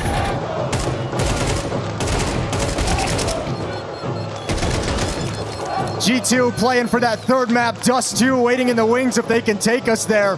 And they're poised for it. That's a devastating round loss right at the end there for Furia. They win that. We're talking 4 rounds pulled out of the first half. Conversation can be had about them feeling good about the second half if they get a good start, win that pistol.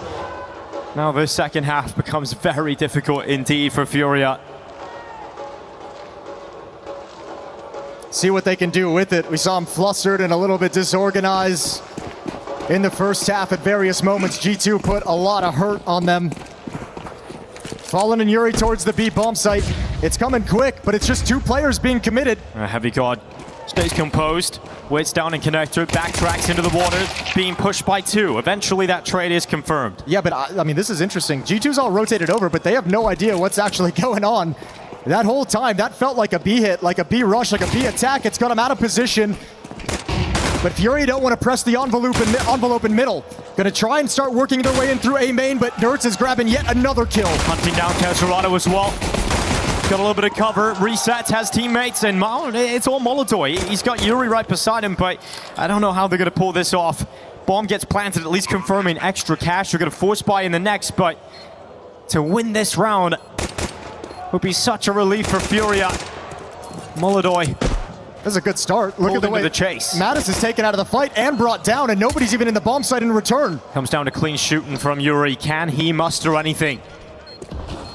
Defuse has started. In fact, there's a kit. He's just got it. He's won the round. He got onto the defuse inside of a smoke. And with the kit, it's an easy win. Yeah, with a teammate as well being a distraction. Make sure he commits to a fight so Furia can't possibly aim towards the smoke.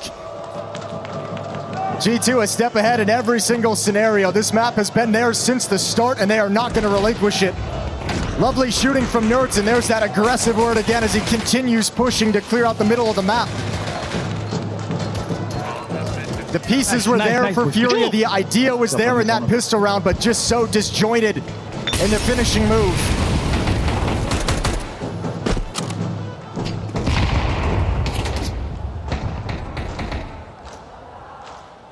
I think we're all happy about the idea of getting Dust 2 in this series.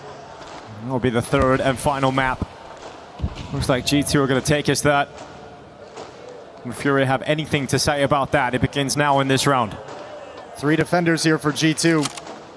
Really tenuous position though for Heavy God. If Mattis goes down, if he has to give up the angle, if it's not smoked, Heavy God just, this position kind of sucks, so he's got to be really careful. Heavy God sharp on the first, seconds go too, bomb spills. And this round not competitive at all. Furia do not break through, it is 11-3.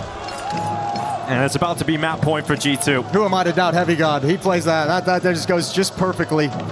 Lovely first shot, a clean, quick kill, allows him to double up. His teammate Mattis turns towards main, covers him from that point of danger. That's the synergy that we didn't get from the Furia defense at that bomb site either. Round 15, and you're right, 12 is looking extremely likely. Furia do invest a little bit. Tech9s and Deagles picked up with armor. With a little bit left in the bank for potentially the last round of the map in round 16.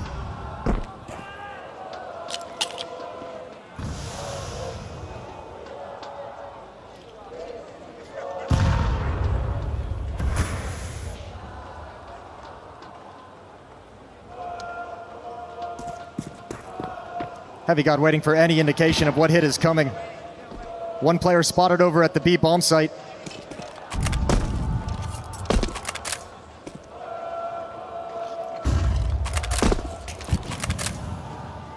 Furia letting G2's defense sweat. Perfect nade onto Yakinder. Here's the hit as they stream in. Yeah, they stream in, but to the death is Heavy God at the back of the platform. Even with the USP, is using it to devastating effect. In fact, he nearly gets everybody. Yakinder barely hanging in there when the rotation is arriving. A 2v1, and you've got Yakinder on such low HP, but he's got himself into a 1v1 fight. If there's any hope for Furia on this map, Yakinder needs to win this. Surely the information was called that the bomb was dropped at A main. Nerds surely realizes he doesn't need to move from this position. Yakinder still has to go get the bomb. It's a teammate from Nerds' perspective. 20 seconds.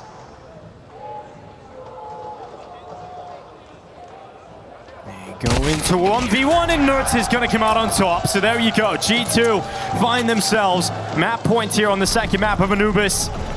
And Dust2 is just a few minutes away. It's waiting in the wings, waiting for its chance to step into this series. Impressive recovery after map 1 from G2, looking completely different, full of life here on this map. 17 kills on Heavy God leading the way, 11 on Nerds, 10 on the captain of Hunter.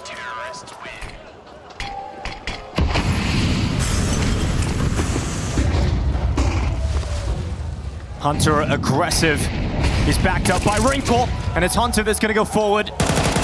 Head spotted, mibr.los to respawn, and Wrinkle trying to catch one through the smoke. He actually will finish off mibr.los. So 4v3 now for G2. One more step in the direction of Dust2. Not enough done here from Furia.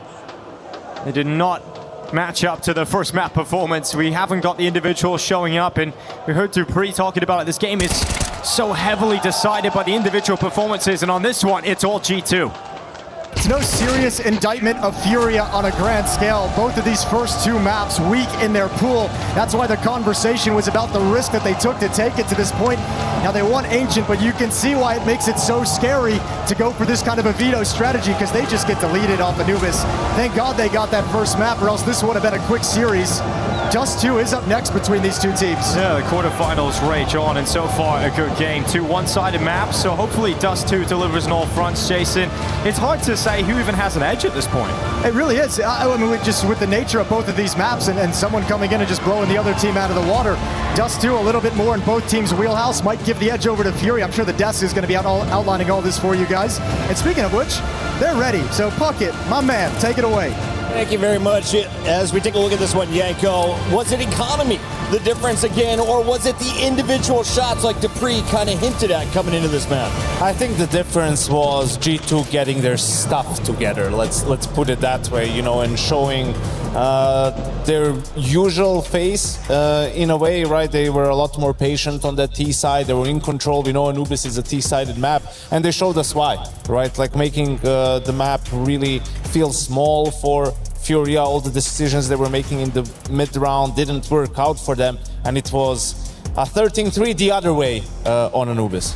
I really feel like Nerds had a lot of saying in this specific matchup when it came to the middle area. You know, he was being that distraction that constantly had Furia guessing, keeping them, you know, pulling the rotations back and forth between the bomb sites. And as Janko just alluded to, like, it's just such a hard map to be going on if you're CT. Like, there's so many things you need to be taken into consideration, and especially when you get hit with this slow kind of play style where you also sometimes get bombarded with these B hits that G2 really threw at Furia. There were some incredible plays throughout that one, including Hunter's clutch, but you clipped out round 5. What are we looking at first? Well, you did mention the economy, and this was a reset round, but this was for me also where I really saw, all right, G2's back in it.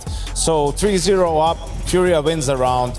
This one is important so their economy doesn't get reset and they get some momentum in the game. So mid-round, slow default from G2, Furia clears mid, K-Serato tucks in close to window, and now you see G2 position for the safe fake, right? This is just to draw rotations from the side of Furia, create space for Nerds.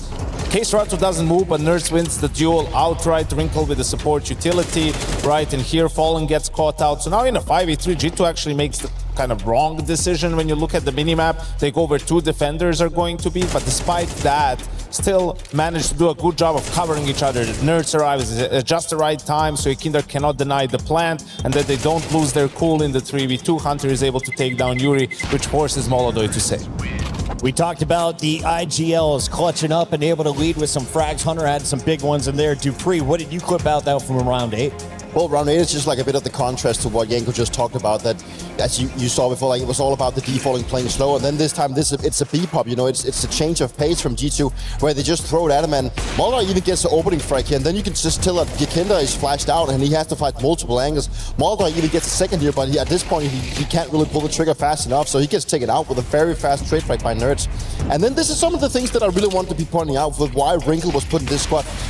I'm just going to showcase like the fact that he goes in front of the smoke, gets a first break onto Fallen, but goes through this smoke to fight CT. It's exactly this type of aggressive play that he was brought into the roster for. You wanted to see that aggressive play tonight. It paid off there. Does it pay off moving forward into a game 3 on Dust 2? Well, it kind of has to, right? You know, that's also a map where you can be very aggressive, and you also have to try and find the openings, and this was a good showcase of what Wrinkle brings to the table. If anyone is excited for Dust 2 and a G2 fan, they're probably excited to see the guy who started popping off in this game. When I first came in, you guys said, put a star next to Heavy God's name. What has he shown you in this game number 2, and what are our expectations for Heavy God in particular on Dust 2? He's just been rock solid for G2, right?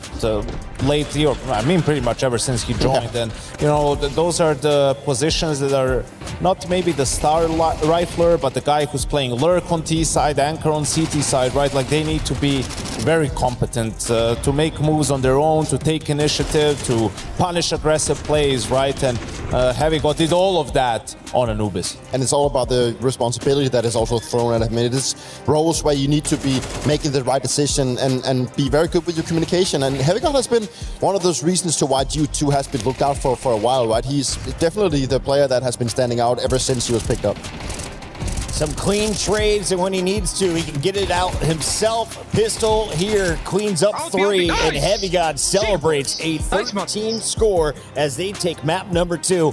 We take a look at the overall numbers: 18 kills, just 10 deaths, 139 ADR. But the opening KD is what we wanted to highlight. 7-0. The best we saw yesterday, Janko, was 7-3 out of their 10 fights. Yeah, that's not too shabby for Heavy God. And, you know, not often that you're going to see him involved in that many openings, but just how the game turned out. And, you know, I'm just hoping for a better game for these fans on Dust 2, right? And this does feel like this series could have been a best of 1, right? With these 2 maps and just how the veto played out, it was very, very strange. And G2 not showing up on the first map, Furia running away with it. So now on Dust 2, you're hoping get to a 3rd map, both teams are settled in, and this is where they're both going to feel a similar level of comfort. Now we go the distance, right, Dupree?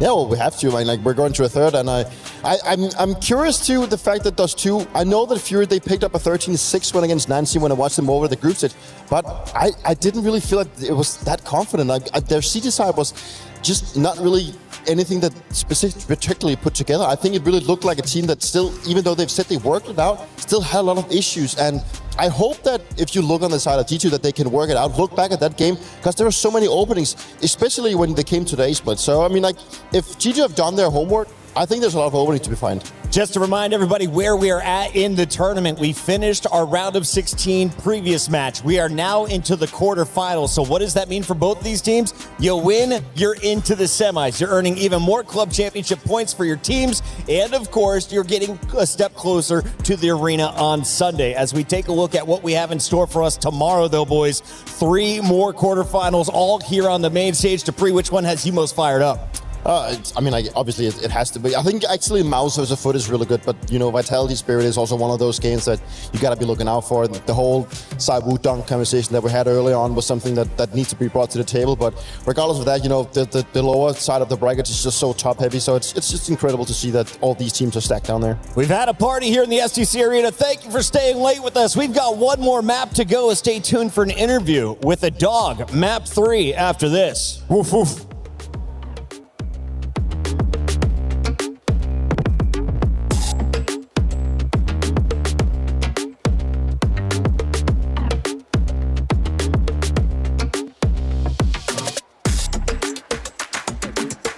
Artem, carry gel, okay, when you come back. Guys, I'm all in middle, okay? Guys, I'm taking Moto. I have full status, guys. From K. Perfect. I'm all in middle. We have middle. Nice. Bomb. Big guy last. Artem, carry some B shit. Out me. Nice, sick boys. I am here with a very special guest. It is the one, the only, most important and stylish member of Furia, Barto. Barto, you've been in Paris for a little while. Oh, you're already active. Okay, Barto, how are you feeling? Okay, so he's complaining he didn't get taken already to see the Eiffel Tower. So you want to go and see the Eiffel Tower? You might need to win the tournament first. Let Daddy do that and then you can go. Let me ask you that. Do you think Daddy's going to win the tournament? Is Furia and Fallen going to go through and get revenge on Falcons if they meet in the grand final again?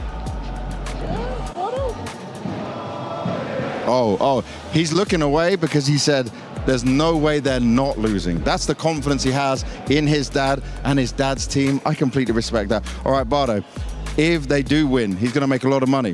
What would you do with that money if you could buy all the things you wanted? Anything you want, bro.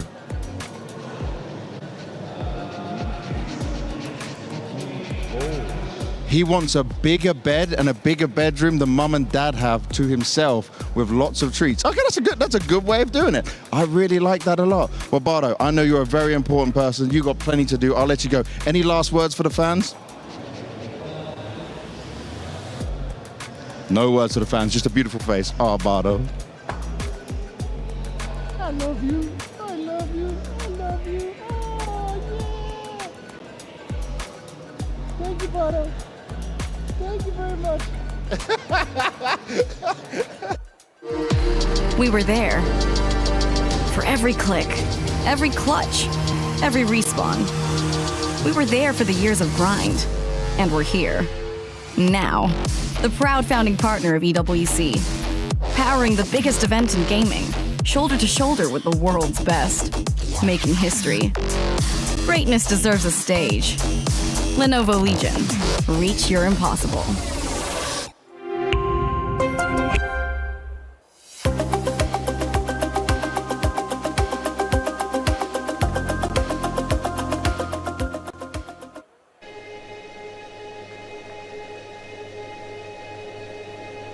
My first LAN event against like the absolute best teams.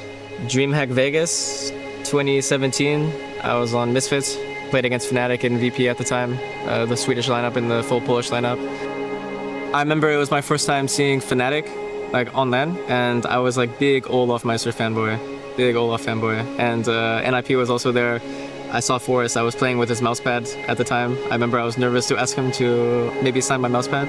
So I played my very first LAN event. It was a local Finnish LAN held by a high school.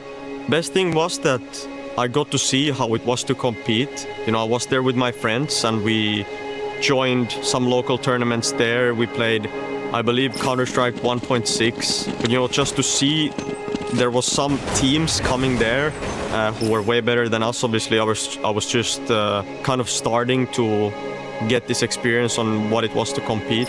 It was the Gamer Assembly in 2016, I think. I was like 14 years old. and it was with a French team. Like it was a huge LAN before in France. It was like where you get to start your career in France. My best memories from the first LAN, we were like kids basically, like just enjoying CS, but like we made it through the group stage, and it was like insane for us. And the fun fact is that my analyst right now is my ex-teammate from my first team ever. So my first LAN event was Copenhagen Games in 2018. I have many good experience and memories from the event, but one of them was for sure that I was living at home at the time, and I think one of our games ended at around 4 a.m. and we had to play again at 10. And I was driving home, so I was probably home at 4:30 or something like this. And I remember going in and waking my mom up and said, "Mom, we made it to the next day," because I was so happy. And then she was like, "When are you playing?" And I said, "Like in 5 hours or something." She said, "You should probably go get some sleep," but it was literally impossible because so much adrenaline was pumping through my body because I was not used to playing and being happy on LAN and these things. So this memory is for sure a fun one of mine. Play is in our DNA. Whenever we let it out, it becomes our superpower. Now imagine an entire city being built to supercharge it. Kadir City, powered by play.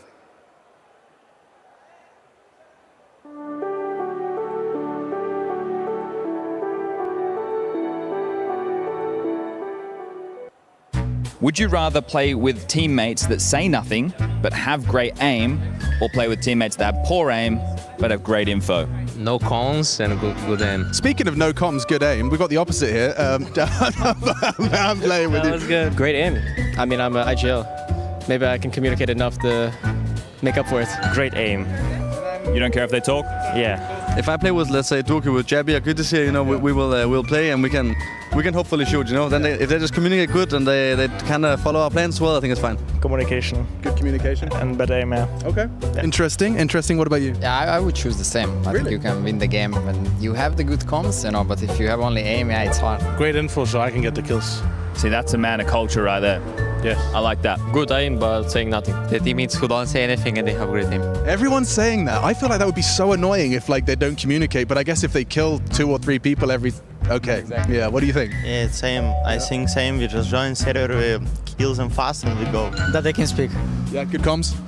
Priority number 1, good comms. Yeah, because they can practice shooting. It doesn't matter, but at least IGL will speak. If you have like 4 others that can shoot, it's GG, bro. Imagine IGL playing on A and no one speaking on B. That would be hard. Killing on B, or killing on... Yeah, they've got great aim. Yeah, but they cannot kill 24/7. At the very end, who shoots harder wins. I mean, I think that's valid. Let's say Robin is quiet, but he's in a position to be quiet as well. So sometimes you don't need a guy communicating so much from those positions. As long as he's getting the kills. Yeah, and his aim is pretty good. So it's the answer is it depends. Oh, great.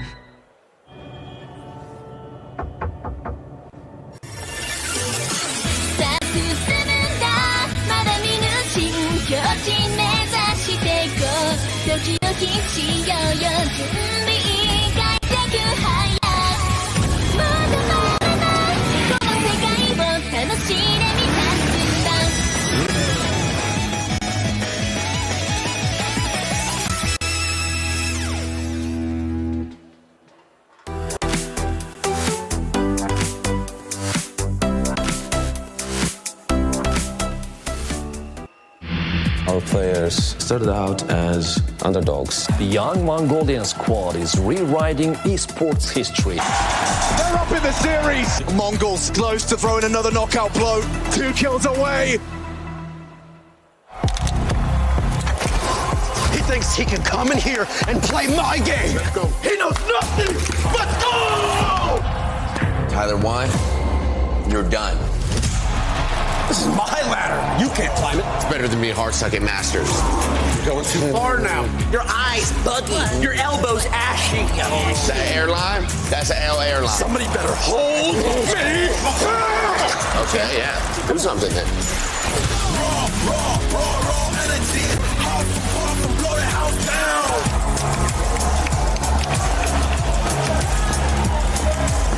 You look nervous. You look short. Everything's good? Mm-hmm. Fight.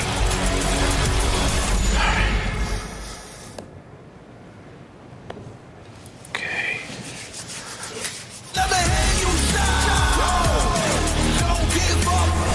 really need the reps? Yeah, that feels like overkill to me. Everyone is playing, you're not yet. EWC Play is your all-in-one platform to compete in fantasy, pick'em, and quests for a grand total of $300,000 in prize pool. Build your dream fantasy team in 5 different games and track your score with live results tables. Predict the winner of every game, every group stage, and every tournament. Complete daily and weekly challenges to earn boosters that help you climb the global leaderboard. Got what it takes? Join EWC Play now.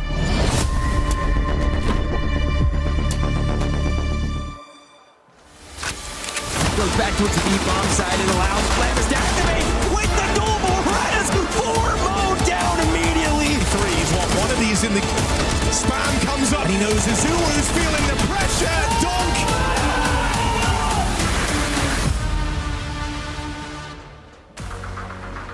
The first of our quarterfinals here at Counter-Strike Esports World Cup require all 3 maps. 2 blowouts back-to-back, but hopefully Dust 2 is going to be a very different story. Should be as well. Should be more of a brawl, more of a fight between these 2 teams. A little bit more middling on both their map pools, so they've got more experience, more reps on it.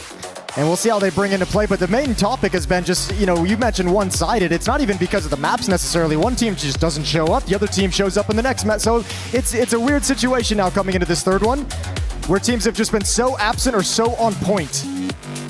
So the question becomes who gets that hot start and who can have the first bite at taking a significant chunk off the scoreboard when this gets going. Well, Dupree at the start of the day mentioned individuals, so let's take a little count and look back on who has popped off so far in this series. Opening map for Furia was obviously Kesserado as the standout player. For me, second map, I really enjoyed watching Hunter. I think called a great game, not only that, but also had some of the most impact. Yeah, Heavy God had the frags at 18 kills, but Hunter certainly called just a disgusting T-sided game, working Furia back and forth across the map, and then you also had a very clutch and impactful performance in bailing them out of a 2v4. We'll see how it all plays out here on Dust 2. Deciding map is going live. Winner moves on to the semifinals here at the Esports World Cup. Furia starting on the T side and moving 4 players into upper tunnels. Looking like a direct hit towards the B bomb site. A little head fake towards mid has pulled Nerds out of position.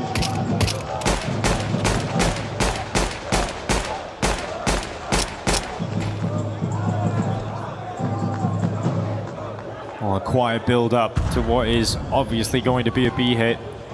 And only 1 player here defending for G2. Furia has everything they want. Defense has been pulled out of the bomb site. Everyone's going to have to play retake. You're going to have a chance to get in. That smoke's taken its time. Good thing Molodoy gets the kill. Kesserado gets only 1. Good trade from Hunter. At least keeps this round within the question for G2, but it's not looking 100% likely. We've got Heavy Card coming up close to that double door. There's no kit, and there's just the 1 smoke on Hunter, who's just below half HP. I guess your only option is to maybe bounce the smoke off the double doors to make it deep, to give yourself some space to enter, but Hunter's already backing off. Like, there's no point in even going for it. Wanting to save the armor, save the smoke, the piece of utility for the next round.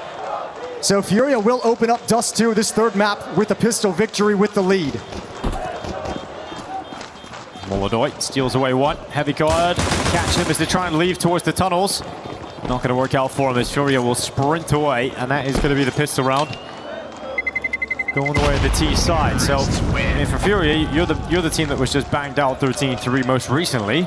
You want to make sure you come in with some positive spin on things. I think it's going to be a pretty easy one to put that map at the back of their minds going out between maps, not just because of the one-sided scoreline, but also because it's just a map they know they haven't really gotten their pool yet. So easy to kind of just forget that that occurred. And also, it helps that you have a 13-3 win under your belt as well in this series.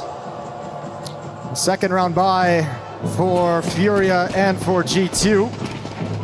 MP9's picked up 5-7s. A little bit of utility on this CT side. Going to deploy these smokes. Aggression in towards tunnels. Yuri senses it and backs out into safety.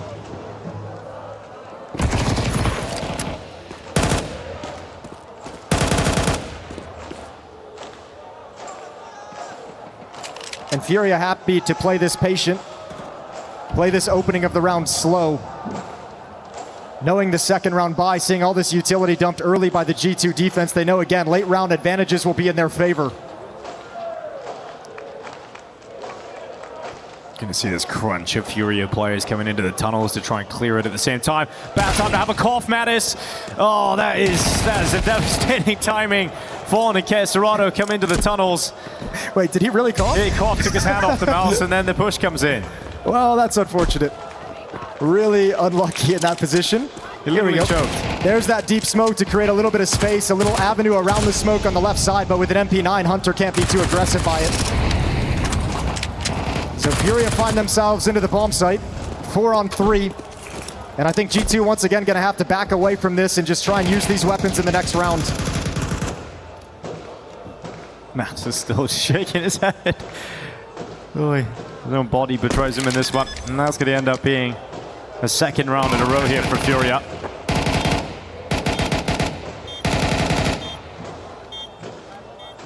Good look so far. Outside of the one map, we know Furia really doesn't touch a whole lot. Been playing well.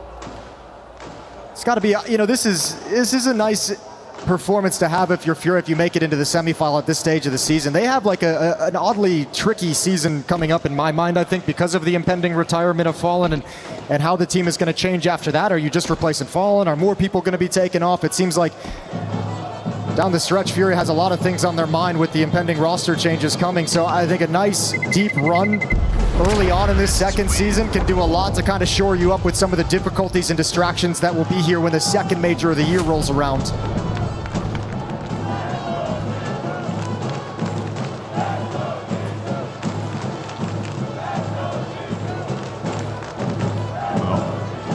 Furia's fan base following them no matter where they are in the world. They want to have someone to support over the next couple of days. Furia need to pull off this quarterfinal win.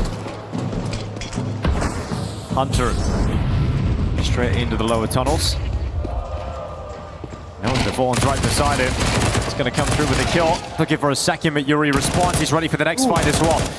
That could have caught him off guard, but Yuri is very quick to adjust his crosshair. Yeah, that's a really nice shot. Good aim. Nice adjustment. As he comes swinging wide, Nerds is going to push forward towards T-Spawn to try and maybe lose himself on the map. For a backstab, it's a long route to go, but Furia has been taking their time in these rounds, especially against the low buy, so might be an opportunity later on. 4-on-3. And unfortunately, I actually, now that he's kind of parked himself, I don't know if Nerds, if they want to actually try and win this round, I don't know if you can. You need that MP9 to get involved in the action.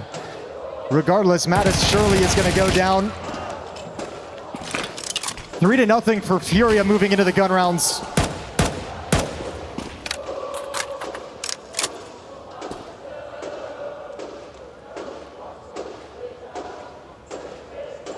Look at how, I mean, just not trying to take anything for granted, right? Like knowing they have a 4-on-2, knowing it's against a weaker buy, they could be like escalating, they could be picking up the pace, they could just be kind of running around, and they're saying we're not going to let anything, we're not going to give any percentage chance to something stupid happening that ruins this. Bomb planted. Nerds will back away with his armor.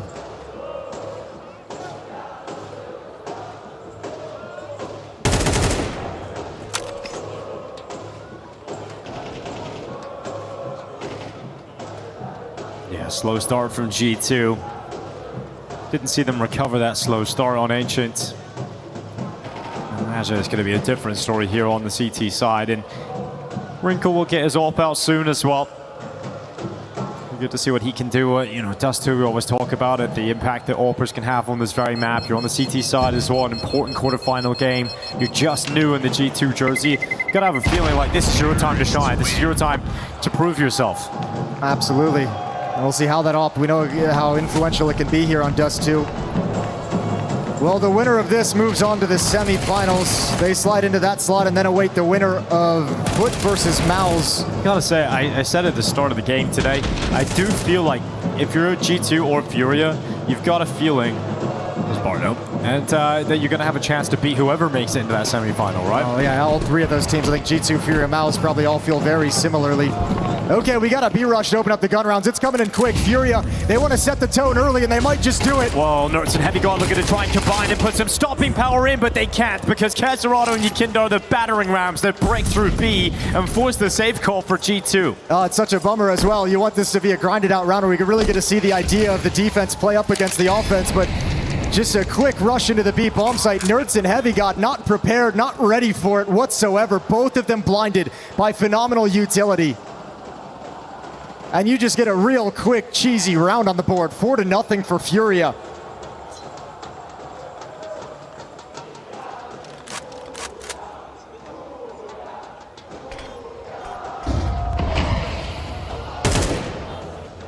It was such a terrible feeling when you've waited so long to get your first buy round and you lose that quickly. You know, you get that bursting play that comes out of the tunnels and you know you have no other option. You have to sit and commit to the 45-second save. You know, it's a terrible situation to find yourselves in. You know, I'm really kind of surprised. I know the win was super clean and it's still early on in the half. I am a little bit surprised Fury wasn't more aggressive on the hunt to take some of those weapons away, right? Like, you have all 5 players alive. They're the full bomb timer. You know they're saving right out of the gate.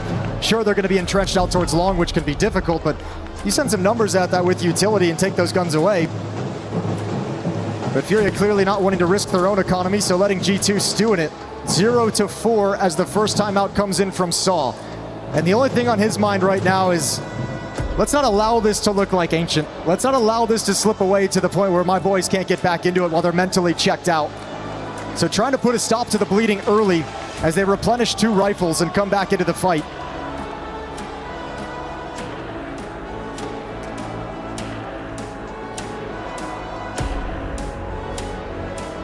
And G2 still sitting pretty healthy in terms of their economy as well after this investment in this round 5. So for Furia, no easy rounds coming up anytime soon. G2 is going to be able to muster up buy rounds for quite some time. You got Yukindar already sprinting out to the long corner. You know, when Furia are playing with some momentum, Yukindar is the player to watch at the front of these attacks. We've got Wrinkle who's pushed up in the lower tunnels. We've got Molodoy just above him. Molodoy doesn't have the AWP in his hands this time, though. It is just the AK. As Nerds look at this push all the way towards top middle. Yeah, they missed it. Fallen might find it. He's looking. Oh, gets the dink, gets the win as well. Oh, Nerds going to be frustrated. Can't complete the kill. Yeah, that's an unlikely win there from Fallen, but he's going to be so happy he pulled it off. Look at this from Kesserano. All the way into the B site, telling his teammates, there's no one here, guys. There's absolutely no one at home, and I've just spotted 2 players in CT spawn. Yeah, and there's still Molodoy in the tunnels as well to kind of provide assistance to help the bomb rotating over get in safely. But Wrinkle's AWP is in lower, and man, I think G2's going to save. You can't do anything from this position. You have 3 defenders at the A bomb site itself. The closest guy is Wrinkle with the AWP, and there's nothing. That weapon is so unwieldy to try and get a foothold for a retake, and it just seems like another extremely easy round for Furia. And on top of all of that, Yakinder is still out at long, waiting to punish anyone who comes here to save. They're being completely outplayed right now, G2. Every single turn, Furia already there. And Yakinder, he senses this. He senses his chance, takes his time to line up the shots, not able to connect them.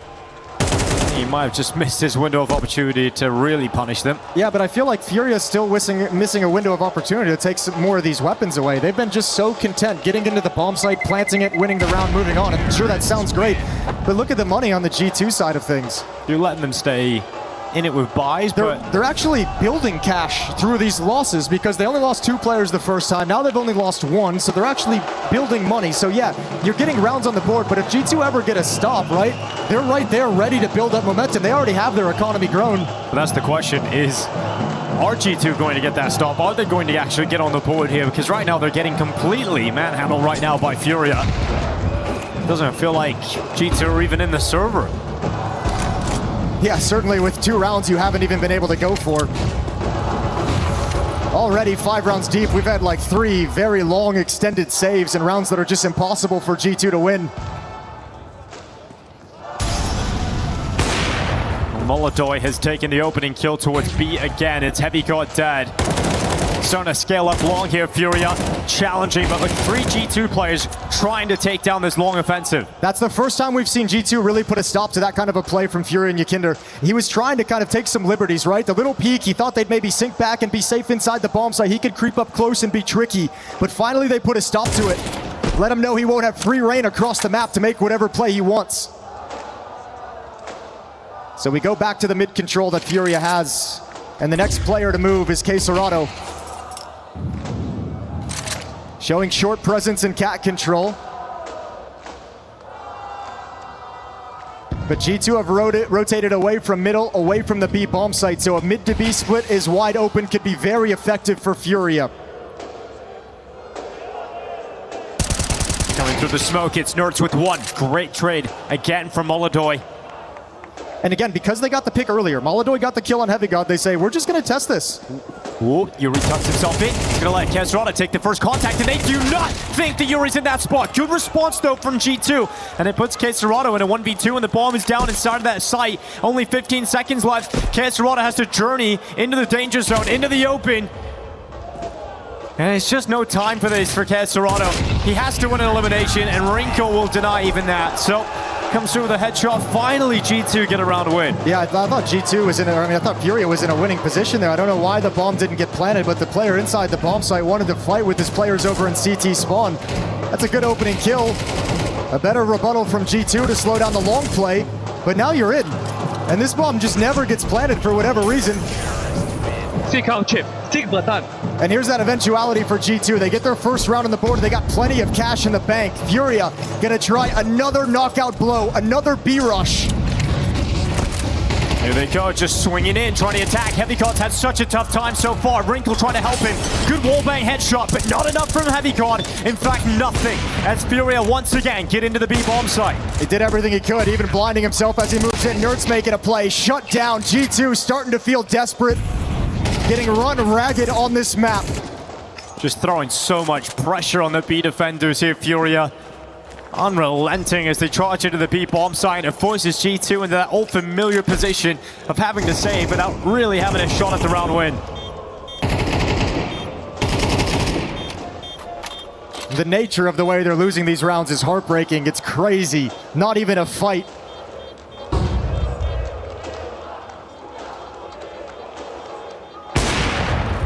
Wrinkle grabs one on the exit. Bomb's gonna go off. Everyone trying to evacuate. Skeet shooting for Wrinkle. He's got two at the tail end, but a 5-round lead for Furia. I'm not gonna worry too much about the money when you're 6-1 up already. That's the other side of it. It's like, I mean, Wrinkle's got $12,000 down 1-6. That's kind of crazy. They've just saved so many rounds. Furia on some levels just like, whatever, we're still winning them. And I guess the money doesn't matter if you rebuy weapons that you never get to put into play. Yeah, it's on you to stop this B play. It's on you to stop these rounds from being so decisive. Giving the fans something to celebrate. Hydration perhaps the issue here for G2. So Wrinkle chugging down and trying to get through this timeout. Yeah, I mean, you'll try anything at this point, trying to get yourselves back in action. I mean, Heavy God has got to feel some of the pressure on his shoulders, but it's a player that can turn things around. We've seen it before. I think the problem right now is just that, I mean, again, you talk about the pre-mentioning the individuals. That's what this series is going to be all about, is whose individuals play better. Well, here, starting in the third map, the first 7 rounds of play, 0 kills on Heavy God and Mattis, 1 on Nerds, 3 on Hunter. Wrinkle's the only one putting some volume into it. It's 9 kills for the Alper, but not the kind of impact to win you enough rounds to be happy with this. And now Furia changing things up again. Not a rush, but a death ball towards short. They'll play the trade game, and it's Wrinkle at the point of attack. At the ready, scope in.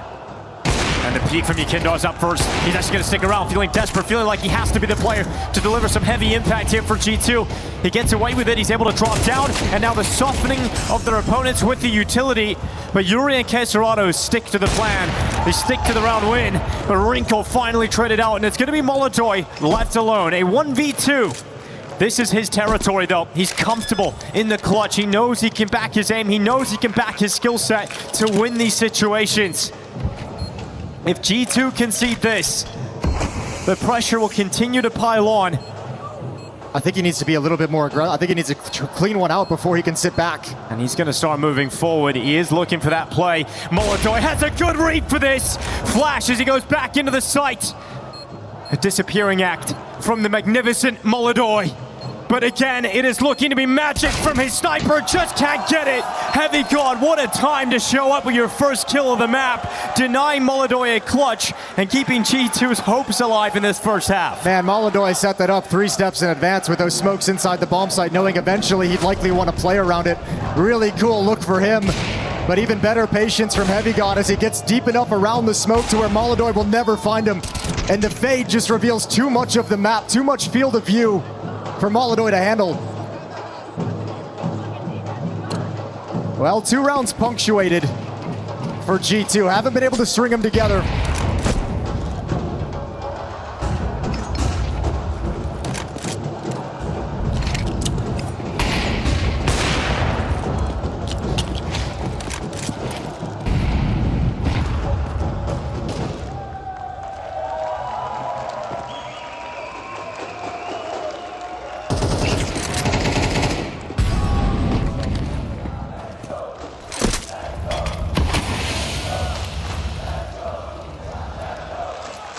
It cannot be sporadic round wins here for G2. Have to try and piece it together back to back here. Furia avoiding hitting B early on, but the bomb is in the tunnel, so you do have the option to drop down into that B split if you want. With the back and forth nature of the last 3 rounds, Furia's economy is starting to get ground down into dust. Important junction in this game for G2. This is where they can actually come right back and look to tie this scoreline up before halftime, take the money away, the weapons away. Wrinkle steps out, actually gleams quite a bit of information. No one's there from Furia. They're dropping into what is going to be the B split. And this makes sense. Remember, they've been able to take the B bomb site pretty much at will when they've attacked into it. So now that you've encountered some resistance and G2's defense has stopped you at A, go test this side of the bomb, this side of the map again. How much pressure is released from Heavy God now that he's got his first kill? We'll find out because he's under pressure again. Spraying away, can't get anything. Again, it is Furia with sheer dominance in attacking this B bomb site. They can't stop them. Another round victory at this side of the map, and that is 7-2 now for Furia. No one even landed a shot from G2. Smoke breaks open, really quick reaction from Furia, spinning to handle Hunter. Puts Heavy God and Nerds in a very weird situation. They don't know where they're supposed to look. They don't know where the hit's coming in from next, and I think now you could see Furia starting to move around the map late in the half, saying this is the time we hunt. This is the time we punish your economy, take everything away, and give you no chance of coming back. Just Mattis, last remaining member of Molodoi with no mercy. This is clinical from Furia. Surgical the way they are picking G2 apart. This is the kill as well. This starts things off to a CT spawn, the turret from falling. Both B defenders unable to find a setup that works for them, and just impossible to stop them. And again, I feel like I just have to remind you that there's been so much money for G2 with the way that this half has played out. These aren't like eco rounds they're losing, USP rounds, they're losing buy rounds. Each and every time they're having the resources, they're having the AWP, the utility, all the M4s, and they still can't get anything done. Well, that money is no longer in that comfortable situation. Heavy God finally with some stopping power towards this B site. Feels like they've just been able to run in there at will and just take that kill on Heavy God. Well, I think it shows you the faith that G2 has in him because he was the only defender inside the bomb site. Wrinkle didn't budge over in middle. They wanted to have a 3-man opening at A. So putting full trust in Heavy God despite the fact it's been a very slow map for him. 2 kills, that being his second. Wrinkle, let's see your reactions. Flash comes in. He's not able to connect the shot. And we'll put G2 2 players up in the round. But still feeling rather comfortable. 50 seconds on the clock, and Nerds will start to move towards this short execution. Drops down. Yuri has just taken a Hunter. More pressure on Nerds. He has to deliver something. He's got nothing. Again, G2's defense just brittle. It breaks as soon as there's any pressure from Furia. And Mattis has to cower in the corner because his teammates are all gone. I think brittle is the best description you can have for it because it feels like they should have some strength. It feels like they have players in positions that have some resistance and put a stop to it. But as soon as they meet, it's just not the case. It just falls apart. It's crazy the way this is happening. Individually, G2 players have just fallen off a cliff. It's all Furia yet again. 8-2, now a 6-round lead. Losing like this sucks, it hurts. There's nothing more painful, but getting eliminated like this, it's just depressing. It's just feeling like you're not in the fight at all. Could be a bad day at the office, could be fundamentally just breaking down, but something is going incredibly wrong for G2, and Fury are capitalizing on it. 4 versus 5 conversion without dropping anyone from there. Flawless. Round after round, there's only 2 remaining. And G2 still searching for their game. It's somewhere on the map here in Dust 2.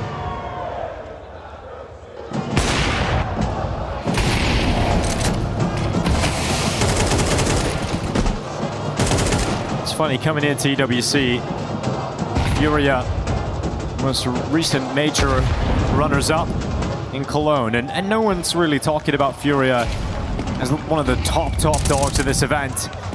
I think a lot of that is the fact that their bracket in the playoffs at the Cologne Major was the easier side. You could say it's the same here, but they are wanting to get to that final, get through a more difficult opponent in G2. But if you do it in this fashion, you have to just beat the teams in front of you, and you're dismantling them. Well, over towards middle. Wrinkle's gonna come in late. They have the angle, swings wide. Yakindo takes one down. The A defender's occupied for the moment. Clear line of sight. He wants to fight.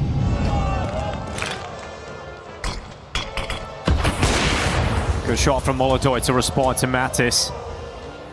Here's a push through from Nerd's side of the smoke. Missed chance. Nothing can be going right here for G2. Hunter at least getting something out of the long attack. Molodoi's got to smoke, so he's got to make his way up short to kind of help for this cross, because Yuri's only got the Molotov. So right now, Molodoi just making sure nobody's holding him. Yeah, so smoke comes in now. He'll drop that forward. Trying to assist with a flashbang as well, just to try and get his teammate safely across this smoke. And Yuri's gonna get tagged here. Headshot through.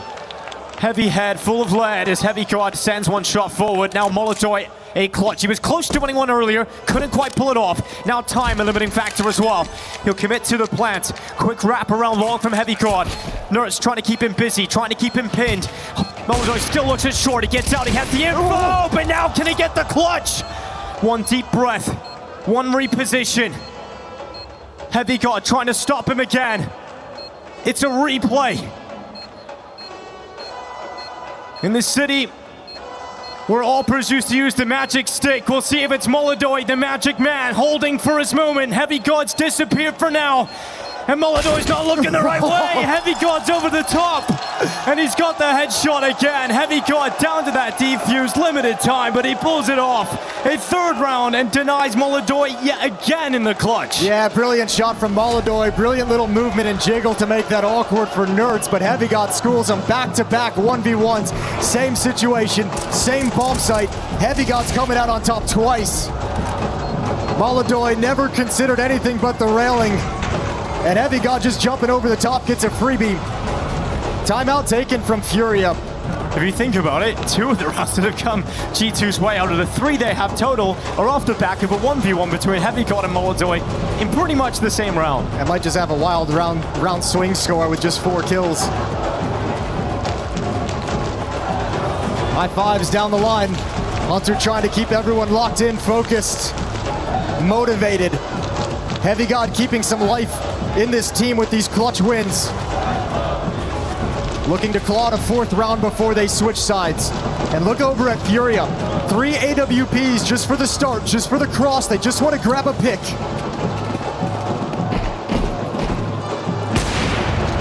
And Yuri's got that pick. I mean, you have to get one. If you have that many ops, you've got to hit one of them.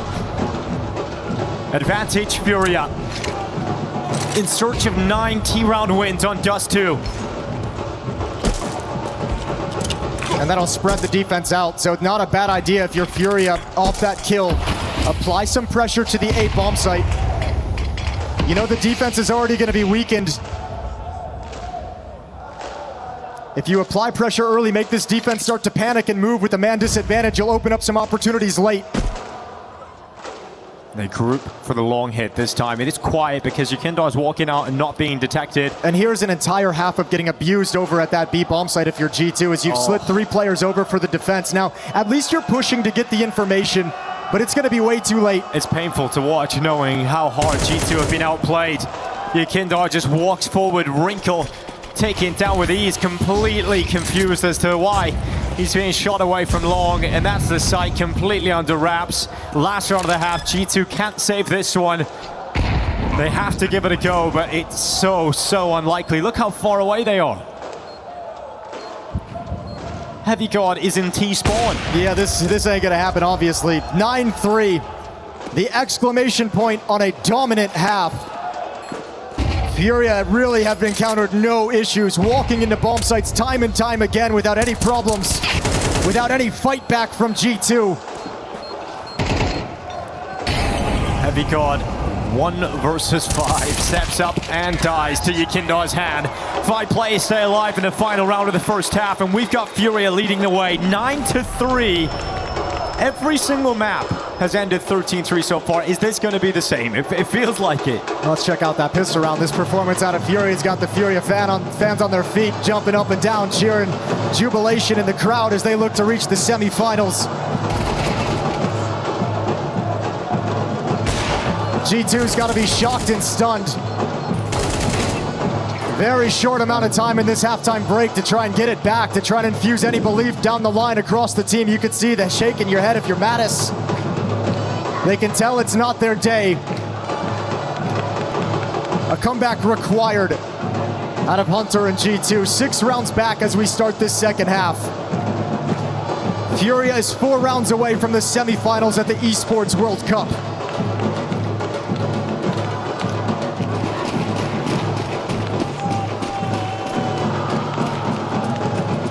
Molodoi running up middle.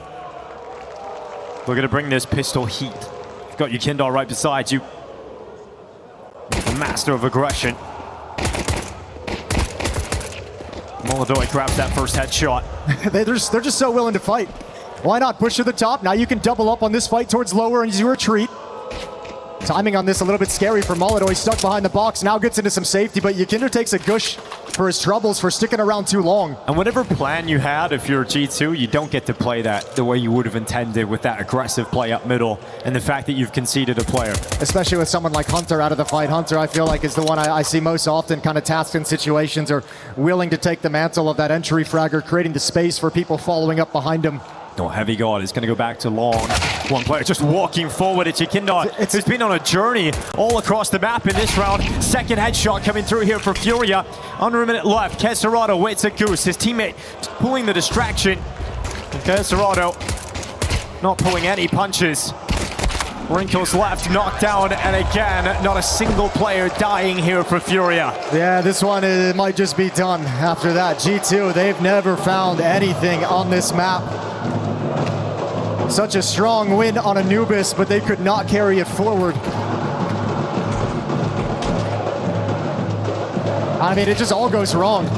As soon as Heavy God kind of pre-aims to turn the corner in towards the double doors, in towards Cave, it's when Yukindar moves out. So just the timing, just the Counter-Strike gods even against G2 today. Well, quick pop of the G2 players to try and come out of long. Ball is blinded and it still gets one. Mattis finally getting rid of him on the P250. Surprised Yukindar wants to stick around, but he's got all the confidence in the world with the half he's had. They believe he's fallen back. He steps up to grab the freebie against the scout now, and another. He knows what the fights are, Jason. He wants every single one of them down the stretch. I think he can feel it too. If he just keeps up like this, if he just keeps his foot on their necks, there's no way G2 can actually stand up in this map.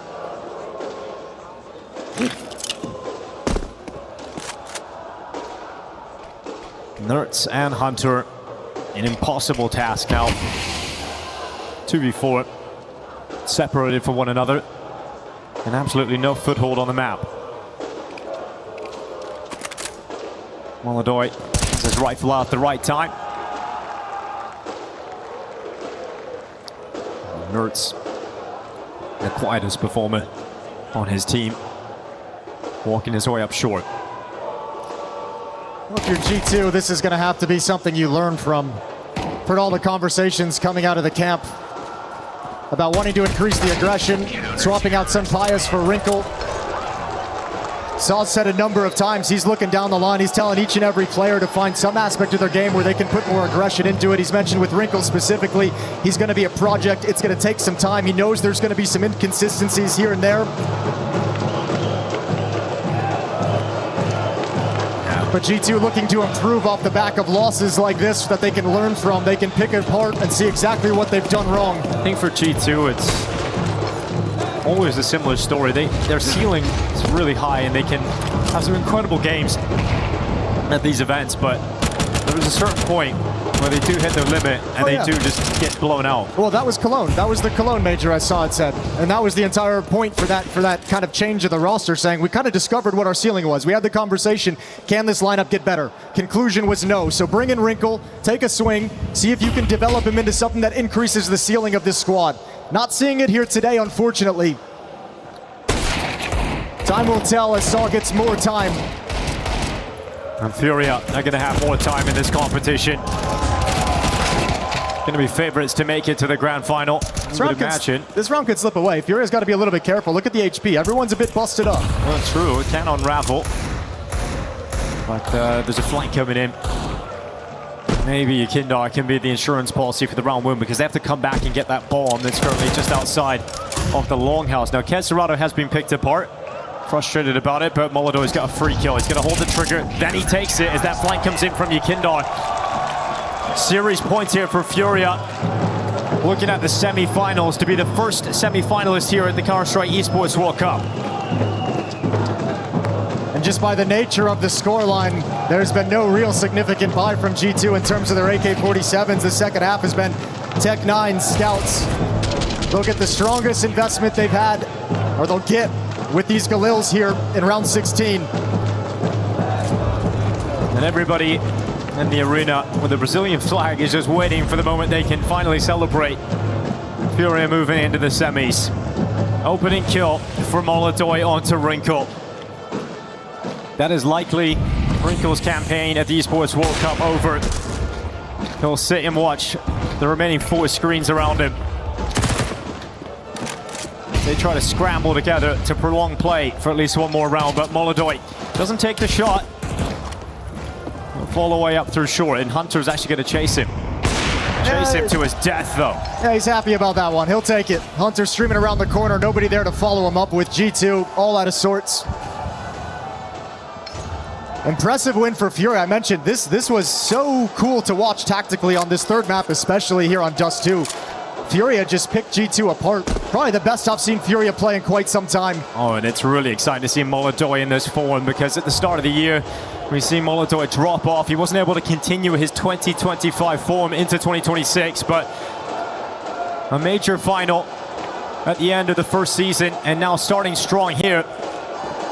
Furia mere seconds away from the semi-finals at the Esports World Cup if they can hold on to this B site, and they're not holding on because Nerds and Heavy God have shown up with a little bit of life. Yeah, there we go. Good shooting from Heavy God with that Deagle jumping up on the box. 3-on-3 retake. Furia's coming for this all day long. Kesserado inside the smoke. Flashes over, pushing in, completely blinded, but not capitalizing on their chance. Molodoy's had a couple of 1v2 opportunities. Heavy God has stopped him in every single one of them. Well, let's see if he can close it out. It would all be worth it if he wins this one. Gives it a go, but so unlikely as time ticks so low on that bomb, and he now realizes it is not going to be around. He can win. Time is gone. It's a quick shot, and he will flee. I can't believe he even hit that shot. But yeah, in the losing effort, never steps in, preserving the AWP. So 4th round for G2. They extend play just a little bit longer. 8 rounds away from overtime. But at least they've got that first, and that's what Hunter's going to tell the boys coming into freeze time as he calls the next round. That's a great shot from Heavy God. Difficult one, but managed to get his crosshair and his feet planted.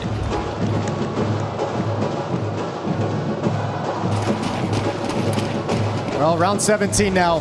Wrinkle with the scout. And Molodoy, again aggressive, wants to put an end to this. Been spotted by that scout. Now he's known, and he's got to be really careful about his timing of when he decides to retreat. Yep, he's just gone forward anyway. Continue to push up. Molodoi emboldened by the fact he's got Yukindo's defense alongside of him. Keserado finding another. It's a 5v3 yet again for Furia. Yeah, and you won this last time in the 3v5 if you're G2, but it ain't gonna happen twice. Yeah, this time it will be that end. Heavy God and Mattis at 2 versus 5. They're split up, they're not together. The difference was in the last round you could burst out with 3 players and attack into a 3-on-2 setup, but don't have that luxury this time. Mattis makes his move into the Molodoi scope.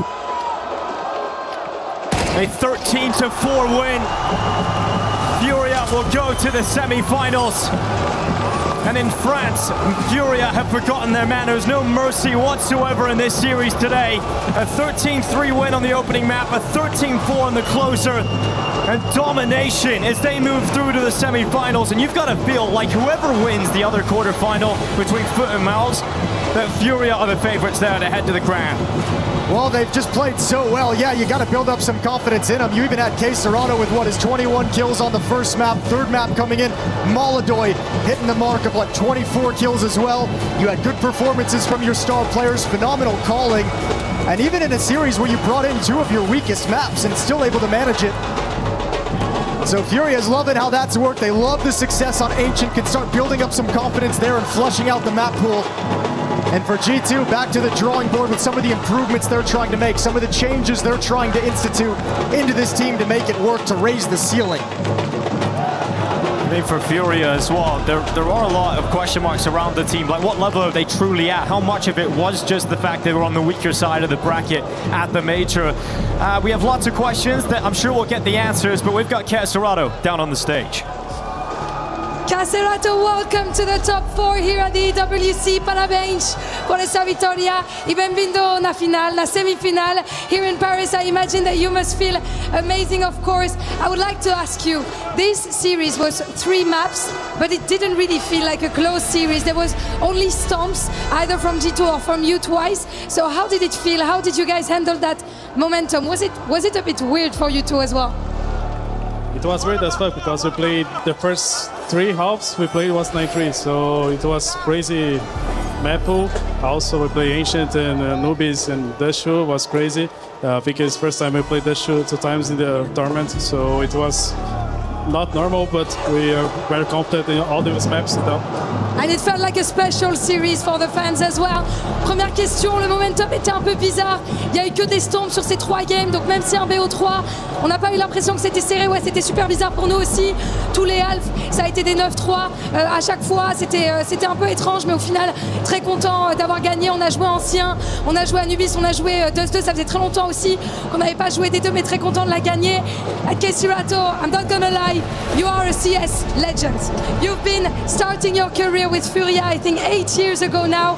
Some other teams were interested, but no, it has always been Furia. So can you tell me why this team, why this org, maybe with the fans, maybe with your teammates? Tell me what's so special about Furia. I mean, Furia is in my heart. They gave the first opportunity for me in my life to grow up in Counter-Strike, go travel, play a lot of tournaments, a lot of PC, because back then I don't have a computer. So I'm very happy to be in Furia, and I want to bring a major purpose here. They put a lot of trust in you since the beginning, and it's nice to see that you're grateful to them, and I'm sure that they're very proud of you as well. Deuxième question, tu as commencé ta carrière chez Furia il y a maintenant 8 ans. Pourquoi toujours Furia? T'es resté là? Pourquoi? Qu'est-ce qui te lie à cette org? Eh ben, ils ont eu confiance en moi dès le début, quand j'avais même pas de PC, quand j'avais même pas vraiment l'opportunité de jouer correctement. Ils ont cru en moi, et ça m'a énormément touché. Donc je suis très content de pouvoir toujours jouer sous leur couleur, effectivement. And I mean, expectations grew with for the fans in Furia and for yourself as well after the great last year that you've had. How are you handling this? Whether it comes from the fans, but also the expectation that you put yourself, how are you handling all of that on those big stages? Actually, we play in Brazil many times, and the crowd there is fucking amazing. So this is like home for us. So yeah, I mean, we know how to play in pressure, and this actually not a pressure for us. This like a field like for us. So I feel amazing. It's like playing home. So thankful for these guys and all these people treating for us. It's amazing. Of course, and they are amazed to have you as well. And the energy that you guys bring, whether on the server or with the fans, is absolutely amazing. Donc troisième question, pardon. Il y avait des attentes depuis cette merveilleuse année 2025 que vous avez eue. Comment tu gères ça, toi, par rapport aux fans, etc. C'est un plaisir, c'est une énergie, c'est pas une pression de jouer devant un public comme ça. Au contraire, on a l'habitude de jouer au Brésil. Donc forcément, on ne prend plus la pression face à des grands publics. And now it's time for us to do the EWC ritual. You're down for some key crushing? Yeah, first time. Let's see it. Really? It's your first time. Let's go for it. How do you say let's go in Portuguese? Vamos. Vamos. Vamos. Cacerato. À Paris, la légende du Brésil, devant tous ses fans. A Furia, now para, and definitely not G2 is gonna stop them in this arena. Furia in the semi-finals.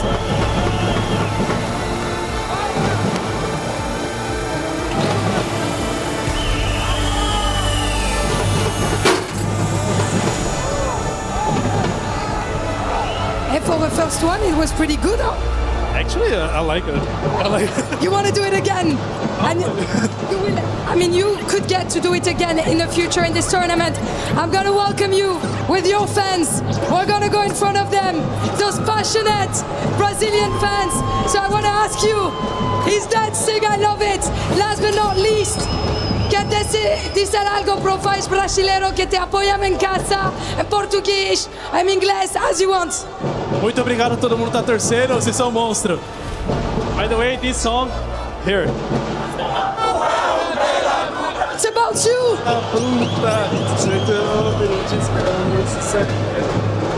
It's a song about him, literally.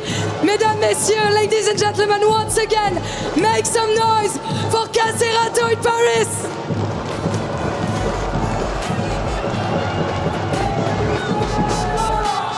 Oh, Cacerato enjoying celebrating with the fans here in Paris, and a well-earned victory as well from Furia. You can definitely feel good about this one, and it does feel like there is a chance for them to go out again and get this win in the semi-finals. Oh, it should be, absolutely. I mean, both the teams' foot or mouth's going to be at their level and going to be well within their grasp to take over, and they're going to be going into that as favorites. So they got to be looking at this like a chance for redemption at the major, right? You got to be looking at this and saying, we did this route in Cologne, made it to the grand finals, and we didn't play well in the grand finals. We got swept by Falcons, but you got to be looking at this now and be like, this is kind of a chance that we get to do it all over. Yeah, we got to run through this. We have a route to the grand finals that's not the most difficult in the world. If we can get there, we got a second chance to show that grand final at the major was a little bit of a fluke in the sense that we played so poorly. No matter who you're going up against in that final, it feels like we're guaranteed at least Spirit, Falcons, or Vitality. That's going to be an S-tier opponent, one of the best teams we have in the world of Counter-Strike. So you are definitely going to get a chance at redemption.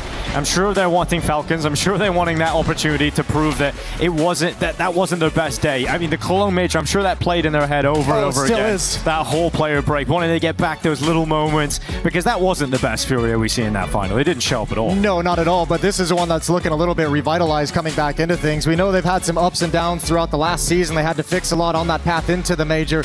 Now again, trying to find a way to kind of reinvigorate them and doing a great job. Maladoy, that performance on Dust 2 is something special. Cacerato and Ancient, something special.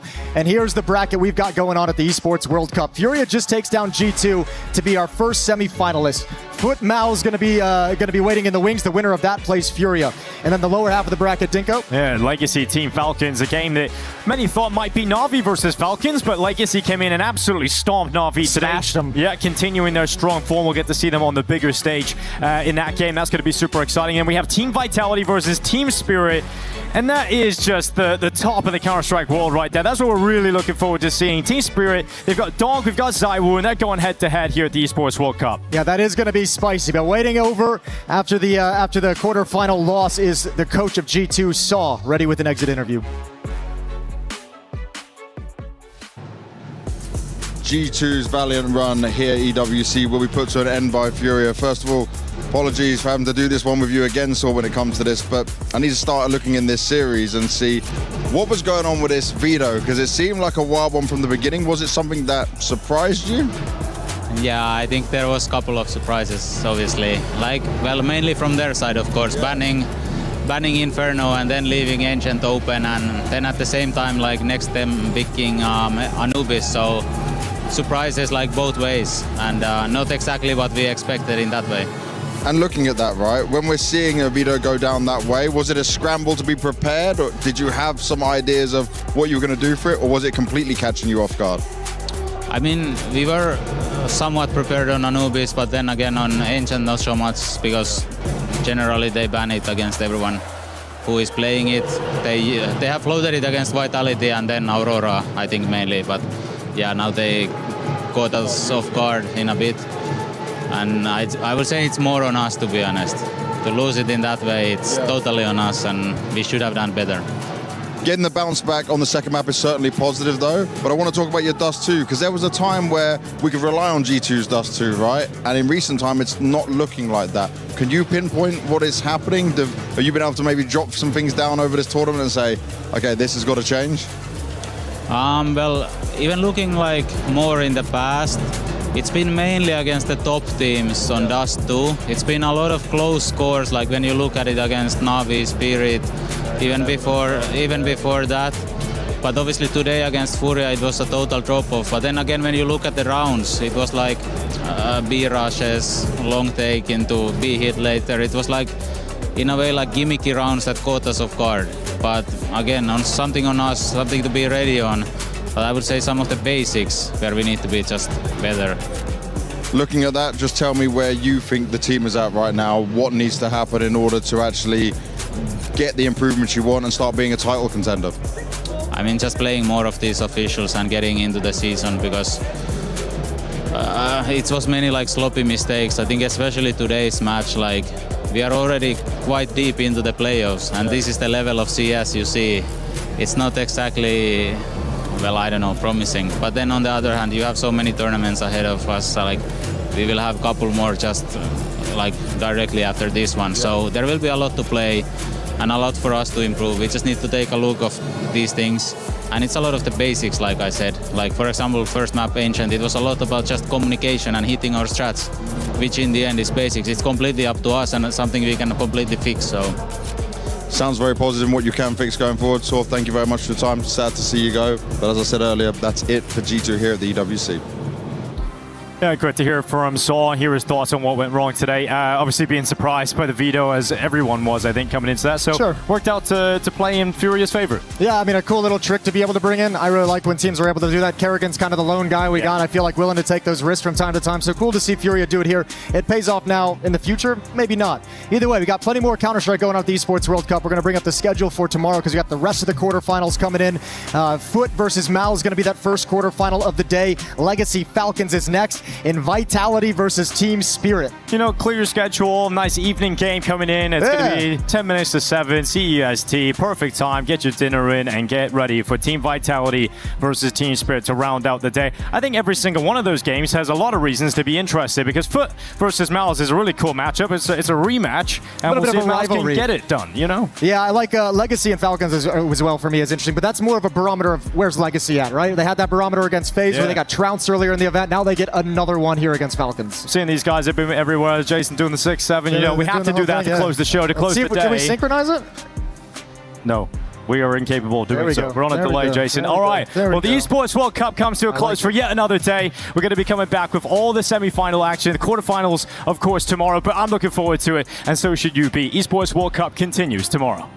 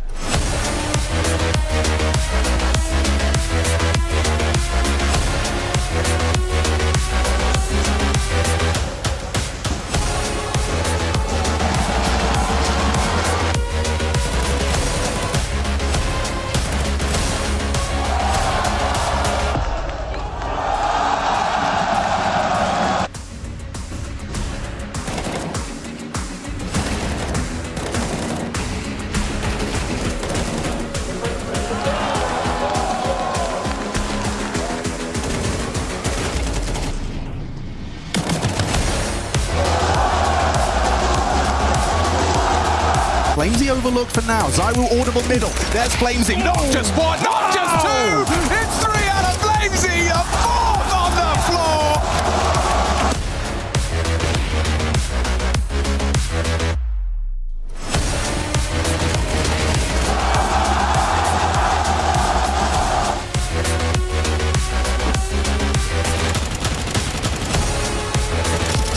Oh my god, bro. The throttle, bro. Insane.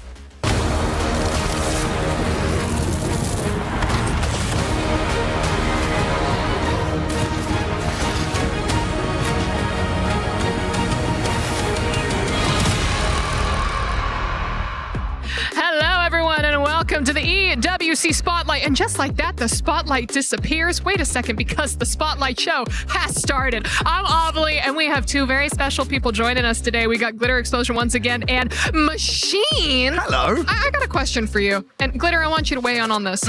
Is it like Counter-Strike 2 dress code that they all have to wear all black? Ooh. Like what? Banks did the same thing yesterday. Right? Okay, I see. Well, it actually, unironically, my casting partner and I, Sponge, we have given ourselves a dress code. Oh. We just decided, like, yo, no one gets upset when we just rock up in black. All black, no one can complain. You know, they send you a PDF, like, not this color. Black's always cool. It's always cool. It's a safe bet. He's not wrong. No, and it is flattering for being on camera. It is, and as a sweaty man, I need all the help I can get. You know, no sweat patches in black. Respect. I hear. But also, girl, you always have like, you had geese or ducks yesterday. You got puppies today, yeah, you know?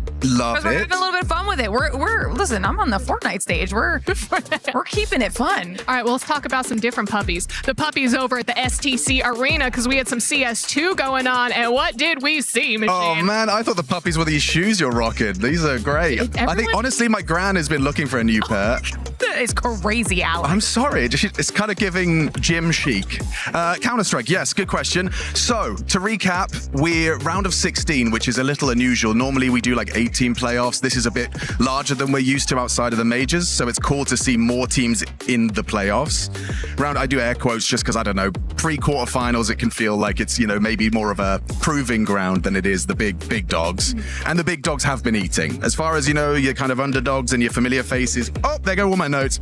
But, you know, it's kind of a story of three as far as the top is concerned. The podium expectations are like Falcons, Spirit, Vitality. Those are your big dogs, and everyone's doing well. Everyone's winning their games. What have you been most excited to see for this tournament, though? Ooh, good question. I mean, one would actually be just these kind of very clearly defined fans. You know, for Vitality and Furia, we have the drums, we have the chants. Earlier today, we had Vitality. It was so cool to just hear the ups and downs they were going. It turned into a library when Vitality lost a clutch. It was a French guy winning 1v3s and dead silence. So there are some dedicated fans throughout for Counter-Strike. That's probably a highlight for me. I think the second biggest highlight is the upset of the tournament, which was Na'Vi bombing out. I don't know what happened. Can't explain it. Legacy smashed them.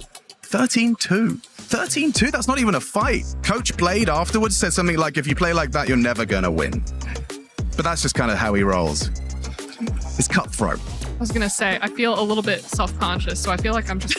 Look what you've done. The shoes are off. What's wrong with them? Because you It's good for your lumbar support or something. This is bullied me for the last time, so now I'm sockless. Whoa, socks out for free. That's the Spotlight guarantee. Coordinates. It all matches. But also, it helps me go fast because we have to go fast when we talk about our next game over at the Lenovo Legion Gauntlet stage. How fast are we going in Trackmania? That was an amazing transition. Gotta go fast. Gotta go fast. That was an amazing transition, okay? But let's talk about Trackmania. Last time we spoke, we were a little bit concerned about where Muda was going to be, dropping down into that lower bracket. Did didn't need to be worried. Absolutely smashed it. Able to stay alive in the competition for now, but some other standout clubs or moments that we need to talk about is the fact that Carl Jr. Falcons, of course, the 7-time world champion, now qualified through to top 8 alongside Binks for AGAL. And you know, we've been keeping tabs on both of these clubs. We're watching. So Trackmania is going to be a big decider, I think, when it comes to seeing how everything kind of shakes out. Yeah, I was also surprised we were talking about fans to see some of the Trackmania fans and how loud and rowdy they get too. I think that, I mean, Glitter, you've been here just as long as I have. I feel like we haven't really had too many disappointing crowds. No, it's been amazing. I think that's like, you know, what's been so wonderful about being in Paris is that new set of people coming through and crushing it. Oh, 100%. But let's go ahead and talk about the Qiddiya City Grid stage where we have some Fortnite. I love all the Fortnite casters. I'm so glad to see them all backstage and everything. But we got to talk about some of the games.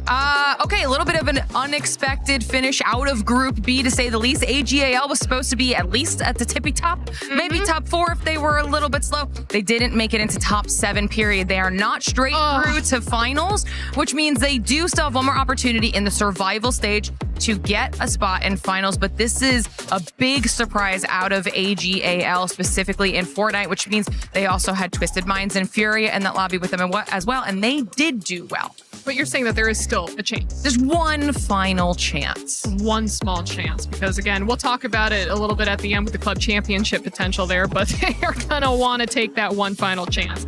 And finally, over on the Allianz Vault stage, we have a little bit of Crossfire. And I don't know what is in the water, but defending champs AGAL and Crossfire out. What? Absolutely out of the competition. No. Falcons out of the competition. And Crossfire was supposed to be a place where AGAL could guarantee themselves some club championship points. That is not happening anymore. They did make it to top 8, but that's not going to be enough to leapfrog anybody on the leaderboard. And we were looking at some statistics. That means that AGAL are now down to like an 11% chance of winning CC. It's not looking so great. Oh dear. Ooh, okay, well, you know what? We do have a question for everyone who is watching in the chat right now. Who do you think will make it to the top 3 of the club championships? Do you have any guesses, Machine? What do you think? Well, you know, I'm no expert, but I would hazard a guess. It might be between Falcons. I looked at a while ago. Falcons, Vitality, I believe, were around there. Na'Vi bombed out, so no longer them. I know AGAL, we were counting on them, but Crossfire, no Crossfire might be a problem. It's definitely You had the percentage, it's not pretty. Yeah. All right, well, we could take a look at our club championship rankings as they are right now. And look, hey, you said Falcons. Look at them up at the tippity top. AGAL right underneath them, and Vitality not, well, I was going to say not far behind, but that is a pretty big number jump there. It's definitely a big number jump, but I am glad that you shouted Vitality out, because a win is 1,000 points. If they get it, they're back in that discussion, right? And by doing so, they would also then deny those other clubs those points, and their placement in CS has now guaranteed them that top 3. They were in 4th. They leapfrog Na'Vi. No, absolutely. And looking good for Falcons to make a deep run. They just won the Cologne Major in Counter-Strike, so hot prospects for the trophy lift in the Counter-Strike tournament as well. Okay. They're up against Legacy. It's going to be an interesting one. Those Brazilians pack a punch, though. Anyone else that we should be keeping an eye on as we get closer to the end of week 7 and also the end of the EWC Glitter? I mean, even if we're not looking at the top side, we need to be looking at the teams that are at least getting some points on the board, because it's going to be changing the pricing at the end of the day. So we're still looking at the Furias. We're still looking at Twisted Minds. Any of these clubs that can change their ranking will guarantee a little bit more pricing. I've been told that we have no answers for our questions. Everyone's asking me to take my feet out. Everyone's asking. Everyone's saying, Machine, no. I've given myself a cramp. I'm an old man. I'm going to point out that at least his socks are also black. Yeah, they also. are also black. Consistent. That's what I'm one thing, I'm consistent. You know what? We love that for you, and we love that for all the CS2 fans. But before we wrap this up and let you go, is there anything else that you want to say besides maybe some mentions of the feats? Yes. If you have any questions about K-dramas and which ones you should check out and in what order you should check them out, and you want a little synopsis, I'd like to recommend these two, Overly and Glitter. We had a fantastic chat before we went live, and I've got a couple of things on the watch list. Right? Night and day. One worth checking out if you're interested. But yeah, direct your questions. Ideally, the chat, you could stop talking about her feet for 5 seconds and focus on your favorite K-drama. That's my question to the chat. What's your favorite K-drama? Mine's Attack on Titan. All right, okay. That's a so whole we got to different get him discussion. out. We got to get him out. I don't know who let him up here. He will not be invited back again. But, you know, Machine Glitter, thanks for so having much me. For joining. Yeah, I didn't make this request. Who let you up? I don't know. I forced myself over here. We have one answer is what I'm being told. Let's go ahead and see what the final... I need 20 more minutes for the emblem. Okay. So should we just do a 20-minute podcast I mean, about do you have anywhere to K-dramas? go, or like should we can hang out maybe? For the emblem. All right. Okay. So, what was your favorite K-drama? Like I told you, I mean, Crash Landing on You was like my foray into it. Okay. So it might just have to. Would be you say up that's there. a good start for like an ignorant guy? Yeah. Just jumping straight in? If you're ready emotionally. I think I'm ready emotionally. Like, no spoiler alert. There's like a car chase on a motorcycle and explosions. There's like all of these crazy political plots. It's fantastic. I highly recommend it. But I'm being told that if I keep talking about this, I won't have a job anymore. So thank you guys for joining us. Thank you for watching the EWC Spotlight. And we will see you next time. It's good though. Yeah, I'll check it. It's really good. Legit. I'm going to put my shoes back on. I lost mine. Mine are gone. Who needs those?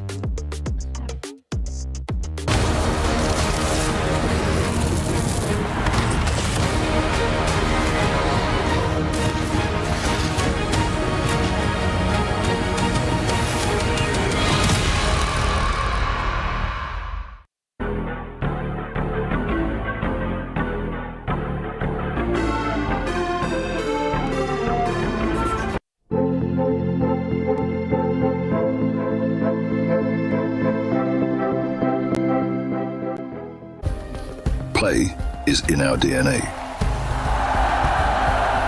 Whenever we let it out, it becomes our superpower.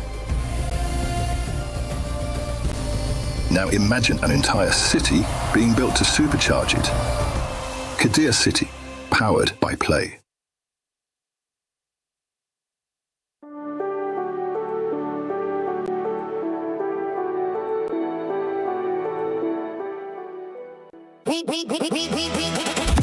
Dance, dance, dance, dance, dance.